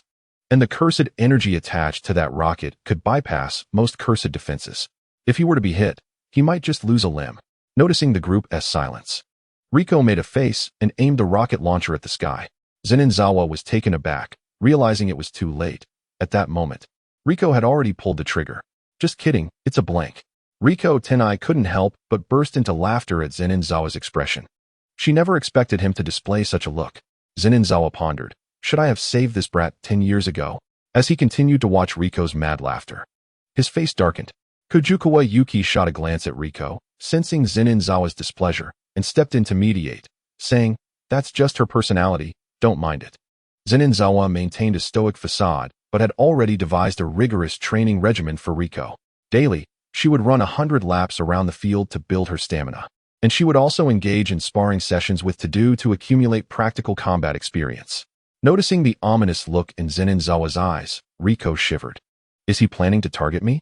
By the way, did Jeka and Wu know you were back? Zenin inquired. They don't know yet. Riko quickly dismissed her earlier thoughts about him targeting her and cheerfully replied, aren't you having an exchange meeting soon? I can't wait to surprise the team in Kyoto. That's a splendid idea. Let us commence training. Zenin glanced around and saw that the students from Kyoto High School had gathered outside their dorms. Teacher? And the advisor? Tadu Aoi asked curiously upon spotting Kujukawa Yuki and Zenin together. What brings you back so suddenly? I've brought back a senior for you, Kujukawa Yuki teased. Huh? How is that possible? Am I not your first disciple? A surprised Tadu Aoi responded. Little junior, I'm older than you. Riko Tenai suddenly appeared beside Tadu, mischievously grinning at him. Tadu Aoi thought to himself, why does this senior seem so unreliable? Kujukawa Yuki, with a charming smirk, turned to Zenin Zoa and said, I entrust this group of juniors to you. You must not let them lose to the Tokyo High School, led by Gojo and Suguru. I have some tasks to attend to abroad, so I must leave shortly. Zenin Zoa, with a displeased expression, looked at Kujukawa Yuki and said, since you've returned, can't you stay a bit longer? You're the guiding advisor. Zenin Zawa took a deep breath and addressed the gathered students. Today, in celebration of welcoming new classmates, everyone shall run 100 laps to get into the spirit. The students from Kyoto High School, Riko Tenai exclaimed, isn't this blatant targeting a bit much? Chapter 58. The daily life of Shoko in a certain apartment in Tokyo. Moshi Moshi. Who is it? A girl with chestnut hair, still half asleep, answered her phone. Shoko, did you stay up late again last night? A cool male voice came from the other end. You'll end up with dark circles under your eyes. Upon recognizing the voice, Shoko immediately woke up. Zawa? Why are you? Zenin Zawa teased. I've been away from Tokyo for a few days. Can't I report to you in the morning? No. Shoko shook her head vigorously, her face flushing, muttering, it's just that someone never calls me in the morning. Although he does call every day. Should I call you every morning to wake you up? Zenin Zawa chuckled, watching Riko pass by on the track. Riko, lap 27. Scoundrel. Riko glared at Zenin Zawa and complained loudly, once I get to Tokyo, I'll make sure Gojo and Suguru beat you up. Tadu Aoi, who was leading by 3 laps, couldn't help but think how little Riko understood the current hierarchy. After all, the most powerful sorcerer stood before her. Riko, having just become a sorcerer, pointed at her friends Nishimiya Momo and Miwa Kazu, whispering, can we take a break before continuing? No problem, Zenin Zawa replied with a smile, interrupting Riko's intention to raise her hand. You're still new and need to build your foundation, so keep running. Wait, you scoundrel who treats us differently. Riko gritted her teeth and resumed running. Zenin Zawa chuckled. Did you hear that, Shoko? Shoko, brushing her teeth, giggled. Zawa, is it really all right to treat them differently? I'm just training her. After all, Riko just became a sorcerer. Zenin Zawa smiled, but he candidly admitted to Shoko, she started teasing me on her first day. If I don't discipline her, she'll think I'm easy to bully. Shoko laughed. You're still as childish as ever. Recalling their past moments alone together, she couldn't help but chuckle. Men remain boys at heart, Zenin Zawa remarked nonchalantly. According to karma, I suppose I am still her savior. Not just that, Shoko said as she donned her jacket and approached the apartment door. You once completed nearly all the tasks in the sorcery world in one day due to your bet with Gojo and the others. How many people did you end up saving? Shoko's memories drifted back to that morning when the boy's words enlightened her, a newcomer to the sorcery world. It was then that she realized the difference between him and Gojo and Suguru. Was it that time? Zenin Zawa recalled that month in his first year when he bet with Gojo and Suguru that their team would earn more credits, accomplishing in a day what an ordinary person would in a month. However, the techniques of the Shikigami had become so powerful that even the strongest abilities were effortlessly defeated. What a reckless act I committed back then, Zenin Zawa chuckled ruefully. What kind of act? Shoko asked, frowning in confusion as they walked toward the sorcery high school. Are you hiding another story from me? Indeed, would you like to hear it? Zenin Zawa grinned, but this time, it will cost you 1,000 yen. You rascal. I'll pay you next time. Shoko pouted. Why is it getting more expensive? Because someone's salary is increasing, Zenin Zawa continued to tease her. Don't let me catch you. Shoko huffed as she hung up the phone, still feeling agitated. She then sent a text in Chinese to the contact named, Rascal. Just you wait. This was a second language Shoko had specifically learned at the sorcery high school, taught by Zenin Zawa himself. As for the reason, Shoko pretended to be angry as she turned off her phone, glancing at her watch in surprise. Is it nearly 11 already? Oh well, the principal won't check my attendance. With that, Shoko leisurely entered the barrier of Tokyo High School, heading toward her office. Good morning, Teacher Shoko. On the way, Itadori Yuji greeted her cheerfully, accompanied by Fushiguro Megumi and Kujisaki Nobara. Good morning, Teacher Shoko. Nobara chimed in with a sweet smile. Ohio. Only Fushiguro remained expressionless, seemingly imitating someone. He seems to be Zawa's student, doesn't he? As Natsuko gazed at Fushiguro Megumi's expression, she could not help but reminisce about Zenin Sera from her student days, his emotionless face, yet earnest in delivering the most inappropriate remarks. The memory of her recent irritation caused by Zenin Sarah stirred an inexplicable displeasure within her. Natsuko then smiled at Fushiguro Megumi. Your name is Fushiguro Megumi, isn't it? Fushiguro glanced at Natsuko, suddenly struck by an ominous premonition. If her intuition was correct, it seemed that Natsuko-sensei was the most likely candidate to become his mentor. There is a large amount of medical equipment that needs to be moved outside the school. Do you have time? Fushiguro sighed inwardly. I knew it. You called me over just to have me do the heavy lifting. As he prepared to turn away, he muttered softly, I'll just get my Shikigami to help me with it later. However, Natsuko interjected, you cannot use Shikigami. This is a task assigned to you by your teacher. Fushiguro nearly stumbled, a flash of Zenin Sarah's face crossing his mind, causing his lips to twitch in disbelief. He couldn't fathom that his teacher would be so petty, yet the thought that it was Natsuko made it seem plausible. Without delay, he headed towards the entrance of the school. Fushiguro. It was Itadori Yuji, who observed Fushigiro's departure and approached him, teasingly asking, were you just a bit upset? I was not. Mind your own business. Fushiguro retorted defiantly. Come on. Fushiguro was clearly unhappy just now. Yuji, stop poking at him, said Kujisaki Nobara with a smile. It must be someone's sour face that caused it. The three of them continued their banter as they gradually left Natsuko's view. Natsuko watched them, a smile involuntarily gracing her lips, and soon their figures transformed into a quartet. Zen and Sarah stood beside her, exchanging playful jabs with the sunglasses-clad Satoru Gojo, while Suguru Geto occasionally chimed in, leading to a light-hearted exchange of retorts. Natsuko covered her mouth with a smile, lifting her gaze towards the boy, pondering why. Despite only 12 years having passed, it felt as though an eternity had elapsed. Why did 3 fleeting summers leave her so entranced? When had she begun to harbor feelings for that boy? Chapter 59. The faded memories. Natsuko entered her office, the bustling demands of her work having become a habitual routine. It was merely a matter of repetitively dissecting the remains of companions or utilizing her techniques to heal injured sorcerers. Sitting at her desk, she reached out, retrieving a book from the shelf, a collection of materials gifted to her by Zenin Sarah before she took her medical licensing exams. As she slowly flipped through the pages, they had yellowed with time, the years eroding their original appearance, while the slightly curled corners whispered of the arduous days spent memorizing in classrooms and dormitories. Upon discovering a photograph, she gazed at the expressionless boy in the sticker photo, her lips curling into a smile. You big fool, she murmured, gently caressing the picture before placing it beside 2 other frames.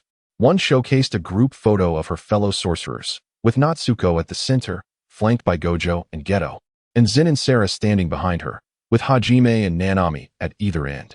In another frame, a blushing girl with chestnut hair sat next to the stoic boy, and Natsuko noticed the subtle smile tugging at his lips. Suddenly, a thought struck her, prompting her to rise and search. She pulled open the cabinet beneath her desk, revealing a thick diary. Although it had aged, her cursed energy had managed to preserve it. Natsuko smiled, her delicate dimples appearing. Since childhood, she had nurtured the habit of journaling. As she opened the first page of the hefty diary, a series of entries unfolded before her. Mid-April 2005, spring. Outside the window, the rain pattered softly, while the boys and girls within Tokyo Jujutsu High sat idly in their seats. Perhaps everyone was like this, occasionally daydreaming during class, only to become lively after lessons. In the brilliance of youth, Natsuko still fondly reminisced about those carefree days. Natsuko had been specially recruited to the high school, unlike Zen and Sarah and Gojo, who hailed from established families. Although she was not from an ordinary background like Geto, her family was still part of an illustrious lineage, though not on par with the 3 great families. What kind of people would she encounter in the future? Before joining the high school, Natsuko's personality was much like that of a typical girl, yearning for a hopeful future. Until one day, she met a peculiar girl dressed in a red and white kimono. You can reverse techniques? And even externalize them? The girl exclaimed, astonished. Yes, Natsuko replied nonchalantly, lollipop in mouth. That day, the girl, named Iori Kageheim, chatted with her from dawn until dusk, discussing everything from school to their families. After all, we are all kindred spirits here, right? Natsuko said with an innocent look. Her parents had not yet revealed much about being sorcerers. Kageheim's heart melted at that, as she nuzzled against Natsuko. Of course.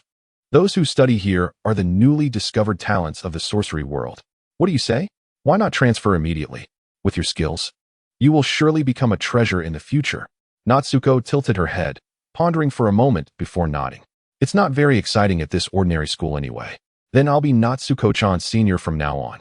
Kageheim exclaimed joyfully, exchanging contact information with Natsuko.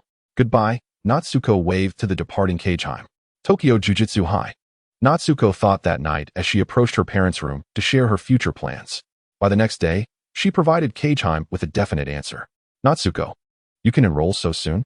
Kageheim exclaimed excitedly over the phone. You'll surely have an easy time without needing to work hard. Is that so? Thank you, Kageheim-senpai. Natsuko replied, lying on her bed, her pristine legs in the air, holding her phone. Soon, Natsuko arrived at the entrance of Tokyo Jujutsu High, where the surroundings appeared no different from an ordinary school. As she stepped onto the campus, it was quieter than she had anticipated, perhaps due to class being in session. While glancing around with her phone in hand, she realized that Kageheim was on a mission, leaving her to find the reporting classroom on her own. Suddenly, Natsuko spotted a student with a spiky white hairstyle moving confidently through the campus. She decided to take a bold step. Approaching him with uncertainty, she spoke, "Excuse me, senpai?" The spiky-haired senpai turned around and asked, "What is it?" Natsuko stared at him, inwardly congratulating herself for her cleverness. His tone confirms he's a senpai. I want to have to figure it out alone. She walked alongside him, casting a sidelong glance at his indifferent expression. Well, his demeanor is rather cold, she thought. But it's exhausting to dwell on such details. The two walked in silence until the unapproachable senpai led her into a classroom. They were not the first to arrive. A boy with bangs sat in the neat, bright classroom, sporting black earrings and a bun, always wearing a smile befitting an honor student. However, what struck Shoko as peculiar was that the senior who had accompanied her did not leave. Instead, he found a seat and sat down. Although she found it strange, she refrained from asking too many questions out of courtesy. At that moment, another young man politely stood up and slowly approached Shoko. Following suit, Suguru Geto rose and, with a gentle smile, greeted her, "Hello." Shoko couldn't help but feel delighted at Suguru's warm approach. She hadn't expected her new classmate to be so amiable. She introduced herself in return and also introduced the senior who had brought her along. Just as the three were engrossed in their conversation, an exceedingly arrogant and irritating voice interrupted them. Shoko noticed a boy dressed in a black uniform, with white hair and sunglasses, climbing through the window. This was her first impression of Satoru Gojo. At that moment, she found it odd but didn't dwell on it. Little did she know that despite her intelligence, she had been deceived by that fellow. Within the brief span of that introduction, Shoko learned the names of the white-haired boy, Satoru Gojo, the boy with the peculiar bangs, Suguru Geto, and also discovered that the so-called senior was actually her classmate, Zenin Tsumaki. A strange feeling arose within her towards this pretentious individual. I want to punch him. What should I do? But I seem to be no match for him. Neither Satoru nor Suguru could hold their own against him. This is truly troubling. How can Zenin be so strong? In this cleverly orchestrated misunderstanding, Shoko's carefree youth began to unfold, marking a time she would never forget in her life. Chapter 60. Teaching and Listening Spring, the season of rejuvenation, enveloped the neon world in a continuous drizzle, as if the sky had been smeared with a dull canvas, presenting a scene of desolation. Shoko sat at her desk, lazily propping her chin on her hand, gazing at the raindrops trickling down the classroom window. Class was unbearably dull, even in a school for sorcerers. Satoru Gojo and Suguru Geto, her desk neighbors, frequently exchanged banter. One found protecting the weak utterly tedious, while the other believed that sorcerers should safeguard non-sorcerers as their duty. Peculiar bangs. Satoru scoffed. Whitehead. Suguru retorted without flinching. As Yaga Yoshinori entered the classroom, he witnessed the two youths bickering, and two black lines appeared on his forehead. These two troublesome boys. Yaga coughed, and then spoke loudly. Today's situation is a bit special. I will not be the one teaching. Who else could it be besides Teacher Yaga? Satoru raised his hand, feigning ignorance. I suspect it's Tsumaki, right? Suguru hinted, turning to smile at Shoko. How would I know? Shoko shot a glance at Suguru, pondering what the spiky-haired boy had to do with her. I sense that you two share a unique bond, Satoru chimed in, adding fuel to the fire.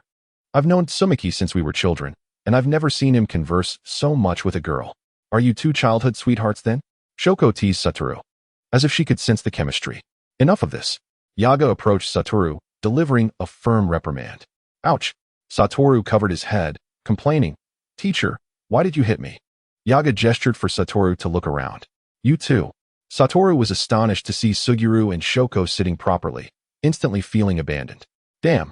He shot a glare at Suguru before quickly settling down. Since everyone is seated, let us begin, Yaga announced, standing behind Satoru and calling out to the door. Zenin Tsumaki entered, wearing a seemingly amused expression as he surveyed the three individuals. Huh. Tsumaki is really going to teach? Satoru whispered to Suguru. Is this a joke? You shouldn't say that, Suguru replied, glancing at Yaga, who was focused on Tsumaki. I suspect today's topic will be about the domain expansion Tsumaki mentioned a couple of days ago. Satoru's face lit up, as if he had stumbled upon a rare treasure.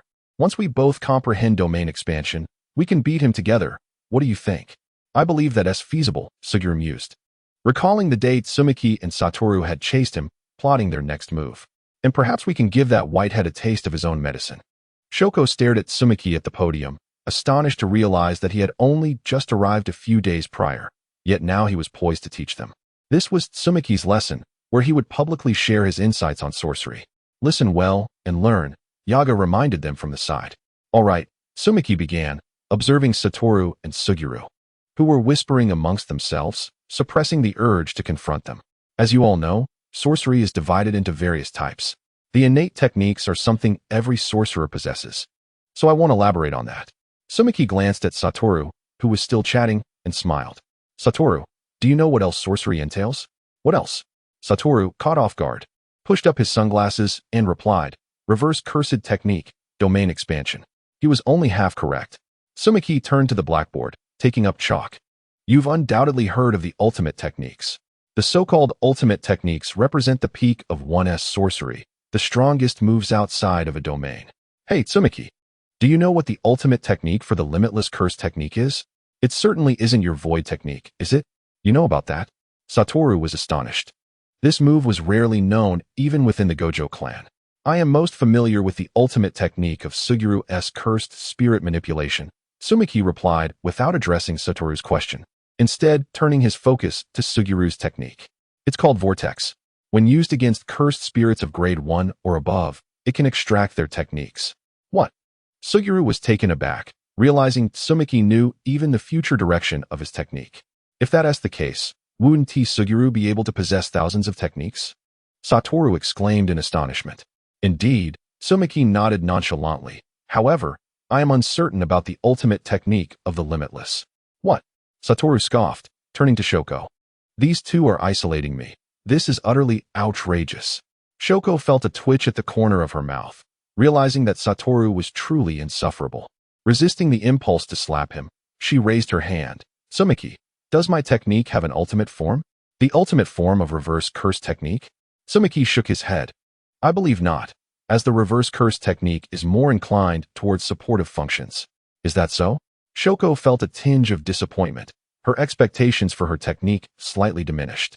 This guy really treats reverse curse techniques like they're common vegetables, Tsumaki noted, amused at Shoko's expression. Next came the discussion on domains. Tsumaki picked up the chalk again. Drawing on the blackboard, domains can be categorized into two types, closed domains and open domains. Open domains. Satoru raised an eyebrow in curiosity. There are such domains? Indeed. Tsumaki continued. It's akin to painting a picture in the air, projecting the domain into reality, devoid of boundaries, granting the opponent space to escape. Is that possible? Both Satoru and Suguru pondered, stroking their chins in contemplation. Glass did not continue to listen to the lecture, but instead began to write in her diary. Occasionally, she cast her gaze towards Zenin Sora at the podium, who was tirelessly expounding upon knowledge that she found incomprehensible. Just moments ago, during a discussion on open domains, Yaga had paused to inquire about it. However, it was only a brief moment before Zenin Sora resumed speaking about the techniques he utilized to surpass Gojo Satoru's limitless techniques, mentioning something called domain expansion. Even she was quite curious, so she halted her writing and rested her chin on her hand, gazing at Zenin Sora much like she had when she first observed raindrops outside the window. Gradually, Glass became immersed in the knowledge of sorcery. It was a rather peculiar sensation. What on earth was this guy made of? How could he comprehend so much?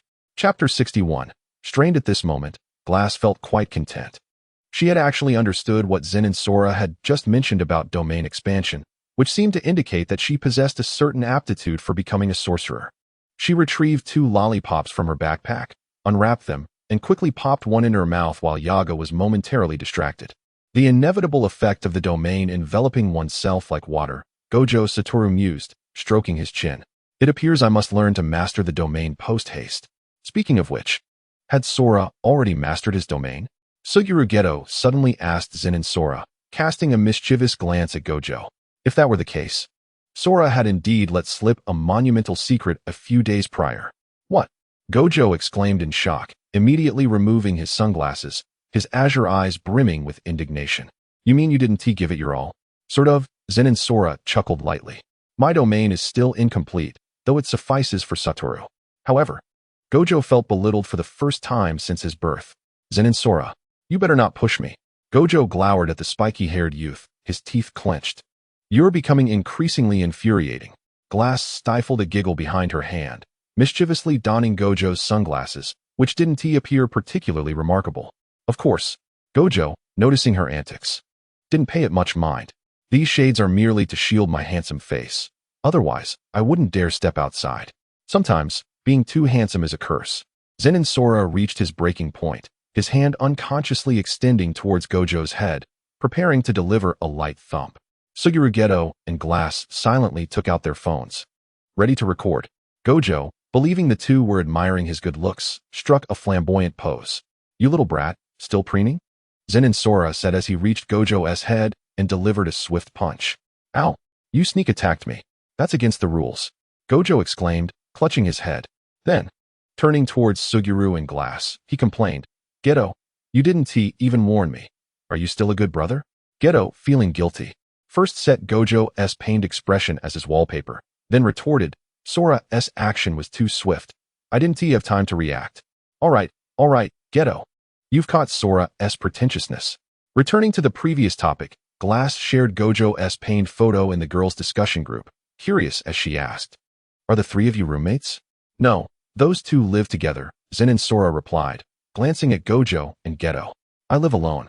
Huh. Glass suddenly wore a bewildered smile. Gojo and Geto, aren't the 2 of you? Gojo Satoru and Suguru Geto wondered why Glass seemed like a fangirl, as she hadn't appeared this way when they first met. Why do you live alone? Glass curiously asked Zenin Sora. This guy must be up to no good. Gojo lamented, his tone laced with bitterness. He is definitely isolating us. Suguru Geto surprisingly aligned with Gojo's sentiment. Zenin Sora recalled an incident during a gathering of the 3 families when Gojo had stayed in his room and, in the middle of the night, had begun sleepwalking, mumbling about making Sora the crown prince once he became emperor. From that moment, Zenin Sora vowed never to room with Gojo again. Glass approached Zenin Sora, smiling at him with an air of playful mockery. The 4 of them exchanged banter in the classroom, their youthful laughter filling the air as if adding vibrant colors to a gray sky. Outside, the raindrops began to dwindle, and their chatter gradually subsided, clearly indicating that they were contemplating an early exit. Glass glanced at the 3 boys and said, Cover for me with Yaga-sensei later. She was the first to dash out of the classroom, eager to return and take a shower. Hey, Zenin Sora called out, having noticed Yaga had left a doll on the podium. It seemed Glass's reputation as a model student was about to be tarnished by Yaga. Gojo also spotted the doll, revealing a look of relief that he hadn't escaped. Zenin Sora suddenly felt an urge to punch him again. Yaga, sharing the same view as the doll in the office, wore a dark expression, surprised that Glass, one of the model students, was the first to leave. Rather than the mischievous Gojo, Glass jogged swiftly to the girls' dormitory. Upon entering, she found it empty and sighed in relief, grateful to have arrived before the songstress senior. Who was ahead? Glass-chan. The songstress suddenly appeared from behind, wrapping her arms around Glass with a cheerful smile. Are we continuing our shower together today? Glass's cheeks flushed as she quickly declined. I prefer to shower alone. I see. The songstress seemed to sense Glass's embarrassment. Is it because of Glass-chan's? Songstress, please spare Glass from your jokes. Mimi entered, dressed in a black uniform. She is still a young girl and can't withstand your teasing. All right. The songstress pouted in a feigned complaint. Phew. Glass let out a sigh of relief, silently applauding Mimi for her intervention, as the songstress's enthusiasm was becoming overwhelming. She quickly tidied her clothes and headed towards the bathroom. The three girls finished their showers in succession and gathered around the dormitory table, wrapped in bathrobes. Glass, how many handsome boys are in your grade? The songstress eagerly asked. The boy with glasses and white hair and the one with a bun are both quite nice. At this point, the songstress was still unaware of Gojo and Geto's true natures. Then she shook her head. No, I think that cool-looking guy is even better. Is that so? Mimi, her hair flowing freely, smiled. I also think that Zenin boy is quite handsome, and his family is wealthy, just my type. Miss Mimi, do you only like rich boys? The songstress teased. No, I only like money, Mimi replied with a charming smile. Glass, you're quite fortunate. Seize the opportunity. The songstress grinned at Glass. You're surrounded by so many handsome boys. Besides, didn't you text me saying that guy is interesting? Indeed, Glass squinted her eyes, seemingly a bit vexed. Who pretends to be a senior on the first day of school to deceive others? Glass, you're still too naive.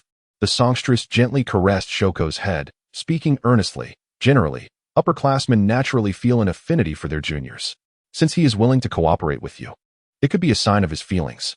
Sensing Shoko's unkind gaze, the songstress immediately covered her mouth, refraining from continuing her thoughts. However, Shoko soon recalled Zenin's eloquent discourse on the podium, where an array of knowledge previously unknown to her seemed etched into his mind. Even the medical expertise she prided herself on was something he possessed. Zenin, what manner of person are you? Chapter 62. Partners. A month had quietly passed since the commencement of the school year, and Shoko had gradually acclimatized to the life at the School of Magic. She discovered that she shared numerous topics of conversation with those three: strange cursed spirits, the manipulation of cursed energy, and various techniques. Simultaneously, she gained a deeper understanding of these three individuals. Although Gojo Satoru was somewhat arrogant, he possessed a keen insight and an undeniable kindness. Suguru Geto harbored a sense of justice, steadfastly committed to protecting the weak, which often led to quarrels, even physical altercations, with the arrogant one. Zenin appeared to be a reliable individual. Unlike Gojo, his demeanor was cool and aloof, yet he seemed to cherish the relationships around him. Reflecting on the past month, Shoko found herself stealing glances at his face more than 10 times, occasionally catching a glimpse of the faint smile that inadvertently graced his features. He truly was rather handsome. This morning, Shoko rose early, not for any particular reason, but rather due to a conversation she had a few days prior with the songstress and her senior, Mei, which left her feeling quite unsettled. I believe that with Shoko's abilities, while she may not be combat ready, her healing skills are undoubtedly exceptional, the songstress had said, embracing Shoko. After all, who could resist the healing touch of adorable Shoko? Temporarily disregarding the songstress's words, Shoko turned her attention to Mei. For the first time, I find merit in the songstress's words, Mei concurred, adding, however, the application of techniques varies. For instance, my technique is black bird manipulation, which extends beyond merely controlling crows for shared vision. Shoko, Mei spoke earnestly. You may not yet realize that your technique possesses a natural counter against cursed spirits. Shoko's face was filled with confusion as she uncertainly replied, Me? The songstress mentioned that you could heal others, correct? Yes, Shoko replied timidly. Then that's it, Mei said with a subtle smile. Unlike the reversal techniques used by sorcerers to restore physical form, cursed spirits merely utilize cursed energy to heal injuries. Their bodies are filled with negative energy. Thus, as long as you can release your technique, any cursed spirit that touches it will perish. At this point, even a novice like Shoko grasped the implication, her blood surging with exhilaration as she yearned to rush to Yaga Yoshinobu and accept a mission. Yet, Mei swiftly doused her enthusiasm, stating, It is unlikely that you will be allowed to operate alone. You will likely be assigned a partner. Probably soon, the four of you will be paired off, 2 by 2. Who would you like as your partner? Mei teased, Gojo? Geto? Or perhaps that Zenin fellow you've exchanged a few words with. In her mind, Shoko envisioned Zenin standing confidently at the podium and defiantly declared, I would never choose that annoying guy as my partner. But that isn't up to you, Shoko. The songstress remarked with a teasing glint in her eyes. It depends on the school's allocation. Partnerships are random. For instance, Mei and I were paired randomly. But Shoko. Mei suddenly fixed her gaze on the girl, her red lips parting. You must understand that as time progresses, opportunities for field missions will diminish. The higher-ups will not allow you to roam freely, she continued. Indeed, the songstress added, her expression gloomy. The current leadership in the sorcery community has descended into a state of decay and cowardice that seems beyond remedy. Shoko fell silent for a moment, an unsettling feeling creeping over her. The following day in the classroom, Yaga Yoshinobu surveyed the 3 boys and 1 girl before him and solemnly announced, "I will now declare the partnership assignments. Gojo Satoru and Suguru Geto." Upon hearing this, Shoko's heart swirled with conflicting emotions, feeling utterly complex. I really am going to be partnered with him. What should I do? But why do I feel a hint of joy? What is happening to me? Yaga Yoshinobu cleared his throat and turned his attention to Zenin and Shoko, saying, "And you too." He added, "To be honest, I feel more at ease with you paired with Shoko." Yaga held an unwavering trust in Zenin, who not only appeared reliable, but also had a calm demeanor. "Why do I feel like you're marrying off your daughter?" Gojo remarked, glancing at Yaga, his azure eyes sparkling with mischief. "Zenin, you better seize this opportunity." Geto chimed in, looking back at Zenin, then comparing him with the more boisterous Gojo. Yes, Zenin seems to be the more dependable choice. At this moment, Shoko found herself lost in thought, questioning whether she should feel elated or reluctant. "Gojo, with this, we become rivals for academic credits. I won't let you win," he said cheerfully to Zenin. "Is that so?" Zenin smirked. "This semester's assessment will have you and Geto combined. Yet still, I will score higher than both of you. Do you believe that? Shall we wager?" Gojo raised an eyebrow and grinned. "The loser must clean the entire male dormitory for a year.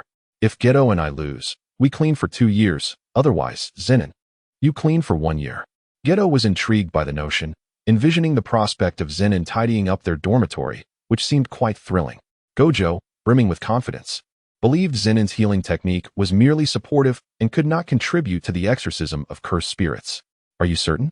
Zenin pressed again. "I am absolutely certain," Gojo asserted, his vigor matching Zenin's, then turned to Geto. "You agree, right?" "Then it's settled," Zenin replied impassively, having already devised a strategy to counter these 2 arrogant individuals. "Settled?" Gojo's sunglasses slipped down. "Zenin, are you that afraid of me backing out?" "I have my doubts about your character," Zenin responded coolly. "I harbor no doubts about your character." Gojo realized that he could argue with anyone, but he could never outmatch his childhood friend. Each time, Zenin's retorts left him speechless. With a snort, he said, "Zenin, just you wait. Geto, let's go." Geto, looking exasperated at Gojo's antics, thought to himself, Gojo is admirable in many aspects. Yet his personality leaves much to be desired. Even Gojo, before Zenin, had to submit to his overwhelming presence, refraining from referring to himself as I. After exchanging pleasantries with Yaga, Gojo and Geto departed the classroom. Yaga looked at Zenin and Shoko with a smile of encouragement. "You all do your best." As soon as he finished speaking, he turned and left the classroom, clutching his plush toy. Do you really think you can win?" After a while, Shoko gazed at Zenin's face, voicing her concerns. "After all, they are not weak, and I may not be of much help in battle."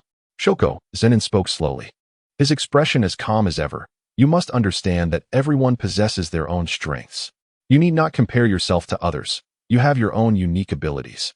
Do not feel that you will hinder me. From this day forward, we are partners. You are irreplaceable." The youth's cool voice resonated in Shoko's ears as she lifted her gaze to Zenin's handsome visage. Unlike the youthful exuberance of Satoru Gojo, there exists a comforting sense of security that envelopes the atmosphere. In this moment, time seems to stand still, and a profound silence prevails, as if only the rapid heartbeat of the girl resonates. Her cheeks flush crimson, and the warmth spreads to her ears. Without responding to Zenin's words, she turns and departs the classroom. Zenin smiles faintly, refraining from pursuing her, instead directing his gaze towards the window.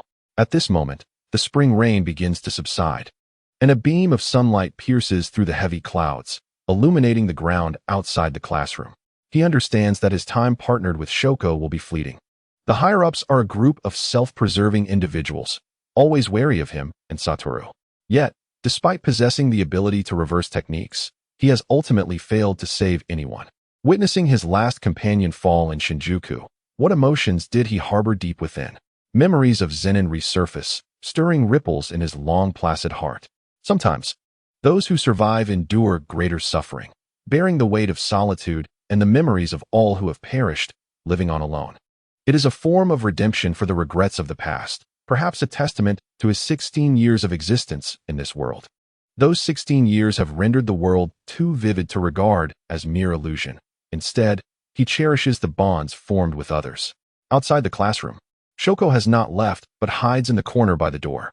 She slowly touches her flushed cheeks, feeling as if they are heated like a furnace, murmuring to herself, "Is he particularly skilled at sweet talk? Am I truly unique?" Chapter 63.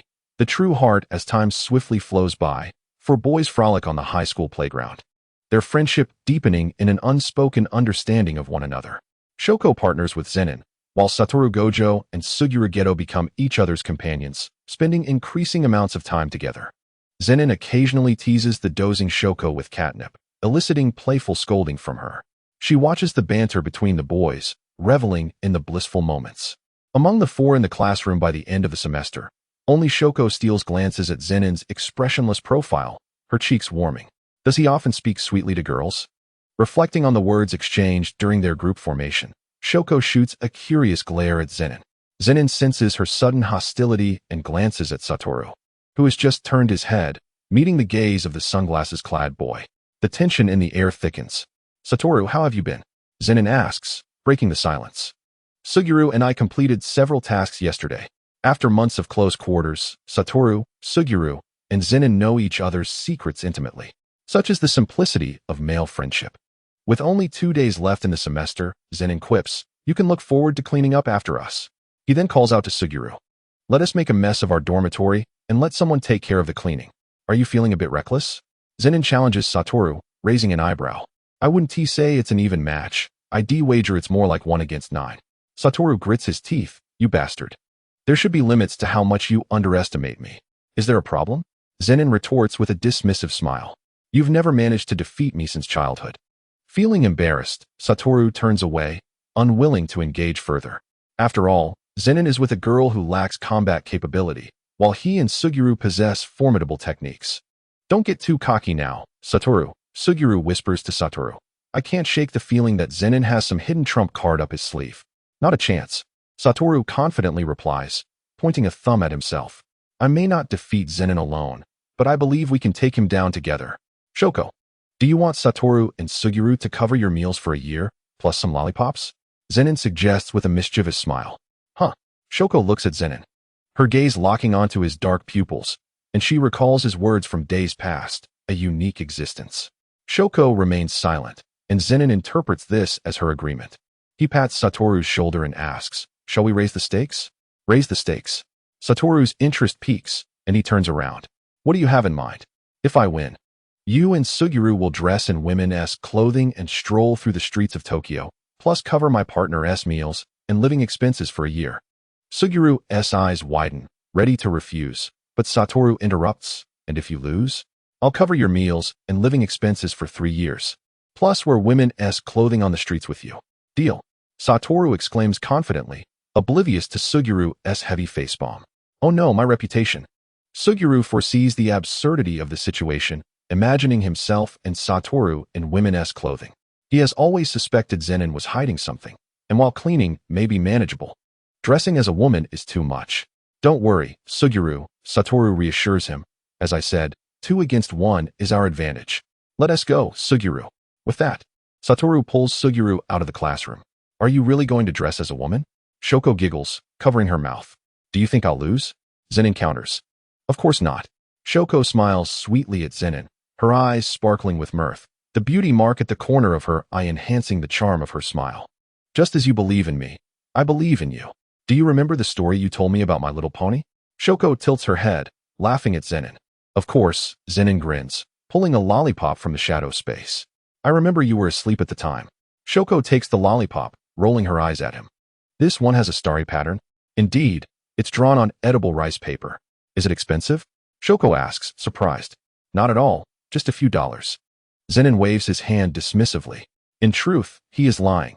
He had someone purchase it for him, and its cost is negligible for someone with his financial capability. As Shoko exits the classroom, she unwraps the lollipop and pops it into her mouth, frowning slightly. "This flavor isn't great. Such a foolish hedgehog," she remarks. "But it's sweet." A night passes, and the two meet at the school gate, where the morning sun shines brightly. After months of incessant rain, the weather gradually warms, heralding the approach of summer.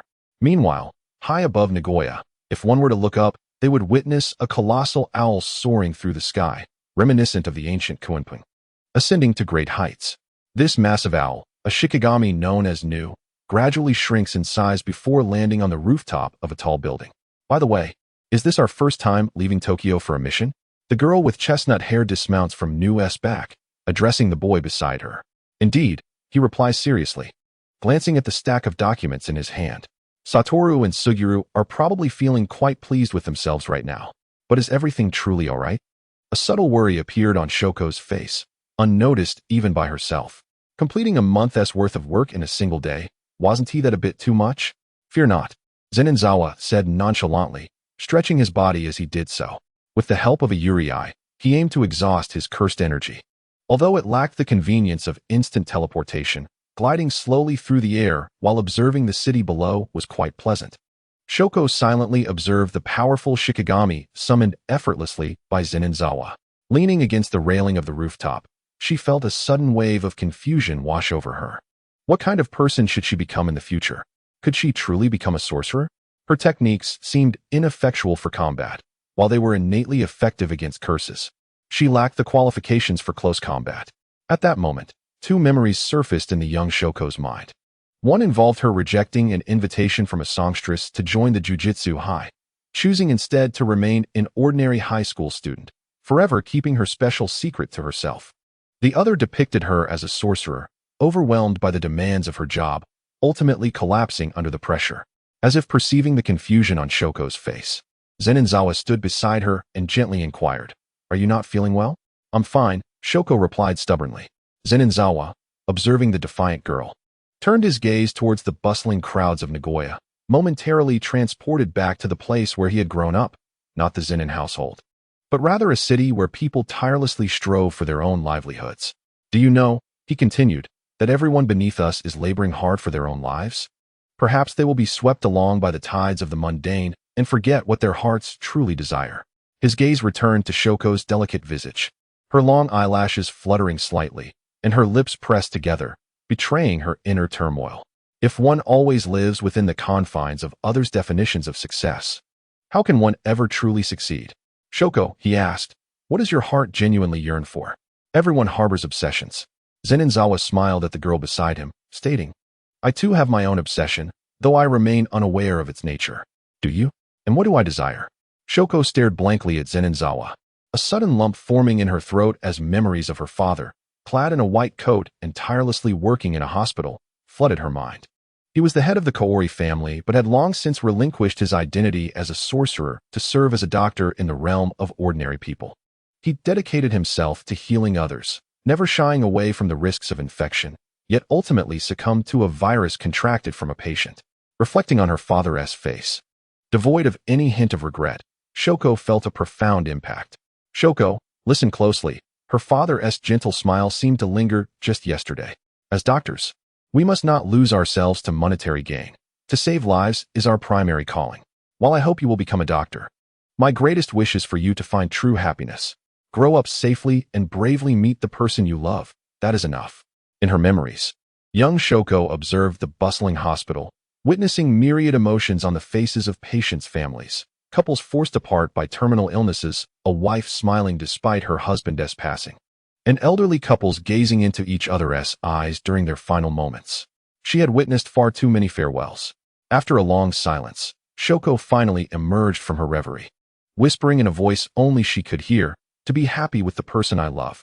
She looked at Zenin, and in that instant, it felt as if eons had passed. Perhaps at that moment, she truly clarified her heart's desire. "Zawa, you are quite different from them," she mused. "Father, it seems I have found my goal." Years later, on that very morning, the girl had not forgotten. It was a memory uniquely theirs. "Perhaps I want to be a doctor." "Is that so?" Zenin observed the girl with reddening eyes and smiled slightly, choosing to remain silent thereafter. "Let us go, Shoko," he remarked, noticing the sadness that lingered in her heart as memories resurfaced. "Okay," Shoko nodded, lost in thought. This moment may one day be remembered. Yet it feels so distant now. Zenin seemed to read Shoko's mind and recited a poem in fluent Chinese. "Huh." Shoko, pondering his words, wore a puzzled expression. "Did you just speak in Chinese?" "Indeed," Zenin replied as they continued walking. You can speak Chinese? Shoko gazed at him, increasingly fascinated by his enigmatic nature. Should I cut open your head to see what's inside? She murmured, almost as if addressing Zenin directly. Is it really appropriate for you to covet my brain in front of me? He chuckled at her cunning gaze, amused by her playful banter. I didn't realize you could tease me, Shoko. Humph. Shoko felt a thrill of delight at his surprise. How do I know you weren't just mocking me in Chinese? If you believe so, then so be it, Zenin replied, glancing back at her as he walked ahead. You fool, Shoko shot him a playful glare before catching up. Hey, can you teach me Chinese? Of course, but what do you need it for? I want to tell you. At that moment, even Shoko herself was unaware of the inexplicable feelings blossoming within her heart. The boy had helped her determine her inner direction and clearly identify her future path. Unbeknownst to her, the last barrier between Shoko and Zenin began to dissolve. Unlike her feelings towards Satoru Gojo and Suguru Geto, this was something altogether different. They descended to the lower floors of the building, where the dimly lit office spaces flickered ominously, and the sound of dripping water echoed through the empty corridor. Zenin and Shoko walked slowly through the dark passage. Shoko turned to observe Zenin profile. Noticing a change in his eyes, replacing his usual black irises were a crimson right eye and a violet left eye. This guy was undeniably handsome, she thought. Comparing him to Satoru Gojo, relieved that he was not that kind of scoundrel. Zenin eyes darted around, sensing the presence of two curses nearby. Soon, they arrived at the entrance of a large office. A stout man was chasing a woman, who was frantically searching for a place to hide. Nanako, you can't run anymore. Hee, if I find you, it won't just be a simple burn from a cigarette. He cackled, rummaging through the room, completely oblivious to Zenin and Shoko outside. The woman, referred to as Nanako, trembled beneath a desk. Sensing someone behind her, she turned her gaze towards Zenin, frowning. He thought to himself that, logically, in such a dim environment, no one should be present. Do you need help? Shoko asked, looking at Zenin. The mission of a sorcerer is to exorcise curses. She was not like Suguru Geto, who staunchly protected the weak, yet she could not remain indifferent. Let us help, Zenin decided, stepping forward, not out of a sense of heroism, but because he sensed that the predicament of the couple was intertwined with the lurking curse. Who are you? The obese man glared at the approaching Zenin with discontent, shouting, Don't do anything reckless. My family is part of a conglomerate. Before he could finish his sentence, Zenin's palm had already struck his face with such force that it sent him crashing against the wall. The sensation was peculiar. Zenin furrowed his brows as an absurd thought crossed his mind. Could it be? Neko, be careful. Zenin suddenly shouted towards the entrance. There. A woman's head began to crack open, revealing her true nature. The woman, who had been playing hide-and-seek with the man, was merely a hollow shell devoid of organs. From within Neko's body emerged a cursed spirit with 8 tentacles, oozing purple saliva and lunging menacingly at Neko. You really underestimate me. Zenin coldly observed the spider-cursed spirit before he exchanged positions with Neko. By the time the spider-cursed spirit realized what had happened, the soul-eater blade had already been plunged into its heart. Startled, the spider-cursed spirit spewed forth a jet of black liquid. Zenin tilted his head aside, avoiding the black liquid as it splashed against the wall, releasing wisps of white smoke. Die, Zenin declared, forming a hand seal with one hand. His gaze turned icy as currents of electricity surged along the blade of the soul-eater. He then raised the blade and made a swift cut, instantly bisecting the spider-cursed spirit. This was indeed the application of lightning release techniques. Although the one-handed seal was a skill he had learned from Sasuke in the past, Zenin stepped back, ensuring that the purple blood did not splatter onto him. Sometimes, having boundless understanding was quite advantageous. At least when it came to exterminating these cursed spirits, he need not worry about getting splattered. Neko stared in astonishment at the turn of events. It had scarcely been 10 seconds since Zenin had entered the room. He approached Neko and glanced back at the previous man, who, unsurprisingly, was also a hollow shell without organs. Were you scared? Zenin asked, smiling at Neko. Not at all, Neko retorted with a glare. How did you know? It's simple. I realized it when I struck that guy, Zenin replied, examining his palm, which felt soft and devoid of sensation. It seems you are quite adept at slapping people. Neko teased. Practice makes perfect, Zenin reminisced about his youth, often encountering curse users who would first receive a slap before being eliminated. Neko smirked. This guy was truly something else. She casually reached into her pocket to retrieve a cigarette when suddenly, a pitch-black figure lunged towards Zenin. "Get back!" Neko exclaimed, pushing Zenin aside. She closed her eyes, bracing for the anticipated impact from the shadow, but Zenin stood protectively in front of her, gripping the enormous fist of a standing cockroach, cursed spirit. "Isn't it better to live and let live? Just a moment's whim can easily cost you your life." Zenin coldly regarded the audacious cursed spirit before turning to the girl and softly saying, "I apologize, Neko. Next time, let me play the hero a few more times." "All right, idiot." Neko rolled her eyes at Zenin, feeling a warmth flow through her. Meanwhile, in Tokyo, a gentle drizzle fell. Satoru Gojo strolled down the street under a transparent umbrella, smiling at the approaching Suguru Geto. "Hey, Geto, you're rather late, aren't you?" "My apologies, Gojo." Geto replied with a slight smile. "I encountered a few issues on the way." The two leisurely walked through the streets of Tokyo, Gojo's azure eyes watching a black bird glide low, while Geto observed the non-sorcerers passing by. They arrived at an abandoned house, and Gojo kicked the front door open. Striding inside, "Gojo, don't be in such a hurry," Geto hurriedly followed. 1 grade 1 cursed spirit and 2 grade 2 cursed spirits. Gojo grinned. "Are you scared?" "Are you joking?" Geto exclaimed as a cursed spirit appeared behind him. Gojo unleashed a torrent of blue cursed energy, instantly shattering the cursed spirit before him. "Leave some for me to absorb."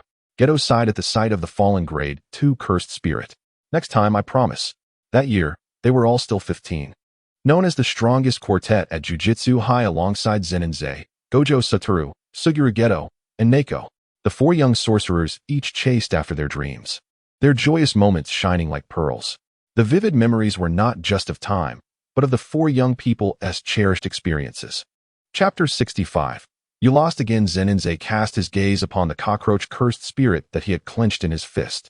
He cared not whether the creature could comprehend his words, speaking in a nonchalant tone. "Isn't it good to remain alive?" Electricity crackled around Zenin's body, manifesting numerous Shido around him, flowing into the cockroach-cursed spirit. Shido style. The cockroach-cursed spirit began to convulse, desperately attempting to free itself from Zenin's grasp. Zenin relinquished his hold, a wicked smile spreading across his face as black symbols spread from a black magatama, encircling his neck to his face. This was the cursed mark state. In an instant, he appeared behind the cockroach-cursed spirit, leaping onto its back and seizing its forelimbs. "Sakura, no, Neko," Zenin whispered, resembling a demon from hell before the trembling cockroach-cursed spirit. Was this the same pair of hands he intended to use for a sneak attack? He yanked forcefully, purple blood erupting from the sides of the cockroach-cursed spirit's body. Neko watched, dumbfounded, at Zenin's somewhat violent demeanor. Could he be this ruthless? Observing the black flame-like cursed markings spreading across Zenin's pale skin, what might have seemed eerie to others did not appear terrifying to her. Zenin silently regarded the convulsing cockroach-cursed spirit, estimating it to be merely a grade 1 cursed spirit, summoning lightning that transformed into a long blade. He swiftly severed it into several pieces, not neglecting to incinerate it with a fireball. "Care for one?" Neko approached Zenin, feeling somewhat odd, yet refraining from questioning why he possessed the technique of the 10 shadows. She merely pulled out a lollipop and unwrapped it. Zenin accepted the lollipop she had unwrapped, placing it in his mouth. Truth be told, he had never anticipated that the Sasuke template would encompass even the cursed mark state. He was indeed in a foul mood after nearly being ambushed today. Consequently, the cursed mark uncontrollably spread from his neck. Although there was no soul of Orochimaru within, why was he so irate? Was it merely because Neko had pushed him aside? Zenin glanced sideways at Neko, who appeared as she always did, without the usual embarrassment. "Let's go," he softly stated, forming hand seals as a tiger-shaped Shikigami and a slightly smaller, hybrid beast appeared beside him. "Tiger Burial, SH Beast. Locate the remaining cursed spirits in this building and exorcise them all." After instructing the 2 Shikigami, Zenin and Neko returned to the rooftop, facing the gentle breeze. Zenin closed his eyes, as if embracing someone. His mind was a whirlwind of thoughts, memories of Sasuke flashing back and forth in his mind. The bonds with Team 7, the tumultuous Kage Summit, the 4th Great Ninja War. His past memories began to blur, fading like mist, replaced by the image of a girl with chestnut hair. In this world, there was no Naruto or Sakura Haruno. Nor was there any Obito revealing Itachi's truth with good intentions. He need not entangle himself in the burdens of self-contradiction. This world had Gojo, Geto, and her. As he reminisced about his family, Zeninzawa thought of the Zenin clan's Chihiro, the long-lost Shiner, the ever-following Chie, his mother, and the sweetly calling Maki and Mei. It seemed as though he had relinquished all his obsessions, standing motionless at the edge of the rooftop. From that moment forth, he no longer heard the mechanical voice echoing in his mind. "Idiot," Natsuko remarked, approaching Zeninzawa from behind and pulling him back. "You scared me. I thought you were about to jump." "How could I?" Zeninzawa replied calmly, then smiled. "Thank you for that. But have you considered that taking a hit from that guy could be fatal?" "I'm not worried," Natsuko chuckled softly, surprised to see Zeninzawa smiling. She gazed deeply at his face before looking into the distance. "I believe you can definitely save me, right? It's not just confidence in your abilities, but also faith that you, being the fool you are, wouldn't let me get hurt." Natsuko concealed her thoughts, and the two exchanged a glance, yet words remained unspoken. In that moment, Zeninzawa seemed to grasp something profound. Moments later, the show beast and the tiger burial returned to his shadow, their journey lasting a mere 12 minutes. "Natsuko, it appears we need to put in more effort," Zeninzawa remarked, forming the hand seal of the new. "We've only chatted for a few minutes." "That's nonsense." Natsuko shot him a glance, preparing to pull out a cigarette, but hesitating at the thought of smoking in front of him. "It was only 3 or 4 minutes at most, right?" All right, Zeninzawa smiled lightly. "We'll need to work overtime for the next 10 hours. "That is no problem," Natsuko replied with renewed vigor, brimming with confidence. "Let us go?" Zeninzawa was the first to mount the back of the new, extending his hand. "Seems like this guy is doing it on purpose," Natsuko mumbled under her breath as she eyed his outstretched hand, but ultimately placed her hand upon it. "But I don't mind this feeling. Is this what they mean when they talk about affection?" Natsuko silently contemplated, stealing another glance at Zeninzawa, a smile unintentionally gracing her lips. "I look forward to your guidance, Zawa." Startled by her address, Zeninzawa paused, then returned her smile. "And I look forward to yours. Natsuko, I'd like to introduce you to my hometown," Natsuko suddenly suggested. "Introduce what?" Zeninzawa pondered a brief memory, but did not inquire how Natsuko knew. "ISNT someone living in Tokyo." He gazed into the distance, thoughts drifting. The latter half of the year was approaching, and the cold would soon arrive. He considered the pressures from higher-ups, though unafraid. Resistance was inevitable. After all, Natsuko's techniques were exceedingly precious. "I can't just eliminate all those guys. Taking over would only mean replacing them with more decayed individuals. Violence is not a solution to everything. Yet spring will come, won't it?" Natsuko replied with a radiant smile. Zeninzawa chuckled, shaking his head. Indeed, spring will come. In that fleeting moment, both understood each other's sentiments, yet neither pressed further. "You like it too, don't you?" Natsuko asked, gazing at Zeninzawa, her heart devoid of any reservations. Together, they sat on the back of the new, soaring beneath the clouds. Zeninzawa summoned lightning in his left hand, transforming it into an elongated flash of thunder, piercing forward and instantly vanquishing the curse user. Utilizing a peculiar technique, he swiftly severed the head of the cursed spirit. He unleashed a torrent of flames, then electrified his soul-devouring blade, remaining stationary as the cursed spirit approached, cleaving it in two. Within the Tokyo Jujutsu High, a swing swayed gently in the breeze, the distant chime of wind bells resonating as several youths sat on the swing, lightly oscillating back and forth. 3 boys and a girl, one with a white tuft, another with a peculiar fringe, and a girl with spiky hair and chestnut short hair.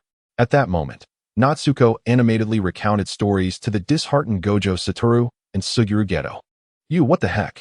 Gojo Satoru clutched his white hair, wailing in agony. "How much did you hold back when we fought?" "Just a Pacific Ocean's worth." Zeninzawa chuckled, reminiscing about Itachi. "I told you so." Suguru Geto interjected, covering his face in exasperation. Who knew Zawa would be so relentless? Who else puts in such effort in a single day?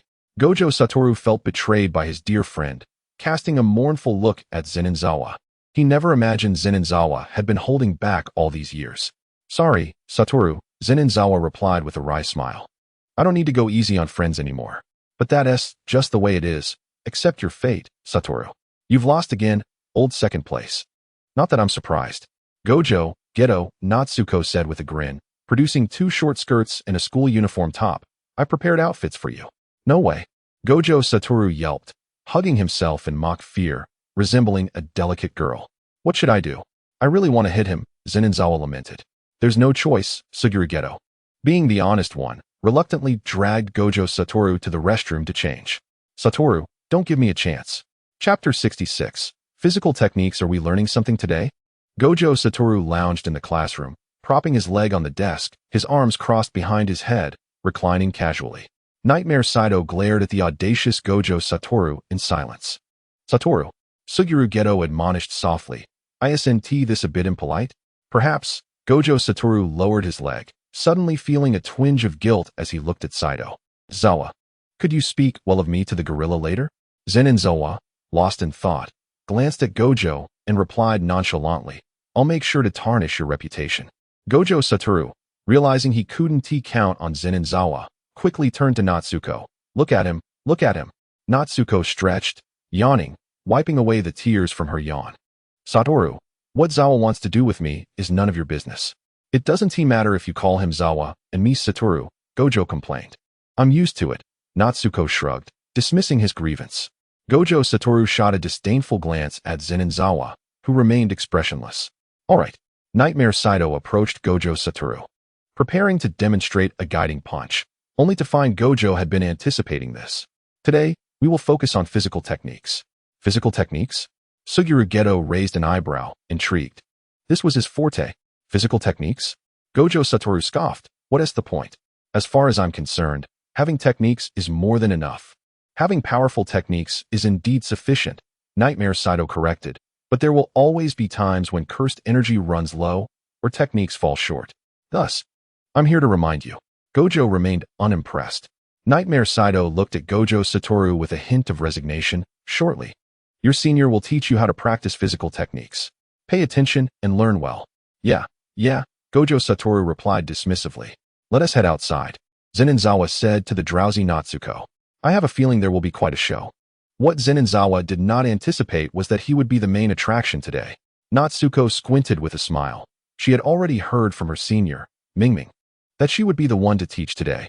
On the playground, the four watched as the songstress in her red and white kimono approached, accompanied by Mingming in a black suit. Huh? Gojo Satoru exclaimed in surprise, loudly protesting. This songstress is so weak. She is here to teach me? Gojo. The songstress immediately flushed upon hearing Wu Jiao's voice. Throughout this semester, she had endured countless taunts from him. I'm your senior. Can't you show a little more respect? That's simply because you're too weak. Wu Jiao spread his hands, his eyes brimming with mockery. What a terrible personality you have. Wu Jiao. Mingming couldn't help but chuckle. Today, I will teach you all martial arts. The rules are simple. No techniques allowed, but you may use weapons. If you manage to defeat me, you will pass your martial arts examination. However, Mingming turned to Shoko and winked. You are exempt from the exam. Hooray! Shoko weakly raised her hand in celebration, stifling a laugh at Zenin's side. It seemed she couldn't accompany a certain someone after all. What? Is it so difficult to accompany me? Zenin feigned anger. Your expression is too fake. You can't trick me. Shoko prepared to poke at Zenin's waist. I was wrong. Zenin dodged back, adopting a defensive stance. At least you know your place. Shoko smirked, reveling in Zenin's predicament. Wu Jiao silently observed the interaction between the two, then stepped forward. I'm first today. Mingming smiled seductively as she replied. This is crucial for your final exam. Are you certain? Of course. Unexpectedly, Wu Jiao, who had no interest in martial arts and heavily relied on techniques, found himself at a disadvantage, failing to satisfy Mingming within 2 minutes. Sorry, Wu Jiao, you flunked. Mingming pulled out a paper to note his score, offering a sympathetic smile to the seemingly disheartened Wu Jiao. What a disgrace. How could I endure such a painful day? Wu Jiao lamented, covering his head in despair. The songstress, holding Shoko, stifled her laughter. She never anticipated that even Mingming could elicit such expressions from Wu Jiao. He deserves it, Shoko remarked, as she observed the unfolding drama, her earlier envy from the start of the semester dissipating, thanks to the guidance of a certain individual. But do you think Suguru can handle martial arts? Anyone who associates with that scoundrel Wu Jiao can't be good. The songstress rolled her eyes, clutching Shoko's hand. You mustn't become like them. Shoko glanced at Zenin and smiled. Don't worry, senior. I won't turn out like those two scoundrels. Then I can rest easy. The songstress nuzzled Shoko's cheek. It's all right. Suguru approached Wu Jiao. Take your time. Jia. Don't tell me you excel in martial arts? Wu Jiao eyed Suguru suspiciously. I'm decent. Just decent. Suguru laughed nervously, avoiding Wu Jiao's azure gaze. From today on, I'll return home and study every martial art manual I can find. Who's next? Mingming looked at the remaining two. Shoko glanced at Zenin, clearly wanting to see him fight. I concede. Zenin, sensing Shoko's gaze, stepped forward reluctantly. I'll go. Although he could have easily been exempted due to his innate ability. Do you need any weapons, Junior? Mingming asked, wielding an axe, playing for real. A katana. Zenin retrieved a black-handled, white-bladed katana from his shadow space. What is that? Wu Jiao was taken aback by the sudden appearance of the katana. The sword of the sky. Zenin explained, gripping the blade. It's a type of kusanagi, the weapon Sasuke has always used. Let us see what you've got, Junior. Mingming firmly grasped the axe handle. Remember, no techniques. Zenin wasted no words. He positioned the kusanagi horizontally before him, then vanished from sight. So fast. Mingming gasped internally. As Zenin appeared before her, his weapon clashing with hers. Mingming pushed back forcefully, sending Zenin staggering, before raising her axe to strike. Zenin's Sharingan captured every movement of Mingming. He had discerned all her actions. He charged toward the descending axe, quickly seizing the handle, startling Mingming with his strength. Simultaneously, the katana in Zenin's left hand lunged toward Mingming. Senior, you've lost. Mingming gazed at Zenin's face, momentarily entranced. With a charming smile, she conceded, Zenin. You've won. The most astonished were Wu Jiao and Suguru. That speed, is this a joke? Shoko, however, was unfazed, humming a tune as she took out a lollipop gifted by someone. Chapter 67, Midsummer, Part 1, Jia. Have you noticed that the relationship between Zenin and Shoko seems a bit off lately? Wu Jiao whispered to Suguru as they stealthily stood by the classroom window, stealing glances at the boy and girl inside. It seems Shoko's way of addressing Zenin has changed, Suguru quietly analyzed. She calls him Zen but still refers to us as Wujin Suguru. Could it be that they are really? Wu Jiao raised his eyebrows at Suguru, whispering, I've known that guy since childhood. I never imagined he would like girls. What? You think he likes you? Suguru raised an eyebrow in curiosity. Wu Jiao shuddered, jokingly retorting, impossible. I'm straight. That guy hasn't acted silly in a long time. Wu Jiao reminisced, recalling their first encounter a decade ago at the bookstore, the black-haired, white-clad boy meeting the white-haired, orange-hooded boy. Two children destined to alter the world's balance. Wu Jiao smiled at Suguru, but it's nice that he can experience love. After all, I'm quite handsome. What if he really turns out to be bent? Suguru, are you serious? Suguru gazed at the frivolous white-haired boy, his lips twitching. Inside the classroom, Zenin's expression darkened. He had long sensed the two outside eavesdropping. Their conversation started off normal, but as it progressed, it became increasingly absurd. Shoko, noticing Zenin's displeased expression, couldn't he help but chuckle. So you and Wu Jiao really knew each other since childhood? Indeed, Zenin nodded. That guy was fairly normal back then. I just don't know what went wrong. But I do think he is a bit of a fool. I'll show you. Wu Jiao burst into the classroom, glaring at the spiky-haired boy from a distance. What do you mean by fool? I'm perfectly normal. You want to fight? Zenin smiled, alluringly, then beckoned with his finger. Come at me. I'm ready. Wu Jiao assumed a combat stance. Jia, why aren't you stopping me? Wu Jiao suddenly froze, looking back at Suguru, who was eagerly anticipating the spectacle. You see, Wu Jiao, I think this is a golden opportunity for you to prove yourself. Suguru encouraged, striking a supportive pose. Wu Jiao, I believe in you. Defeat that big bad Zenin. What kind of friends are you two? Wu Jiao glared at Zenin, awkwardly chuckling. I was just joking. Shoko laughed at Wu Jiao's predicament. So the arrogant one finally meets his match? Moments later, outside the classroom, two boys clad in identical white shirts laughed carefree on a bicycle. Suguru controlled the direction from the front seat, shutting his eyes to savor the essence of youth. The back seat held a slightly disheveled Wu Jiao, his face equally adorned with a smile. Although it was winter, the sun shone unusually bright. Shoko shielded her eyes with her slender hand, perfectly blocking the sunlight. She lay quietly beneath the shade of a grand tree, observing the youth beside her, who supported himself with his hands on the ground. A sense of dreamy happiness washed over her. If only it could remain this way forever, Natsuko murmured. Can we truly remain carefree like this? The boy beside her smiled and replied, youth lasts but a fleeting moment, which makes it all the more precious. Is that so? Natsuko beamed, looking back at him. her gaze tinged with a hint of nebulous emotion. Yet in the next instant, she suddenly perceived the boy's figure as somewhat ethereal. Reaching out to touch him, her hand met only emptiness. "Zawa," she exclaimed suddenly, startling Zenin Zawa beside her. "What's wrong?" he asked, curiosity etched on his face. "Am I hallucinating?" Natsuko stared blankly at Zenin Zawa, then, driven by an inexplicable impulse, reached for his face, her heart finally easing as she realized it was indeed real. In that brief moment, memories of existence flashed through her mind. In this world, there is no Zenin Zawa, she pondered. What am I thinking? Natsuko sighed, shaking her head. It must be my imagination. She looked up at Zenin Zawa again, only to find a playful glint in his eyes as he teased. How long does classmate Ietami wish to linger? In an instant, her cheeks flushed crimson, and warmth spread to her ears. Natsuko quickly withdrew her hand, turning her head and body away, too shy to meet his gaze. Zenin Zawa, amused by Natsuko's usual calm demeanor now turned flustered, continued to jest. "Can I claim a share of that?" "No," Natsuko retorted firmly, her blush fading as she shot him a glare. "I'm the only one allowed to touch you. No one else can." All right. Zenin Zawa raised his hands in surrender, surprised by this assertive side of Natsuko. He turned to the nearby Wataru and Suguru, calling out, "Wataru, Suguru, let us go play outside." "Really?"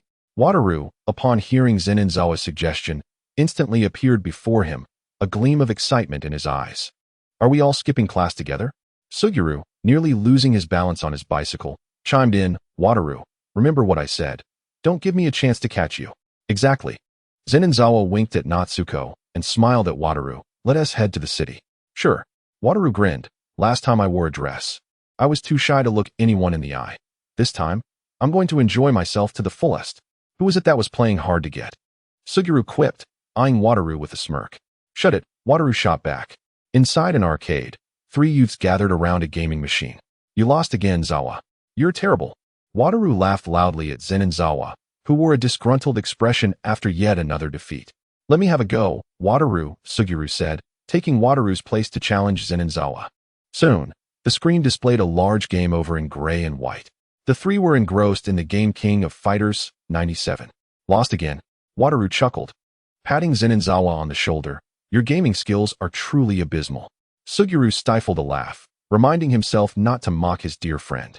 Meanwhile, Wataru continued to tease Zenin Zawa, who remained unfazed, lifting his wristwatch nonchalantly, as if the defeat meant nothing. "Let us go. It's almost time to head to Ginza." "Aren't you going to play your favorite game, Momotaro Dentetsu?" Suguru asked mischievously. "Someone's getting anxious, huh?"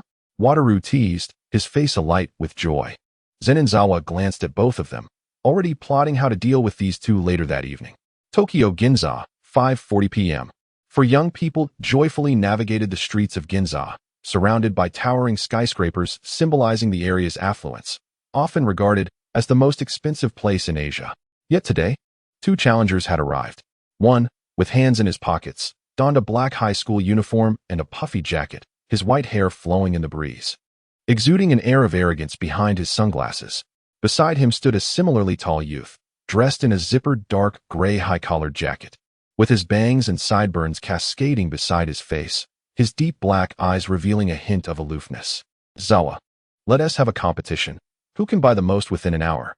Wataru positioned himself between the two boys, playfully draping an arm over Suguru and Zenin Zawa's shoulders. "What? Are you challenging my financial prowess?" Zenin Zawa replied coolly, casting a brief glance at Wataru. "As fellow heirs, I've always been curious if your allowance surpasses mine." Wataru grinned, loosening his grip while eyeing Natsuko.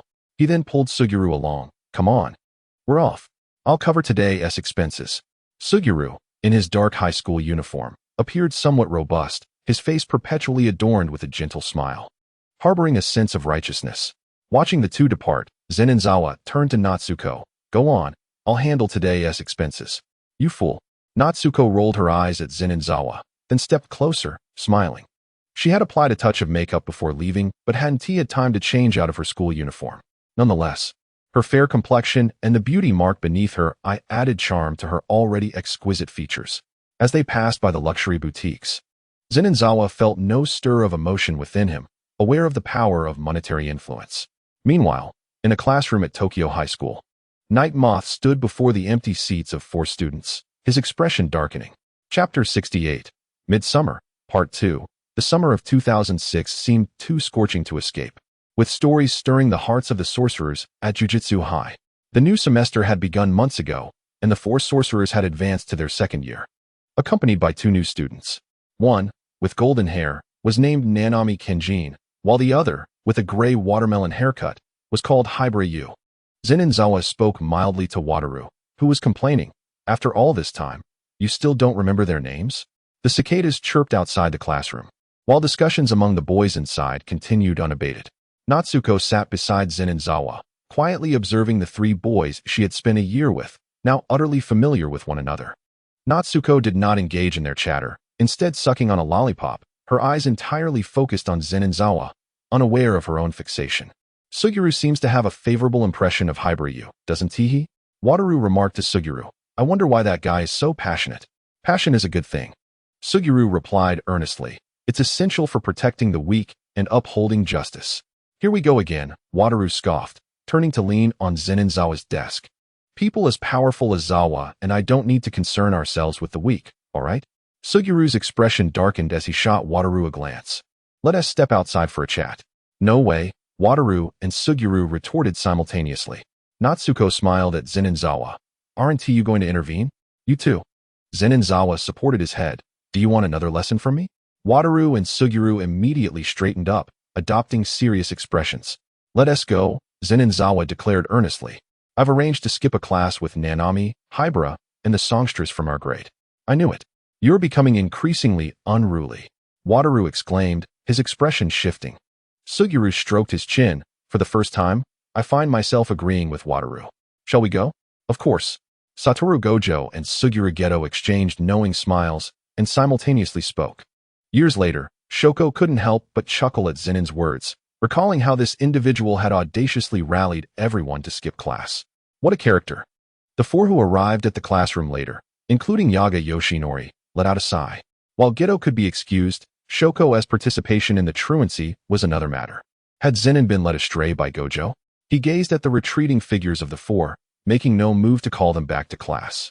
After all, they were his students, and even the most principled of mentors must occasionally indulge their charges. The azure sky of that summer was particularly radiant.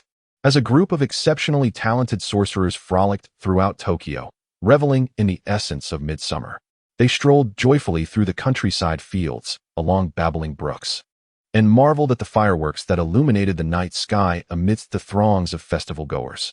Mei and Keikei walked alongside Shoko, a few crows alighting on their shoulders. Mei glanced at the 5 boys walking in tandem ahead and whispered to Shoko, asking about her relationship with Zenin.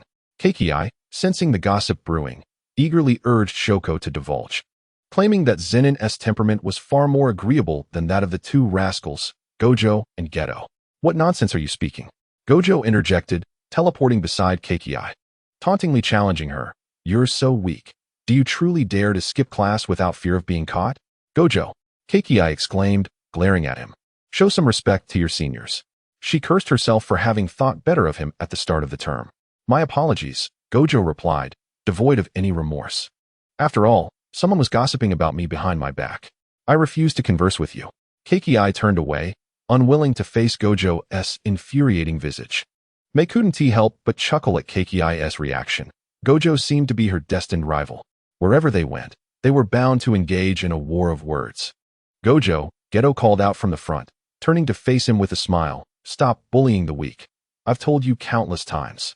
Hey, Gojo retorted, casting a teasing glance at Keikei. Keikei, you weakling. Gojo. Amidst the laughter of their peers, Keikei clung to Shoko, pleading, Shoko, you must have Zenin deal with those 2. Senior Keikei, Shoko sighed wearily, I can't command that guy. Is that so? Mei queried, tilting Shoko's chin with her hand. Can't you pursue Zenin, Shoko? Zenin caught sight of this intimate moment and felt a flicker of unease. Hey, don't get carried away. The exuberant Gojo and the passionate Yuji Itadori were the first to dash down the subway station stairs. Yuji marveled at the subway train before him, exclaiming, truly, this is Tokyo. Yuji, you look like someone who has never seen the world before. Gojo smirked, patting Yuji on the shoulder. Stick with us, and you'll surely master Tokyo. Hey, are we skipping class again next time? Yuji blinked in surprise. Gojo's lips twitched as he turned to the figure passing by. Nanami Kinto, who glanced back at him with a somewhat sullen expression. Gojo-senpai, you're as unreliable as ever, he murmured, contrasting Gojo with Zenin, who represented an entirely different demeanor. As Nanami stepped onto the subway, he observed his companions with a sudden, inexplicable sentiment swelling within him. Let us go? Zenin led Geto, Shoko, and the others down the stairs, nudging the still motionless Gojo. The 8 young sorcerers moved joyously towards the waiting subway, while simultaneously, a girl in uniform emerged from the train, her backpack in tow. She turned to glance at the carefree smiles of Zenin and his companions, her heart fluttering with envy. They seemed so happy. Could she also have friends like that? The girl stood frozen, captivated by the youthful group. Shoko, sensing something, also turned her gaze towards the girl, and their eyes met. Yet, the girl did not linger. She hastily departed the subway station. Unbeknownst to her, her fate would soon become inextricably intertwined with those young sorcerers. In just 2 days, she would forge memories that would remain with her for a lifetime. In the summer of Okinawa, the seemingly unfriendly sorcerer boys perceptibly recognized her melancholic demeanor and resolved to prolong their stay on the island.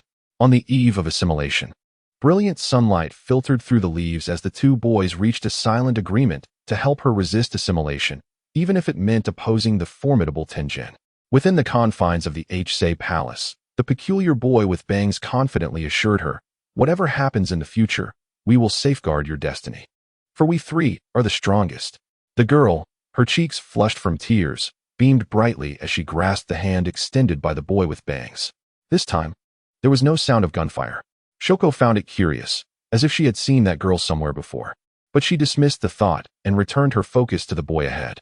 After a year apart, both had known each other's feelings, yet had been unable to speak due to their personalities. For Zenin, a mere forehead poke was the extent of his boldness. Not long after, Gojo and Geto received a protective mission for the star plasma vessel, while Zenin subdued the cursed spirit. Later, upon his return from Southeast Asia, Zenin fulfilled a decade-old vow with Kenjaku, engaging in a real battle with his mentor. Should Zenin lose, everything would revert to the original storyline.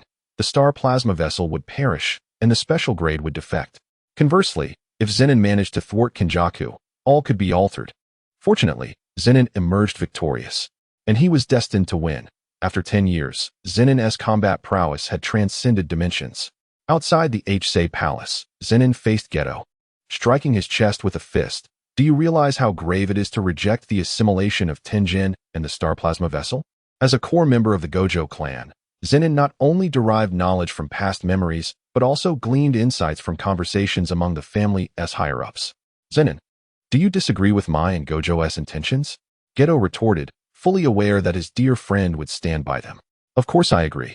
I will always trust the decisions you and Gojo make. Zenin smiled, believing that bold love and hatred were hallmarks of the Gojo clan. He would neither persuade Tenjin to forsake his life nor proactively oppose him. Instead, he would trust his friend's choices. For it was not reason but emotion that could sway the Gojo clan. Reason dictated that the star plasma vessel's assimilation with Tenjin would thwart Kenjaku's scheme, rendering his efforts futile. Even if he seized control of cursed techniques, it would be of no avail. However, the Gojo clan had always been skeptical of the world before doubting themselves. Even if Tenjin did not assimilate with the star plasma vessel, what would that matter? What would he evolve into? Geto paused, then looked at Zenin and smiled. Zenin, you're quite the hypocrite, aren't you? Thank you, my rare friend. Such flattery. After a moment of silence, Zenin regarded Geto thoughtfully, pondering whether the summer to come would be a bitter one. Geto blinked, then replied with a smile. As long as you're with us for the next 3 years, it won't be a bitter summer. Though he spoke with such assurance, a year later, Zenin would still find himself grasping the hand of the increasingly darkened Geto. The individual, clearly no different from himself, is equally duplicitous. On this very day, a transformation swept through the world of sorcery, severing the fates of Tenjin, the star plasma vessel, and the 6 eyes in serene silence. With no dissenting voices to be heard, all who opposed had met their demise at the hands of the assassination unit, under the direct command of the Zenin family. No one anticipated that it would be the 10 shadows of the Zenin clan, alongside a curse master who had lived for a millennium, orchestrating events from the shadows. As memories drift back to the present, gazing upon the final graduation photograph from 2008, inscribed with aspirations. SHKO reflects on the countless nights of diligent study and the companionship of her youth. Thank you, Zay, for standing by my side and helping me obtain my medical license. My youth was truly enriched by your presence. Closing her diary, she seems enveloped in a haze. Perhaps stifling a yawn, her eyes slightly swollen and red. Youth was a brilliant spectacle, that summer a fleeting moment as radiant as fireworks, forever etched in the depths of her heart. Chapter 69. Under the moonlight in a concealed chamber of the Tokyo Metropolitan Jujutsu Technical School. Itadori Yuji and Kujisaki Nobara surveyed their surroundings. Is it really alright for us to be watching television here? Isn't at class time? Nobara questioned. It's probably fine. Given teacher Satoru's tacit approval, replied Fushiguro Megumi, arms crossed, eyeing a bear-shaped doll on the table, likely a cursed corpse crafted by Principal Yaga. Recalling the unreliable demeanor of Satoru when he had taken them and Otkatsu on previous outings, Megumi couldn't help but twitch the corner of his mouth. I wonder how the teacher is faring in Kyoto, he mused, gazing towards Tokyo. In the depths of the forest along the night road, a one-eyed blue cursed spirit regarded the man beside him with uncertainty. Are you sure Satoru Gojo will pass through here? Absolutely, Kinji Hikari replied with a slight smile. Exuding confidence. My informants have relayed all the necessary intelligence, and with the previous encounter involving Sukuna, our plans are about to come to fruition. Humph. You one team need your plan, the blue spirit, RK, scoffed, turning to the nearby Hanami. Just wait, don't interfere. Satoru Gojo will be an easy target for me. Hikari chuckled wryly. Hanami, do ensure RK doesn't perish. Intervene when necessary. Suddenly, his expression shifted to a serious one. He.s. here. Upon uttering those words, Hikari hastily vacated the scene, unwilling to linger. On the roadside, a black sedan came to a halt. Satoru Gojo, hands tucked in his pockets, regarded Idichi inside the vehicle with bemusement. What do you take me for? Idichi offered an awkward smile, fully aware that this senior was the most irritable member of the strongest trio. Confirming that Satoru wouldn't assault him, Idichi promptly drove away. Gojo stood alone on the dimly lit road, a few streetlights illuminating his surroundings, already sensing the presence of a cursed spirit nearby. Since you've come this far, why not step out and play? Trash? RK, incensed by Gojo's mockery, leaped down from the moonlight, flames swirling in his hands. Gojo evaded RK's descending strike, debris scattering, yet he wore a smile. So, you are the so-called wise cursed spirit? Gojo scoffed. After years of hiding abroad, what gives you the audacity to attack me today? Enough with the chit-chat, RK retorted with a cold sneer. A nearly dead man isn't worth my words. With that, RK swung his arm, and two volcanic craters erupted behind Gojo, flames surging forth, engulfing him in molten lava. Done, RK chuckled. One of humanity's strongest is merely this. Stronger than Zenin Zay? Gojo's voice dripped with uncertainty, causing RK to falter, sensing the rising anger in the man. Before RK could react, Gojo swiftly drew him in, his empowered fist striking RK's abdomen.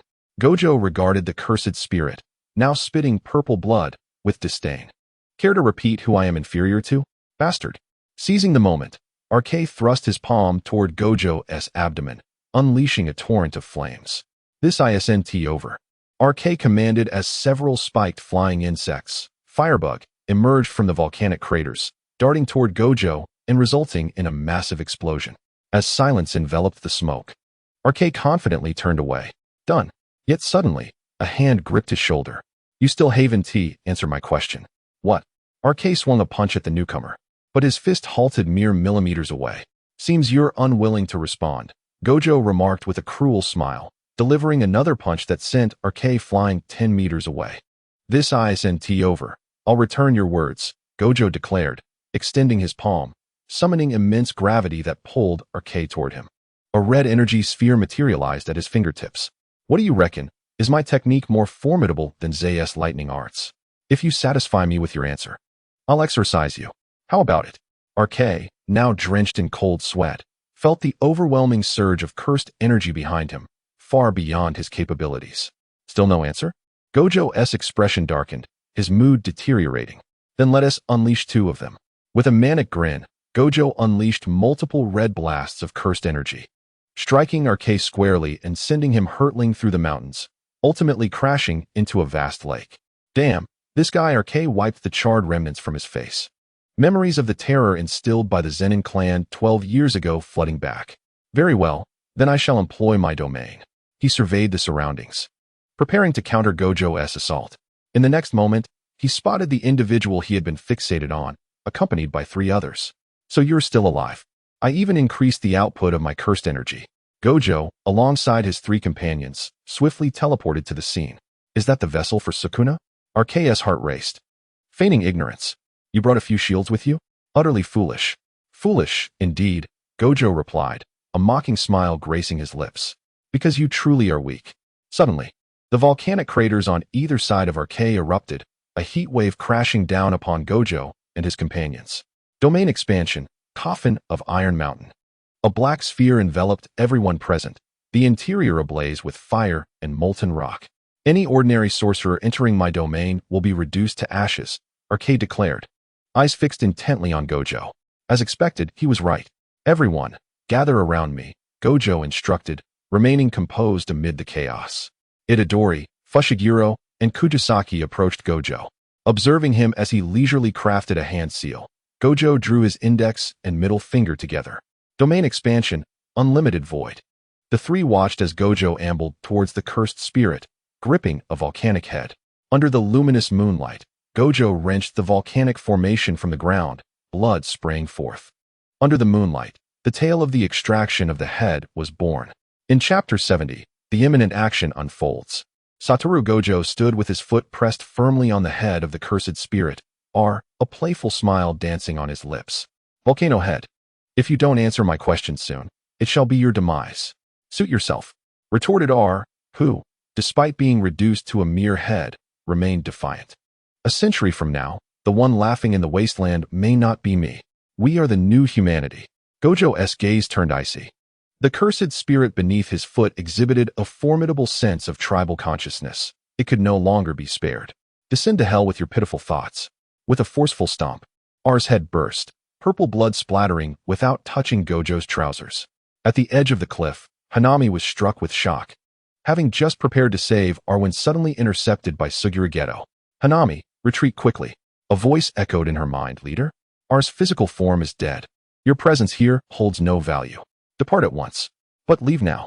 The voice, devoid of emotion, sent a shiver through Hanami's heart. Are you refusing to heed my command? She cast a deep glance at Geto before activating her technique, causing a pristine white flower to bloom from her hand, resulting in a sea of blossoms that even affected Gojo in the distance.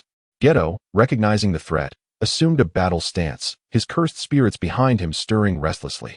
Yet, he soon fell into a momentary daze, a consequence of Hanami's technique that diminished one's fighting spirit. To his surprise, Hanami did not engage him, but instead turned to flee. In mere moments, as Geto regained his senses, Hanami had vanished. Suguru? Gojo approached Geto. What brings you here? Zenin called me, Geto replied with a smile. He mentioned following you in case any cursed spirits attempted to rescue the Talking One. Why didn't you appear sooner? Gojo lamented. Had you shown up earlier, I could have absorbed that creature, allowing us to strike directly at the elder monster's lair. That may not have been feasible. Geto mused, furrowing his brow.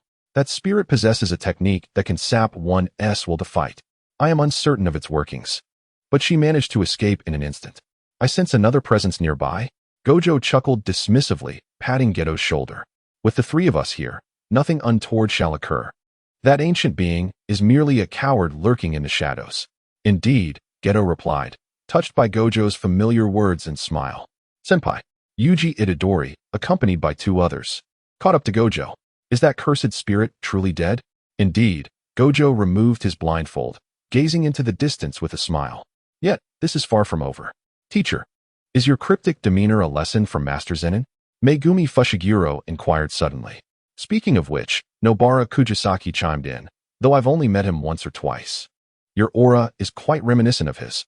Good observation, but refrain from imitating it next time, Gojo quipped. Why is it that my beloved students challenge me, a reliable instructor? In the Kyoto Jujutsu High office, Zenin Sawa sat in her chair, phone in hand, squinting with a smile. Has that group of old-timers finally succumbed to restlessness and secretly contacted him? Cousin, you were right.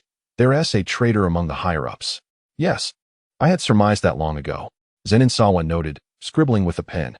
In the coming days, take Bing to investigate the recent movements of the Kumo family, particularly the origins of Kumo Seigen. I suspect he is their latest experiment. That seems unlikely, a voice on the phone exclaimed. That individual has been a genius of the Kumo family since birth. He shouldn't be allied with the cursed spirits. Naoya, Zenin Sawa tapped the desk lightly. Do you trust me or your instincts? Far away in the Tokyo Zenin house, Naoya's face flushed with embarrassment. My apologies, cousin. I was presumptuous. No matter. Zenin Sawa dismissed his curiosity, contemplating Kumo Seigen, a character not present in the original narrative. The priority is to uncover the connections between the Kumo family and Kenjaku within the higher echelons.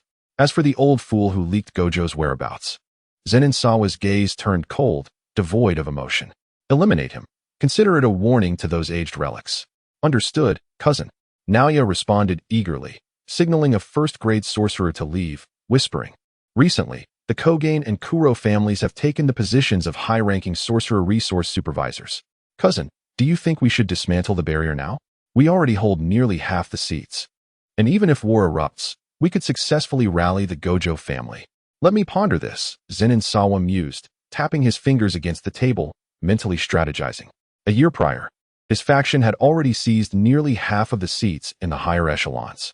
Through manipulation, he had ascended to the second seat, just a step away from the position of director. He had initially proposed transparency regarding the information between sorcerers and non-sorcerers facing opposition. The elder factions believed it would incite widespread panic, potentially exacerbating human negativity and strengthening cursed spirits. Zenin Sawa had argued that such transparency could unearth individuals like Suguru Geto, who possess extraordinary potential as sorcerers. A tragedy would be the loss of talent due to premature accidents.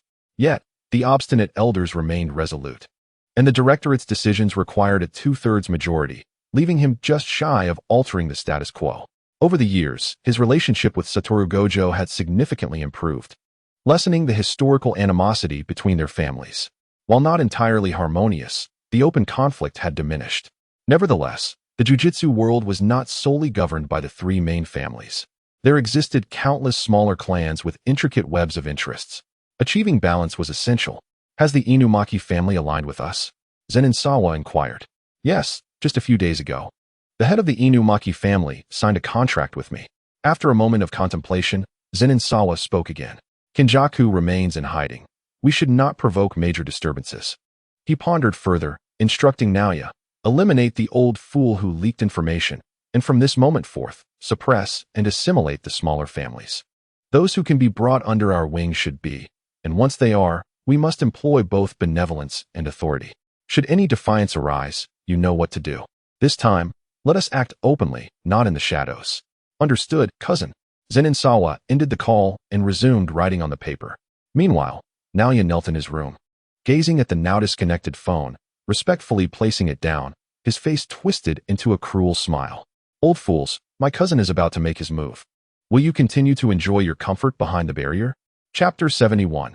A display of authority. Zenin Naoya clapped his hands, and a young boy with braided hair, resembling a passionate manga protagonist, entered the room. Chief, what are your orders? He inquired respectfully. Naoya had been the chief of the Zenin clan for nearly 7 years, having completely integrated this elite force under his command, while he himself held Zenin Zakai in high regard. Starting today, he could openly suppress and acquire those minor families. A cold smile crept across Naoya's lips, though he cautioned against going too far, lest it cause trouble for his cousin. You should rein in the others. There is no need to cause fatalities unnecessarily. The most important thing is the positions they hold. Understood, the boy with braids replied, clasping his hands together before preparing to leave cautiously. Lantai, wait a moment, Naoya said, narrowing his eyes as a thought struck him. Let me gather my things. We shall head to the headquarters together. Headquarters? The boy was taken aback, his expression shifting to one of excitement. Has the head of the family finally decided to confront those old geezers? Shoo. Naoya gestured for silence, his smile bright. Let us not make too much noise about this. The headquarters is still nominally the center of authority. Our goal is to eliminate all hidden dangers and obstacles for my cousin. However, this time it's merely about removing a traitor. Yes, Lon Tai exclaimed, thrilled at the opportunity to serve the most legendary head of the Zenin family. Let us visit Shinichi and head out together. On the other side of the Zenin estate, Zenin Fan sat despondently in a dark prison cell, a cage prepared specifically for him by Zenin Zakai. It was devoid of light, with no sun penetrating the suffocating darkness. He found himself unable to even contemplate suicide. Suddenly, a beam of sunlight broke through, and Fan seemed to glimpse hope, quickly turning towards the light. "Fan, it's me," a woman's voice reached his ears. She paused before sighing. "You and your father shouldn't be like this." Fan scoffed. "There's no need for your persuasion. He understands that our relationship is merely one of mutual exploitation. It's just a gamble." He knew that if he were like those two useless fools, lacking curse power and techniques, he wouldn't fare any better here. Outside, Zenin Zemu listened to the man's voice from the dark cell, her expression complex, filled with disappointment. She refrained from further persuading him, handing over the food in her hands before turning to leave. Fan merely stared blankly into the darkness, slumping back onto the ground, motionless and silent. Standing nearby, Zenin Shinichi coldly watched Zemu depart before turning away. As he walked through the ancient Zenin household, observing the burgeoning vitality of the clan, he couldn't help but sigh. The head of the family is truly exceptional. Since becoming the head, Zenin Zakai had implemented sweeping reforms, abolishing the hierarchical relationship between the physical preservation team and the main group, assigning promising but technique-less youth into the fold, thus shielding them from exploitation. He also improved the treatment of the preservation team, granting those without techniques a respectable status within the clan, resulting in a strong physical presence among their ranks. As for resistance, it was simple. Zenin Zakai held the 1,000 birds in one hand and the soul-eating blade in the other, coldly observing the elders. In no time, he sent them all to retirement homes, simultaneously ushering in young and insightful members into the council. Naoya and Shinichi were among them. Zakai had previously wanted to bring Shinai back, but he had resolutely declined. "You little brat, don't expect me to work for you." Shinai glared at the expressionless Zenin Zakai. Now, the Zenin family was a united front, a stark contrast to its previous lethargy. "Shinichi," Zenin Shinro whispered as he approached. "It seems Naoya is about to take action. Should we, the preservation team, coordinate with them?" Shinai shook his head. "As the captain, you cannot act without orders. Since the head has not commanded it, you should refrain from taking any action. But Naoya is much younger than you. Are you truly content to let him overshadow you?" Shinro expressed his concerns. "Fool," Shinai scolded. "Are you still living 10 years in the past? Your vision is so narrow. The Zenin family is no longer what it used to be. If you can speak to me this much today, then go thank the head with tears." Shinro hurriedly bowed in apology, realizing that Zakai's reforms mainly targeted the main group and the Council of Elders. His ingrained mindset from 10 years ago had yet to evolve. "Ah, Shinai." Naoya emerged with a beaming lawn tie, gathering the four in one place. "You're here too?" Naoya teased, eyeing Shinro, who had attempted to bribe him days prior. He needed to devise a way to inform his cousin to deal with him. The Zenin family no longer required such a disgrace. Shinro awkwardly chuckled, fearing Naoya would expose him or threaten him, and hastily took his leave. "What a waste."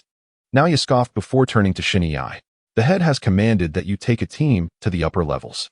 Under the reforms, the main group was divided into 3 teams, each led by a captain. The chief, though nominally the leader, could mobilize any of the teams and supervise the lower ranks. Previously, the chief had no constraints, but now they were under the watch of the 3 captains. The captains had to seek the chief's approval before acting, and any unauthorized mobilization during emergencies required justification afterward to avoid dismissal. Shinai was the strongest among the captains. "I'll follow your lead," Shinai replied, glancing at Naoya without questioning why. "No," Naoya said with a smile. "It's not about following me, but rather the head of the family." Shinai paused, then laughed heartily. Of course. We, the main group, serve the head. Let us go." Naoya disregarded Shinai's flattery and walked out the main gate of the Zenin estate. Shinai signaled, and 10 first-level sorcerers appeared. "Action." "Understood." A moment later, Naoya, wearing a faint smile, led the group into the sorcery headquarters. "This is the headquarters. Zenin Naoya. Don't act recklessly." Naoya glanced at the speaker, who appeared to be merely a guard. Without a word, he approached the man, his formidable aura rendering the guard speechless.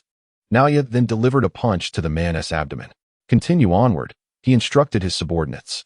Finally, they arrived before the partition. Naoya cheerfully addressed those behind it. "On the orders of the sorcery headquarters' second seat, Zenin Zakai, I have come to arrest the traitor Kamo Yonkawa. As soon as he finished speaking, he asked, "Who is in favor? Who is against?" Chapter 72. Undercurrents. What is going on? Naoya approached the center of the partition with a grin, bearing an infuriatingly smug expression reminiscent of the original work. "If there's no one to stop me, I'll just take him away." Seeing that no one responded, Naoya's expression darkened. He waved his hand, and members of the main group dragged an elderly man from behind a partition. "Wait." Naoya stepped in front of the elder, crouching down with a friendly demeanor. "He is already quite elderly. You all must treat him gently." With that, Naoya squeezed the elder's shoulder, leaving him in a cold sweat. "Take him away," Naoya chuckled, casting a mocking glance back at the partition before turning to leave. Leading the group, Naoya encountered an old acquaintance approaching him. It was the principal of Kyoto High School, Yakanji Jashin. Zen and Naoya did not greet him as they brushed past each other. Ryumin Sukuna turned back to glance at Zenin Naoya and Zenin Satoru, his expression intricate.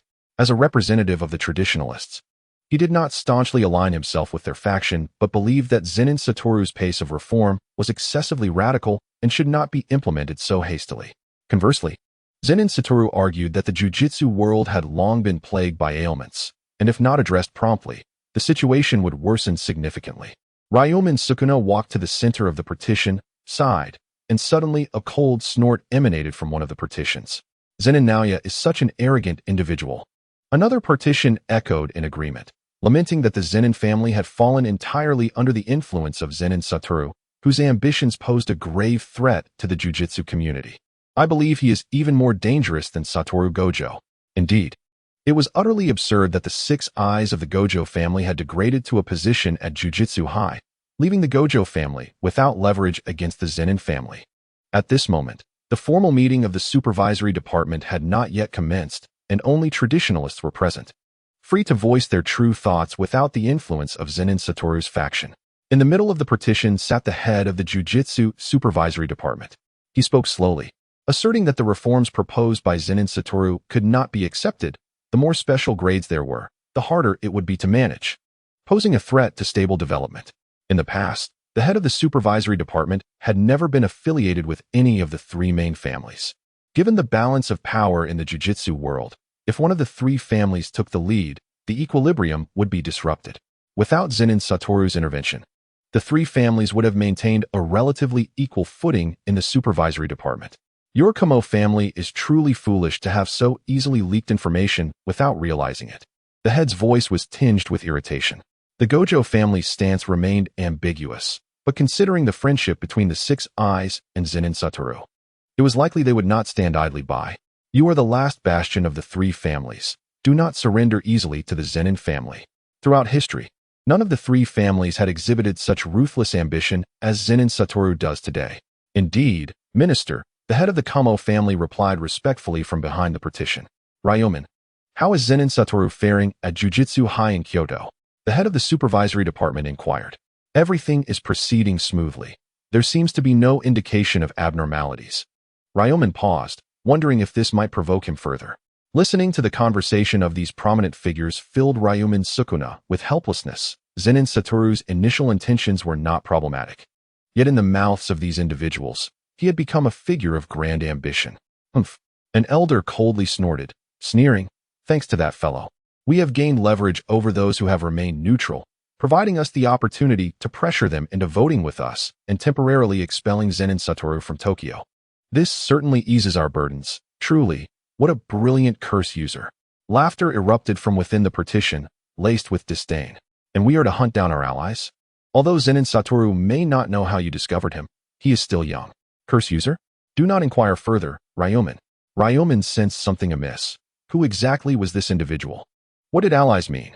Did the esteemed Jujutsu supervisory department truly need to collaborate with curse users?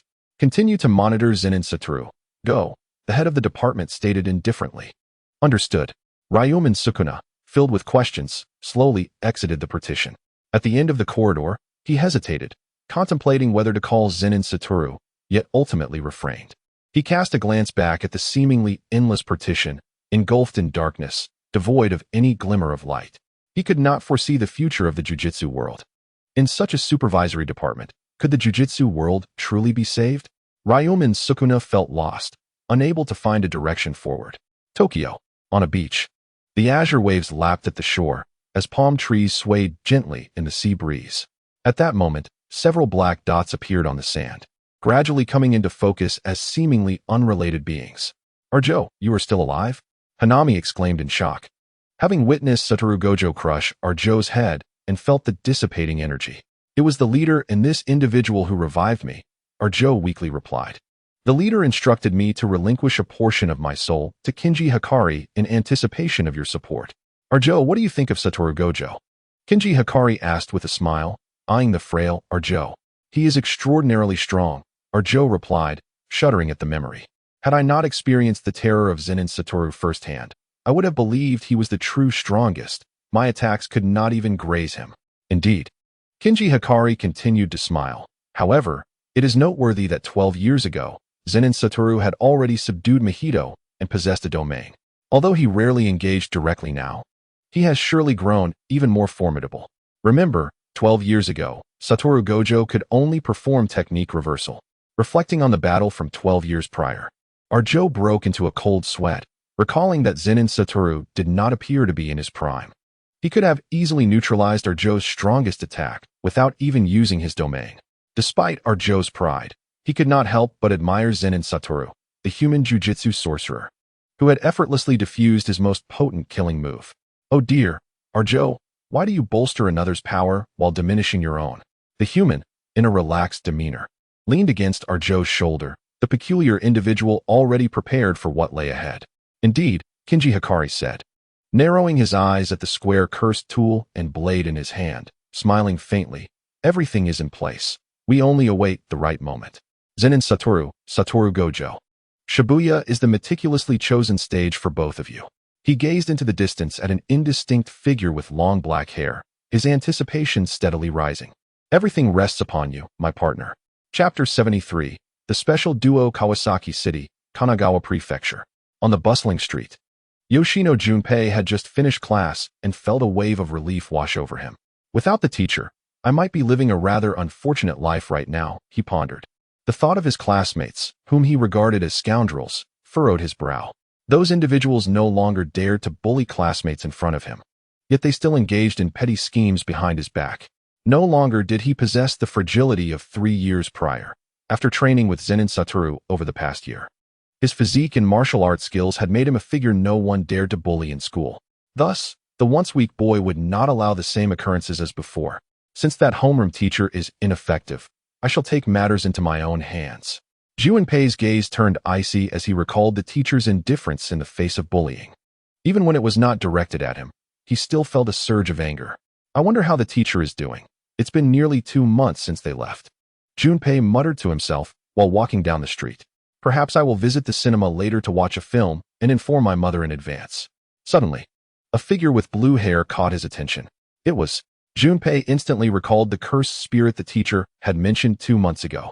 The blue hair, the human-like appearance, and the most striking feature, the many sutures adorning its face.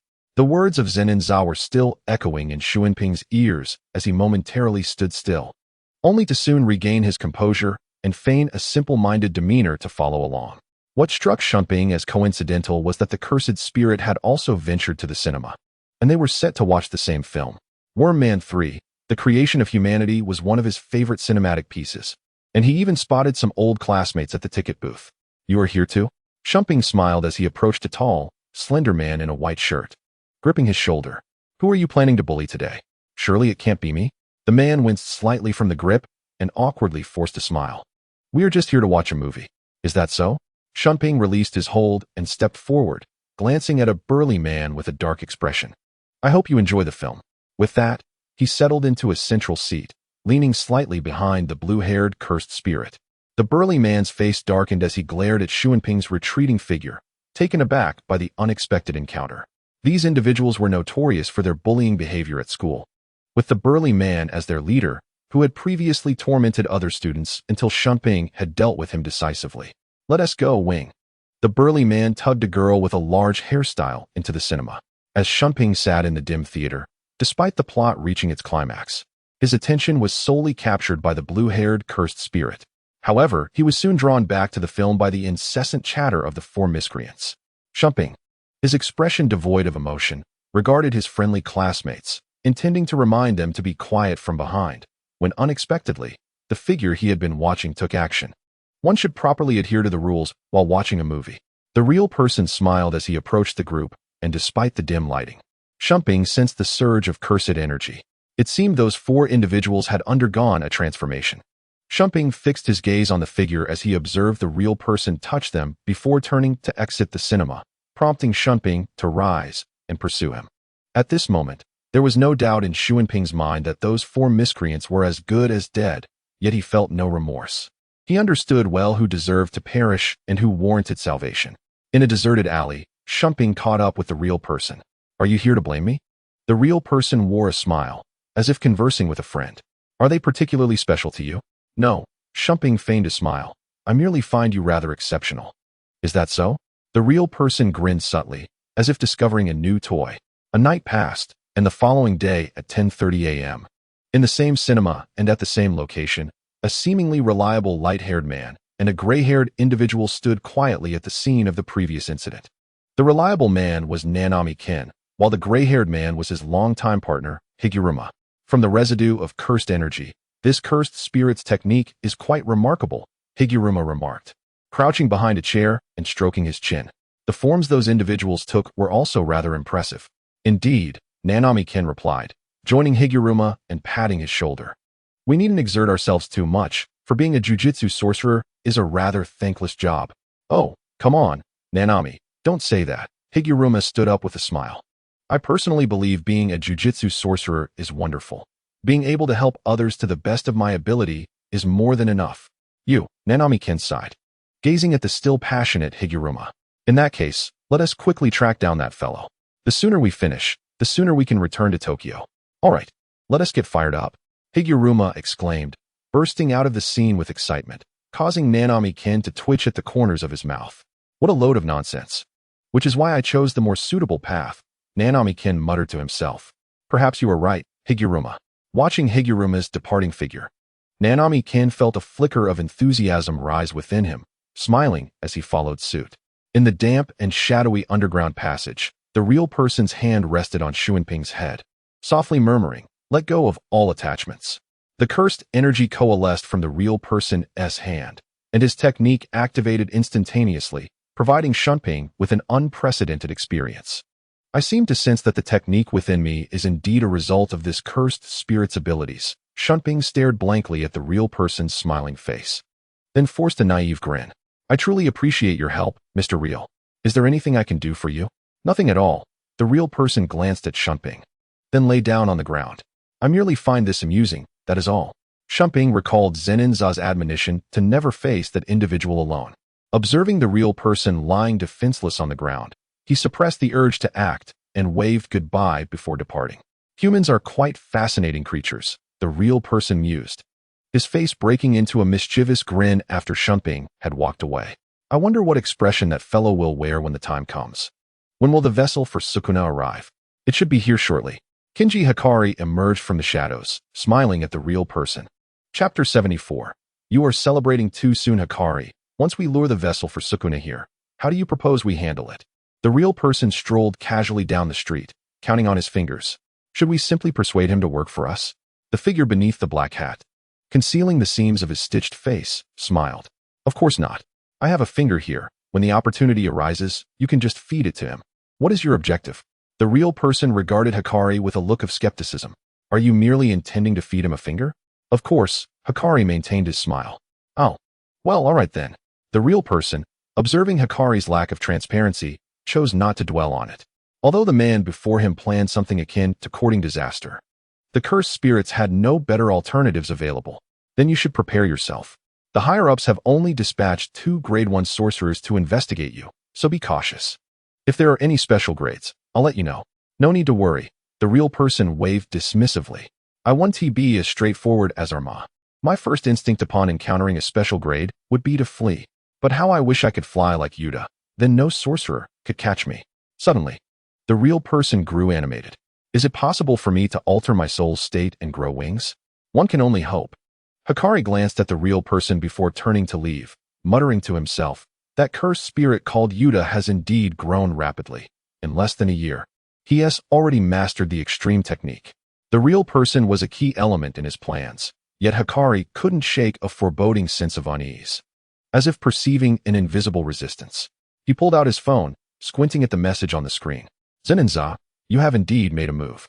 Truly a thorn in my side. You are even more formidable than Satoru Gojo, not merely in strength, but in how swiftly you've eliminated one of my pawns. Hikari wore a confident smile, though he lamented, unfortunately for you, your opponent is not me. Soon, however, Hikari's smile would only reappear a month later during a monumental upheaval. Meanwhile, on the other side, Nanami Kinto pressed his forehead, observing the lively interaction between Yuji Itadori and Yoshihiro Hayakawa. With a hint of frustration, he muttered into his phone, Satoru, why is Sukuna's vessel here as well? On the other end, Satoru Gojo chuckled nonchalantly. Everyone knows that aside from Zenin and myself, the most reliable adult is you. Thus, I entrusted Yuji to you without any reservations. Hearing Gojo shamelessly claim his reliability, Nanami's lips twitched in disbelief at the audacity of the man. After a brief pause, Nanami decisively ended the call, glancing at Itadori, his emotions complex. Well, he's still just a child, he thought, shaking his head. He then addressed the two who were playfully bantering. Let us go to Kanagawa Ritsuzen High School. We must act before this young sorcerer unwittingly harms anyone with his powers. Understood.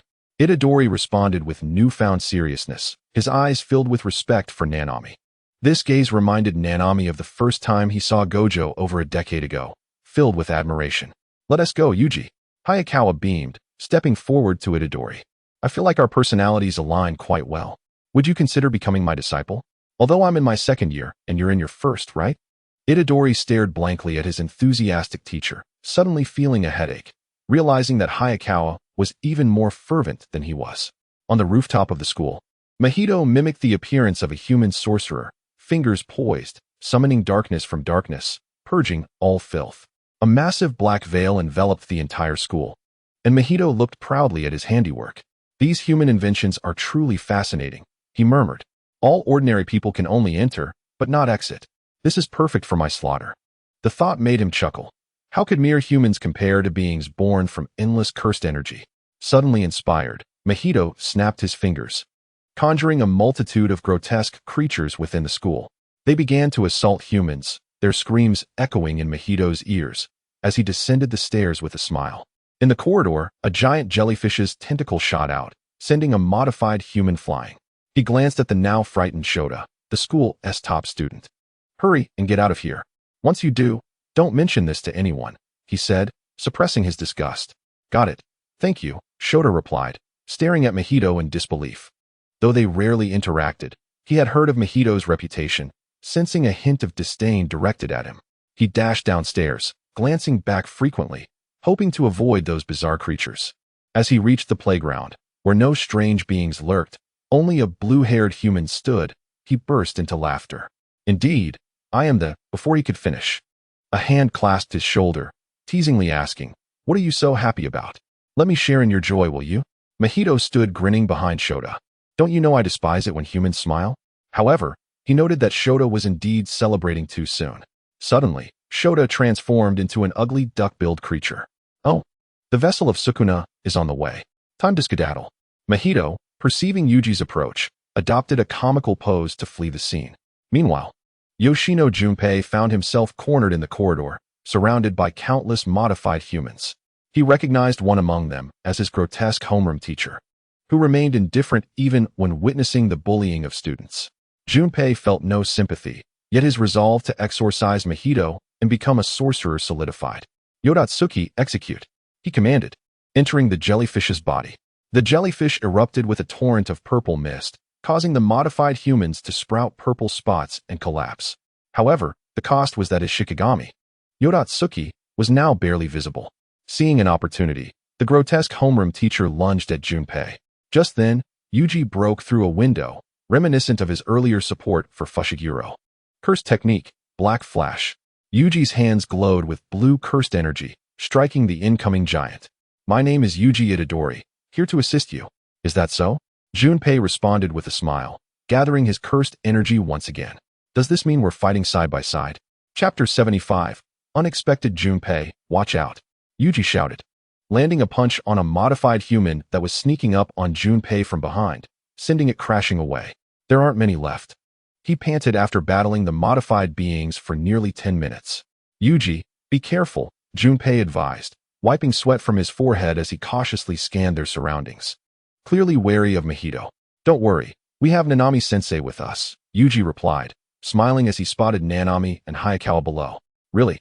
Junpei felt a wave of relief wash over him, his vigilance momentarily fading. But just then, an unexpected turn of events occurred. A massive white hand suddenly pinned Yuji against the wall, while below, Hayakawa and Nanami were also attacked by feathers. Mahito quietly positioned himself behind Junpei, cheerfully declaring, "Our fates have come to an end, Junpei." Mahito had always viewed Junpei as a mere toy, and now, seeing him capable of recognizing his presence, he decided to play further, altering Junpei's very being. His palms surged with cursed energy as he chuckled, idle transformation. Junpei quickly turned, facing Mahito's grotesque visage. But it was too late. This is how we shatter Sukuna's vessel's psyche, forcing him to employ reversal techniques to heal this fellow, thus binding him to our cause. Only then will Sukuna join our side. Mahito reveled in his thoughts, just as his hand was about to touch Junpei. His right hand and half of his body ignited in black flames. Mahito stood frozen, feeling the agonizing pain from the flames. He glanced at Junpei, whose eyes bled, revealing a hexagram pattern. In that moment, he seemed to see someone. Alarmed, Mahito retreated, colliding against the wall in an attempt to extinguish the strange fire. What is happening? Why can't this fire be put out? He grimaced, watching the Amaterasu flames grow larger. Resolutely, he transformed his left hand into a long blade, severing his own half in a desperate act. Junpei, bewildered, touched his eyes, recognizing the familiar cursed energy within. It must be the teacher. This is precisely when Zenin Sawa first encountered Yoshino Junpei, utilizing the Amaterasu implanted through the transcription seal. The condition for activation was that the real person must be positioned behind Yoshino Junpei. Yoshino Junpei formed hand seals, causing Yuzuki's form to swell once more, while the jellyfish tentacles morphed into a massive cleaver, rushing swiftly towards the half-destroyed real person.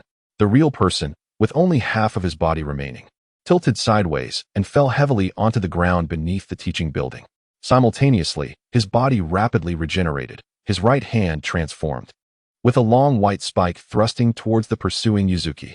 Yuzuki swung the cleaver, deflecting the spike while spewing venom. This presents a slight inconvenience. The real person tilted his head to evade, avoiding the venom just before landing. He then glanced at the figure in the sky, smiling.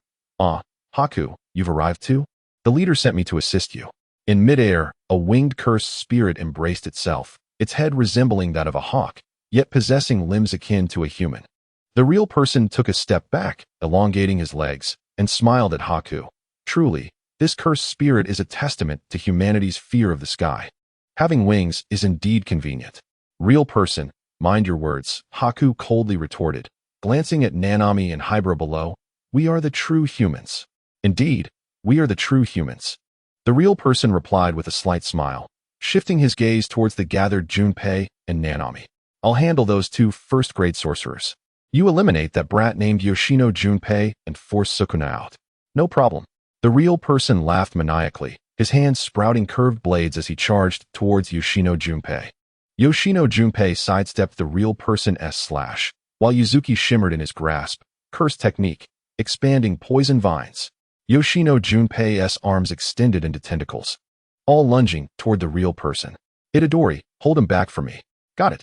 Itadori Yuji manifested blue cursed energy, stepping forward to land a punch.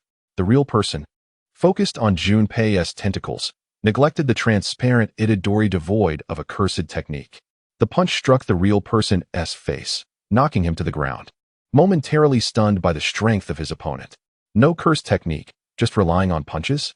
The real person wiped the dust from his face, unfazed, until the next moment when blood trickled from his nose. It's Sukuna. The real person squinted at Itadori, a sense of wariness flooding his mind.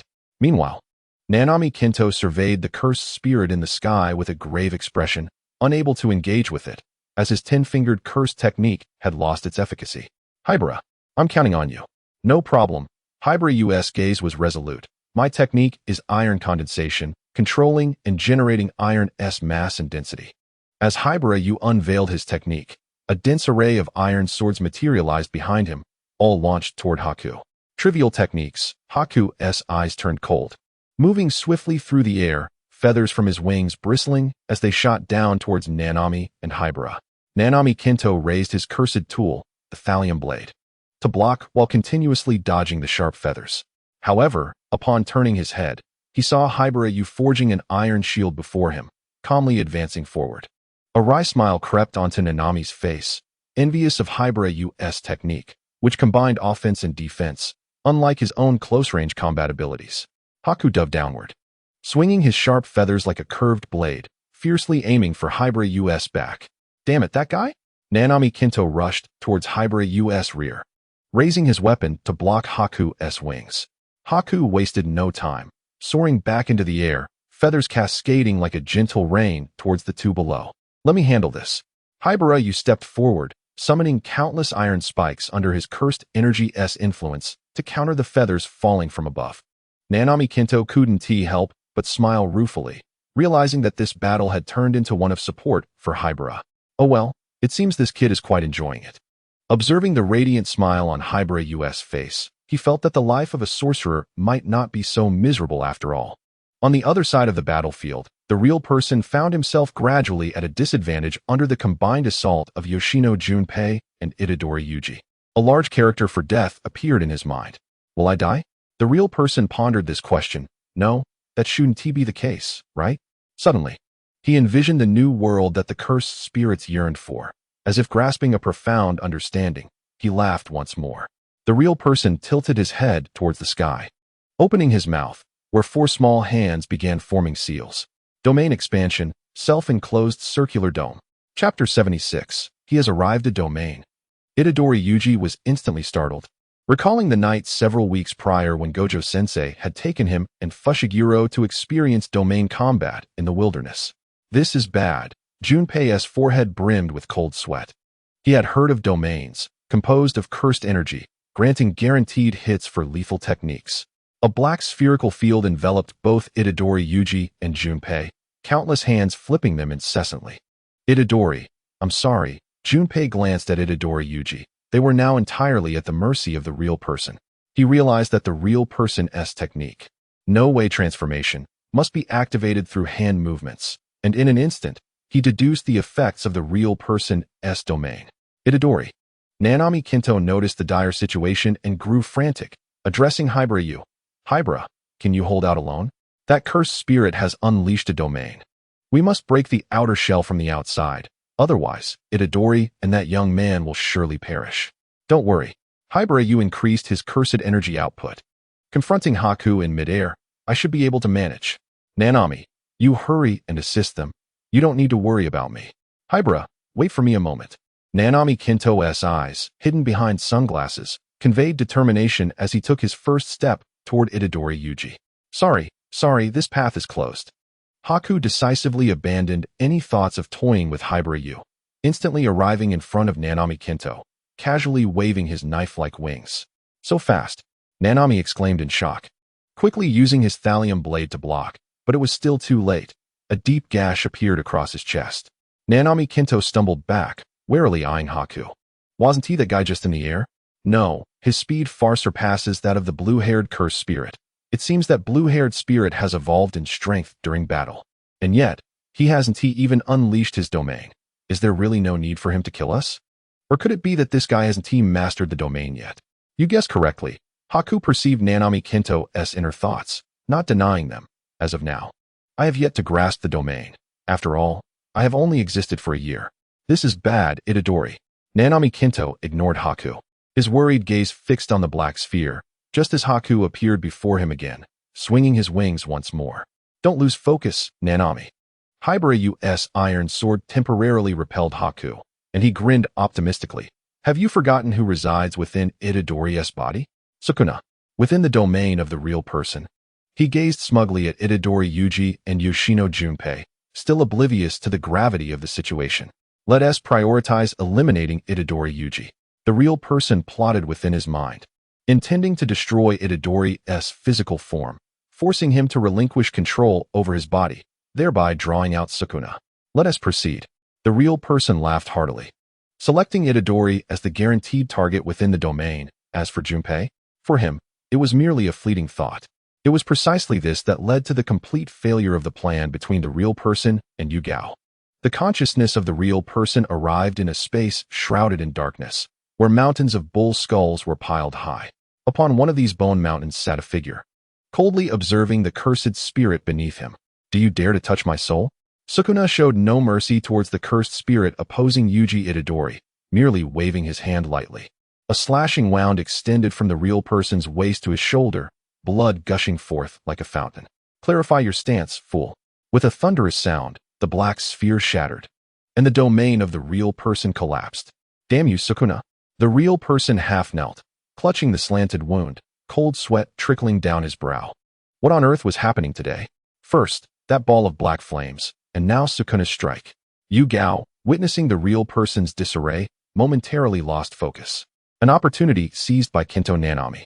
10 slice, curse technique. My technique divides the opponent's length into 10 equal parts, then inflicts critical damage to the 7-3 position.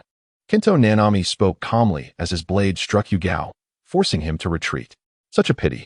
Yugao, retreating while raising his wings, blocked Nanami's attack on his weak point, taunting, your speed is too slow. Kinto Nanami looked at the nearly exhausted Aoi Tadu, a heavy expression on his face. Meanwhile, Yuji Itadori and Junpei Yoshino also noticed the unfavorable situation of Nanami and Tadu. Nanami shouted loudly, Itadori, don't worry about me and Tadu. You have the advantage over there. As long as you hold off this cursed spirit, you can exorcise that blue-haired cursed spirit. We will hold this cursed spirit back, even at the cost of our lives. However, Yuji Itadori hesitated as he looked at Kinto Nanami. We are adults, and you are our junior. Kinto Nanami forced a smile, his tone resolute. It is our duty to protect you young ones. I understand. Yuji Itadori gazed at the fearless smile on Nanami's face, his heart trembling, recalling what his teacher, Satoru Gojo, had said, sorcerers do not die without regrets. If he failed to exorcise the cursed spirit named the real person, he would surely disappoint himself. Thus, they resolved to end this swiftly. He and Junpei Yoshino exchanged glances and advanced towards the real person. I shall not let you succeed, Yugao coldly declared, as the cursed energy within him surged. Ultimate feather. Suddenly, a dark mass appeared before Yugao, filled with his feathers and countless birds. Ultimate feather? Kinto Nanami stared in astonishment at this extraordinary sight. This cursed spirit had only been born for less than a year. Realizing the danger, he quickly shouted to Aoi Tadu. Get away, Tadu. Aoi Tadu looked up at the densely packed feathers and birds in the sky, equally stunned. No, I cannot give up. Aoi Tadu gritted his teeth, channeling all his cursed energy to raise a towering iron wall. However, this wall was erected in front of Kinto Nanami. He no longer had excess cursed energy to defend himself. How tedious, humans. Yugao coldly observed the sorcerer's futile resistance, turning to the advancing Itadori and Yoshino. With a thunderous roar, a powerful sonic wave shattered the glass of the school classrooms, causing Itadori and Yoshino to halt their advance. Go, with a wave of his hand.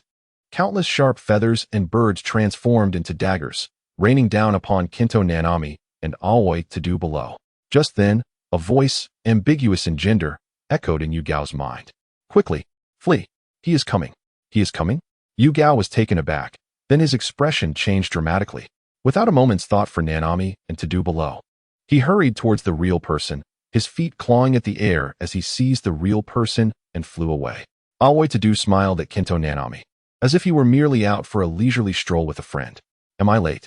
Kiyoshi Sugiyama's calm and icy voice reached Nanami's ears.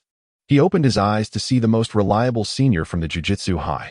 It's Zenin Senpai. Chapter 77. Aftermath. Zenin Za raised his left hand, absorbing the dark mass of feathers and birds. Ultimately, these were products born from the cursed energy system, and conveniently, his 6 eyes possessed a mechanism to absorb cursed energy.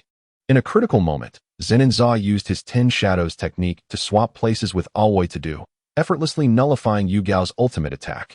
Those two ran quite fast. Zenin Za reached towards the ground, employing the tracking ability of his Shikigami, the Shikigami Hound. However, he was unable to detect the presence of the 2 cursed spirits. Strange. Were they alerted in advance? Zenin pondered, stroking his chin. This should not be. He had concealed his cursed energy, and those two should not have been able to detect him. While Zenin contemplated, Yuji Itadori and Junpei Yoshino arrived. Teacher, you're here? Yoshino exclaimed excitedly. I didn't expect you to return from Kyoto so quickly. I merely stepped out for a brief moment. Zenin shook his head lightly. We cannot linger here. Something significant is happening in Tokyo. Significant? Kento Nanami approached Zenin. Is it related to the supervisor's office? Indeed. Zenin did not conceal it, surmising that those individuals must be in a frenzy by now. You're quite realistic. Suddenly, a mouth sprouted on Yuji Itadori's hand, belonging to Sukuna, the strongest sorcerer of modern times attempting to dominate the sorcery realm, quite in line with my expectations of a formidable opponent. Apologies, Zenin-senpai. Yuji quickly covered the mouth on his hand, which occasionally spoke. No matter. Zenin smiled, his eyes transforming into one red and one purple as he gazed at Yuji Itadori. Silence, Sukuna. At that moment, Zenin entered Sukuna's domain of birth, and now. You lack the qualifications to pique my interest. You can do nothing now. Zenin looked down from atop the mountain of bull skulls at Sukuna seated on the throne, his expression devoid of any emotion. What curse king? You are merely a mortal born in an era without me, in the presence of my eyes. All your efforts are in vain. Little brat, do not be too arrogant. A grim smile appeared on Sukuna's face, yet he maintained his composure, exuding confidence. What? Zenin face suddenly bore a playful expression. Was shattering your heart not enough? Sukuna's hand, concealed beneath his white kimono, clenched into a fist in frustration, then unleashed several slashes towards Zenin. Zenin smirked disdainfully. It seems your lessons have been too few, Curse King. In the dark domain, a purple, ethereal figure pierced through Sukuna's chest once more, the once invincible Curse King slowly collapsing. Zenin unleashed the illusion of the Rinnegan upon his adversary. Sukuna, blood at the corners of his mouth, gazed defiantly at Zenin, declaring, You are merely basking in the fleeting light of my fingertips. I shall dismantle you utterly. With that, Sukuna succumbed to a deep slumber. In the realm of reality, it appeared as though nothing had transpired. Yoshino Junpei, his face alight with excitement, proposed. Why don't we all rest at my house? It's quite spacious. Upon hearing this, Zenin's lips twitched slightly. I concur. Itadori Yuji raised his hand in agreement, exclaiming, I'm absolutely famished. And you, Zenin-senpai? Nanami Kinto inquired, casting a glance at Zenin. I have no objections, Zenin replied, his hands tucked into his pockets, his expression impassive. Let us proceed, everyone, Junpei urged, leading the group outside the school. Zenin retrieved his phone and dialed Itsuchi. Hello, is this Itsuchi? Please come here to deal with the residual curses. The location is. Before Itsuchi could respond, Zenin had already hung up. It seemed that Itsuchi harbored feelings for Shoko in the original narrative. As is well known, Zenin possessed a magnanimous spirit and would never target someone for personal grievances. Tenai Riko? Itsuchi, who had been disconnected, pondered. The group followed Junpei out of the school and made their way to Yoshino's residence. Suddenly, Zenin interjected, Wait. Have we forgotten someone? Nanami turned back to look, realizing his ever-present companion was missing. Where's Hybra? He exclaimed, feeling a surge of anxiety. Why does it feel like Zenin-senpai has become unreliable? He pondered. Perhaps it was due to his prolonged association with Gojo Satoru. Meanwhile, Hybra remained optimistic, gazing with hope toward the direction he believed Zenin would come to rescue him. Zenin seemed to forget the method by which he intended to save him. As night descended, the group gathered in Yoshino Junpei's home, with even the underage Itadori Yuji partaking in beer. Zenin wore a long-lost smile as he observed the flushed faces of Nanami and Hybra, reminiscent of his own school days. I believe I once shared a tale about Ultraman during a drinking session, didn't I? At that time, Satoru was clamoring to learn how to use the Mirror Knight's reflection to combat Belial. You drink as much as Shoko-senpai, Hybra remarked, letting out a hiccup. I agree. Nanami chimed in, clinking glasses with Hybra. Among us, she's the one who can hold her liquor best. Shoko can drink 1,000 cups without faltering. Zenin chuckled. Yet his smile abruptly faltered as he recalled that during that particular gathering, Shoko had confessed to him that she was intoxicated and requested him to escort her home. That girl truly is quite the schemer, he thought, shaking his head, feeling uncertain. At that moment, circumstances seemed to be shifting favorably. The traitor had been eliminated days prior, momentarily deterring the old guard, while the acquisition of the small family was finally on track, gradually gaining the upper hand against the old Tangerine. Rather than bearing the weight of everything alone, he yearned to embrace the connection he shared with Shoko. Just a little longer, until her birthday. Zenin contemplated, realizing her birthday was indeed before his own. By the way, is Satoru's birthday on the same day as mine? And what about Geto? Wasn't his on December 24th? Isn't that a day of mourning? Zenin covered his mouth, pondering, but Geto is alive and well. How could it be a day of mourning? Everyone, dinner is served. A graceful woman with short hair emerged from the kitchen, bringing dishes to the table. She smiled helplessly at the group, noting their drunkenness before the meal had even commenced. It's all right, Mom, Junpei replied with a grin. The woman was Yoshino Nagi, Junpei's mother, who often found herself at her wits' end with her son, casting an accusatory glance at Zenin. Zenin's lips twitched as he cleared his throat and declared, Mrs. Yoshino, I would like to propose that Junpei attend a school in Tokyo. What do you think? Tokyo? Nagi initially appeared taken aback, then smiled at Zenin. Since it's your decision, I have no worries. I shall entrust this unreliable child to you. Teacher, can I become a sorcerer? Junpei asked eagerly. Indeed, Zenin replied, sipping his sake with a gentle smile. In 2018, the first-year class at Tokyo Jujutsu High consisted of 4 students. Chapter 78, A Pleasant Collaboration. Kyoto Tokyo Jujutsu High. The sun shone brightly today, with a gentle breeze, as golden rays filtered through the thin clouds onto the playground of Kyoto Jujutsu High. Zenin reclined on a chair he had set up, soaking in the sun. This guy makes us run laps while he relaxes. Tenai Riko glared at the comfortably lounging Zenin, suddenly harboring thoughts of yanking his chair away. Once I return to Tokyo, I'll make sure Gojo and Suguru teach you a lesson. Behind her, Maki chuckled, patting Riko on the shoulder. Give it up, Riko. Gojo and Suguru can't possibly match my brother. I refuse to believe that. Riko insisted, her eyes filled with determination, shaking her head vigorously. They're both so powerful. How could they not defeat him? Maki sighed internally, hoping that in 3 days, Riko would still be as innocent and carefree.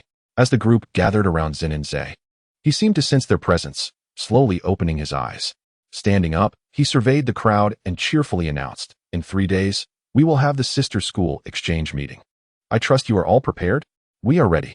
Tadu Aoi responded, having been the most diligent in Zenin-Zei's special training. Excellent, you all show great spirit. Zenin-Zei smiled slightly, then turned to Tenai Riko. It seems you have some grievances with me? You jerk, Riko retorted. I have a broad heart and wouldn't stoop to your level. That's good to hear. Zenin-Zei stretched. From today onward, all training sessions are cancelled.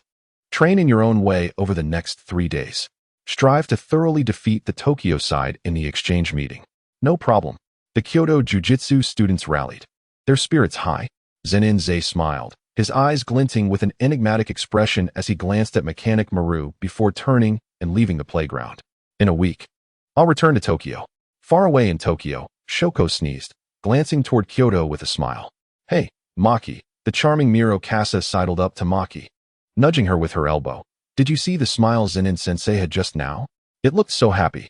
He must be thinking of Shoko-senpai. Nishimiya Momo chimed in, joining the conversation. Maki, do you know any of Zenin-sensei's little stories? Tenai Riko also became intrigued, eavesdropping nearby.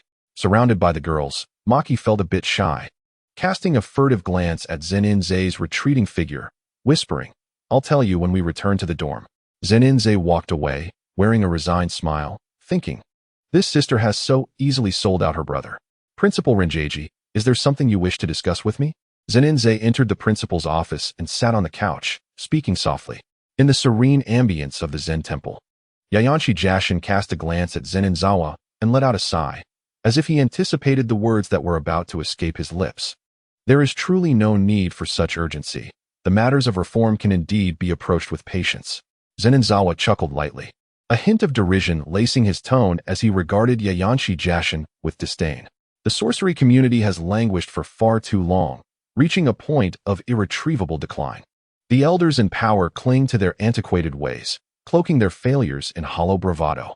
Rising to his feet, Zenin-Zawa enunciated deliberately, what I propose is not reform, but a revolution.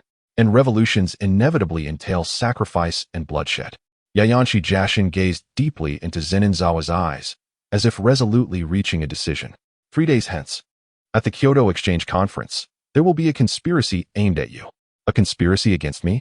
Zenin-zawa scoffed, amusement flickering across his features. In the face of absolute power, all schemes are but illusions. Indeed, Yayanshi Jashin replied noncommittally. Yet their intent is singularly focused on keeping you in Kyoto. Keeping me in Kyoto? Zenin-zawa's expression darkened. Are you implying that I must remain until the conclusion of the sister school conference? Precisely, Yayanshi Jashin affirmed. Your influence has already been rendered moot before it could even manifest. This decision was made by the upper echelon. Zenin-zawa's gaze turned icy, fully aware of the upper echelon's inner workings, for he himself occupied the position of the second seat. The internal meetings of the upper 3 seats convene only once a year, reserved for urgent matters. Never did he expect it to be invoked in relation to himself. Their aim is merely to prolong my stay in Kyoto? Such cunning, Zenin-zawa mused silently, recognizing the complexity of his adversary's schemes. He then turned to Yayanshi Jashin. Why reveal this to me in advance? Have you finally come to a realization?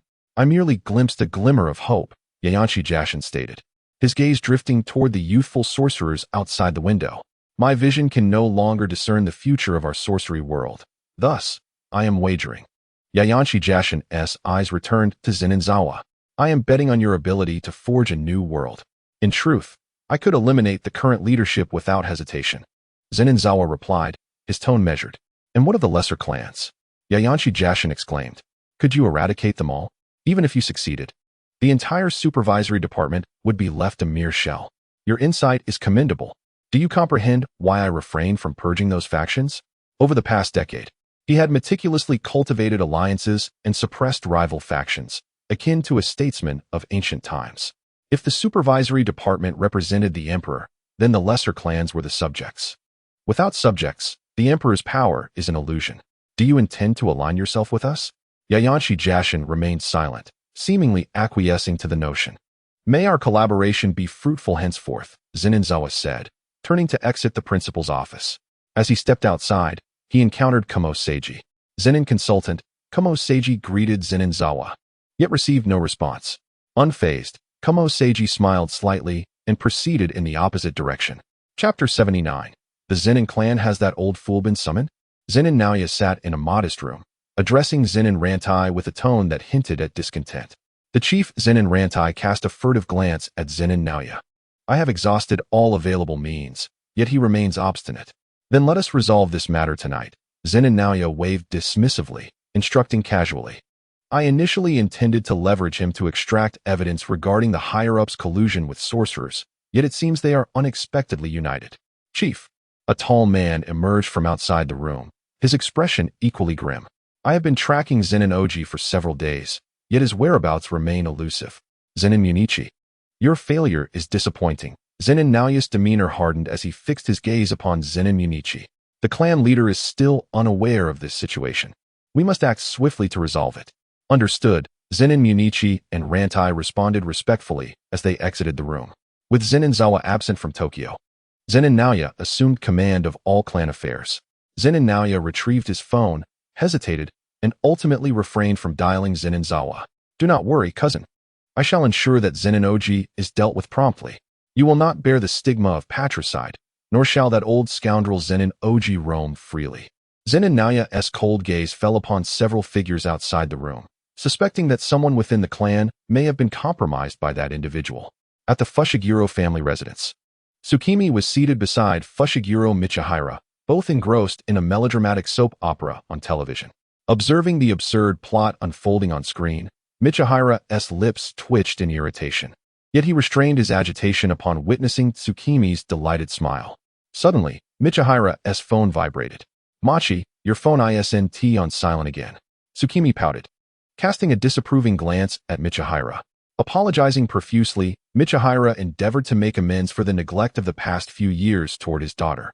As for Fushiguro-me, it is a well-known adage that boys are raised with a firm hand. Michihira opened his phone, noticing a private message from a group chat titled A Loving Family. And grimaced. What on earth is that rascal Zenin-zawa thinking? I am clearly a member of the Fushiguro family. He subsequently exited the chat. claiming it was to encourage interaction with the new blood of the Zenin clan. Machi, did you just mention Uncle Zawa? Tsukimi's face radiated admiration. Feeling a pang of concern that his cherished daughter might be misled, Michihara quickly reminded her, "He is your uncle, mind you." "I am well aware," Tsukimi retorted, rolling her eyes at Michihara. "Uncle Zawa is my idol. Is that boy truly that charming to the ladies?" "Indeed, he is a worthy student and cousin," Tsukimi chimed in, leaning closer to Michihara as they examined the messages on his phone. She read a message from Zenin Naoya, stating, "Zenin Oji has escaped." Michihara's pupils dilated in shock as he quickly typed back, "Impossible. Only a handful of us knew about that hidden chamber, and it was Zenin Zawa who informed me." "Correct," Zenin Naoya replied. "It is highly probable that a few of those in the know have betrayed us. I suspect Zenin Oji has sought refuge with the Kensei." "The Kensei?" Michihara narrowed his eyes, recalling instances from years past when he encountered individuals marked with stitched lines on their heads while undertaking the task of hunting the star plasma. "Michihara, I implore you to be cautious. For now, I have reservations about both Rantai and Munichi," Tsukimi urged. "Rest assured, I will remain vigilant," Michihara typed rapidly, resolving to seek out Kong Shiyu shortly. "Is something amiss?" Tsukimi inquired curiously. "No, nothing at all," Michihara replied with a faint smile, ruffling Tsukimi's hair. "Honestly, I can see right through your lies. You're just as insincere as little May." Tsukimi huffed. "I won't be cooking for you today.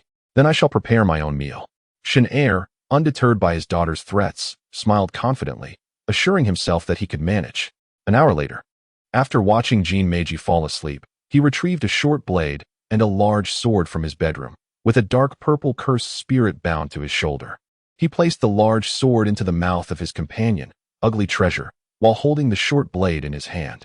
"It has been over a decade since I last wielded you," Shin-er murmured, his fingers tracing the Tian Nyohua, the weapon he had used to break through Gojo Satoru's limitless technique. "However, despite searching for 10 long years, I still have not found that missing piece of blade." As he toyed with the Tian Nyohua, he made his way toward the Zenin family residence. Shin-er's visit was not aimed at a massacre. Rather, he sought to have a face-to-face conversation with Zenin Naozai. It was also his first return to the Zenin family home in many years. He was curious to see how Zenin Zei had transformed the family. Upon arriving at the entrance, he gazed at the plaque bearing the Zenin name. A smile gracing his lips, whether nostalgic or mocking, it was hard to tell. He walked straight into the Zenin household, noticing numerous young practitioners without techniques, diligently training even in the late hours. Interestingly, one sorcerer was training alongside them, suggesting a harmonious relationship. "Indeed, you have made commendable changes," Shin-er thought as he continued his path. Even when encountering a Zenin sorcerer, who might have looked down upon him due to his lack of cursed energy, the sorcerer instead offered to guide him, a gesture Shin-er politely declined. Calmly, he entered the storage area for special-grade cursed tools, where Zenin Naozai had been awaiting him for quite some time. "You have arrived," Zenin Naozai greeted with a gentle smile. "It seems you have been waiting long." Shin-er replied coolly, "I came to see that place." "I understand," Zenin Naozai responded, foregoing further pleasantries as he produced a key to unlock the entrance to the storage area. As they walked together, Shin-er's mind wandered back to his childhood, a time when he was deemed worthless due to his lack of cursed energy, even rejected by his own parents. They had once tossed him into a group of cursed spirits raised by the Zenin family, designated for the special training of those without techniques or cursed energy. Indeed, it was as he remembered. Shin-er observed that the cursed spirits that had once scarred him were now gone, prompting a sense of relief and a smile. "Zei, you truly are capable of changing this world." He reflected on that little boy from 10 years ago, the memories vivid in his mind. Chapter 80, No Return at Tokyo Jujutsu High. A white-haired individual wearing an eye mask lounged with his legs crossed atop a table, playfully jesting with the person opposite him. "I say, Nanami, why do you hold such respect for Zei while never extending it to me?" Across from him, Nanami Kinto lazily flipped through a newspaper, responding, "Everyone knows that our first-year homeroom teacher, Gojo Satoru, is rather unreliable." Gojo felt a twinge of offense but quickly dismissed it, remembering that Suguru Geto was hardly a dependable senior either, allowing a smile to return to his face. "Let us use expired rice balls to play catch while discussing the separation of church and state, then post it online to stir up controversy." Gojo raised his hands, mimicking an old acquaintance known for their noodle dishes. "You can entertain yourself, Nanami said, a twitch at the corner of his mouth, bemused by Gojo's thoughts. By the way, Nanami continued, glancing at Gojo's smug expression, Zenin-senpai asked me to retrieve the special grade cursed tool, the Cursed Womb, Shinjuku's 9-pattern diagram, from the storage area. Then find a few death row inmates or those with serious crimes to serve as vessels. Oh, Gojo's interest piqued. He grinned. Zay has such entertaining ideas. Finally planning to engage in mischief with me? I'm not sure, Nanami replied, his eyelids flickering. I doubt Zenin-senpai is someone who would partake in your antics. Internally, he scoffed at Gojo's unreliability while asking, how many of Sukuna's fingers have you fed Itadori by now? Well, Gojo stroked his chin, appearing to contemplate seriously. Including the first finger he swallowed and the subsequent 3, he should currently have 4 fingers inside him. Are there 6 left in storage? Nanami suggested. Why not just feed all of them to Itadori? That might be because consuming too many fingers at once would temporarily suppress Itadori's soul by Sukuna, Geto interjected. Elegantly taking a seat beside Gojo, accompanied by Shoko Yeri, who wore a white coat. At that moment, Geto sported a bun hairstyle, with long hair flowing down his back. And even his earrings remained black. Shoko, as always, was stunning, her waist-length hair occasionally twirling around her fingers, each movement captivating someone nearby. Therefore, I choose to feed one every few days. Once it reaches 20, Sukuna will be thoroughly sealed within Itadori, Gojo explained. Cold dog, Gojo jested, playfully draping an arm over Geto's shoulder. You truly are my closest friend, aside from Zay. You're the one who understands me best. We are colleagues, Gojo. Geto replied with a mild smile, sipping from a freshly brewed cup of tea. Yes, colleagues, Gojo echoed, a hint of melancholy in his tone before quickly recovering. Speaking of which, the inter-school exchange event is approaching, and Zay should be returning soon. We can all gather again. Shoko, having not seen someone for 3 months, looked lively and devoid of dark circles. She shot Gojo a glance. How did you know I hadn't seen Zay? Have you two been meeting in secret? Gojo teased. Shoko, knowing the smirk hidden beneath Gojo's mask, glared at him. Gojo, are you feeling particularly cheeky today? Gojo froze, recalling those words as familiar, pointing at Shoko. The husband sings while the wife follows. He had not finished before Geto swiftly covered Gojo's mouth, sensing Shoko's palpable killing intent. Although Geto did not know why he acted, his body moved instinctively, perhaps due to muscle memory. Shoko shot a cold glare at Gojo, contemplating how she might take revenge on him for incessantly mocking her relationship with Zay. Geto, you're suffocating me. Gojo managed to stutter. Geto quickly released his grip, realizing Gojo had adopted an exaggerated pose. Geto now understood why the Zenin family seemed to relish striking Gojo. Given the chance, he would likely do the same. Geto stood. I have matters to attend to. You two carry on. Gojo and Shoko exchanged complex expressions as they watched Geto's retreating figure, momentarily speechless. So, when do you think he'll finally remember? Shoko suddenly inquired. Huh. Gojo looked at Shoko in surprise. You're a doctor. Why are you asking me? Why not? Shoko's eyes sparkled with mischief. You've lived with Geto for 3 years. Surely you know what kind of underwear he wears. Gojo felt a bead of sweat trickle down his forehead, realizing Shoko was retaliating against him, muttering under his breath, when did Shoko become as petty as Zay? What did you say? Shoko shot him a hostile look. What's wrong with Zay? Gojo laughed awkwardly, insisting it was nothing. Meanwhile, Nanami observed the trio's banter, unable to suppress his laughter as he returned to his newspaper.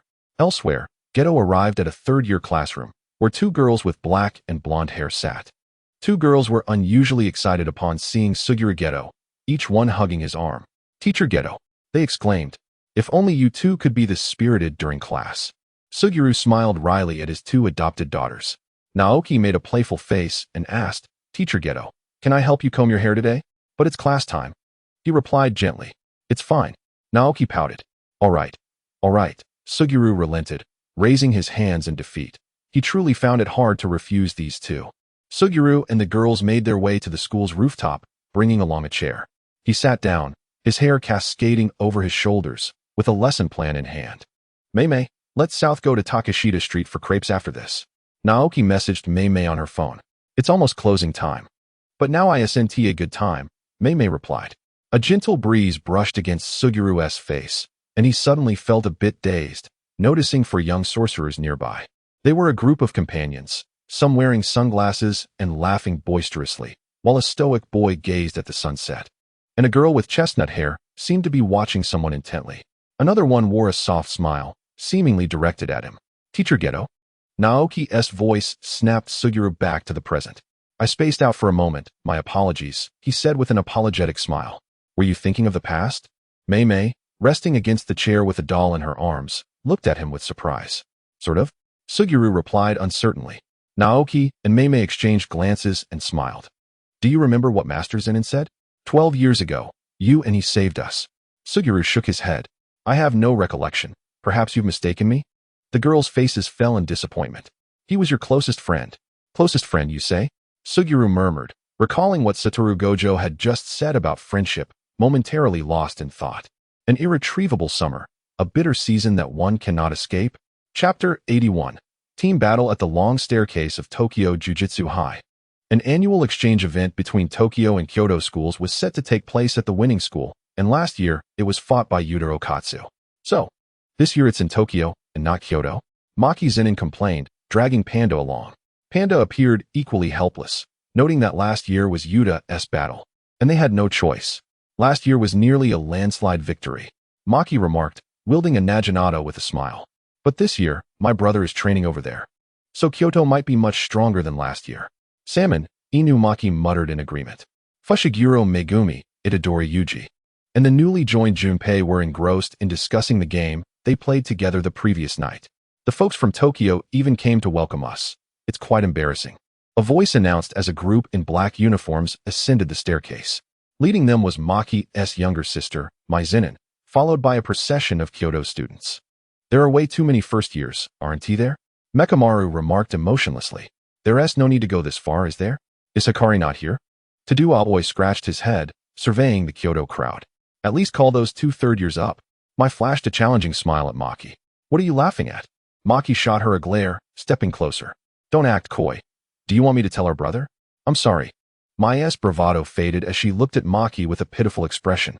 That's more like it, Maki chuckled. But I'm still your sister. Shouldn't you show me some respect?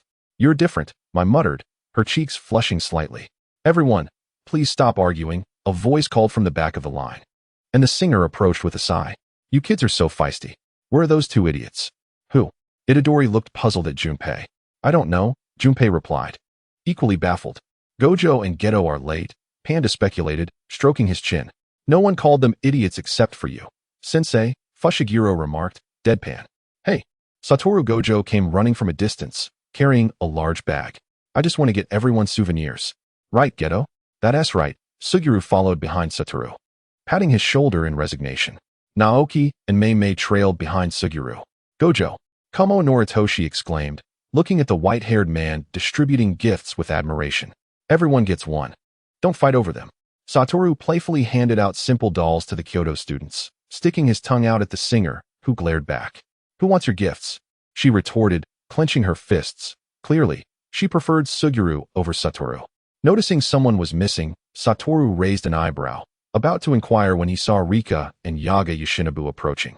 He mischievously walked up to Rika, teasing, Old man, you're still looking fit, huh?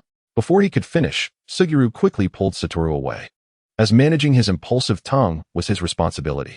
Rika's expression twitched, seemingly aware of Satoru's intent, and though angered, he refrained from reacting as he thought of Zenin's actions. Yaga, sensing the tension, paused and pulled Satoru closer, announcing that the first day of the exchange event would feature team battles. The objective was to exorcise cursed spirits from a designated area, with the first team to eliminate the second-level curses declared victorious.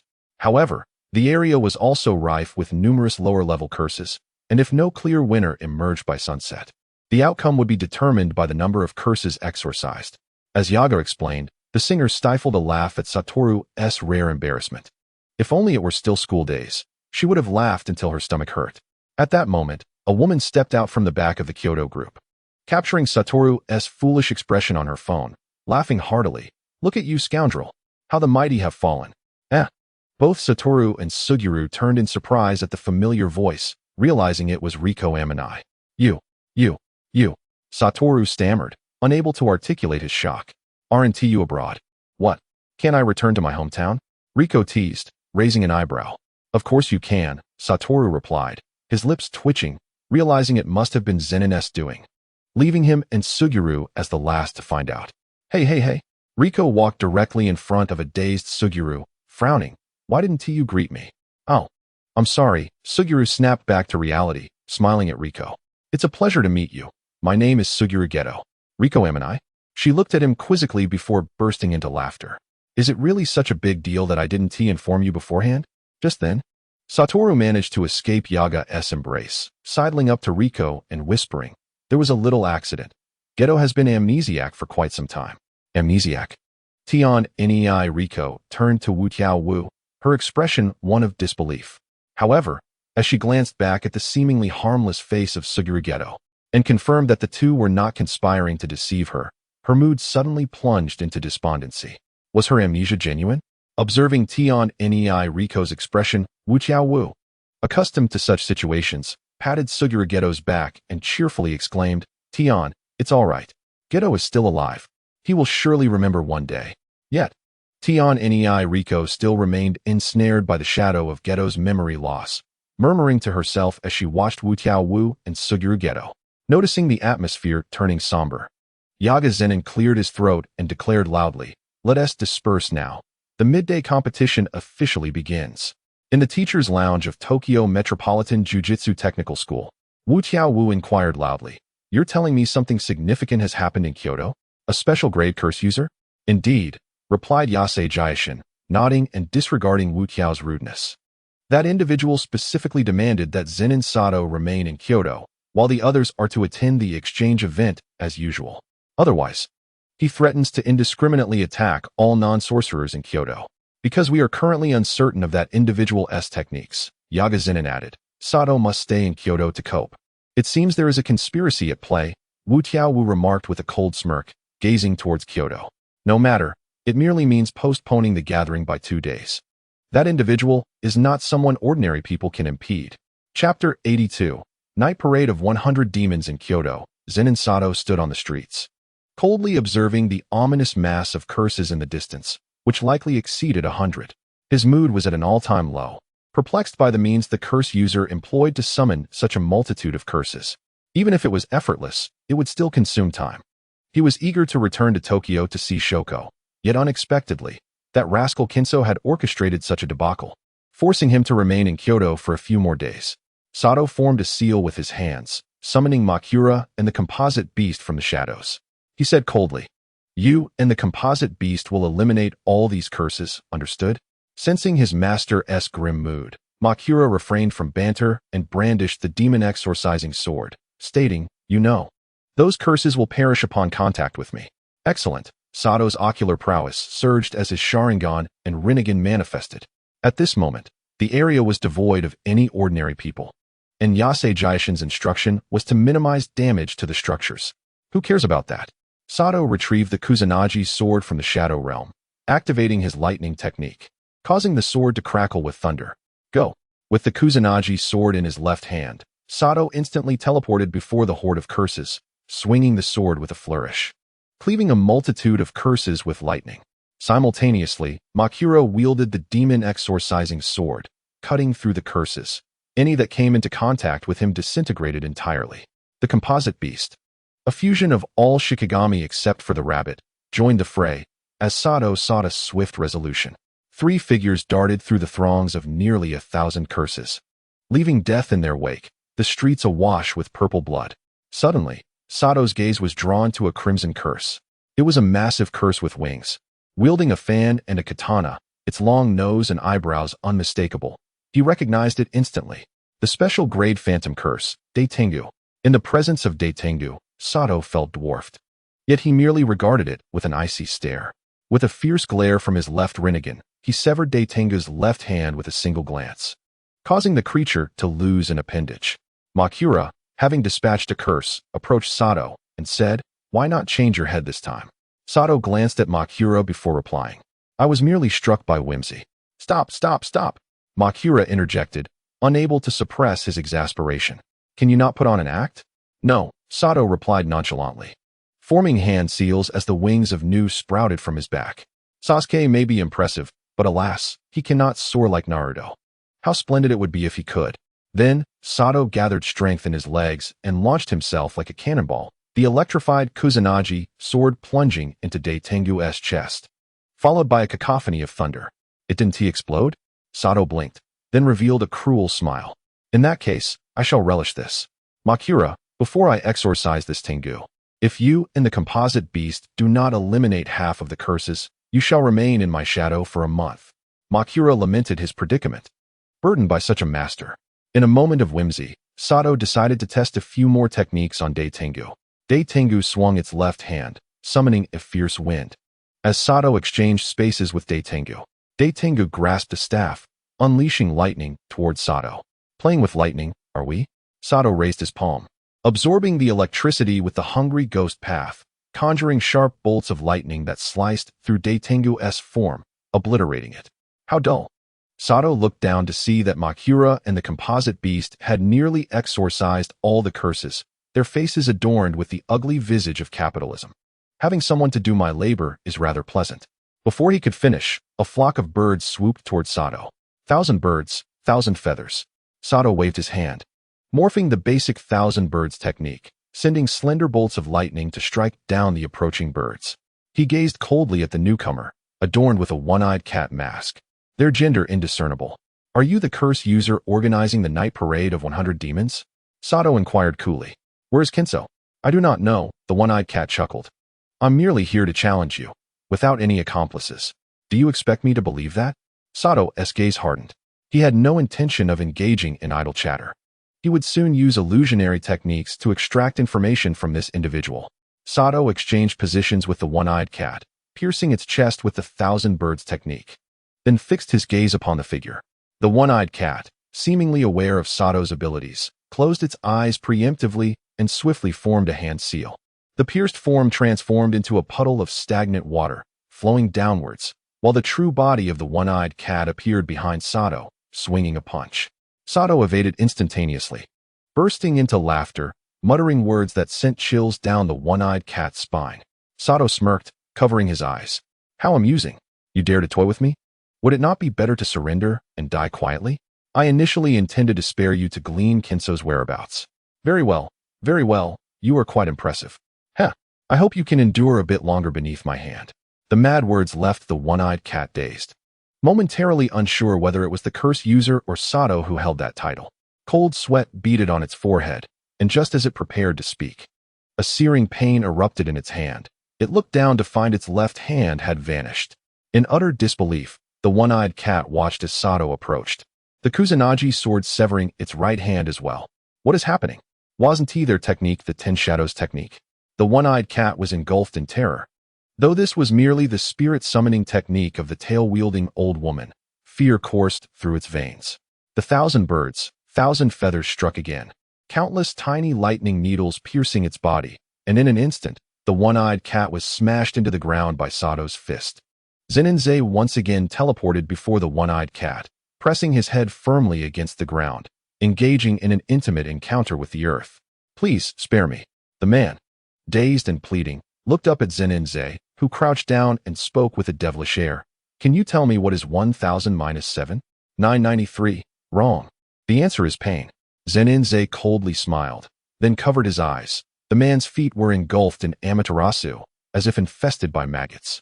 No, I'll tell you everything. Spare my life. Zenin did not relent. Under the control of the cursed technique, Amaterasu formed a black flame spear that pierced him, while simultaneously he released a reversal technique for healing. Burn to ashes. With a swift motion, Zenin wielded the 1,000-bird spear, cleaving the one-eyed cat in two at the waist, reducing him to ashes under the searing flames of Amaterasu. Zenin then turned his gaze towards the horde of cursed spirits, which had been nearly eradicated. In his left hand, he held the Kusanagi sword, its blade flickering with black flames, while in his right, the 1,000 birds shimmered with the brilliance of lightning. Those who obstruct me shall be severed one by one. He leapt into the sky, raising his right hand. The once clear blue sky slowly darkened. Let us have a little fun, Kirin. Chapter 83. Sisters at this time. The Cursed Spirit Extermination Competition of the Sister School Exchange event at Tokyo Metropolitan Jujutsu Technical School was in full swing. Taneko Riko swiftly traversed the forest, having undergone nearly 3 months of physical training under Zenin, resulting in a significant enhancement in her speed. Currently, she held the record for the most cursed spirits exorcised in the entire Kyoto district team. As Taneko Riko dashed forward, she spotted the targeted second-grade cursed spirit. Found you. A captivating smile graced her lips as she transformed her hand into a sniper rifle, her sights trained on the cursed spirit's head. Theoretically, Taneko Riko's technique was immensely powerful. With sufficient cursed energy, she could fabricate tanks, airplanes, and even atomic bombs composed of cursed energy. However, in the realm of Jujutsu, an individual's total cursed energy is predetermined at birth, and Taneko Riko's total cursed energy was only slightly greater than that of Fushiguro Megumi. Just as Taneko Riko prepared to pull the trigger, a rope materialized around the neck of the second-grade cursed spirit, which then pulled upward, forcibly severing its head from its body. Taneko Riko froze at the bizarre scene unfolding before her. Am I seeing ghosts? You've got it wrong, Ms. Riko. From the shadows emerged Mimiko, holding a rain doll, and with a gentle smile, she explained, my technique is called binding technique. The actions I perform with the rain doll reflect upon the target. I used a rope this time. How convenient. Taneko Riko pouted, displeased. I still want to use a gun. I've practiced for so long after awakening my technique. That one will also suffer recoil. Nanao, with her blonde hair, stepped out from the shadows, holding a phone and appearing somewhat smug. If the target were a first-grade or special-grade spirit, Mimiko would indeed incur significant harm. I see. Taneko Riko pondered. Then we have one. Nanao and Mimiko cheerfully clasped their hands. Wait. Taneko Riko transformed into a big-eyed, adorable girl, playfully pleading with the two sisters. Can we have a competition? I want to win too. Seeing the cute Taneko Riko, Nanao softened, finally understanding why she and Mimiko could charm Suguru Geto so effortlessly. Who can resist that? It was evident that Mimiko was already smitten. Nanao sighed, exasperated. Fine, let's compete. Whoever defeats this cursed spirit gets the exorcism. Does that work? Wonderful. Taneko Riko and Mimiko joyfully embraced each other. Nanao, whose sister are you anyway? Having successfully persuaded the two sisters, Taneko Riko became serious. I'll adjust the bullets and explosives to the minimum damage. This should prevent any harm to you. Come on. Nanao was unperturbed, thinking that after it was all over, she could find Suguru to heal her with the reversal technique. In an instant, the three girls began to clash. Taneko Riko conjured grenades, tossing them in various directions while simultaneously forming a handgun, firing continuously. To prevent any unforeseen circumstances, she touched the ground in the blind spot of the sisters' vision. Under the pressure of firepower, Nanao and Mimiko had no choice but to take cover behind rocks, exchanging glances. If only Ms. Riko had been this formidable back then. Would she still need Mr. Geto and Teacher Gojo to protect her? I feel like it should be Ms. Riko protecting them instead. As they exchanged words, Mimiko aimed the rain doll at Taneko Riko, recording her information, then playfully flicked the doll's forehead. Ouch! Taneko Riko halted her actions, wincing as she held her forehead. Ouch!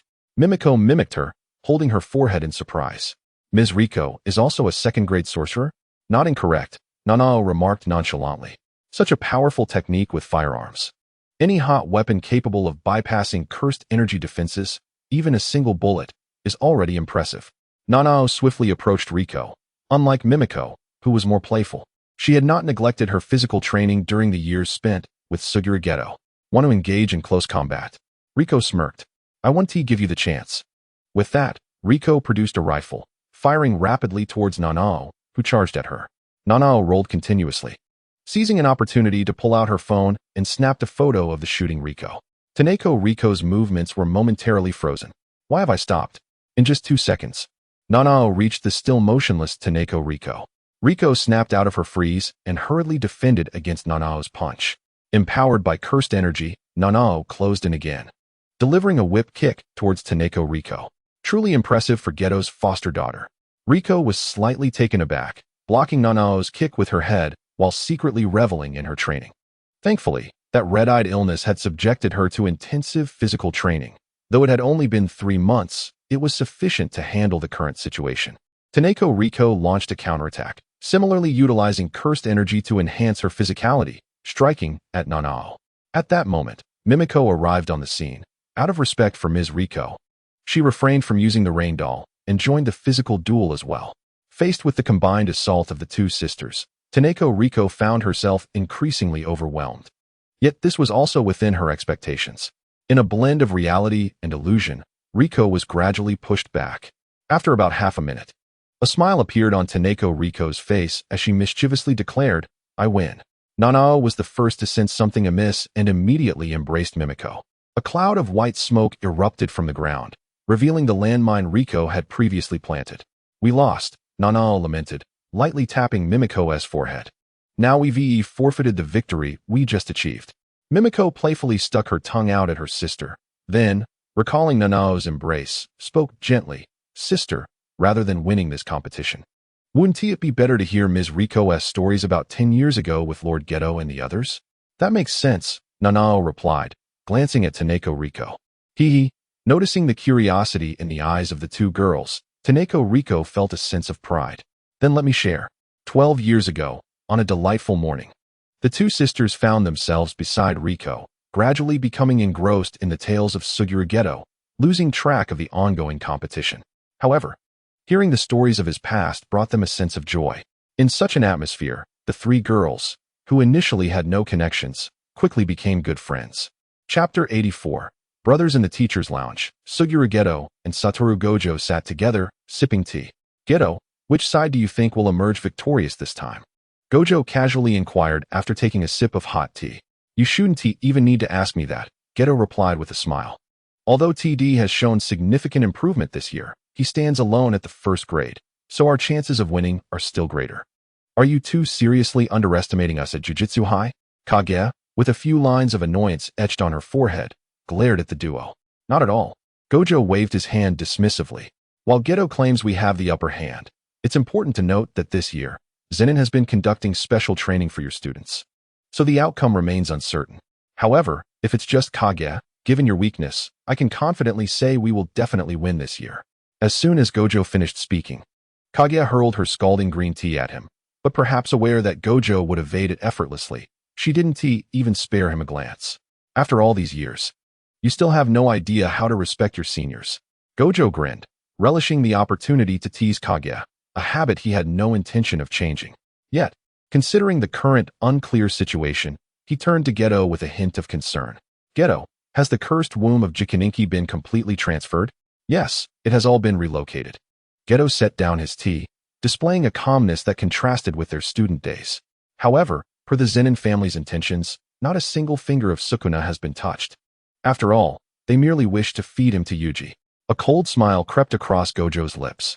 Although uncertain of when they would act, their goals aligned with theirs. As long as all 20 fingers remain within Yuji's body, Sukuna will never be able to emerge again. Yet, I am quite eager to engage in combat with this most formidable sorcerer from a millennium ago. Aside from my battle with Mahito 12 years ago, I have not experienced true combat for a long time. Gojo tilted his head back, a hint of regret in his tone before he added with a smile. "If given the chance, I would certainly be the first to strike Sukuna before Zenin could." Geto, observing his colleague, couldn't help but smile. "I have a premonition that it just might happen." "Huh." Gojo was somewhat surprised. To summon Sukuna, one would need to feed him a considerable number of fingers all at once, and that requires taking Yuji away from under our noses, which is no easy feat. "Are you two straying further from the topic?" Kage shot a glance at Gojo and Geto, pouring herself another cup of tea. "We are currently discussing the sister school exchange." "Kage, you're still here?" "I didn't even sense your presence due to your weakness," Gojo remarked mischievously. Kage, aware that Gojo was intentionally trying to provoke her, felt her temper flare, her cheeks reddening.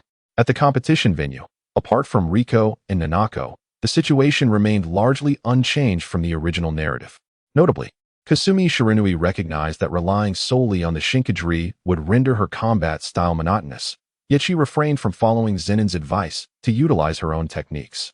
As Zenin was unaware of her abilities, he had suggested she employ more techniques. Kasumi's techniques had never been disclosed to outsiders, and she understood their limitations, leading her to apprentice under Nikaido, thereby adopting the Shinkajiri for combat. As in the original story, her opponent was Maki. Maki's physical prowess, influenced by Zenin, had been honed from a young age, resulting in Kasumi's swift defeat at her hands. Following this, Maki and Mai began their sparring session. "Haven't you made any progress studying in Kyoto with Nissan?" Maki teased, eyeing her prideful sister. Humph, don't get too cocky. Mai retorted. I haven't been as playful as I was at the Zenin estate, and I have trained in brother-esque techniques. The sisters engaged in playful banter, causing mischief in the forest. Similarly, Mechanism Maru and Panda clashed due to a misunderstanding, but this time, Mechanism Maru's control over cursed energy surpassed that in the original tale, allowing him to defeat Panda. Kamo Noritoshi, eager to test his skills against Fushiguro Megumi, who was also a member of the Ten Shadows technique, sought to understand the disparity between his techniques and those of the Zenin clan. Yet, he soon realized why his uncle had pursued those two for so long before ultimately giving up. The red blood manipulation and the Ten Shadows technique, alongside the Limitless technique, were simply incomparable. Finally, in a heavyweight showdown seemingly guided by fate, T.D. Aoi encountered the duo of Itadori Yuji and Kujisaki Nobara. Itadori glanced at Kujisaki and solemnly stated, I recognize that presence. He is a grade 1 sorcerer. Kujisaki, you continue purging curses. I'll hold the rear. Itadori, Nobara. Be cautious. Kujisaki urged without hesitation, understanding her partner's intent, akin to how Fushiguro had restrained Kamo moments ago. Are you the vessel for Sukuna? T.D. Aoi inquired with interest, focusing intently on Itadori while inadvertently disregarding Nobara. That guy, Nobara, summoned Yodotsuki, and the blue jellyfish surged toward T.D. Aoi. T.D. Aoi, without employing any techniques, simply withstood the incoming jellyfish using his raw strength, then flung it aside. Simultaneously, he charged toward Nobara, his muscular arms encircling her neck and slamming her against a tree. Nobara! Itadori shouted, enhancing his fist with cursed energy as he launched a punch at T.D. Aoi. T.D. Aoi grinned, returning the punch, and their fists collided, creating a shockwave. His physical strength is astonishing. Is it due to Sukuna? T.D. Aoi was momentarily taken aback by Itadori's prowess, suddenly intrigued, and executed a sweeping kick to trip Itadori, delivering a blow to his chest that sent him crashing to the ground. He's incredibly strong. Itadori, slightly disheveled, rose to his feet, helping Nobara up and regarding T.D. Aoi with wariness. It seems he truly lives up to his title as a grade 1 sorcerer, Nobara remarked with a faint smile. Not overly surprised. He understood the hierarchy of sorcerers better than Itadori, having fought alongside their esteemed seniors during their last school encounter. Both of them, bolstered by cursed energy, eyed T.D. Aoi with vigilance. T.D. Aoi, not rushing to attack, smiled at Itadori, imitating his teacher, Uchiha Sasuke. What type of woman do you prefer? However, sensing it might come across as impolite, he quickly amended, what type of women do you both favor? Perhaps a woman with a large build and ample curves? Itadori pondered seriously, someone like Lawrence. Nobara remained alert, keeping a sharp eye on T.D. Aoi. Upon hearing Itadori's response, T.D. Aoi paused momentarily. As forgotten memories surfaced in his mind, he realized he and Itadori might share a brotherly bond. Chapter 85. The ambush. T.D. Aoi regarded Itadori Yuji with a renewed sense of interest, once again overlooking Nobara. He spoke calmly, addressing the slender figure beside him. You should leave. I have no intention of harming you. Huh. Shumping gazed at T.D. Aoi with increasing suspicion, feeling that the fellow was quite unhinged. Let us go, Shumping. The more cursed spirits you exorcise, the greater our chances of victory. That one is a grade 1. Shumping whispered sharply, you'll be gravely injured if you lag behind. Fear not. Yuji Itadori confidently pointed to his heart. That guy 1T just stand by. Doesn't he want to seize my body? Sukuna appeared to understand, casting a deep glance at Itadori before turning to leave. What remained was an exhilarating duel between T.D. Aoi and Yuji Itadori. The two engaged in pure physical combat. T.D. Aoi discerned that Itadori did not utilize techniques, thus refraining from deploying his own unfair game. In his heart, Itadori had become his dear friend.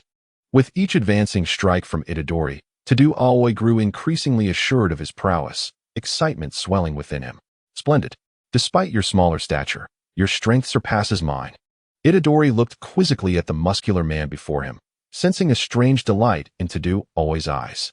A disquieting premonition flickered in Itadori's mind, causing him to shiver. Could this guy be a? Thus, the two continued their exchange of blows in the forest, each harboring their own thoughts. Tell me, what made you aspire to become a sorcerer? Maki leaned against a large tree, addressing her sister, Mai. Why do you ask? Mai paused, momentarily taken aback by her sister's question. Instead of answering directly, she inquired, "And what about you?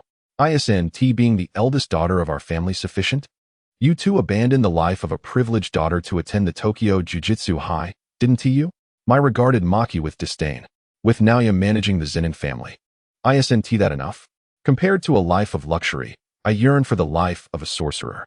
Maki smiled faintly, her face alight with longing. "Is it truly not because of your brother?" Mai suddenly teased, wrapping her arms around Maki's waist. "I recall someone was particularly attached to him in their childhood, even choosing to attend school in Tokyo rather than Kyoto."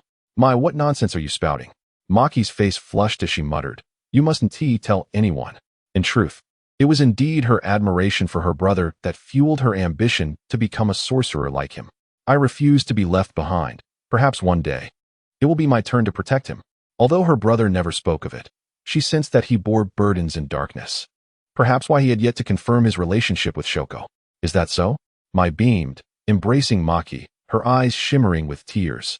"Once he resolves everything, let us gather as a family of 4 and never part again, shall we?" "Of course." Maki reciprocated the embrace, and the two lay beneath the shade of the tree. "Run." In his first utterance beyond food, Inumaki shouted at the recently victorious Fushiguro Megumi and Kamo Noritoshi, "Get away." Simultaneously, countless vines surged forth, piercing towards Inumaki and Fushiguro. "Oh!" Mahito observed the myriad of vines with delight, grinning at his fellow sorcerer, Kinji Hikari. "It seems Hanami has already begun to make her move, and the trap is set. You all should act swiftly." Kinji, grinning while wielding a purple-handled knife, leaped into action. "I plan to ambush these sorcerers." A cold voice echoed within Mahito's mind. "Simply take the fingers. Our objective remains attainable even without the Shikigami. Do you understand, Mahito?" "Understood, leader." Mahito rose with a mischievous grin, gazing down at the black curtain that had descended, excitement coursing through him. Meanwhile, the teachers from the Jujutsu High gathered at the perimeter of the curtain. Satoru Gojo observed the billowing smoke with mild displeasure. "Are they targeting me again? Enough already. Do they see me as weak?" Kagaya's lips twitched as she watched Gojo's complaints, ignoring him as she entered the curtain alongside Ryo Yasunori, who held a black box. Gojo watched the two enter, admiringly thinking, as expected of Zenin, he anticipated everything. What was to come next? Would they play along with the trap? Or would Jogo absorb that blue-haired cursed spirit? "I'm quite eager to see." Blood manipulation, blood curse.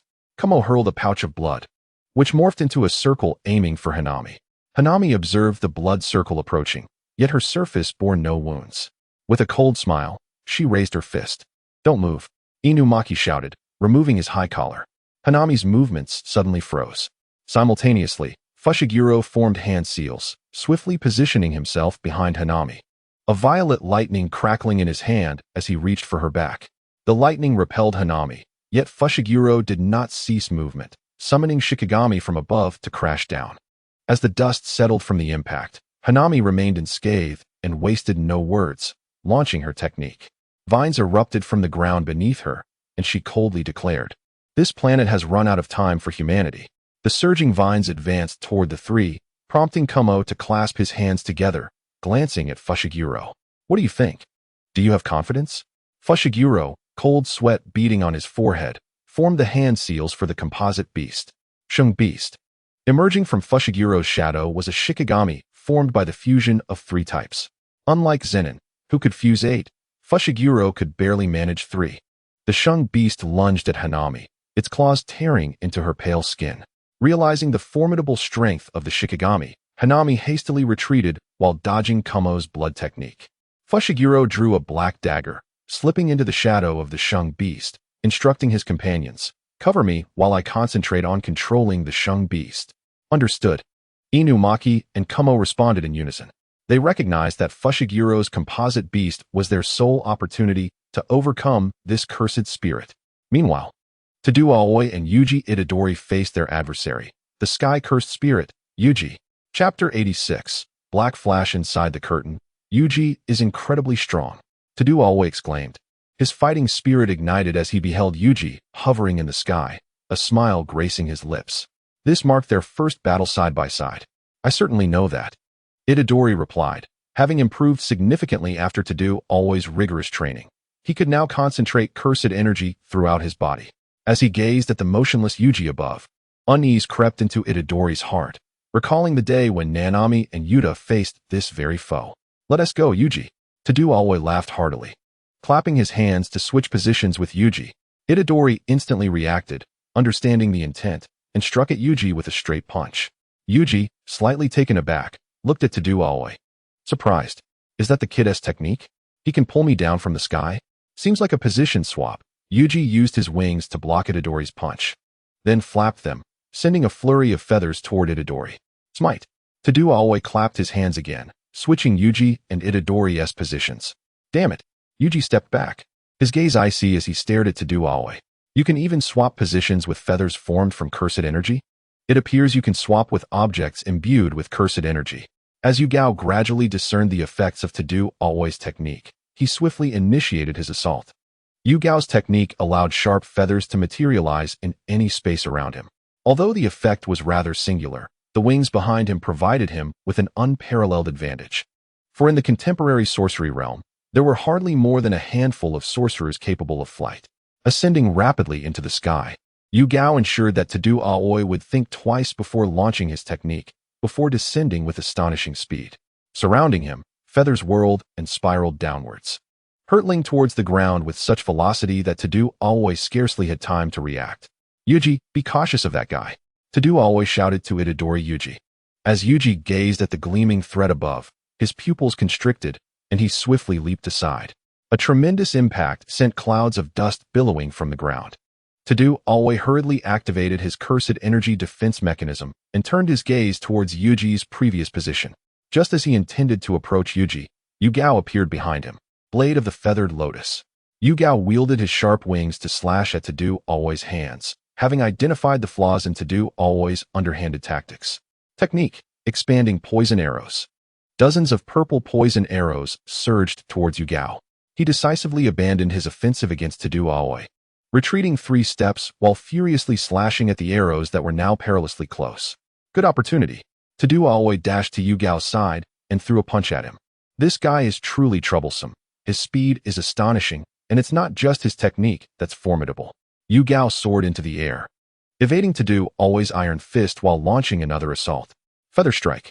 The feathers on Yugao's body stood erect, detaching and raining down like a torrential downpour upon the ground below. Shunpei, move quickly. Itadori Yuji shouted anxiously, as Shunpei, who had just aided Tadao Aoi, returned. The 3 below continuously rolled and dodged the descending feathers, which, usually soft, had transformed into lethal weapons. Shunpei, fire another poison arrow at him, Tadao Aoi murmured. Dodging a feather. Seemingly aware of Tadao Aoi's plan, Shunpei said nothing more, as his Shikigami, the jellyfish, quietly shot a poison arrow towards Yugao. Is it a feint? No, it must be that guy's peculiar technique. Yugao swiftly evaded the jellyfish's poison arrow, scanning his surroundings for any sudden attacks from Tadao Aoi, before intensifying the output of his feathers.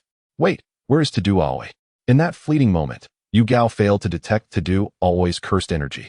Here, utilizing the terrain for cover and the jellyfish's elasticity, Itadori Yuji leaped into the air, blue cursed energy rapidly coalescing in his hands. Are we swapping positions? Yugao observed Yuji's approach in silence, his wings poised to slice through anything in front of him, ready to sever Tadao Aoi's arm the instant he switched places. He was acutely aware that the vessel of Sukuna posed no threat. The true danger lay with Tadao Aoi. Humph. A smirk crept across Itadori Yuji's face. You guessed wrong.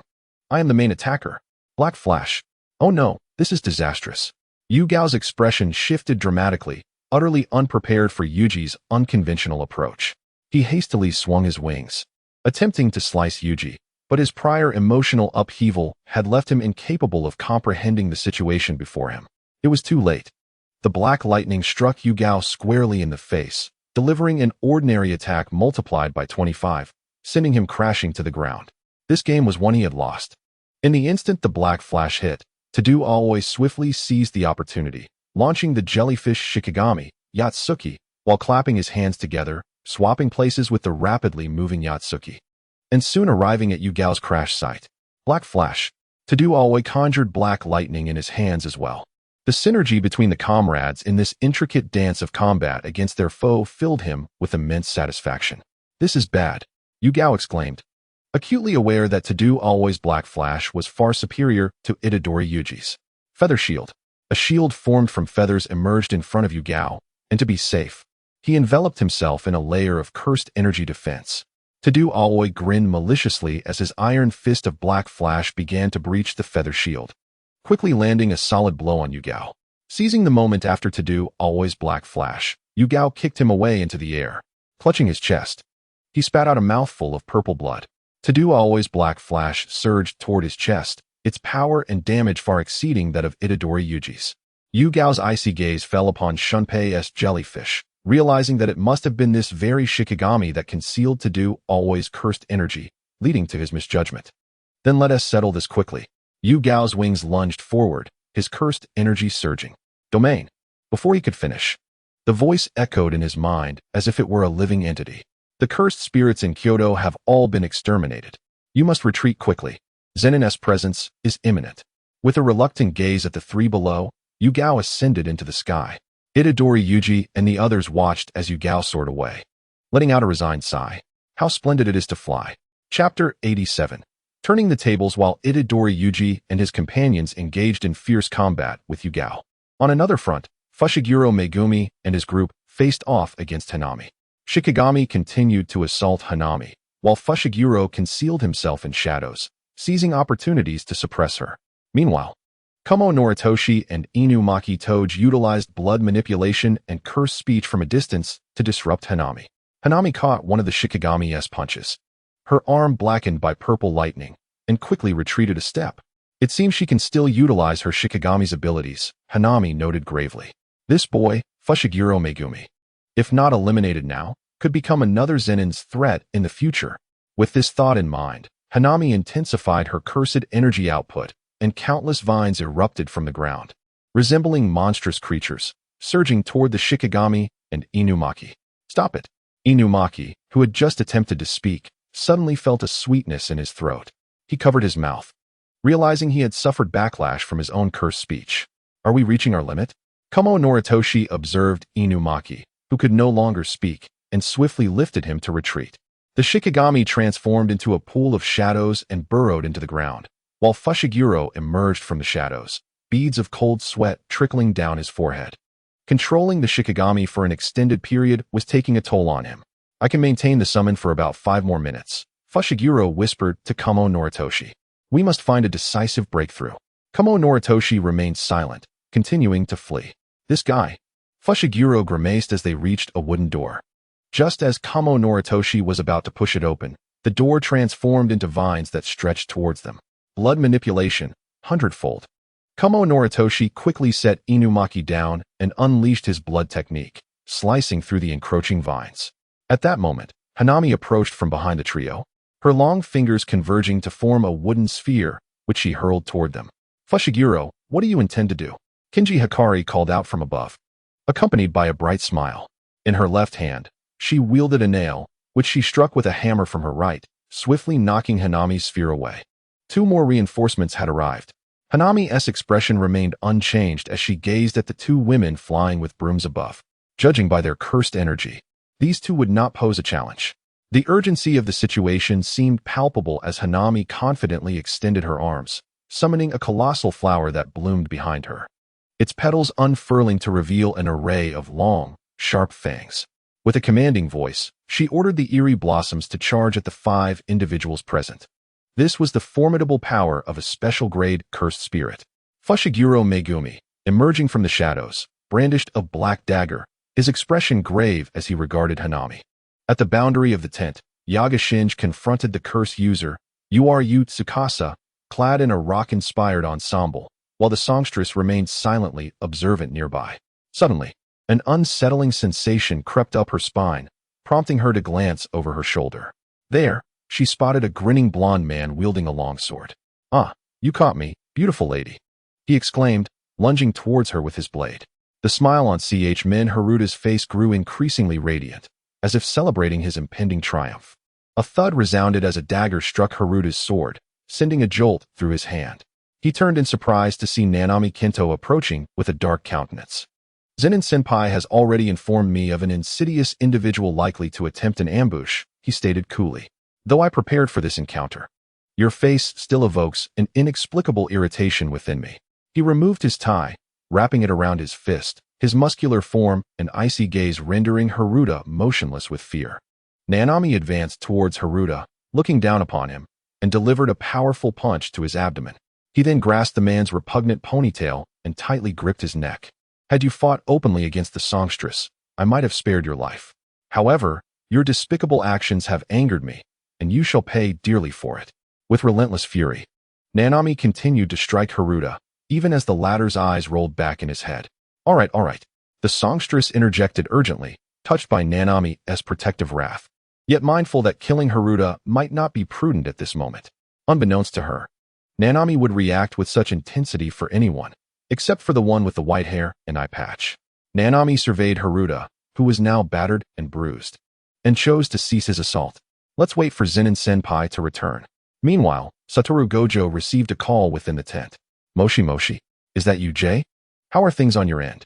Suguru Geto's face bore a slight frown as he replied from within the cursed domain. I miscalculated and allowed him to escape.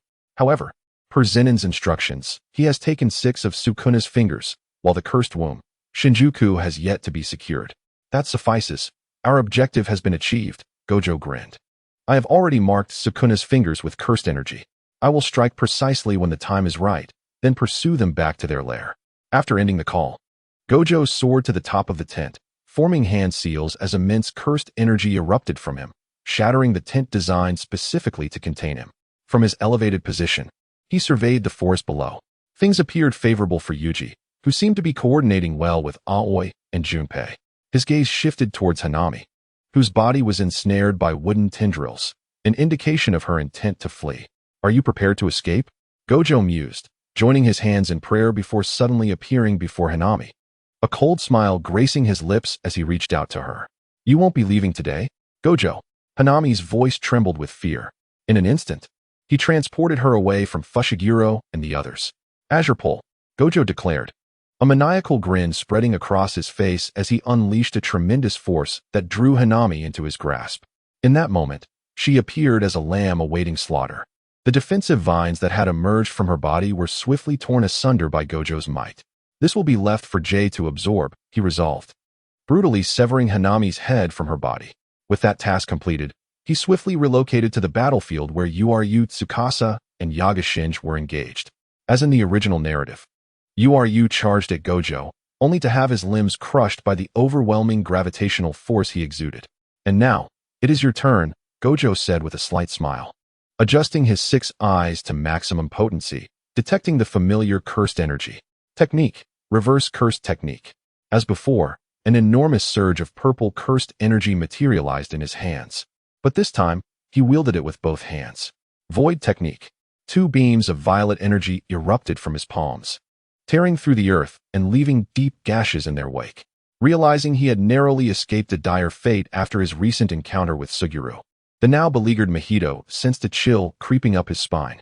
Turning around, he was met with the oncoming purple energy. The 6 fingers of Sukuna fell to the ground, leaving him with naught but his 2 legs. What a pitiful sight! Mahito, a mysterious figure with long black hair, appeared before him, casually raising a hand, causing the immense purple energy to dissipate.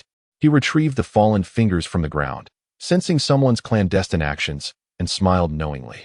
Oh, so Hanami has already been left for Gojo, has she? Chapter 88 begins. The day after the sister-school exchange, Gojo lamented, scratching his head in disbelief. I never expected to lose to you, Tennai.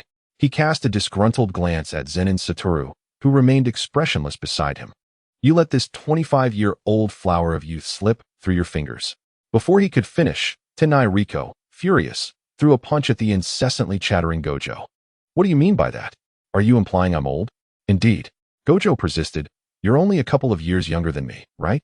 Tennai fell silent, casting a hopeful glance towards Suguru Geto. He sighed in resignation, pulling Gojo away. Come on, Gojo, she's a guest after all.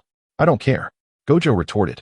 At that moment, only those who had entered the academy with Gojo were present, and he had not even noticed the shift in his self-reference from humility to a more casual or. Tenai chased after the bickering Gojo and Suguru, reminiscent of that summer on the beach from years past. Deep down, she felt a profound gratitude towards these two individuals, for they had granted her the freedom to choose her own path. That summer, as she paddled across the crystalline waters, she dipped her hand into the lake, savoring the beauty of the world amidst the sweltering heat.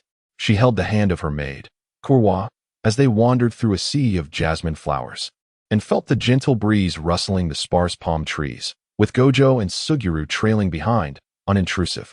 The sunset by the sea brimmed with warmth as she shared a steaming bowl of ramen with the three most important friends in her life, in Okinawa. Though it may not have been a grand feast, it remained her most cherished memory. She could not forget the solitude of her time spent alone in the aquarium, fearing the endless loneliness and darkness that awaited her after assimilation. Dressed in a long gown, she wandered through the aquarium, gazing at the beluga whales gliding through their glass enclosure, and in them, she saw a reflection of herself. Behind her, the youthful figures of Gojo and Suguru exchanged knowing glances, their resolve only strengthened.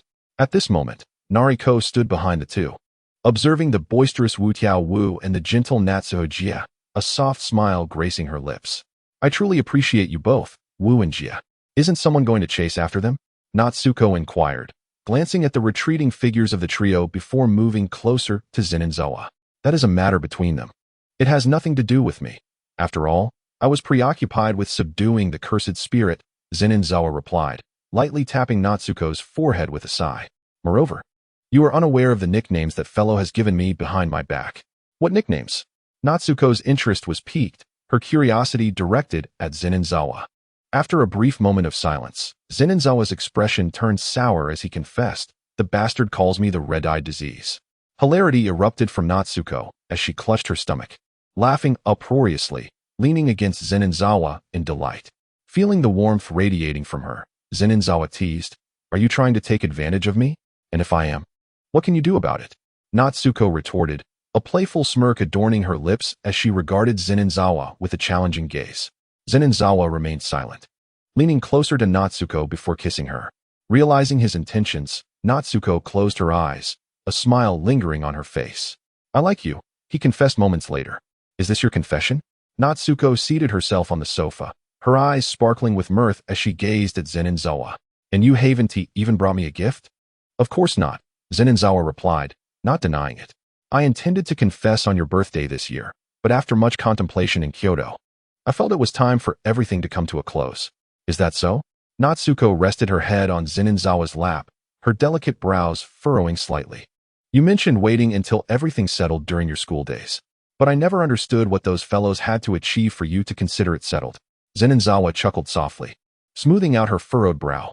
There's no need to frown when there's nothing troubling you. It doesn't suit you. But I want to. Natsuko playfully protested, rebellious as she continued to knit her brows. Just rub them for me. All right. Zenin chuckled helplessly, placing his hand gently on her beautifully shaped brow. So, when did you start liking me?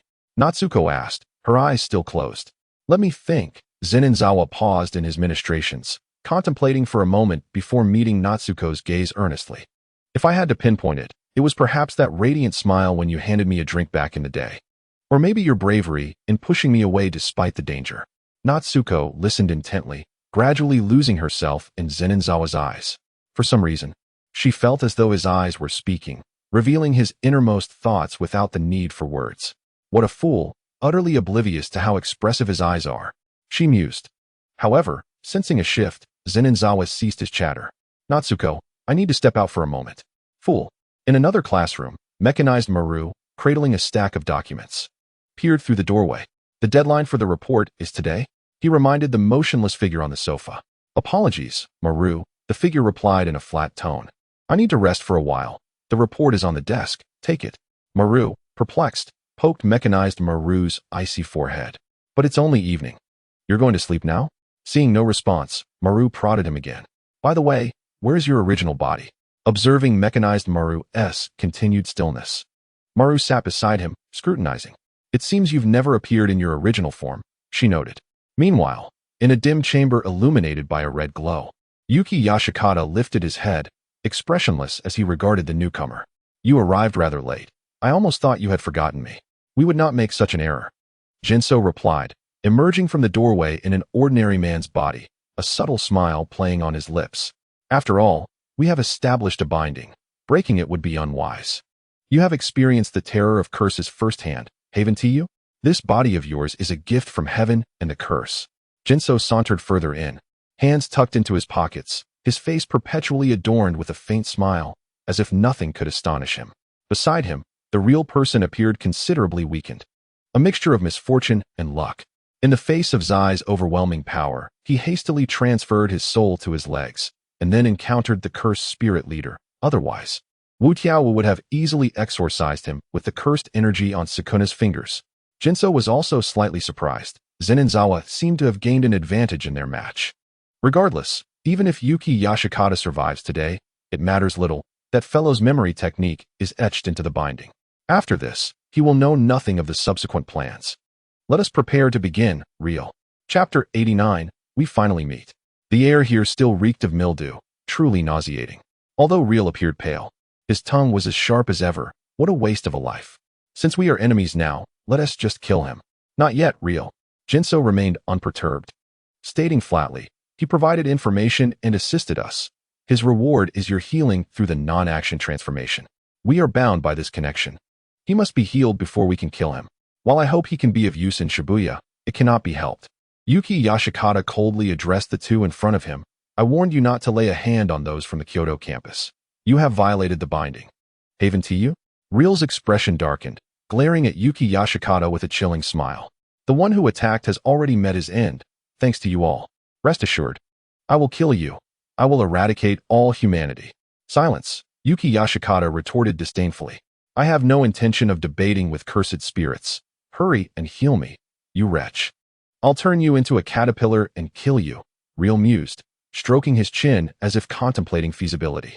Do not overthink it, Real. Jinso sighed, placing a hand on his forehead. If you break the binding before it is complete, who knows what calamity will befall us? Oh dear, Real remarked, resembling a deflated balloon as he approached Yuki Yashikata. You should be grateful, you wretched creature. Real placed his hand on Yuki Yashikata's head, purple cursed energy manifesting in his palm. Non-action transformation. Yuki Yashikata's skin gradually turned purple, and soon after, he stood upright for the first time from the nutrient solution. His skin fair, resembling a graceful youth. The bandages unraveled automatically, and he looked at the retreating Real, a cold smirk playing on his lips. You are finished. What do you mean? Jinso shook his head in disbelief. He had lived for over 1,000 years, based on his understanding of this young man and Real's terrifying talent. There was no need for him to intervene. Yuki Yashikata was undoubtedly doomed. Fire release. Add earth command. Countless black flame spikes erupted, crashing throughout the room, and in an instant, the mountain where they stood crumbled. Zenin Zawa.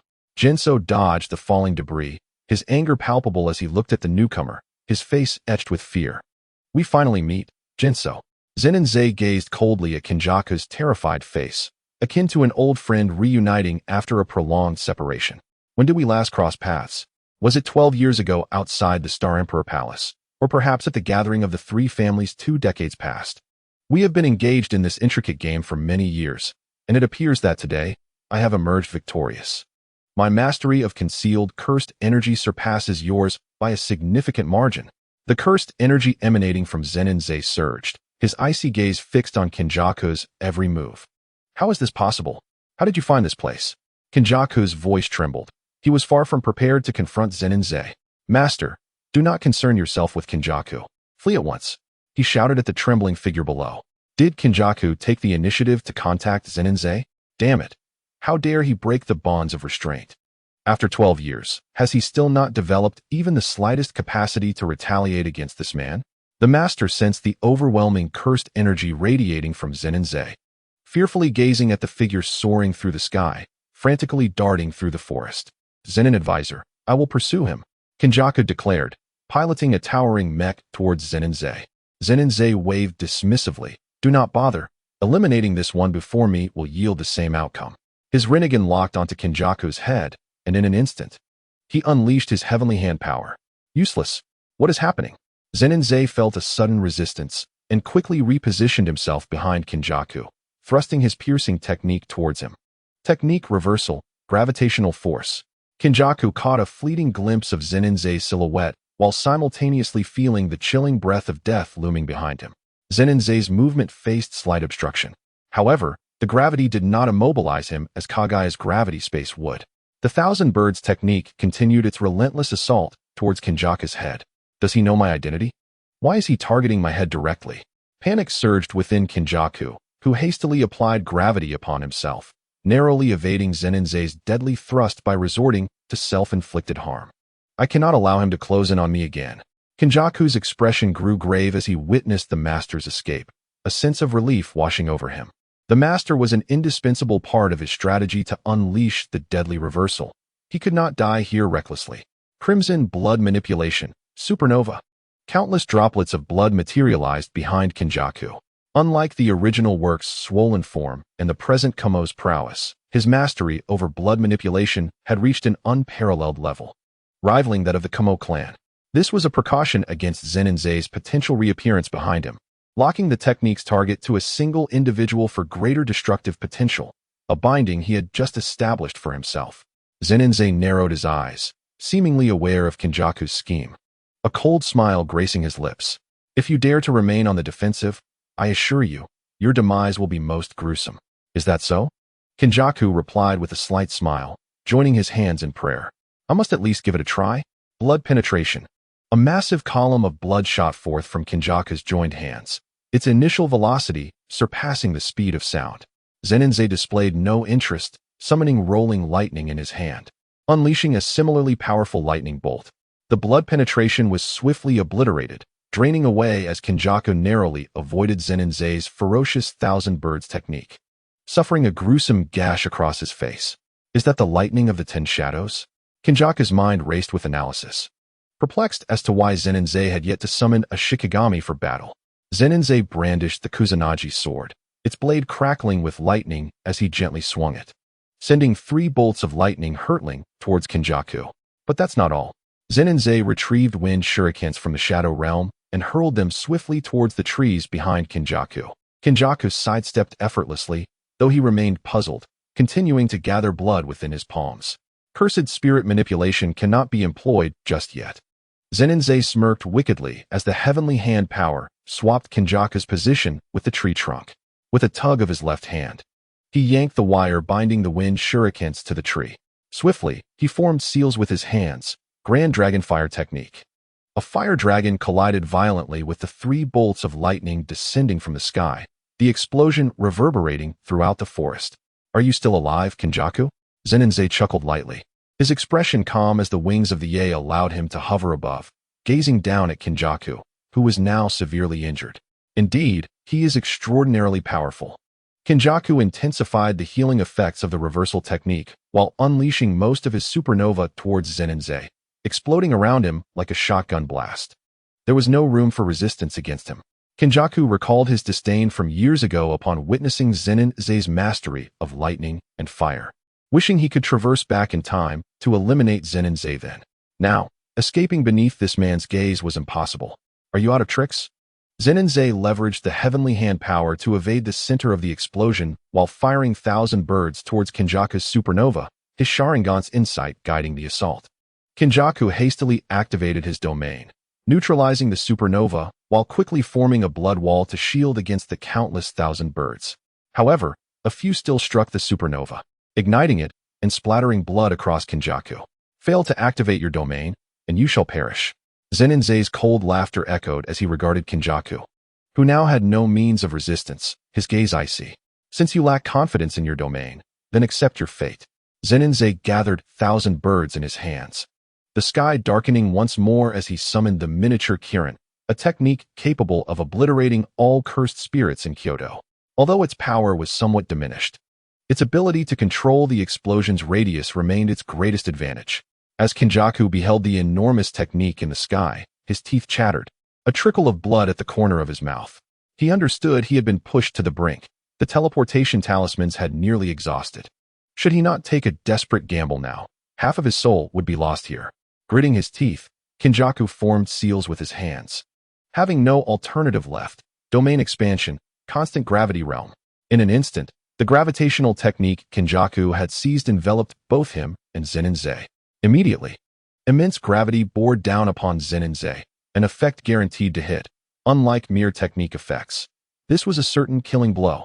Is this similar to Kagaya's gravity space?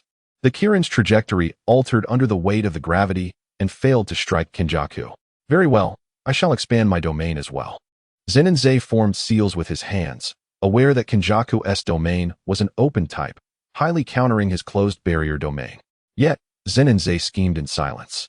He had previously scattered 2/3 of his cursed energy, and amid prior expenditure, his remaining energy was barely sufficient for a single domain. While he could impose restrictions on his domain to achieve an open-type effect, he was not like Sukuna, who could afford such a loan on himself. Domain expansion, shadow altar. A black shrine erupted from the ground, centered on Zenin, plunging the surroundings into darkness while encasing both him and Kenjaku within a black sphere. Kenjaku's expression remained impassive, though inwardly he chuckled, recognizing that this boy had not overestimated himself, engaging in a domain clash unlike certain individuals who had relied entirely on others, never even attempting to expand their own domain until death. However, Zenin is ultimately too young, completely unaware of how his boundless domain inflicts a dimensional blow on a closed domain. Once he shatters the shell of that domain, it signifies my victory. Zenin observed the grin on Kenzo's face and chuckled. Do you truly believe you've won? To prevent you from employing any resurrection techniques, I must compel you to reveal more of your trump cards. Otherwise, my juniors will undoubtedly suffer should they encounter you. He understood that Kenzo had been scheming for a millennium and could not possibly be unprepared. Although he was puzzled as to why no means were left behind after Kenzo's eventual beheading, Zenin was determined to seize the opportunity to severely wound Kenzo. Adjusting the structural conditions of his domain, much like Wataru, he compressed the black sphere of his domain to the size of a basketball, significantly enhancing the hardness of its shell. How is this possible, this monster? Kenzo cursed under his breath. This guy managed to shrink the shell of his domain without altering its internal size, thereby increasing its precision. He would never know that Zenin had learned from Wataru, who had drawn inspiration from the punishment gate in Kenzo's possession. Cold sweat broke out on Kenzo's forehead as the effects of his gravity domain clashed with the unerring commands of the Shadow Altar. Yet his domain's efficacy paled in comparison to the Shadow Altar. If this continued, should Zenin inflict significant damage within the domain, this battle would be his defeat. There was no choice but to proceed.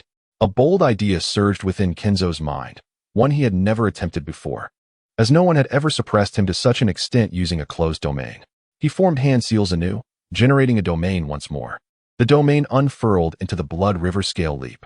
Kenzo bound himself within the constraints of his domain, which prohibited the use of any techniques, in exchange for the ability to expand his domain once again while it was already deployed. This was an unprecedented occurrence in history.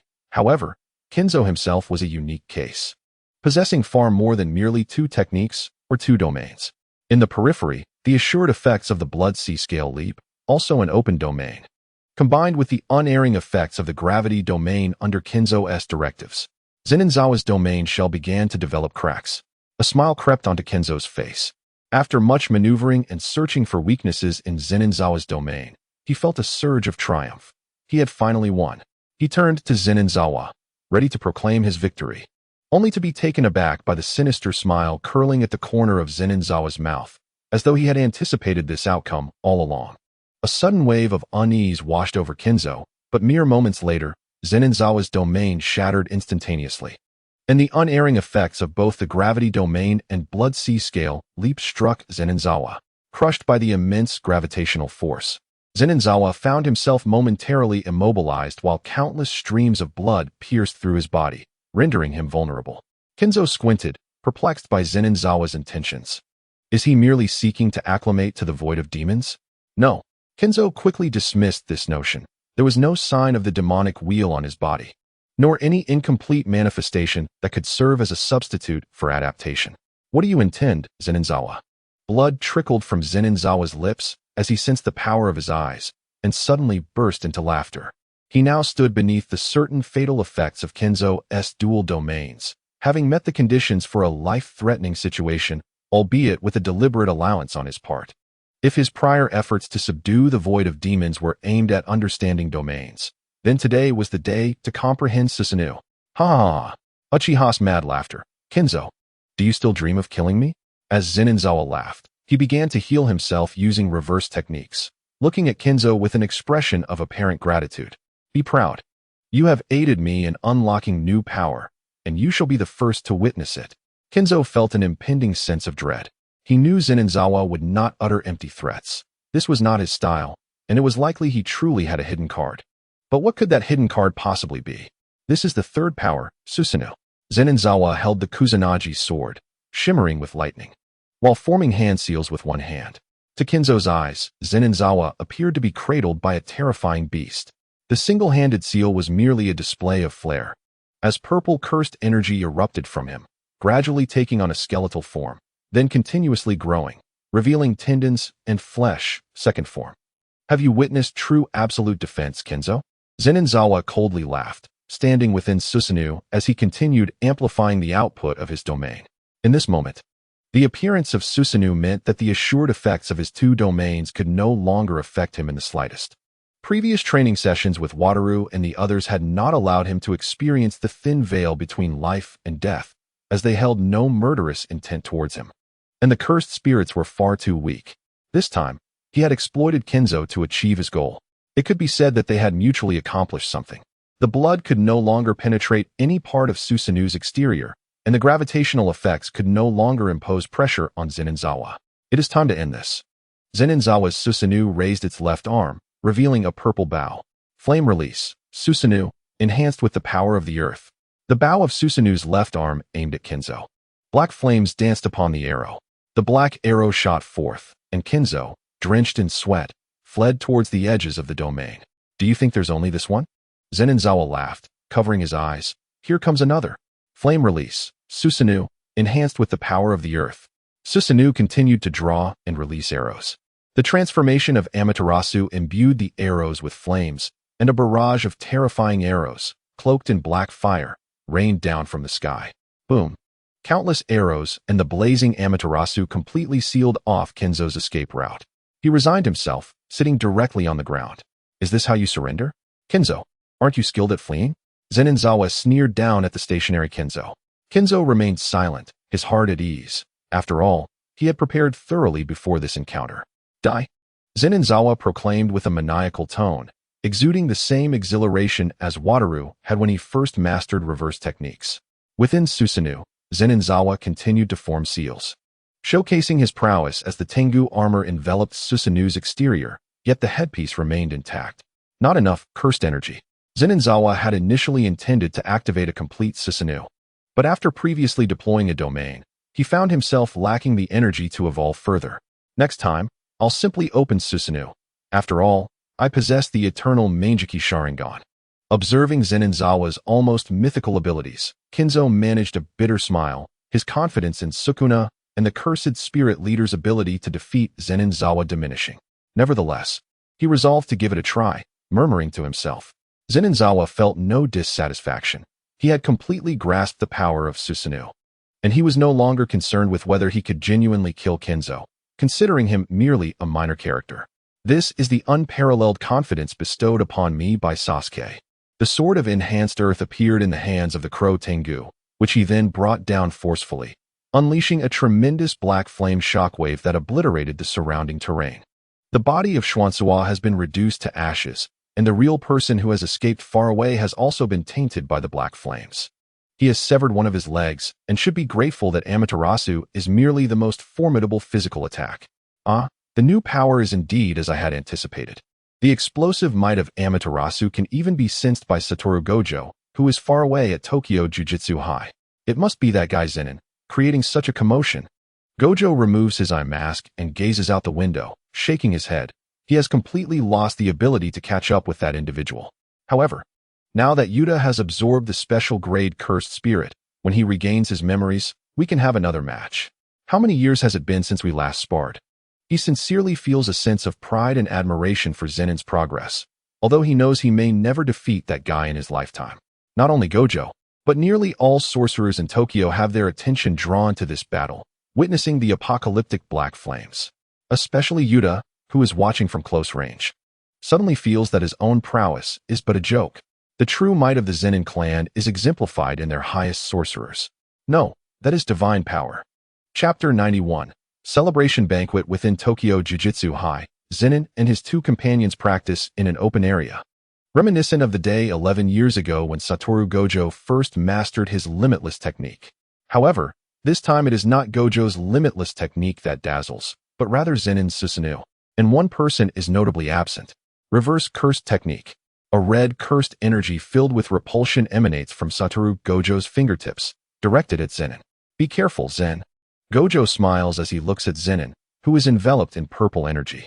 Go, just give up. Susanoo is true absolute defense, Zenin calmly states, arms crossed within Susanoo.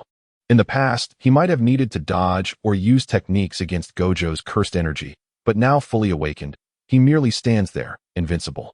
The repulsive energy of Gojo's attack collides with the surface of Susanoo, creating smoke from the explosion, yet it doesn't even leave a scratch on Susanoo's exterior.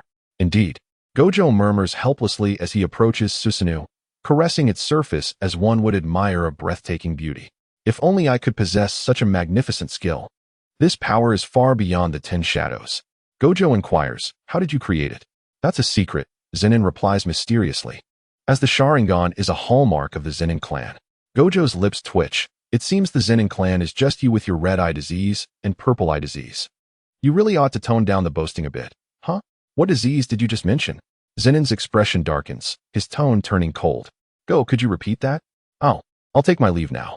Gojo says with a grin, quickly using Shuinpa to escape the precarious situation. Nearly 30, and still so unreliable. Zenin shakes his head in resignation as he dispels Susanoo. Since unlocking this skill, he finally understands why Sasuke went blind in a day. This power is truly addictive. Without the eternal Mangeki Sharingan, he would probably go blind even faster than Sasuke, just by using Susanoo for the simplest tasks. How marvelous. Shoko walks over from the shade of a tree. This thing truly feels just like a Gundam. By the way, is there a limit to its size? Of course not. Zenin smiles at Shoko. Would you like to experience standing atop a 300-meter Gundam? Uft. Shoko giggles. Not just yet. Maybe when I'm not afraid of heights. You can take me for a ride? Absolutely. Zenin household. Zenin Naoya rests in the main hall of the Zenin household, chatting on the phone. Old man. You wouldn't believe how my cousin's move captivated all of Tokyo. I was at the Zenin household, and even from kilometers away, I felt the ground shaking. It was indeed my cousin's cursed energy. Lying on a beach in Malaysia, Zenin Nobito laughs heartily. What new trick has that kid come up with now? Does he no longer rely on our family's 10 shadow techniques? Upon hearing 10 shadow techniques, Zenin Naoya can't help but chuckle. All sorcerers witness that power.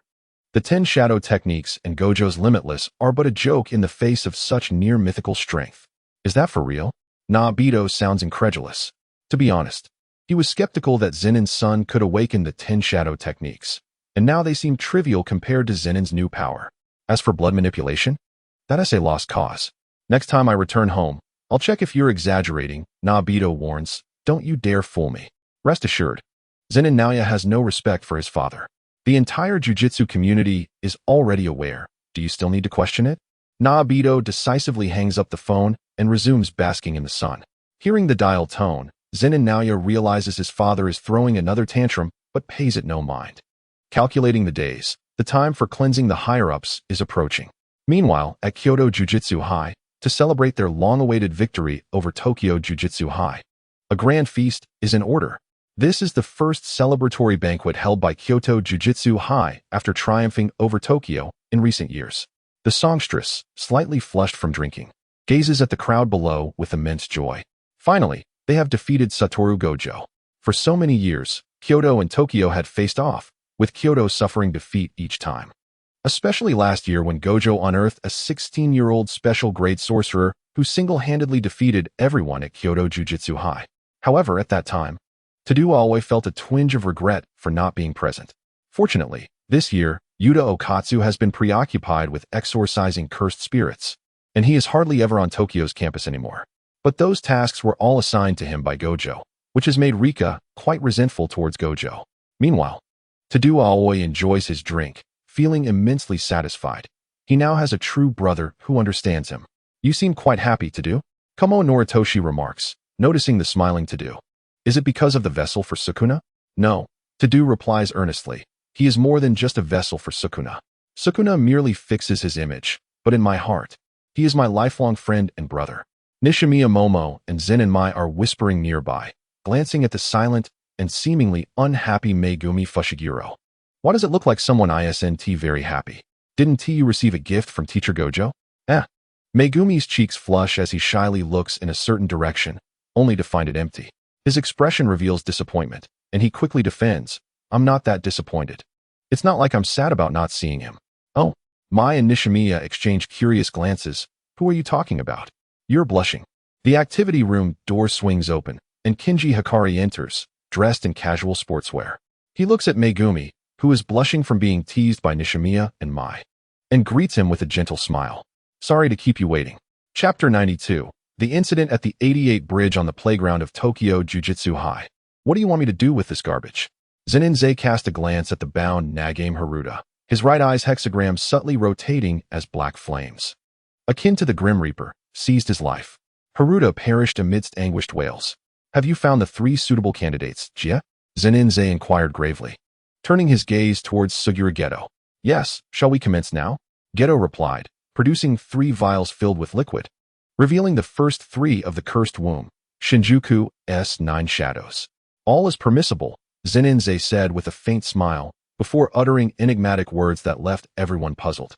150 years of solitude, though merely a protracted state of days for them, is a loneliness no one can endure, wouldn't you agree? Geto pondered thoughtfully before handing the vials to Zenin. The latter extracted the cursed objects and placed them into the mouths of the 3 men before him. In an instant, their forms began to contort, ultimately transforming into 3 distinct entities reminiscent of figures from his past. My name is Zenin. I have awaited your arrival for a long time, Zongxiang.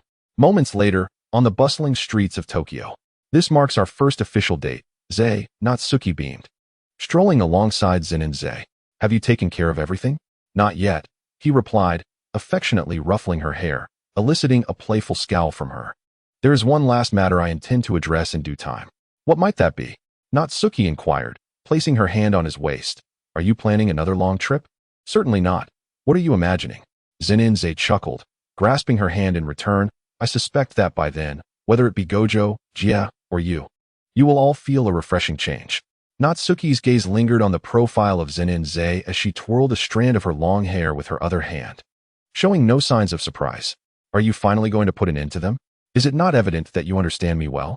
Zenin mused, watching her with a softened heart, jesting, if you were a spy among them, I would be in dire straits. Natsuki chuckled at his remark. After knowing you for 12 years, how could I not decipher even your slightest intentions? Zenin raised an eyebrow, teasingly continuing, Gojo has known me for 29 years. Yet I still do not know what color his underwear is. Before he could finish, Natsuki withdrew her hands from his, cupping his face earnestly. I have observed you for 12 years. Perhaps you are unaware, but I can glean the essence of your every expression and gaze. As Zenin regarded the resolute girl, the last remnants of his reservations vanished, whose youth spans 12 years. Meanwhile, within a black sedan, Assistant Supervisor Akira Nita drove while briefing the passengers in the back about the details of the incident. Fushiguro, Inumaki Toge glared discontentedly at Fushiguro Megumi. Aren't you a disciple of Zenin Senpai? Securing an autograph should be a breeze for you, right? Yuji Itadori chimed in, intrigued. Hey Toge, what's that purple Gundam of Zenin Senpai? Fushiguro and Toge exchanged glances, sighing in resignation, eager to uncover the mystery of that Gundam. Who could resist piloting one with special abilities? Yet, Zenin had never revealed such capabilities before. Unbeknownst to them, soon Zenin would redefine the combat prowess within the realm of Jujutsu. After an extensive investigation at school, they had yielded no substantial findings. Remarkably, Fushiguro had been the school's top dog during middle school, defeating local delinquents, even being recognized by teachers. The usually stoic Fushiguro could hardly maintain his composure, his cheeks slightly flushed. I didn't realize Fushiguro had such an adorable side, Toge teased. That was merely youthful folly. Fushiguro retorted defiantly. Shortly after, the 4 arrived beneath the 88 bridge. Fushiguro observed a figure resembling the cursed spirit from the juvenile facility incident. prompting a twitch at the corner of his mouth. He summoned a Shikigami, and the twin cursed spirit perished under the assault of their combined efforts. Yuji was the first to seize a finger, only to have it abruptly swallowed by Sukuna's sudden emergence. What kind of curse king is this? Merely a sneak attacker? Yuji lamented, examining his hand with disdain, realizing he had succumbed to temptation for treats. Little brat, you better not let me find an opportunity to escape, otherwise, I will annihilate you along with all your friends and family. Sukuna's chilling words reached Yuji's ears, instilling fear in the onlookers. Don't provoke him, Yuji, Toge advised. Approaching Yuji's side, Zenin-senpai told me he has a friend who also houses a monster within, yet that friend manages to collect rent from it. This guy in me just sits idle, occasionally uttering menacing threats. Yuji's frustration was evident. Fushiguro patted Yuji's shoulder. Just tolerate what a friend of the teacher has to say. For reasons unknown, Yuji could not hold back upon seeing Fushiguro's earnest expression. Simultaneously, Sukuna pondered within his domain, recalling the overwhelming aura Zenin-zai had unleashed. A thrill coursing through him. He longed to seize this boy's body instantly, reclaim his full power, and confront Zenin-zai's mysterious force, or even eliminate him. However, less than a second after the aura erupted, he distinctly sensed the disappearance of Kinji Hikari's presence. Was he dead? No, that fellow was not so easily vanquished. Recalling the audacity with which Kinji had approached him a millennium ago, Sukuna smirked coldly. If he truly lacked any means of self-preservation, how could he dare to confront him? What exactly are you waiting for, Kinji?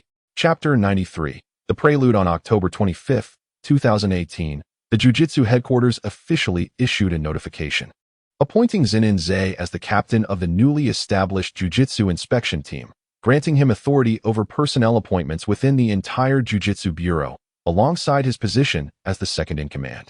This decision stemmed from a collective conference consensus. This is dire. The headquarters has agreed to dissolve the barrier and allow Zenin-zai to form the inspection team. Have we truly allowed a youth to outmaneuver our schemes? A senior lamented, perspiring behind the barrier. Zenin's influence on our political landscape has exceeded our expectations. Various clans have already sided with the Zenin family. Humph. An elder scoffed. It is merely a lust for power. They speak of reform, but to me, he is just a mere child. Enough of the bickering. A single elder from the Kumo clan, who had witnessed the true terror of Zenin-zai, interjected. 2 of the 3 great families have already allied. My Kumo clan must now seek a path for survival. It is already too late, Elder Kumo. Zenin-zai's voice resonated coldly within the chamber, as he stood flanked by the formidable Zenin family and their formidable ranks. Zenin Naoya and Zenin Maki stood at his sides, gazing down upon those concealed behind the barrier with disdain. From this day forth, the barrier shall cease to exist. Do you comprehend? Zenin-zai had awaited this moment for far too long. After decades of meticulous planning, he had tirelessly employed various means to cultivate alliances and suppress rival factions, ultimately expanding his influence into every department of the administration. Although the barrier was the pinnacle of authority within the administration, it was fraught with uncontrollable variables, each member representing the interests of powerful clans. Thus, Zenin-zai had allowed them their freedom for 12 years. Now, however, the time for reckoning had arrived. The Patriarch's directive was clear. From this day forward, the barrier would be officially disbanded, and all of you old fools would be arrested on charges of colluding with the Curse Masters. Do you understand? Zenin Naozai spoke coldly, drawing his katana with a fierce demeanor. Crimes? A middle-aged man from the 3rd seat appeared to entertain a glimmer of hope, cursing Zenin-zai vehemently. You're just a child playing petty tricks. How dare you think you can rise above us at your age? Frustrated, Zenin Naozai prepared to advance, but was halted by Zenin-zai's firm grip. With an impassive expression, Zenin-zai strode to the center of the barrier. Although it was typically this group of elders who commanded and judged others, today they found themselves in a position of judgment, which felt distinctly different. What are you planning? I warn you not to act recklessly.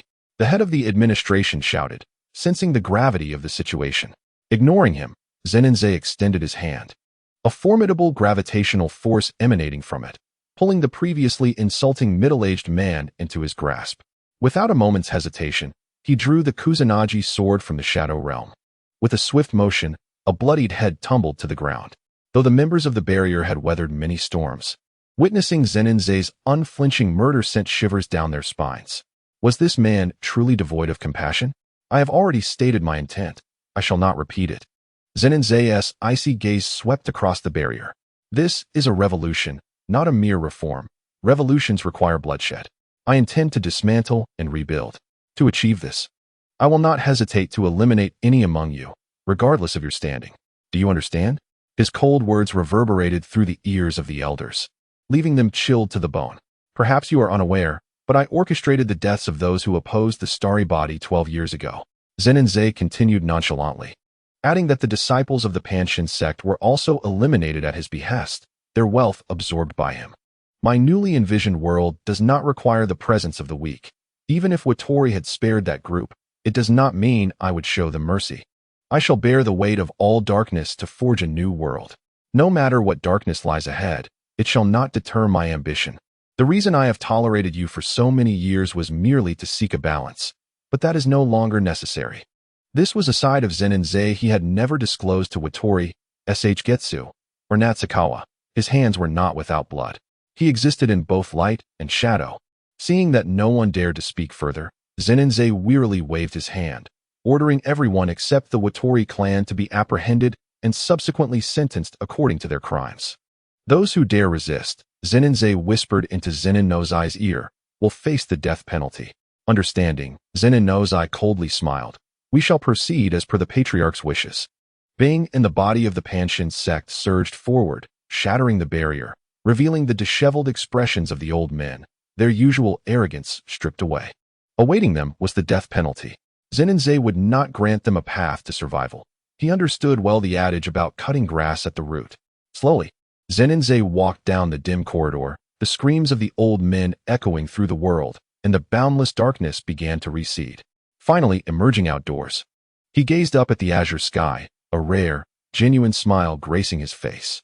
Natsukawa, spring has arrived. Inside the Tokyo Jujutsu High School, Watori pondered the news he received on his phone. So, Zay has finally made his move. I never anticipated he would be the first to realize his ambitions. I suppose my role as a teacher here has been in vain. Rising from his seat and stretching, Watori reflected on how, despite Zenin's support at the upper echelons, they were not invulnerable in the political landscape of the jujutsu world. Too many considerations and unexpected events arose, such as Zenin's sudden reassignment to Kyoto or the betrayal of information by higher-ups. The upper echelons had decayed to their core. Although Watori had contemplated ascending to higher ranks, he lacked the patience and resolve for constant scheming, opting instead to remain at the school to mentor a new generation of sorcerers who shared his ideals. What about after this? Will I still stay here? Watori mused, gazing out the window. Zay, you have become more reliable with each passing day. Having a friend like you brings me great comfort. Relaxing into his Barcelona chair, he closed his eyes. The eye mask obscured whether he truly slept. Memories flooded his mind, from his childhood acquaintance with Zenin to the myriad moments shared during their student years. He reflected on countless memories, from the playful banter with the songstress to the newcomer Nanami's welcome party, culminating in the emptiness of the classroom after graduation. Yet, the memory of Zenin's existence felt strangely absent from his recollections. Watori contemplated for an extended period, long enough that he eventually drifted into slumber, perhaps due to the sudden release of the pressure from the upper echelons. After what felt like an eternity, he awoke to the sound of someone calling his name. Watori-sensei. Watori-sensei. Please don't call us while you're napping. Fushiguro exclaimed. Awake! Shouted Itadori, his voice cheerful. Watori removed his eye mask, revealing a striking blue eye, a slight smile playing on his lips. Looking at the 4 students he mentored, he paused before rising. Nobara seized the opportunity to sit in his chair. This chair seems quite expensive, doesn't it? Unfair. I want my turn next. Junpei teased, pulling Itadori along for a laugh. What are you laughing about? Watori inquired, noticing Fushigiro's smirk. Thanks to your Zenin-sensei, Fushiguro replied, but it's nothing. Watori left Fushiguro with only his departing silhouette. Chapter 94, The Shibuya Incident, Part 1. At 7 p.m. on October 31st, 2018. Are you suggesting we occupy Gojo Satoru for a minute? Arma exclaimed, his large eyes filled with confusion as he shouted, You want to get us killed? After all, Hanami was already deceased. It's merely a matter of occupying Gojo in the vicinity of the prison gate for a minute. Our plan will be 1/3 successful, Kinji chuckled. Nevertheless, Arma remained skeptical, unwilling to trust this human, especially when facing a monster like Gojo Satoru. where even a second could spell disaster. Arma, I believe the leader wouldn't send us to our deaths without reason. Trust me, Hikari reassured him. If the plan is flawless, we will undoubtedly succeed. Hikari's words rang true. Jinsook took out the prison gate's boundary. Though uncertain whether Zenin-za had prior knowledge of my actions, I had made modifications to it just in case. Tonight, the two of them will undoubtedly follow my script. 20 minutes later, inside Tokyo Jujutsu High School, all sorcerers were in a room confirming the pre-battle meeting. The curtain in Shibuya had fallen, and it was declared that we must be taken there. Fushiguro Satoru wore a frivolous and disdainful expression, attempting to leverage the lives of non-sorcerers to coerce us. How reprehensible. Zenin-za sat quietly on the sofa, his mind racing as he pondered the discrepancies with his notes. The notebook only recorded specific months without precise dates, leaving him unable to predict when Jinsook would execute his plans. This strategy had always been under Jinsook's control. Despite having taken over the supervisory department 5 days prior and initiating a thorough search for Jinsook's whereabouts, the time constraints had yielded no results. Now, as the director of the Jujutsu Supervisory Department, even the likes of Yaga Yoshinobu had to heed his arrangements. After a moment of silence, he spoke softly, suggesting that each first-grade sorcerer lead a small group to guard outside the curtain. This was a conspiracy aimed at me and Satoru. There was a high probability that traps would be set within the curtain to restrain us. Therefore, Jogo was the greatest force outside. We would unleash a multitude of cursed spirits to monitor all activities outside, and regardless of what transpired around 9 o'clock, we would proceed inside. Zenin-za then turned his gaze to Okatsu Yuta, instructing him to remain at Jujutsu High for now, setting off towards Shibuya at 9:30. If all went well, as long as they dared to show themselves, I could end this farce within half an hour to an hour. Itadori Yuji, visibly anxious, looked at Zenin-za and asked, Zenin-senpai, they are using the ordinary people of Shibuya as hostages. Do you truly not care? All eyes in the meeting room turned to Zenin-za. He shook his head and replied, we must prepare psychologically before our actions. This conspiracy, while we are bound to win, will inevitably come at the cost of innocent lives. The moment those individuals dropped the curtain, the fates of those ordinary people were sealed. They will die if they are meant to die, and live if they are meant to live. My concern for them has become irrelevant. Fushiguro Satoru, taken aback, then laughed. Za, you are becoming increasingly indifferent. I am merely stating the facts, Zenin-za replied expressionlessly. Bloodshed is inevitable. I had foreseen this long before today. Shibuya is destined to become a sea of blood. Those vile individuals. Itadori Yuji exclaimed in indignation. Zenin-za surveyed the room one last time, taking in his juniors, including Nanami Kinto, Ino Takuma, and Higuruma Yuji, who remained at Tokyo Jujutsu High. The forthcoming groups were arranged as follows, Jogo and Higuruma together. After the meeting, only the 3 from Zenin-za's generation remained in the room, while Suguru Geto departed for Shibuya. Za, I have a strong premonition that he will recover what he has lost tonight, Fushiguro Satoru said softly. That guy has been planning for decades, likely for this very night. I will take him down tonight to avenge Jogo. He shouted, removing his eye mask, his gaze menacing. That guy has left Jogo in amnesia for so long. I will not rest until I have my vengeance. Fushiguro, just don't find yourself in a predicament, Kinji Hikari chuckled, covering his mouth. Your arrogance could easily lead you into a trap. Za, you need to rein her in. Fushiguro Satoru raised an eyebrow in dissatisfaction. This is merely confidence in my abilities. I refuse to believe that Jinsook can keep me in place for even a minute. Let us hope so, Zenin-za replied coolly, though his gaze held a rare hint of teasing. But just so you know, if you do get caught, I won't be letting you out for a year or more. You really underestimate me, Za? Fushiguro Satoru shot him a glare. Dare to bet? You still dare to bet against me? Zenin-za's interest was piqued. Have you forgotten how you helped me clean for 3 years back in school? As they spoke, Zenin-za glanced at the meeting room's window. Outside, Suguru Geto was seen walking with his 2 adopted daughters and Kinji Hikari. To be honest, he wished he could use a curse to show Suguru those memories directly. But an unseen force seemed to obstruct him, making his attempts at illusion often short-lived. Zenin-za cast a lingering glance at Fushiguro Satoru, who instantly wore an understanding expression, exchanging knowing glances before swiftly exiting the meeting room. Za, I'm heading to Shibuya now. Hurry and join me. Zenin-za had merely intended to discuss tactics with Fushiguro Satoru. As less than 10 minutes remained, this guy seemed to have misunderstood something. Za, tonight you're the strongest, right? Kinji Hikari murmured. Fool, Zenin said, poking her forehead gently. You must trust me. This small farce is merely a scheme devised by that guy behind the scenes. With less than 10 minutes left, I need to hurry. Yet, my instincts told me as Kinji Hikari hugged Zenin from behind, her tone filled with concern, tonight will be extraordinary. Feeling her worry, Zenin smiled faintly, facing away from her. Don't worry. Come back soon. No problem. Chapter 95, The Shibuya Incident, Part 2, on the evening of October 31st, 2018. At 7:30 p.m., Shibuya, Tokyo, was bustling with life due to Halloween festivities, with people adorned in a variety of bizarre costumes. Look over there. A man pointed to the sky, exclaiming, Is there something up there? The surrounding crowd, drawn by his voice, looked up in unison. Simultaneously, another man inexplicably collapsed, bewildered as he pointed towards an apparently empty space ahead, saying, I think I just hit a wall. What these ordinary people did not realize was that a curtain, approximately 800 meters in radius, had quietly descended, dividing Shibuya into two parts, setting the stage for an enormous conspiracy awaiting them. Bring Zenin and Fushiguro Satoru here, Nidu Akira said gravely. Such a massive curtain surely indicates the involvement of a curse user. TCH, what a bunch of nobodies, Zenin Naoya spat dismissively. What caliber do they think they are to summon my cousin? We are here to assist in the outer cleanup, correct? Maki inquired, carrying a long box on her back. Maki, my cousin has instructed you not to come. Why are you disobeying? Zenin Naoya shot a glance at Maki, his tone slightly unfriendly. I will not allow anyone to defy him.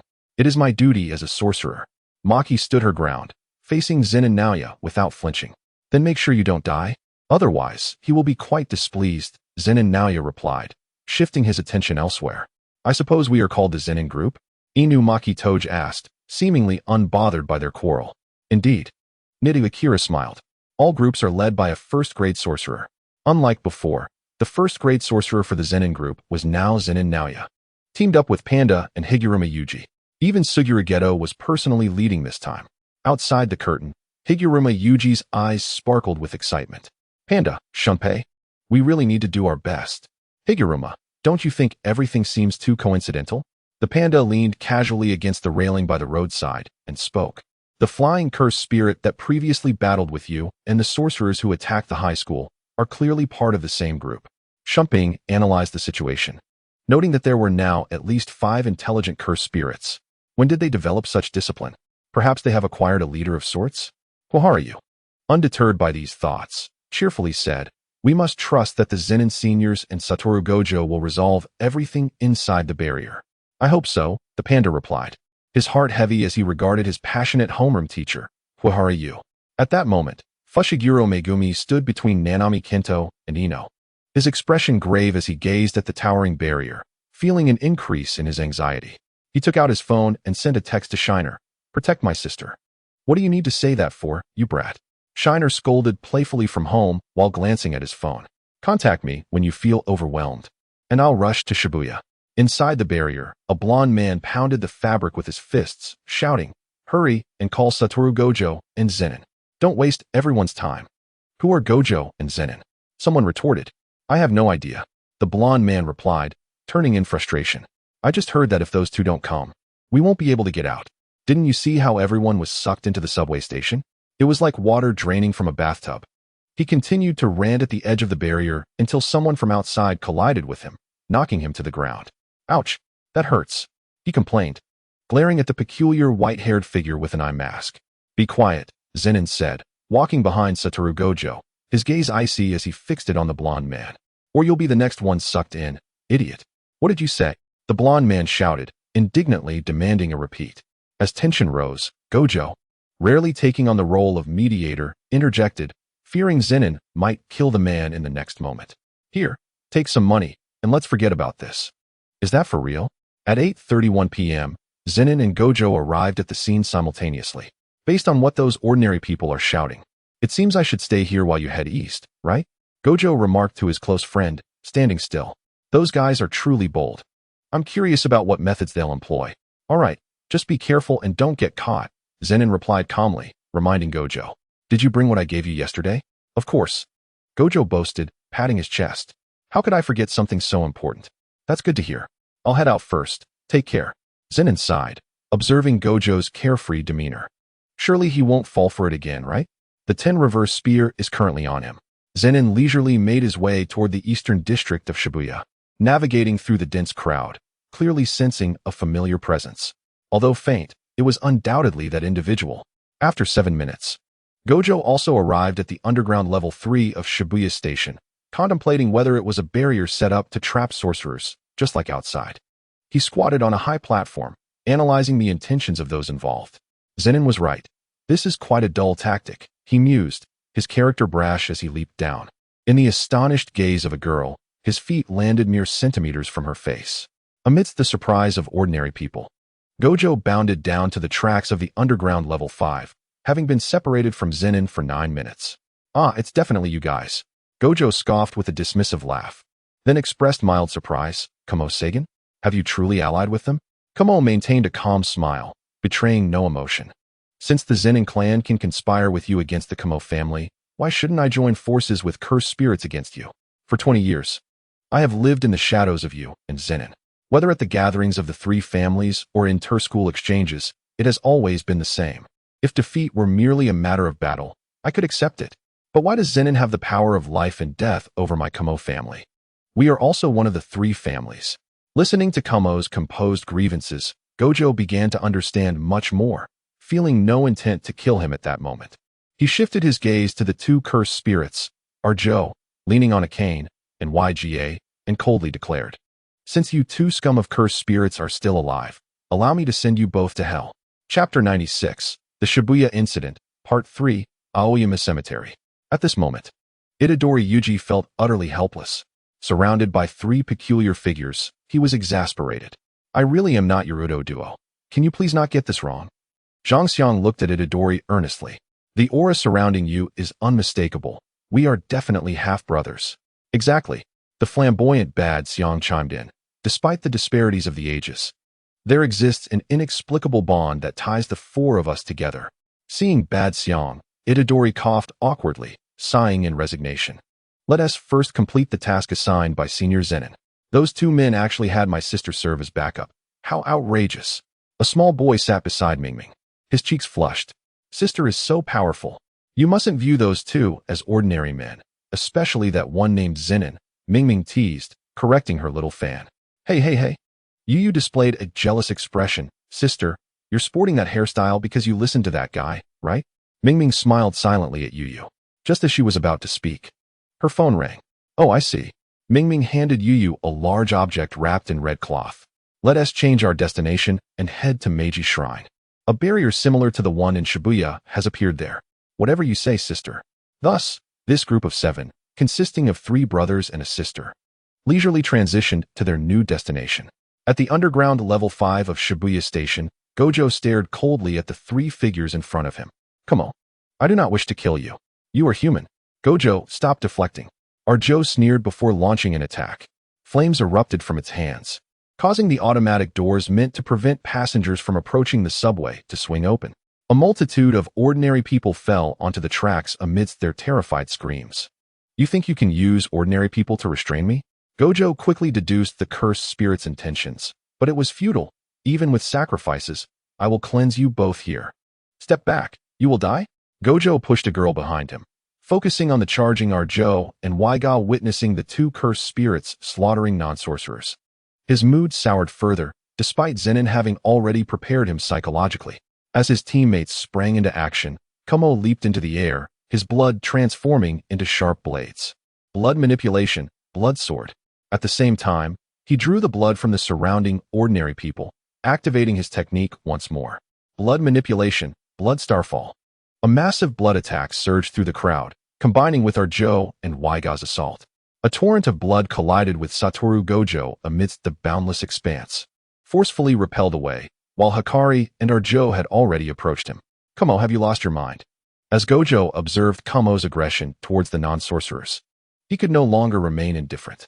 Do not underestimate us, you bastard.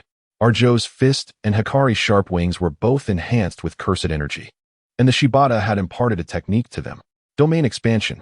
Their fists and wings, imbued with the unerring effects of a domain, continuously neutralized Gojo's limitless prowess, leaving him slightly astonished. Is this a domain expansion from Zenin? You lot can also do this. After a brief moment of surprise, Gojo sneered. If you think I'm relying solely on techniques now, then you are doomed. He did not evade their punches with his teleportation. Instead, he actively dismantled his limitless defense, seizing Arjo's approaching fist and Hikari's wing with both hands. You dare to willingly disable your limitless? At that moment, Arjo remained oblivious to the gravity of the situation, believing Gojo's might stem solely from his extraordinary techniques. With a slight exertion, Gojo caused both cursed spirits to writhe in pain. Gojo gradually descended into madness, tightly gripping Arjo's fist before twisting it savagely. Arjo cried out in pain, hastily retreating a step while shouting at Hikari, for heaven's sake, do not disable the domain expansion. Ignoring the conspiring whispers of the two cursed spirits, Gojo stepped onto Hikari's back, using the hand that had twisted Arjo to seize Hikari's other wing. To prevent you from flying away again, I shall first break your wings, Gojo grinned maniacally. Hikari's eyes widened in terror as he beheld the man before him.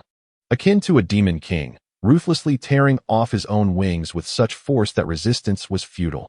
With a casual kick, he sent the wingless Hikari flying. Gojo removed his eye patch, revealing azure eyes that seemed to shimmer with a deadly intent. You fools truly believe you can defeat me at this level? Step by step, Gojo advanced, each footfall resonating like the harbinger of death to Arjo. Yet Arjo, seemingly undeterred, pressed forward to strike Gojo once more. Gojo allowed the attack to come, merely grasping Arjo's fist, which felt as heavy as 1,000 pounds, rendering him incapable of escape. Gojo leapt upward along with Arjo, evading Kumo's sanguine assault. In a moment of jest, he shattered Arjo's entire arm, leaving both cursed spirits with their upper bodies broken. Now it's your turn, Kumo.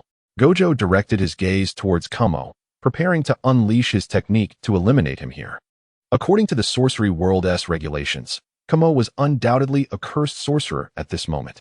Arjo and Hikari fled into the crowd, not forgetting to hurl non-sorcerers from the platform towards Gojo. Well then, it's you lot. Gojo reactivated his limitless, intending to use sheer brute force to twist off the heads of this group, subsequently bringing them to Suguru Ghetto for absorption. Shibata and Tenjin silently observed everything from the depths of the subway tracks. Noticing that Arjo and Hikari could no longer hold out, Shibata sent a message to the entity known as Mahito.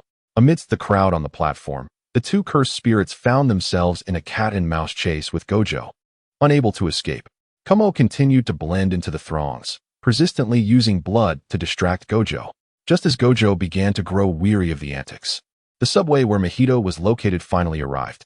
Chapter 97. Open the door. In the eastern part of Shibuya, Zenin Satoru arrived at the heart of the district. With the wings of Nu upon his back, he ascended, surveying the vibrant yet chaotic streets below, a sense of unease stirring within him.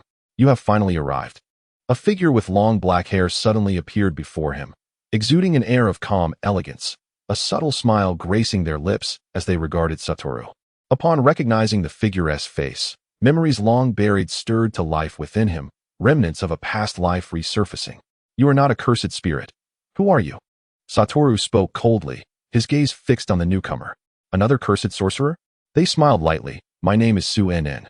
Altering my physical form is not a challenge for me, as cursed spirits cannot touch me. Zenin. Satoru narrowed his eyes, a bitter laugh escaping him. How ironic that a name symbolizing tranquility belongs to a cursed sorcerer. You have transformed into a human form, yet you still consort with these lowly beings? Zenin disregarded Satoru's disdain, simply stating, you are correct, yet also mistaken. I am the sovereign of this world. Whom I associate with is inconsequential. My sole purpose is to consume and rectify this world. This planet does not welcome you, outsider. Satoru replied, had you not been birthed in a cursed womb, it would have been due to the balance of yin and yang in this world that I would have acted long ago. Sorcerers must be counterbalanced by cursed spirits, and thus I emerged from the cursed womb. Such tedious rules. Zenin suddenly sensed something. Apologies, I may have spoken too much. With a clap of their hands, they gathered cursed energy. So, today, you shall perish. With a mere gesture, the space before Satoru tore asunder, a powerful shockwave surging towards him. A purple light erupted from Satoru as his Susanoo skeleton activated. The tremendous impact failed to budge Satoru, piquing his interest in Zenin's words. Who exactly are you? Fixated on Zenin, Satoru felt a jolt of realization. Suzuki? His Susanoo upgraded, revealing a colossal figure wielding a black flame sword and a purple bow. Standing tall with legs, his fourth form. Fire release. Susanoo, Kagaya Otsutsuki. Su-inin remained silent, merely bringing their hands together, murmuring, spatial array. The space in eastern Shibuya began to compress under Su-inin's control. Black arrows struck against an immense, unyielding wall, creating explosions yet failing to breach the increasingly warped space. Satoru keenly observed the surroundings, noting the instantaneous entrapment of objects within a cubic confinement, gradually being crushed. A smirk graced his lips. All entities and life within eastern Shibuya were being relentlessly compressed, and Satoru, high above, observed the shrinking space around him. After all this, it seems we are back to the old-fashioned sealing techniques. The purple cursed energy around Satoru surged, his fingers converging, his eyes evolving into a striking red and purple combination, shimmering with brilliance. This level of attack cannot kill me. The purple cursed energy erupted forth, evolving continuously until he donned the Tengu mask. A 300-meter purple giant manifesting in eastern Shibuya. The complete form of Susanoo, the strongest weapon passed down through the Uchiha clan. The mere emergence of this complete form unleashed shockwaves that sent nearby buildings crumbling, with ordinary civilians being trapped beneath falling debris. Satoru paid no heed, sensing an ominous turn of events in his heart. I do not know what your intentions are, but I am certain you cannot succeed. Zenin let out a cold laugh as the complete Susanoo drew forth its violet great sword. He intended to keep the damage confined to the eastern part of Shibuya, indifferent as long as it did not reach the vicinity of Shibuya Station. Do as you wish, Suin replied with a faint smile, hands clasped behind him, exuding an air of a reclusive sage. Simultaneously, not only the people of Shibuya, but nearly all of Tokyo bore witness to the towering purple giant. The seasoned sorcerers, Ino Takuma and Nanami Kento, were taken aback, some trembling uncontrollably. Could such power truly belong to a sorcerer? The cursed spirit residing within Itadori Yuji also beheld the complete Susanoo, a grin spreading across its visage. Excellent. Splendid. This era truly delights me. Zeninzawa, I will personally end your life. You are my only worthy adversary. Suin, suspended in midair, regarded Zawa's power with a semblance of calm. Exerting pressure with his hands. I recognize this is your power, drawn from beyond the world. It poses a slight challenge. The space began to compress further as Zawa's complete Susanoo unsheathed dual swords, the violet blades seemingly shattering the very fabric of reality, fissures appearing in the air. Suin furrowed his brow and inquired, Did you leave a clone to disperse your power? I do not sense your full strength. You noticed? Zawa smirked, as the might of his complete Susanoo surged again, forcibly pushing the space aside a few more meters. This is merely half my power. You cannot withstand it. You shall not escape, Zawa declared, forming a single-handed seal atop the Susanoo's head. Uchiha fire formation. Let us see who escapes first or who is sealed first. Suin remained unperturbed. The approaching lights of the subway illuminated the dim platform, accompanied by the rumble of the train. Hope flickered in the eyes of the people as they surged towards the open subway doors. Yet, as the doors opened, they were met not by their kin but by grotesque, modified beings. Fushiguro Satoru watched in horror as the modified creatures poured forth from the subway, attacking the surrounding non-sorcerers. His expression shifted, rage boiling within him. This rabble, especially that volcano-headed one, I shall ensure your demise is most gruesome. I apologize for being unable to save everyone. However, I will exorcise each one of these fiends. You know, Mahito sneered, the greatest flaw of humanity is its abundance. He pointed upwards, and a group of individuals fell from a gap in the ceiling, plummeting to the underground's 5th level. Fushiguro's eyes turned cold as he observed the non-sorcerers being slaughtered by the modified beings, seemingly frozen in place. Just like that, just like that. Lush and Mahito reveled in Fushiguro's stunned state. The only option left for Satoru was to unleash his limitless technique, annihilating us and these humans. Yet he could not bear such losses. You can only accept sacrifices made by us, not those by your hand. Contemplate. Hesitate. Focus. Lush's thoughts raced, but suddenly, the 3 cursed spirits and Kumo's eyes widened in shock, unable to believe what unfolded before them. Is this real? Mahito gazed at the white-haired man clad in black, standing like a lone rooster amid the crowd. Domain expansion, limitless. Fushiguro formed hand seals, his focus unwavering, his tone icy. The effects of his limitless domain incapacitated every living being around him, including the cursed spirits. In a mere 2 seconds, Satoru executed the domain, regretting not discussing tactics with Zawa beforehand. This was his meticulously considered plan to prevent ordinary people from becoming incapacitated. If only he had consulted Zawa, perhaps he would have known how to handle this situation. There was no time for further contemplation. Fushiguro charged into the throng of humanity, weaving through the masses. His hands never ceased their motion as he decapitated the modified beings, his expression twisted like the Grim Reaper emerging from the depths of hell.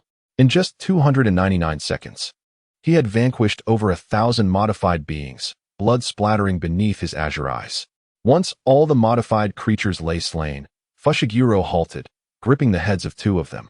Panting heavily, even for him, such a rapid slaughter was exhausting. Gate of Hell open.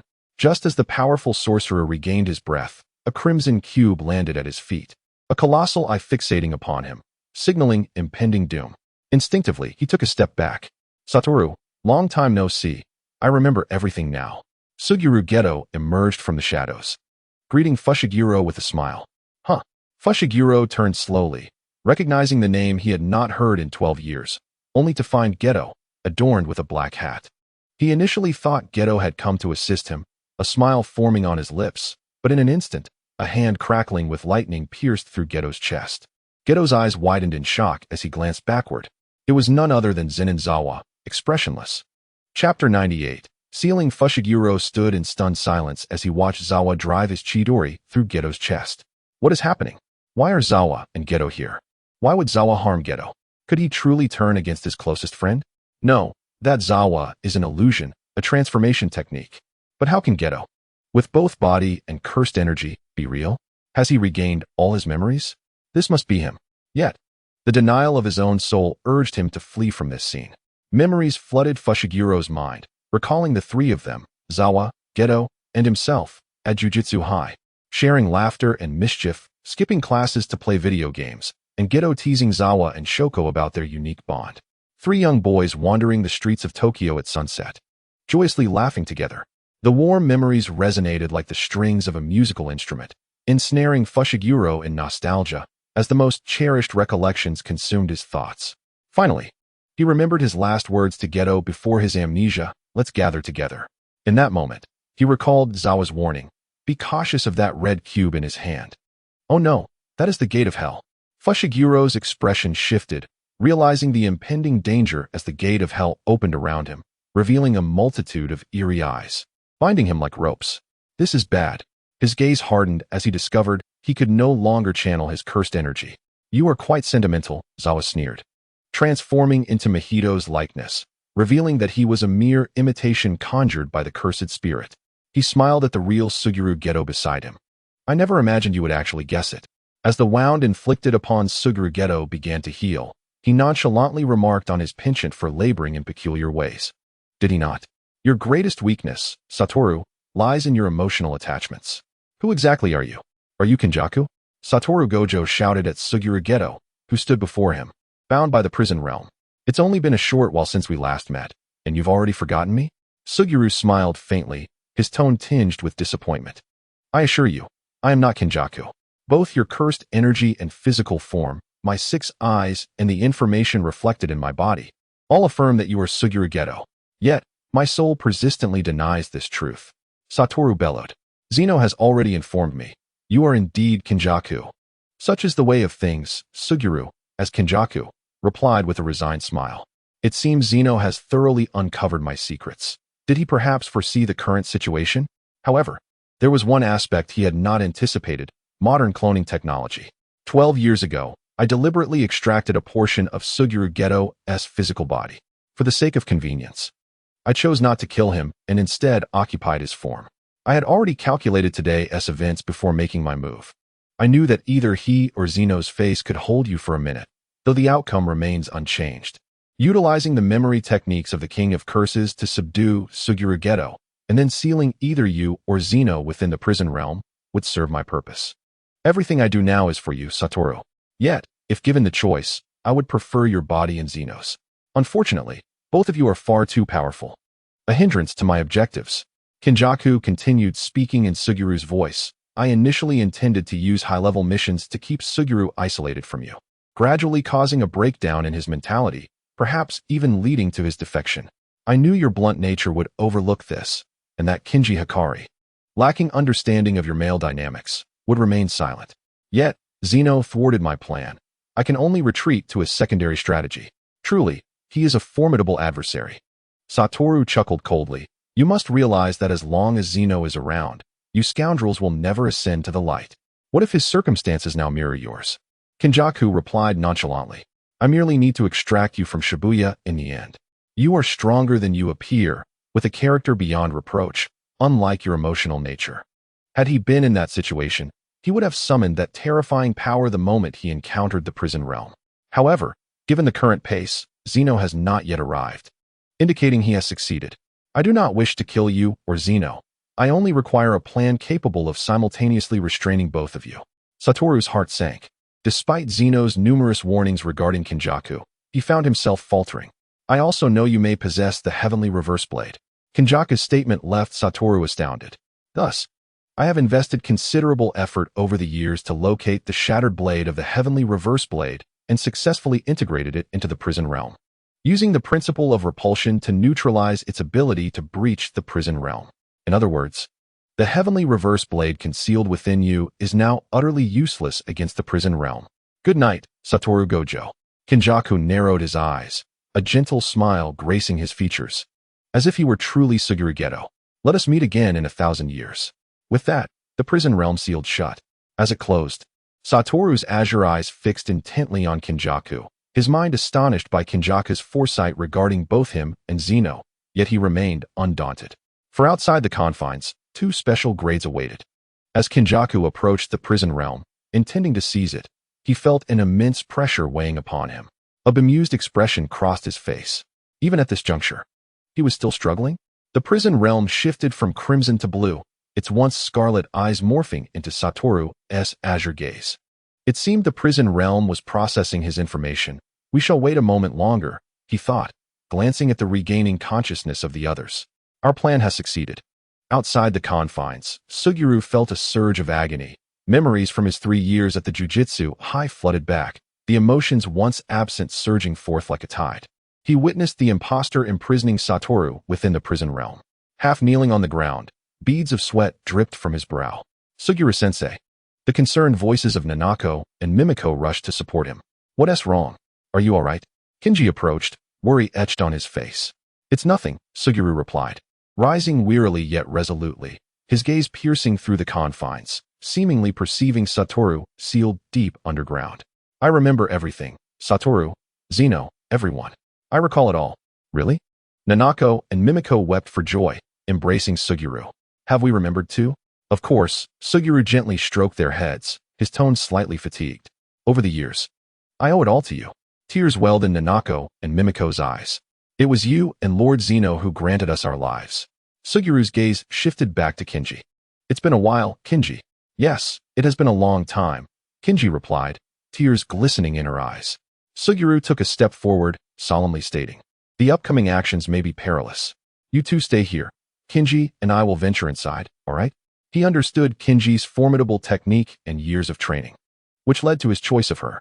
However, Mimiko hesitated. Mimiko, Nanako urged, shaking her head. Suguru-sensei understands. If we accompany them, we will only hinder their progress. The 2 girls leaned against each other, watching as Suguru and Kinji slowly entered the confines.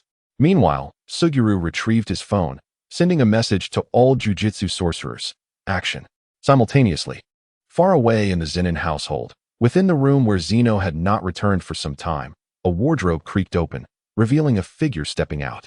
Upon closer inspection, it was Zeno Zenin, dragged by Gakwan in eastern Shibuya. Prepare to be disappointed. Shibuya will become your collective tomb.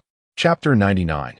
The war begins. Zeno entered the Zenin family hall, ignoring the astonished gazes of his relatives, forming a hand sign as the colossal figure of Nu materialized in the sky. He leapt onto Nu's back, soaring toward Shibuya. In Shibuya, his true essence awaited.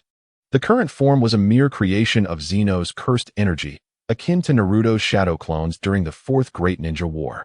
infused with half of his cursed energy. It would awaken automatically on the night of October 31st, the very evening of this tale. He had two objectives: to eradicate all curses, including that of Gakwan, and to achieve a goal reminiscent of the one he accomplished through the suppression of the cursed spirit, Mahito. At this moment, Shibuya was in utter chaos.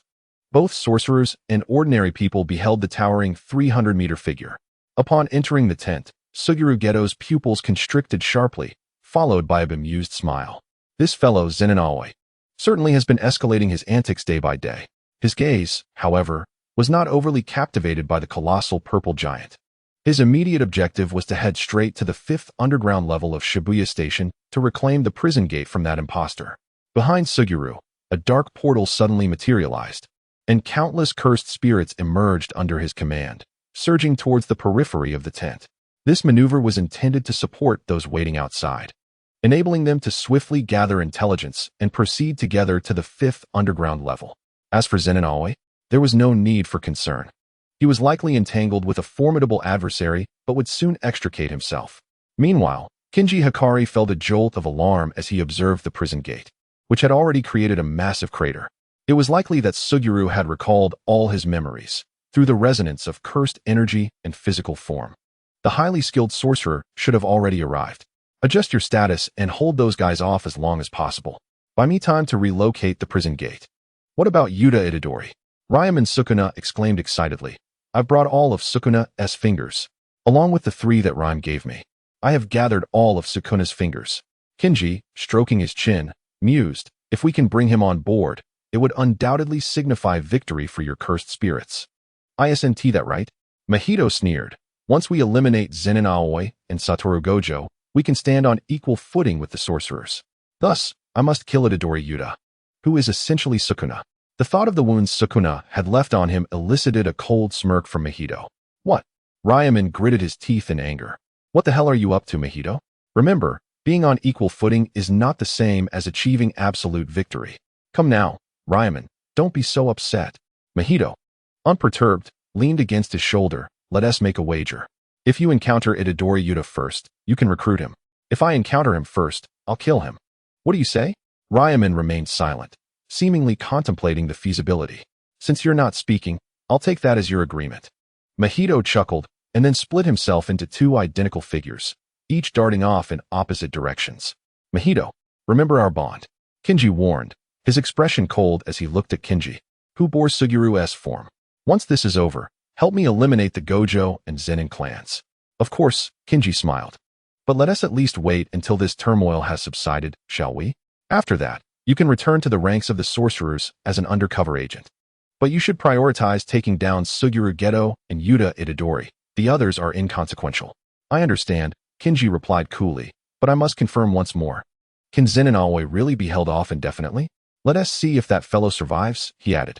At 9:17 p.m. local time, Satoru Gojo was sealed by Kinji and the prison gate, which was transmitted to all sorcerers, including the lurking cursed spirits, via their mobile devices.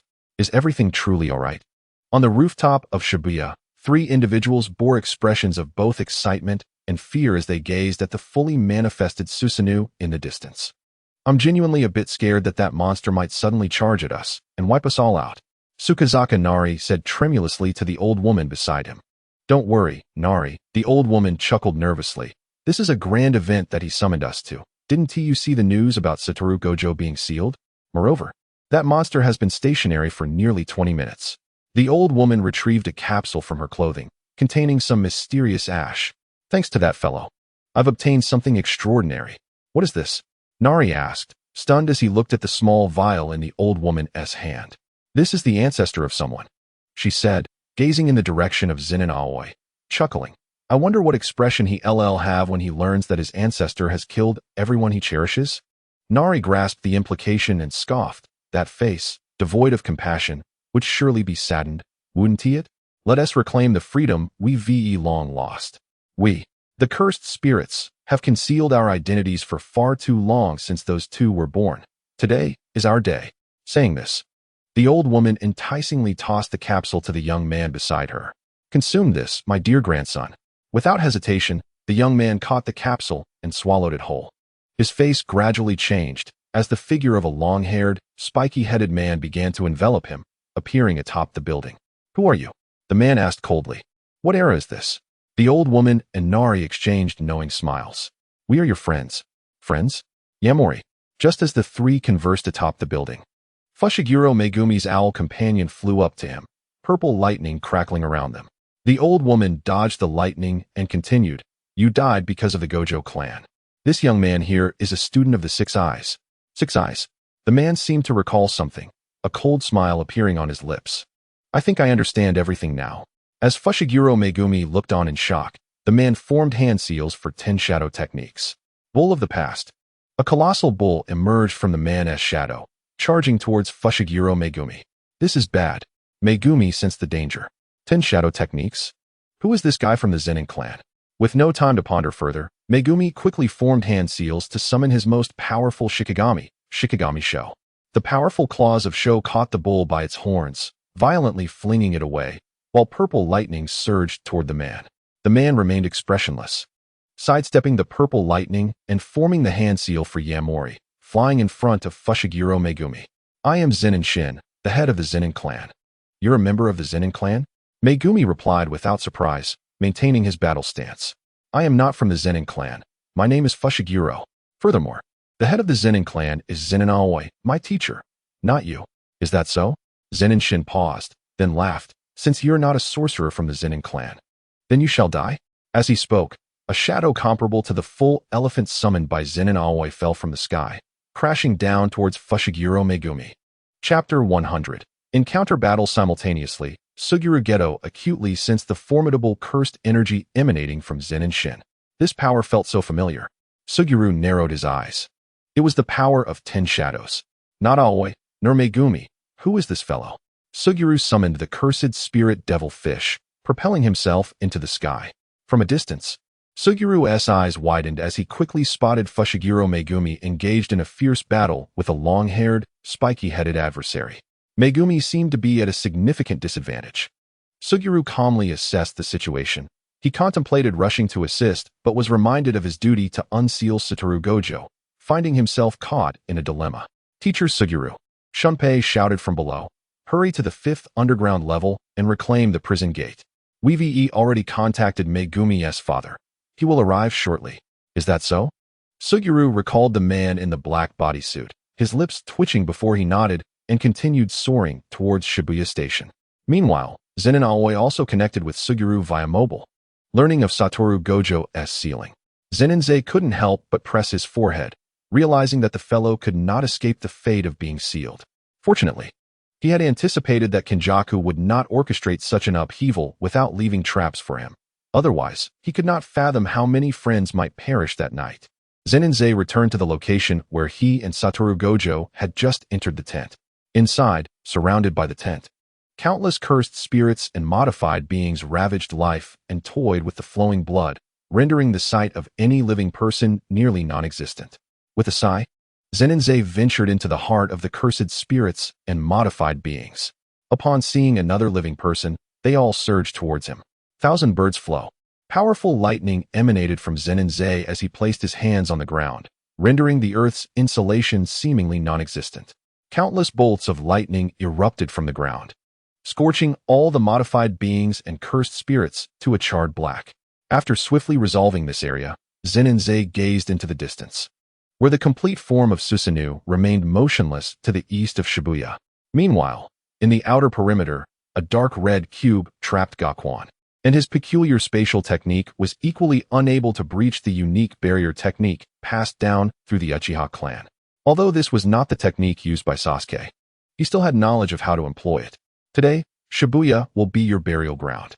At Shibuya Station, on the Inokashira line, and at the street corner, Zenin Naoya led Maki and Kujisaki Nobara as they descended the stairs. Zenin Naoya unsheathed his katana and casually remarked, "By the way, isn't your sister and the others from Kyoto Jujutsu High coming?" "How would I know?" Maki replied, drawing her naginata, notably adorned with a large blade at her waist, a special-grade cursed tool, the soul-cutting blade. After acquiring the Kusanagi sword, Zenin had gifted the rather unsightly soul-cutting blade to Maki, thus fulfilling the transfer between the two generations. "Hey, senior, Why are you suddenly preparing for battle? Kujisaki Nobara questioned, perplexed. Fool. Zenin Naoya seemed to chuckle lightly, addressing Maki. Take care of her. I don't have the energy to babysit this one. Shut up. Maki scoffed, rolling her eyes at his arrogance. The trio arrived in the station's grand hall, an expansive space with only a few massive pillars. Suddenly, a red octopus draped in a hood emerged from behind a pillar, and it spewed forth countless human skeletons from its mouth. This was Kenjaku's unique mount, Toga.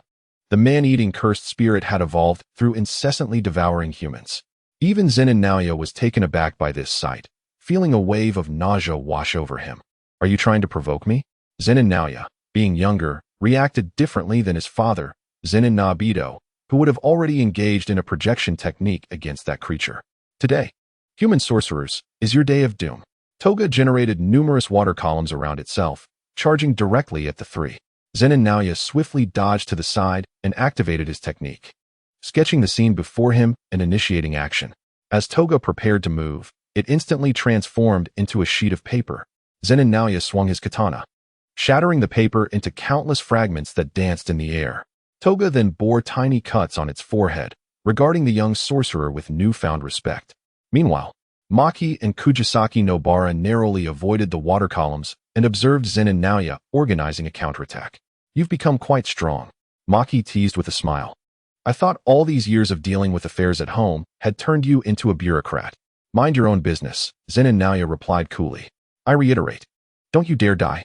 With that, Zenin Naoya vanished from his spot, reappearing behind Toga, touching its back.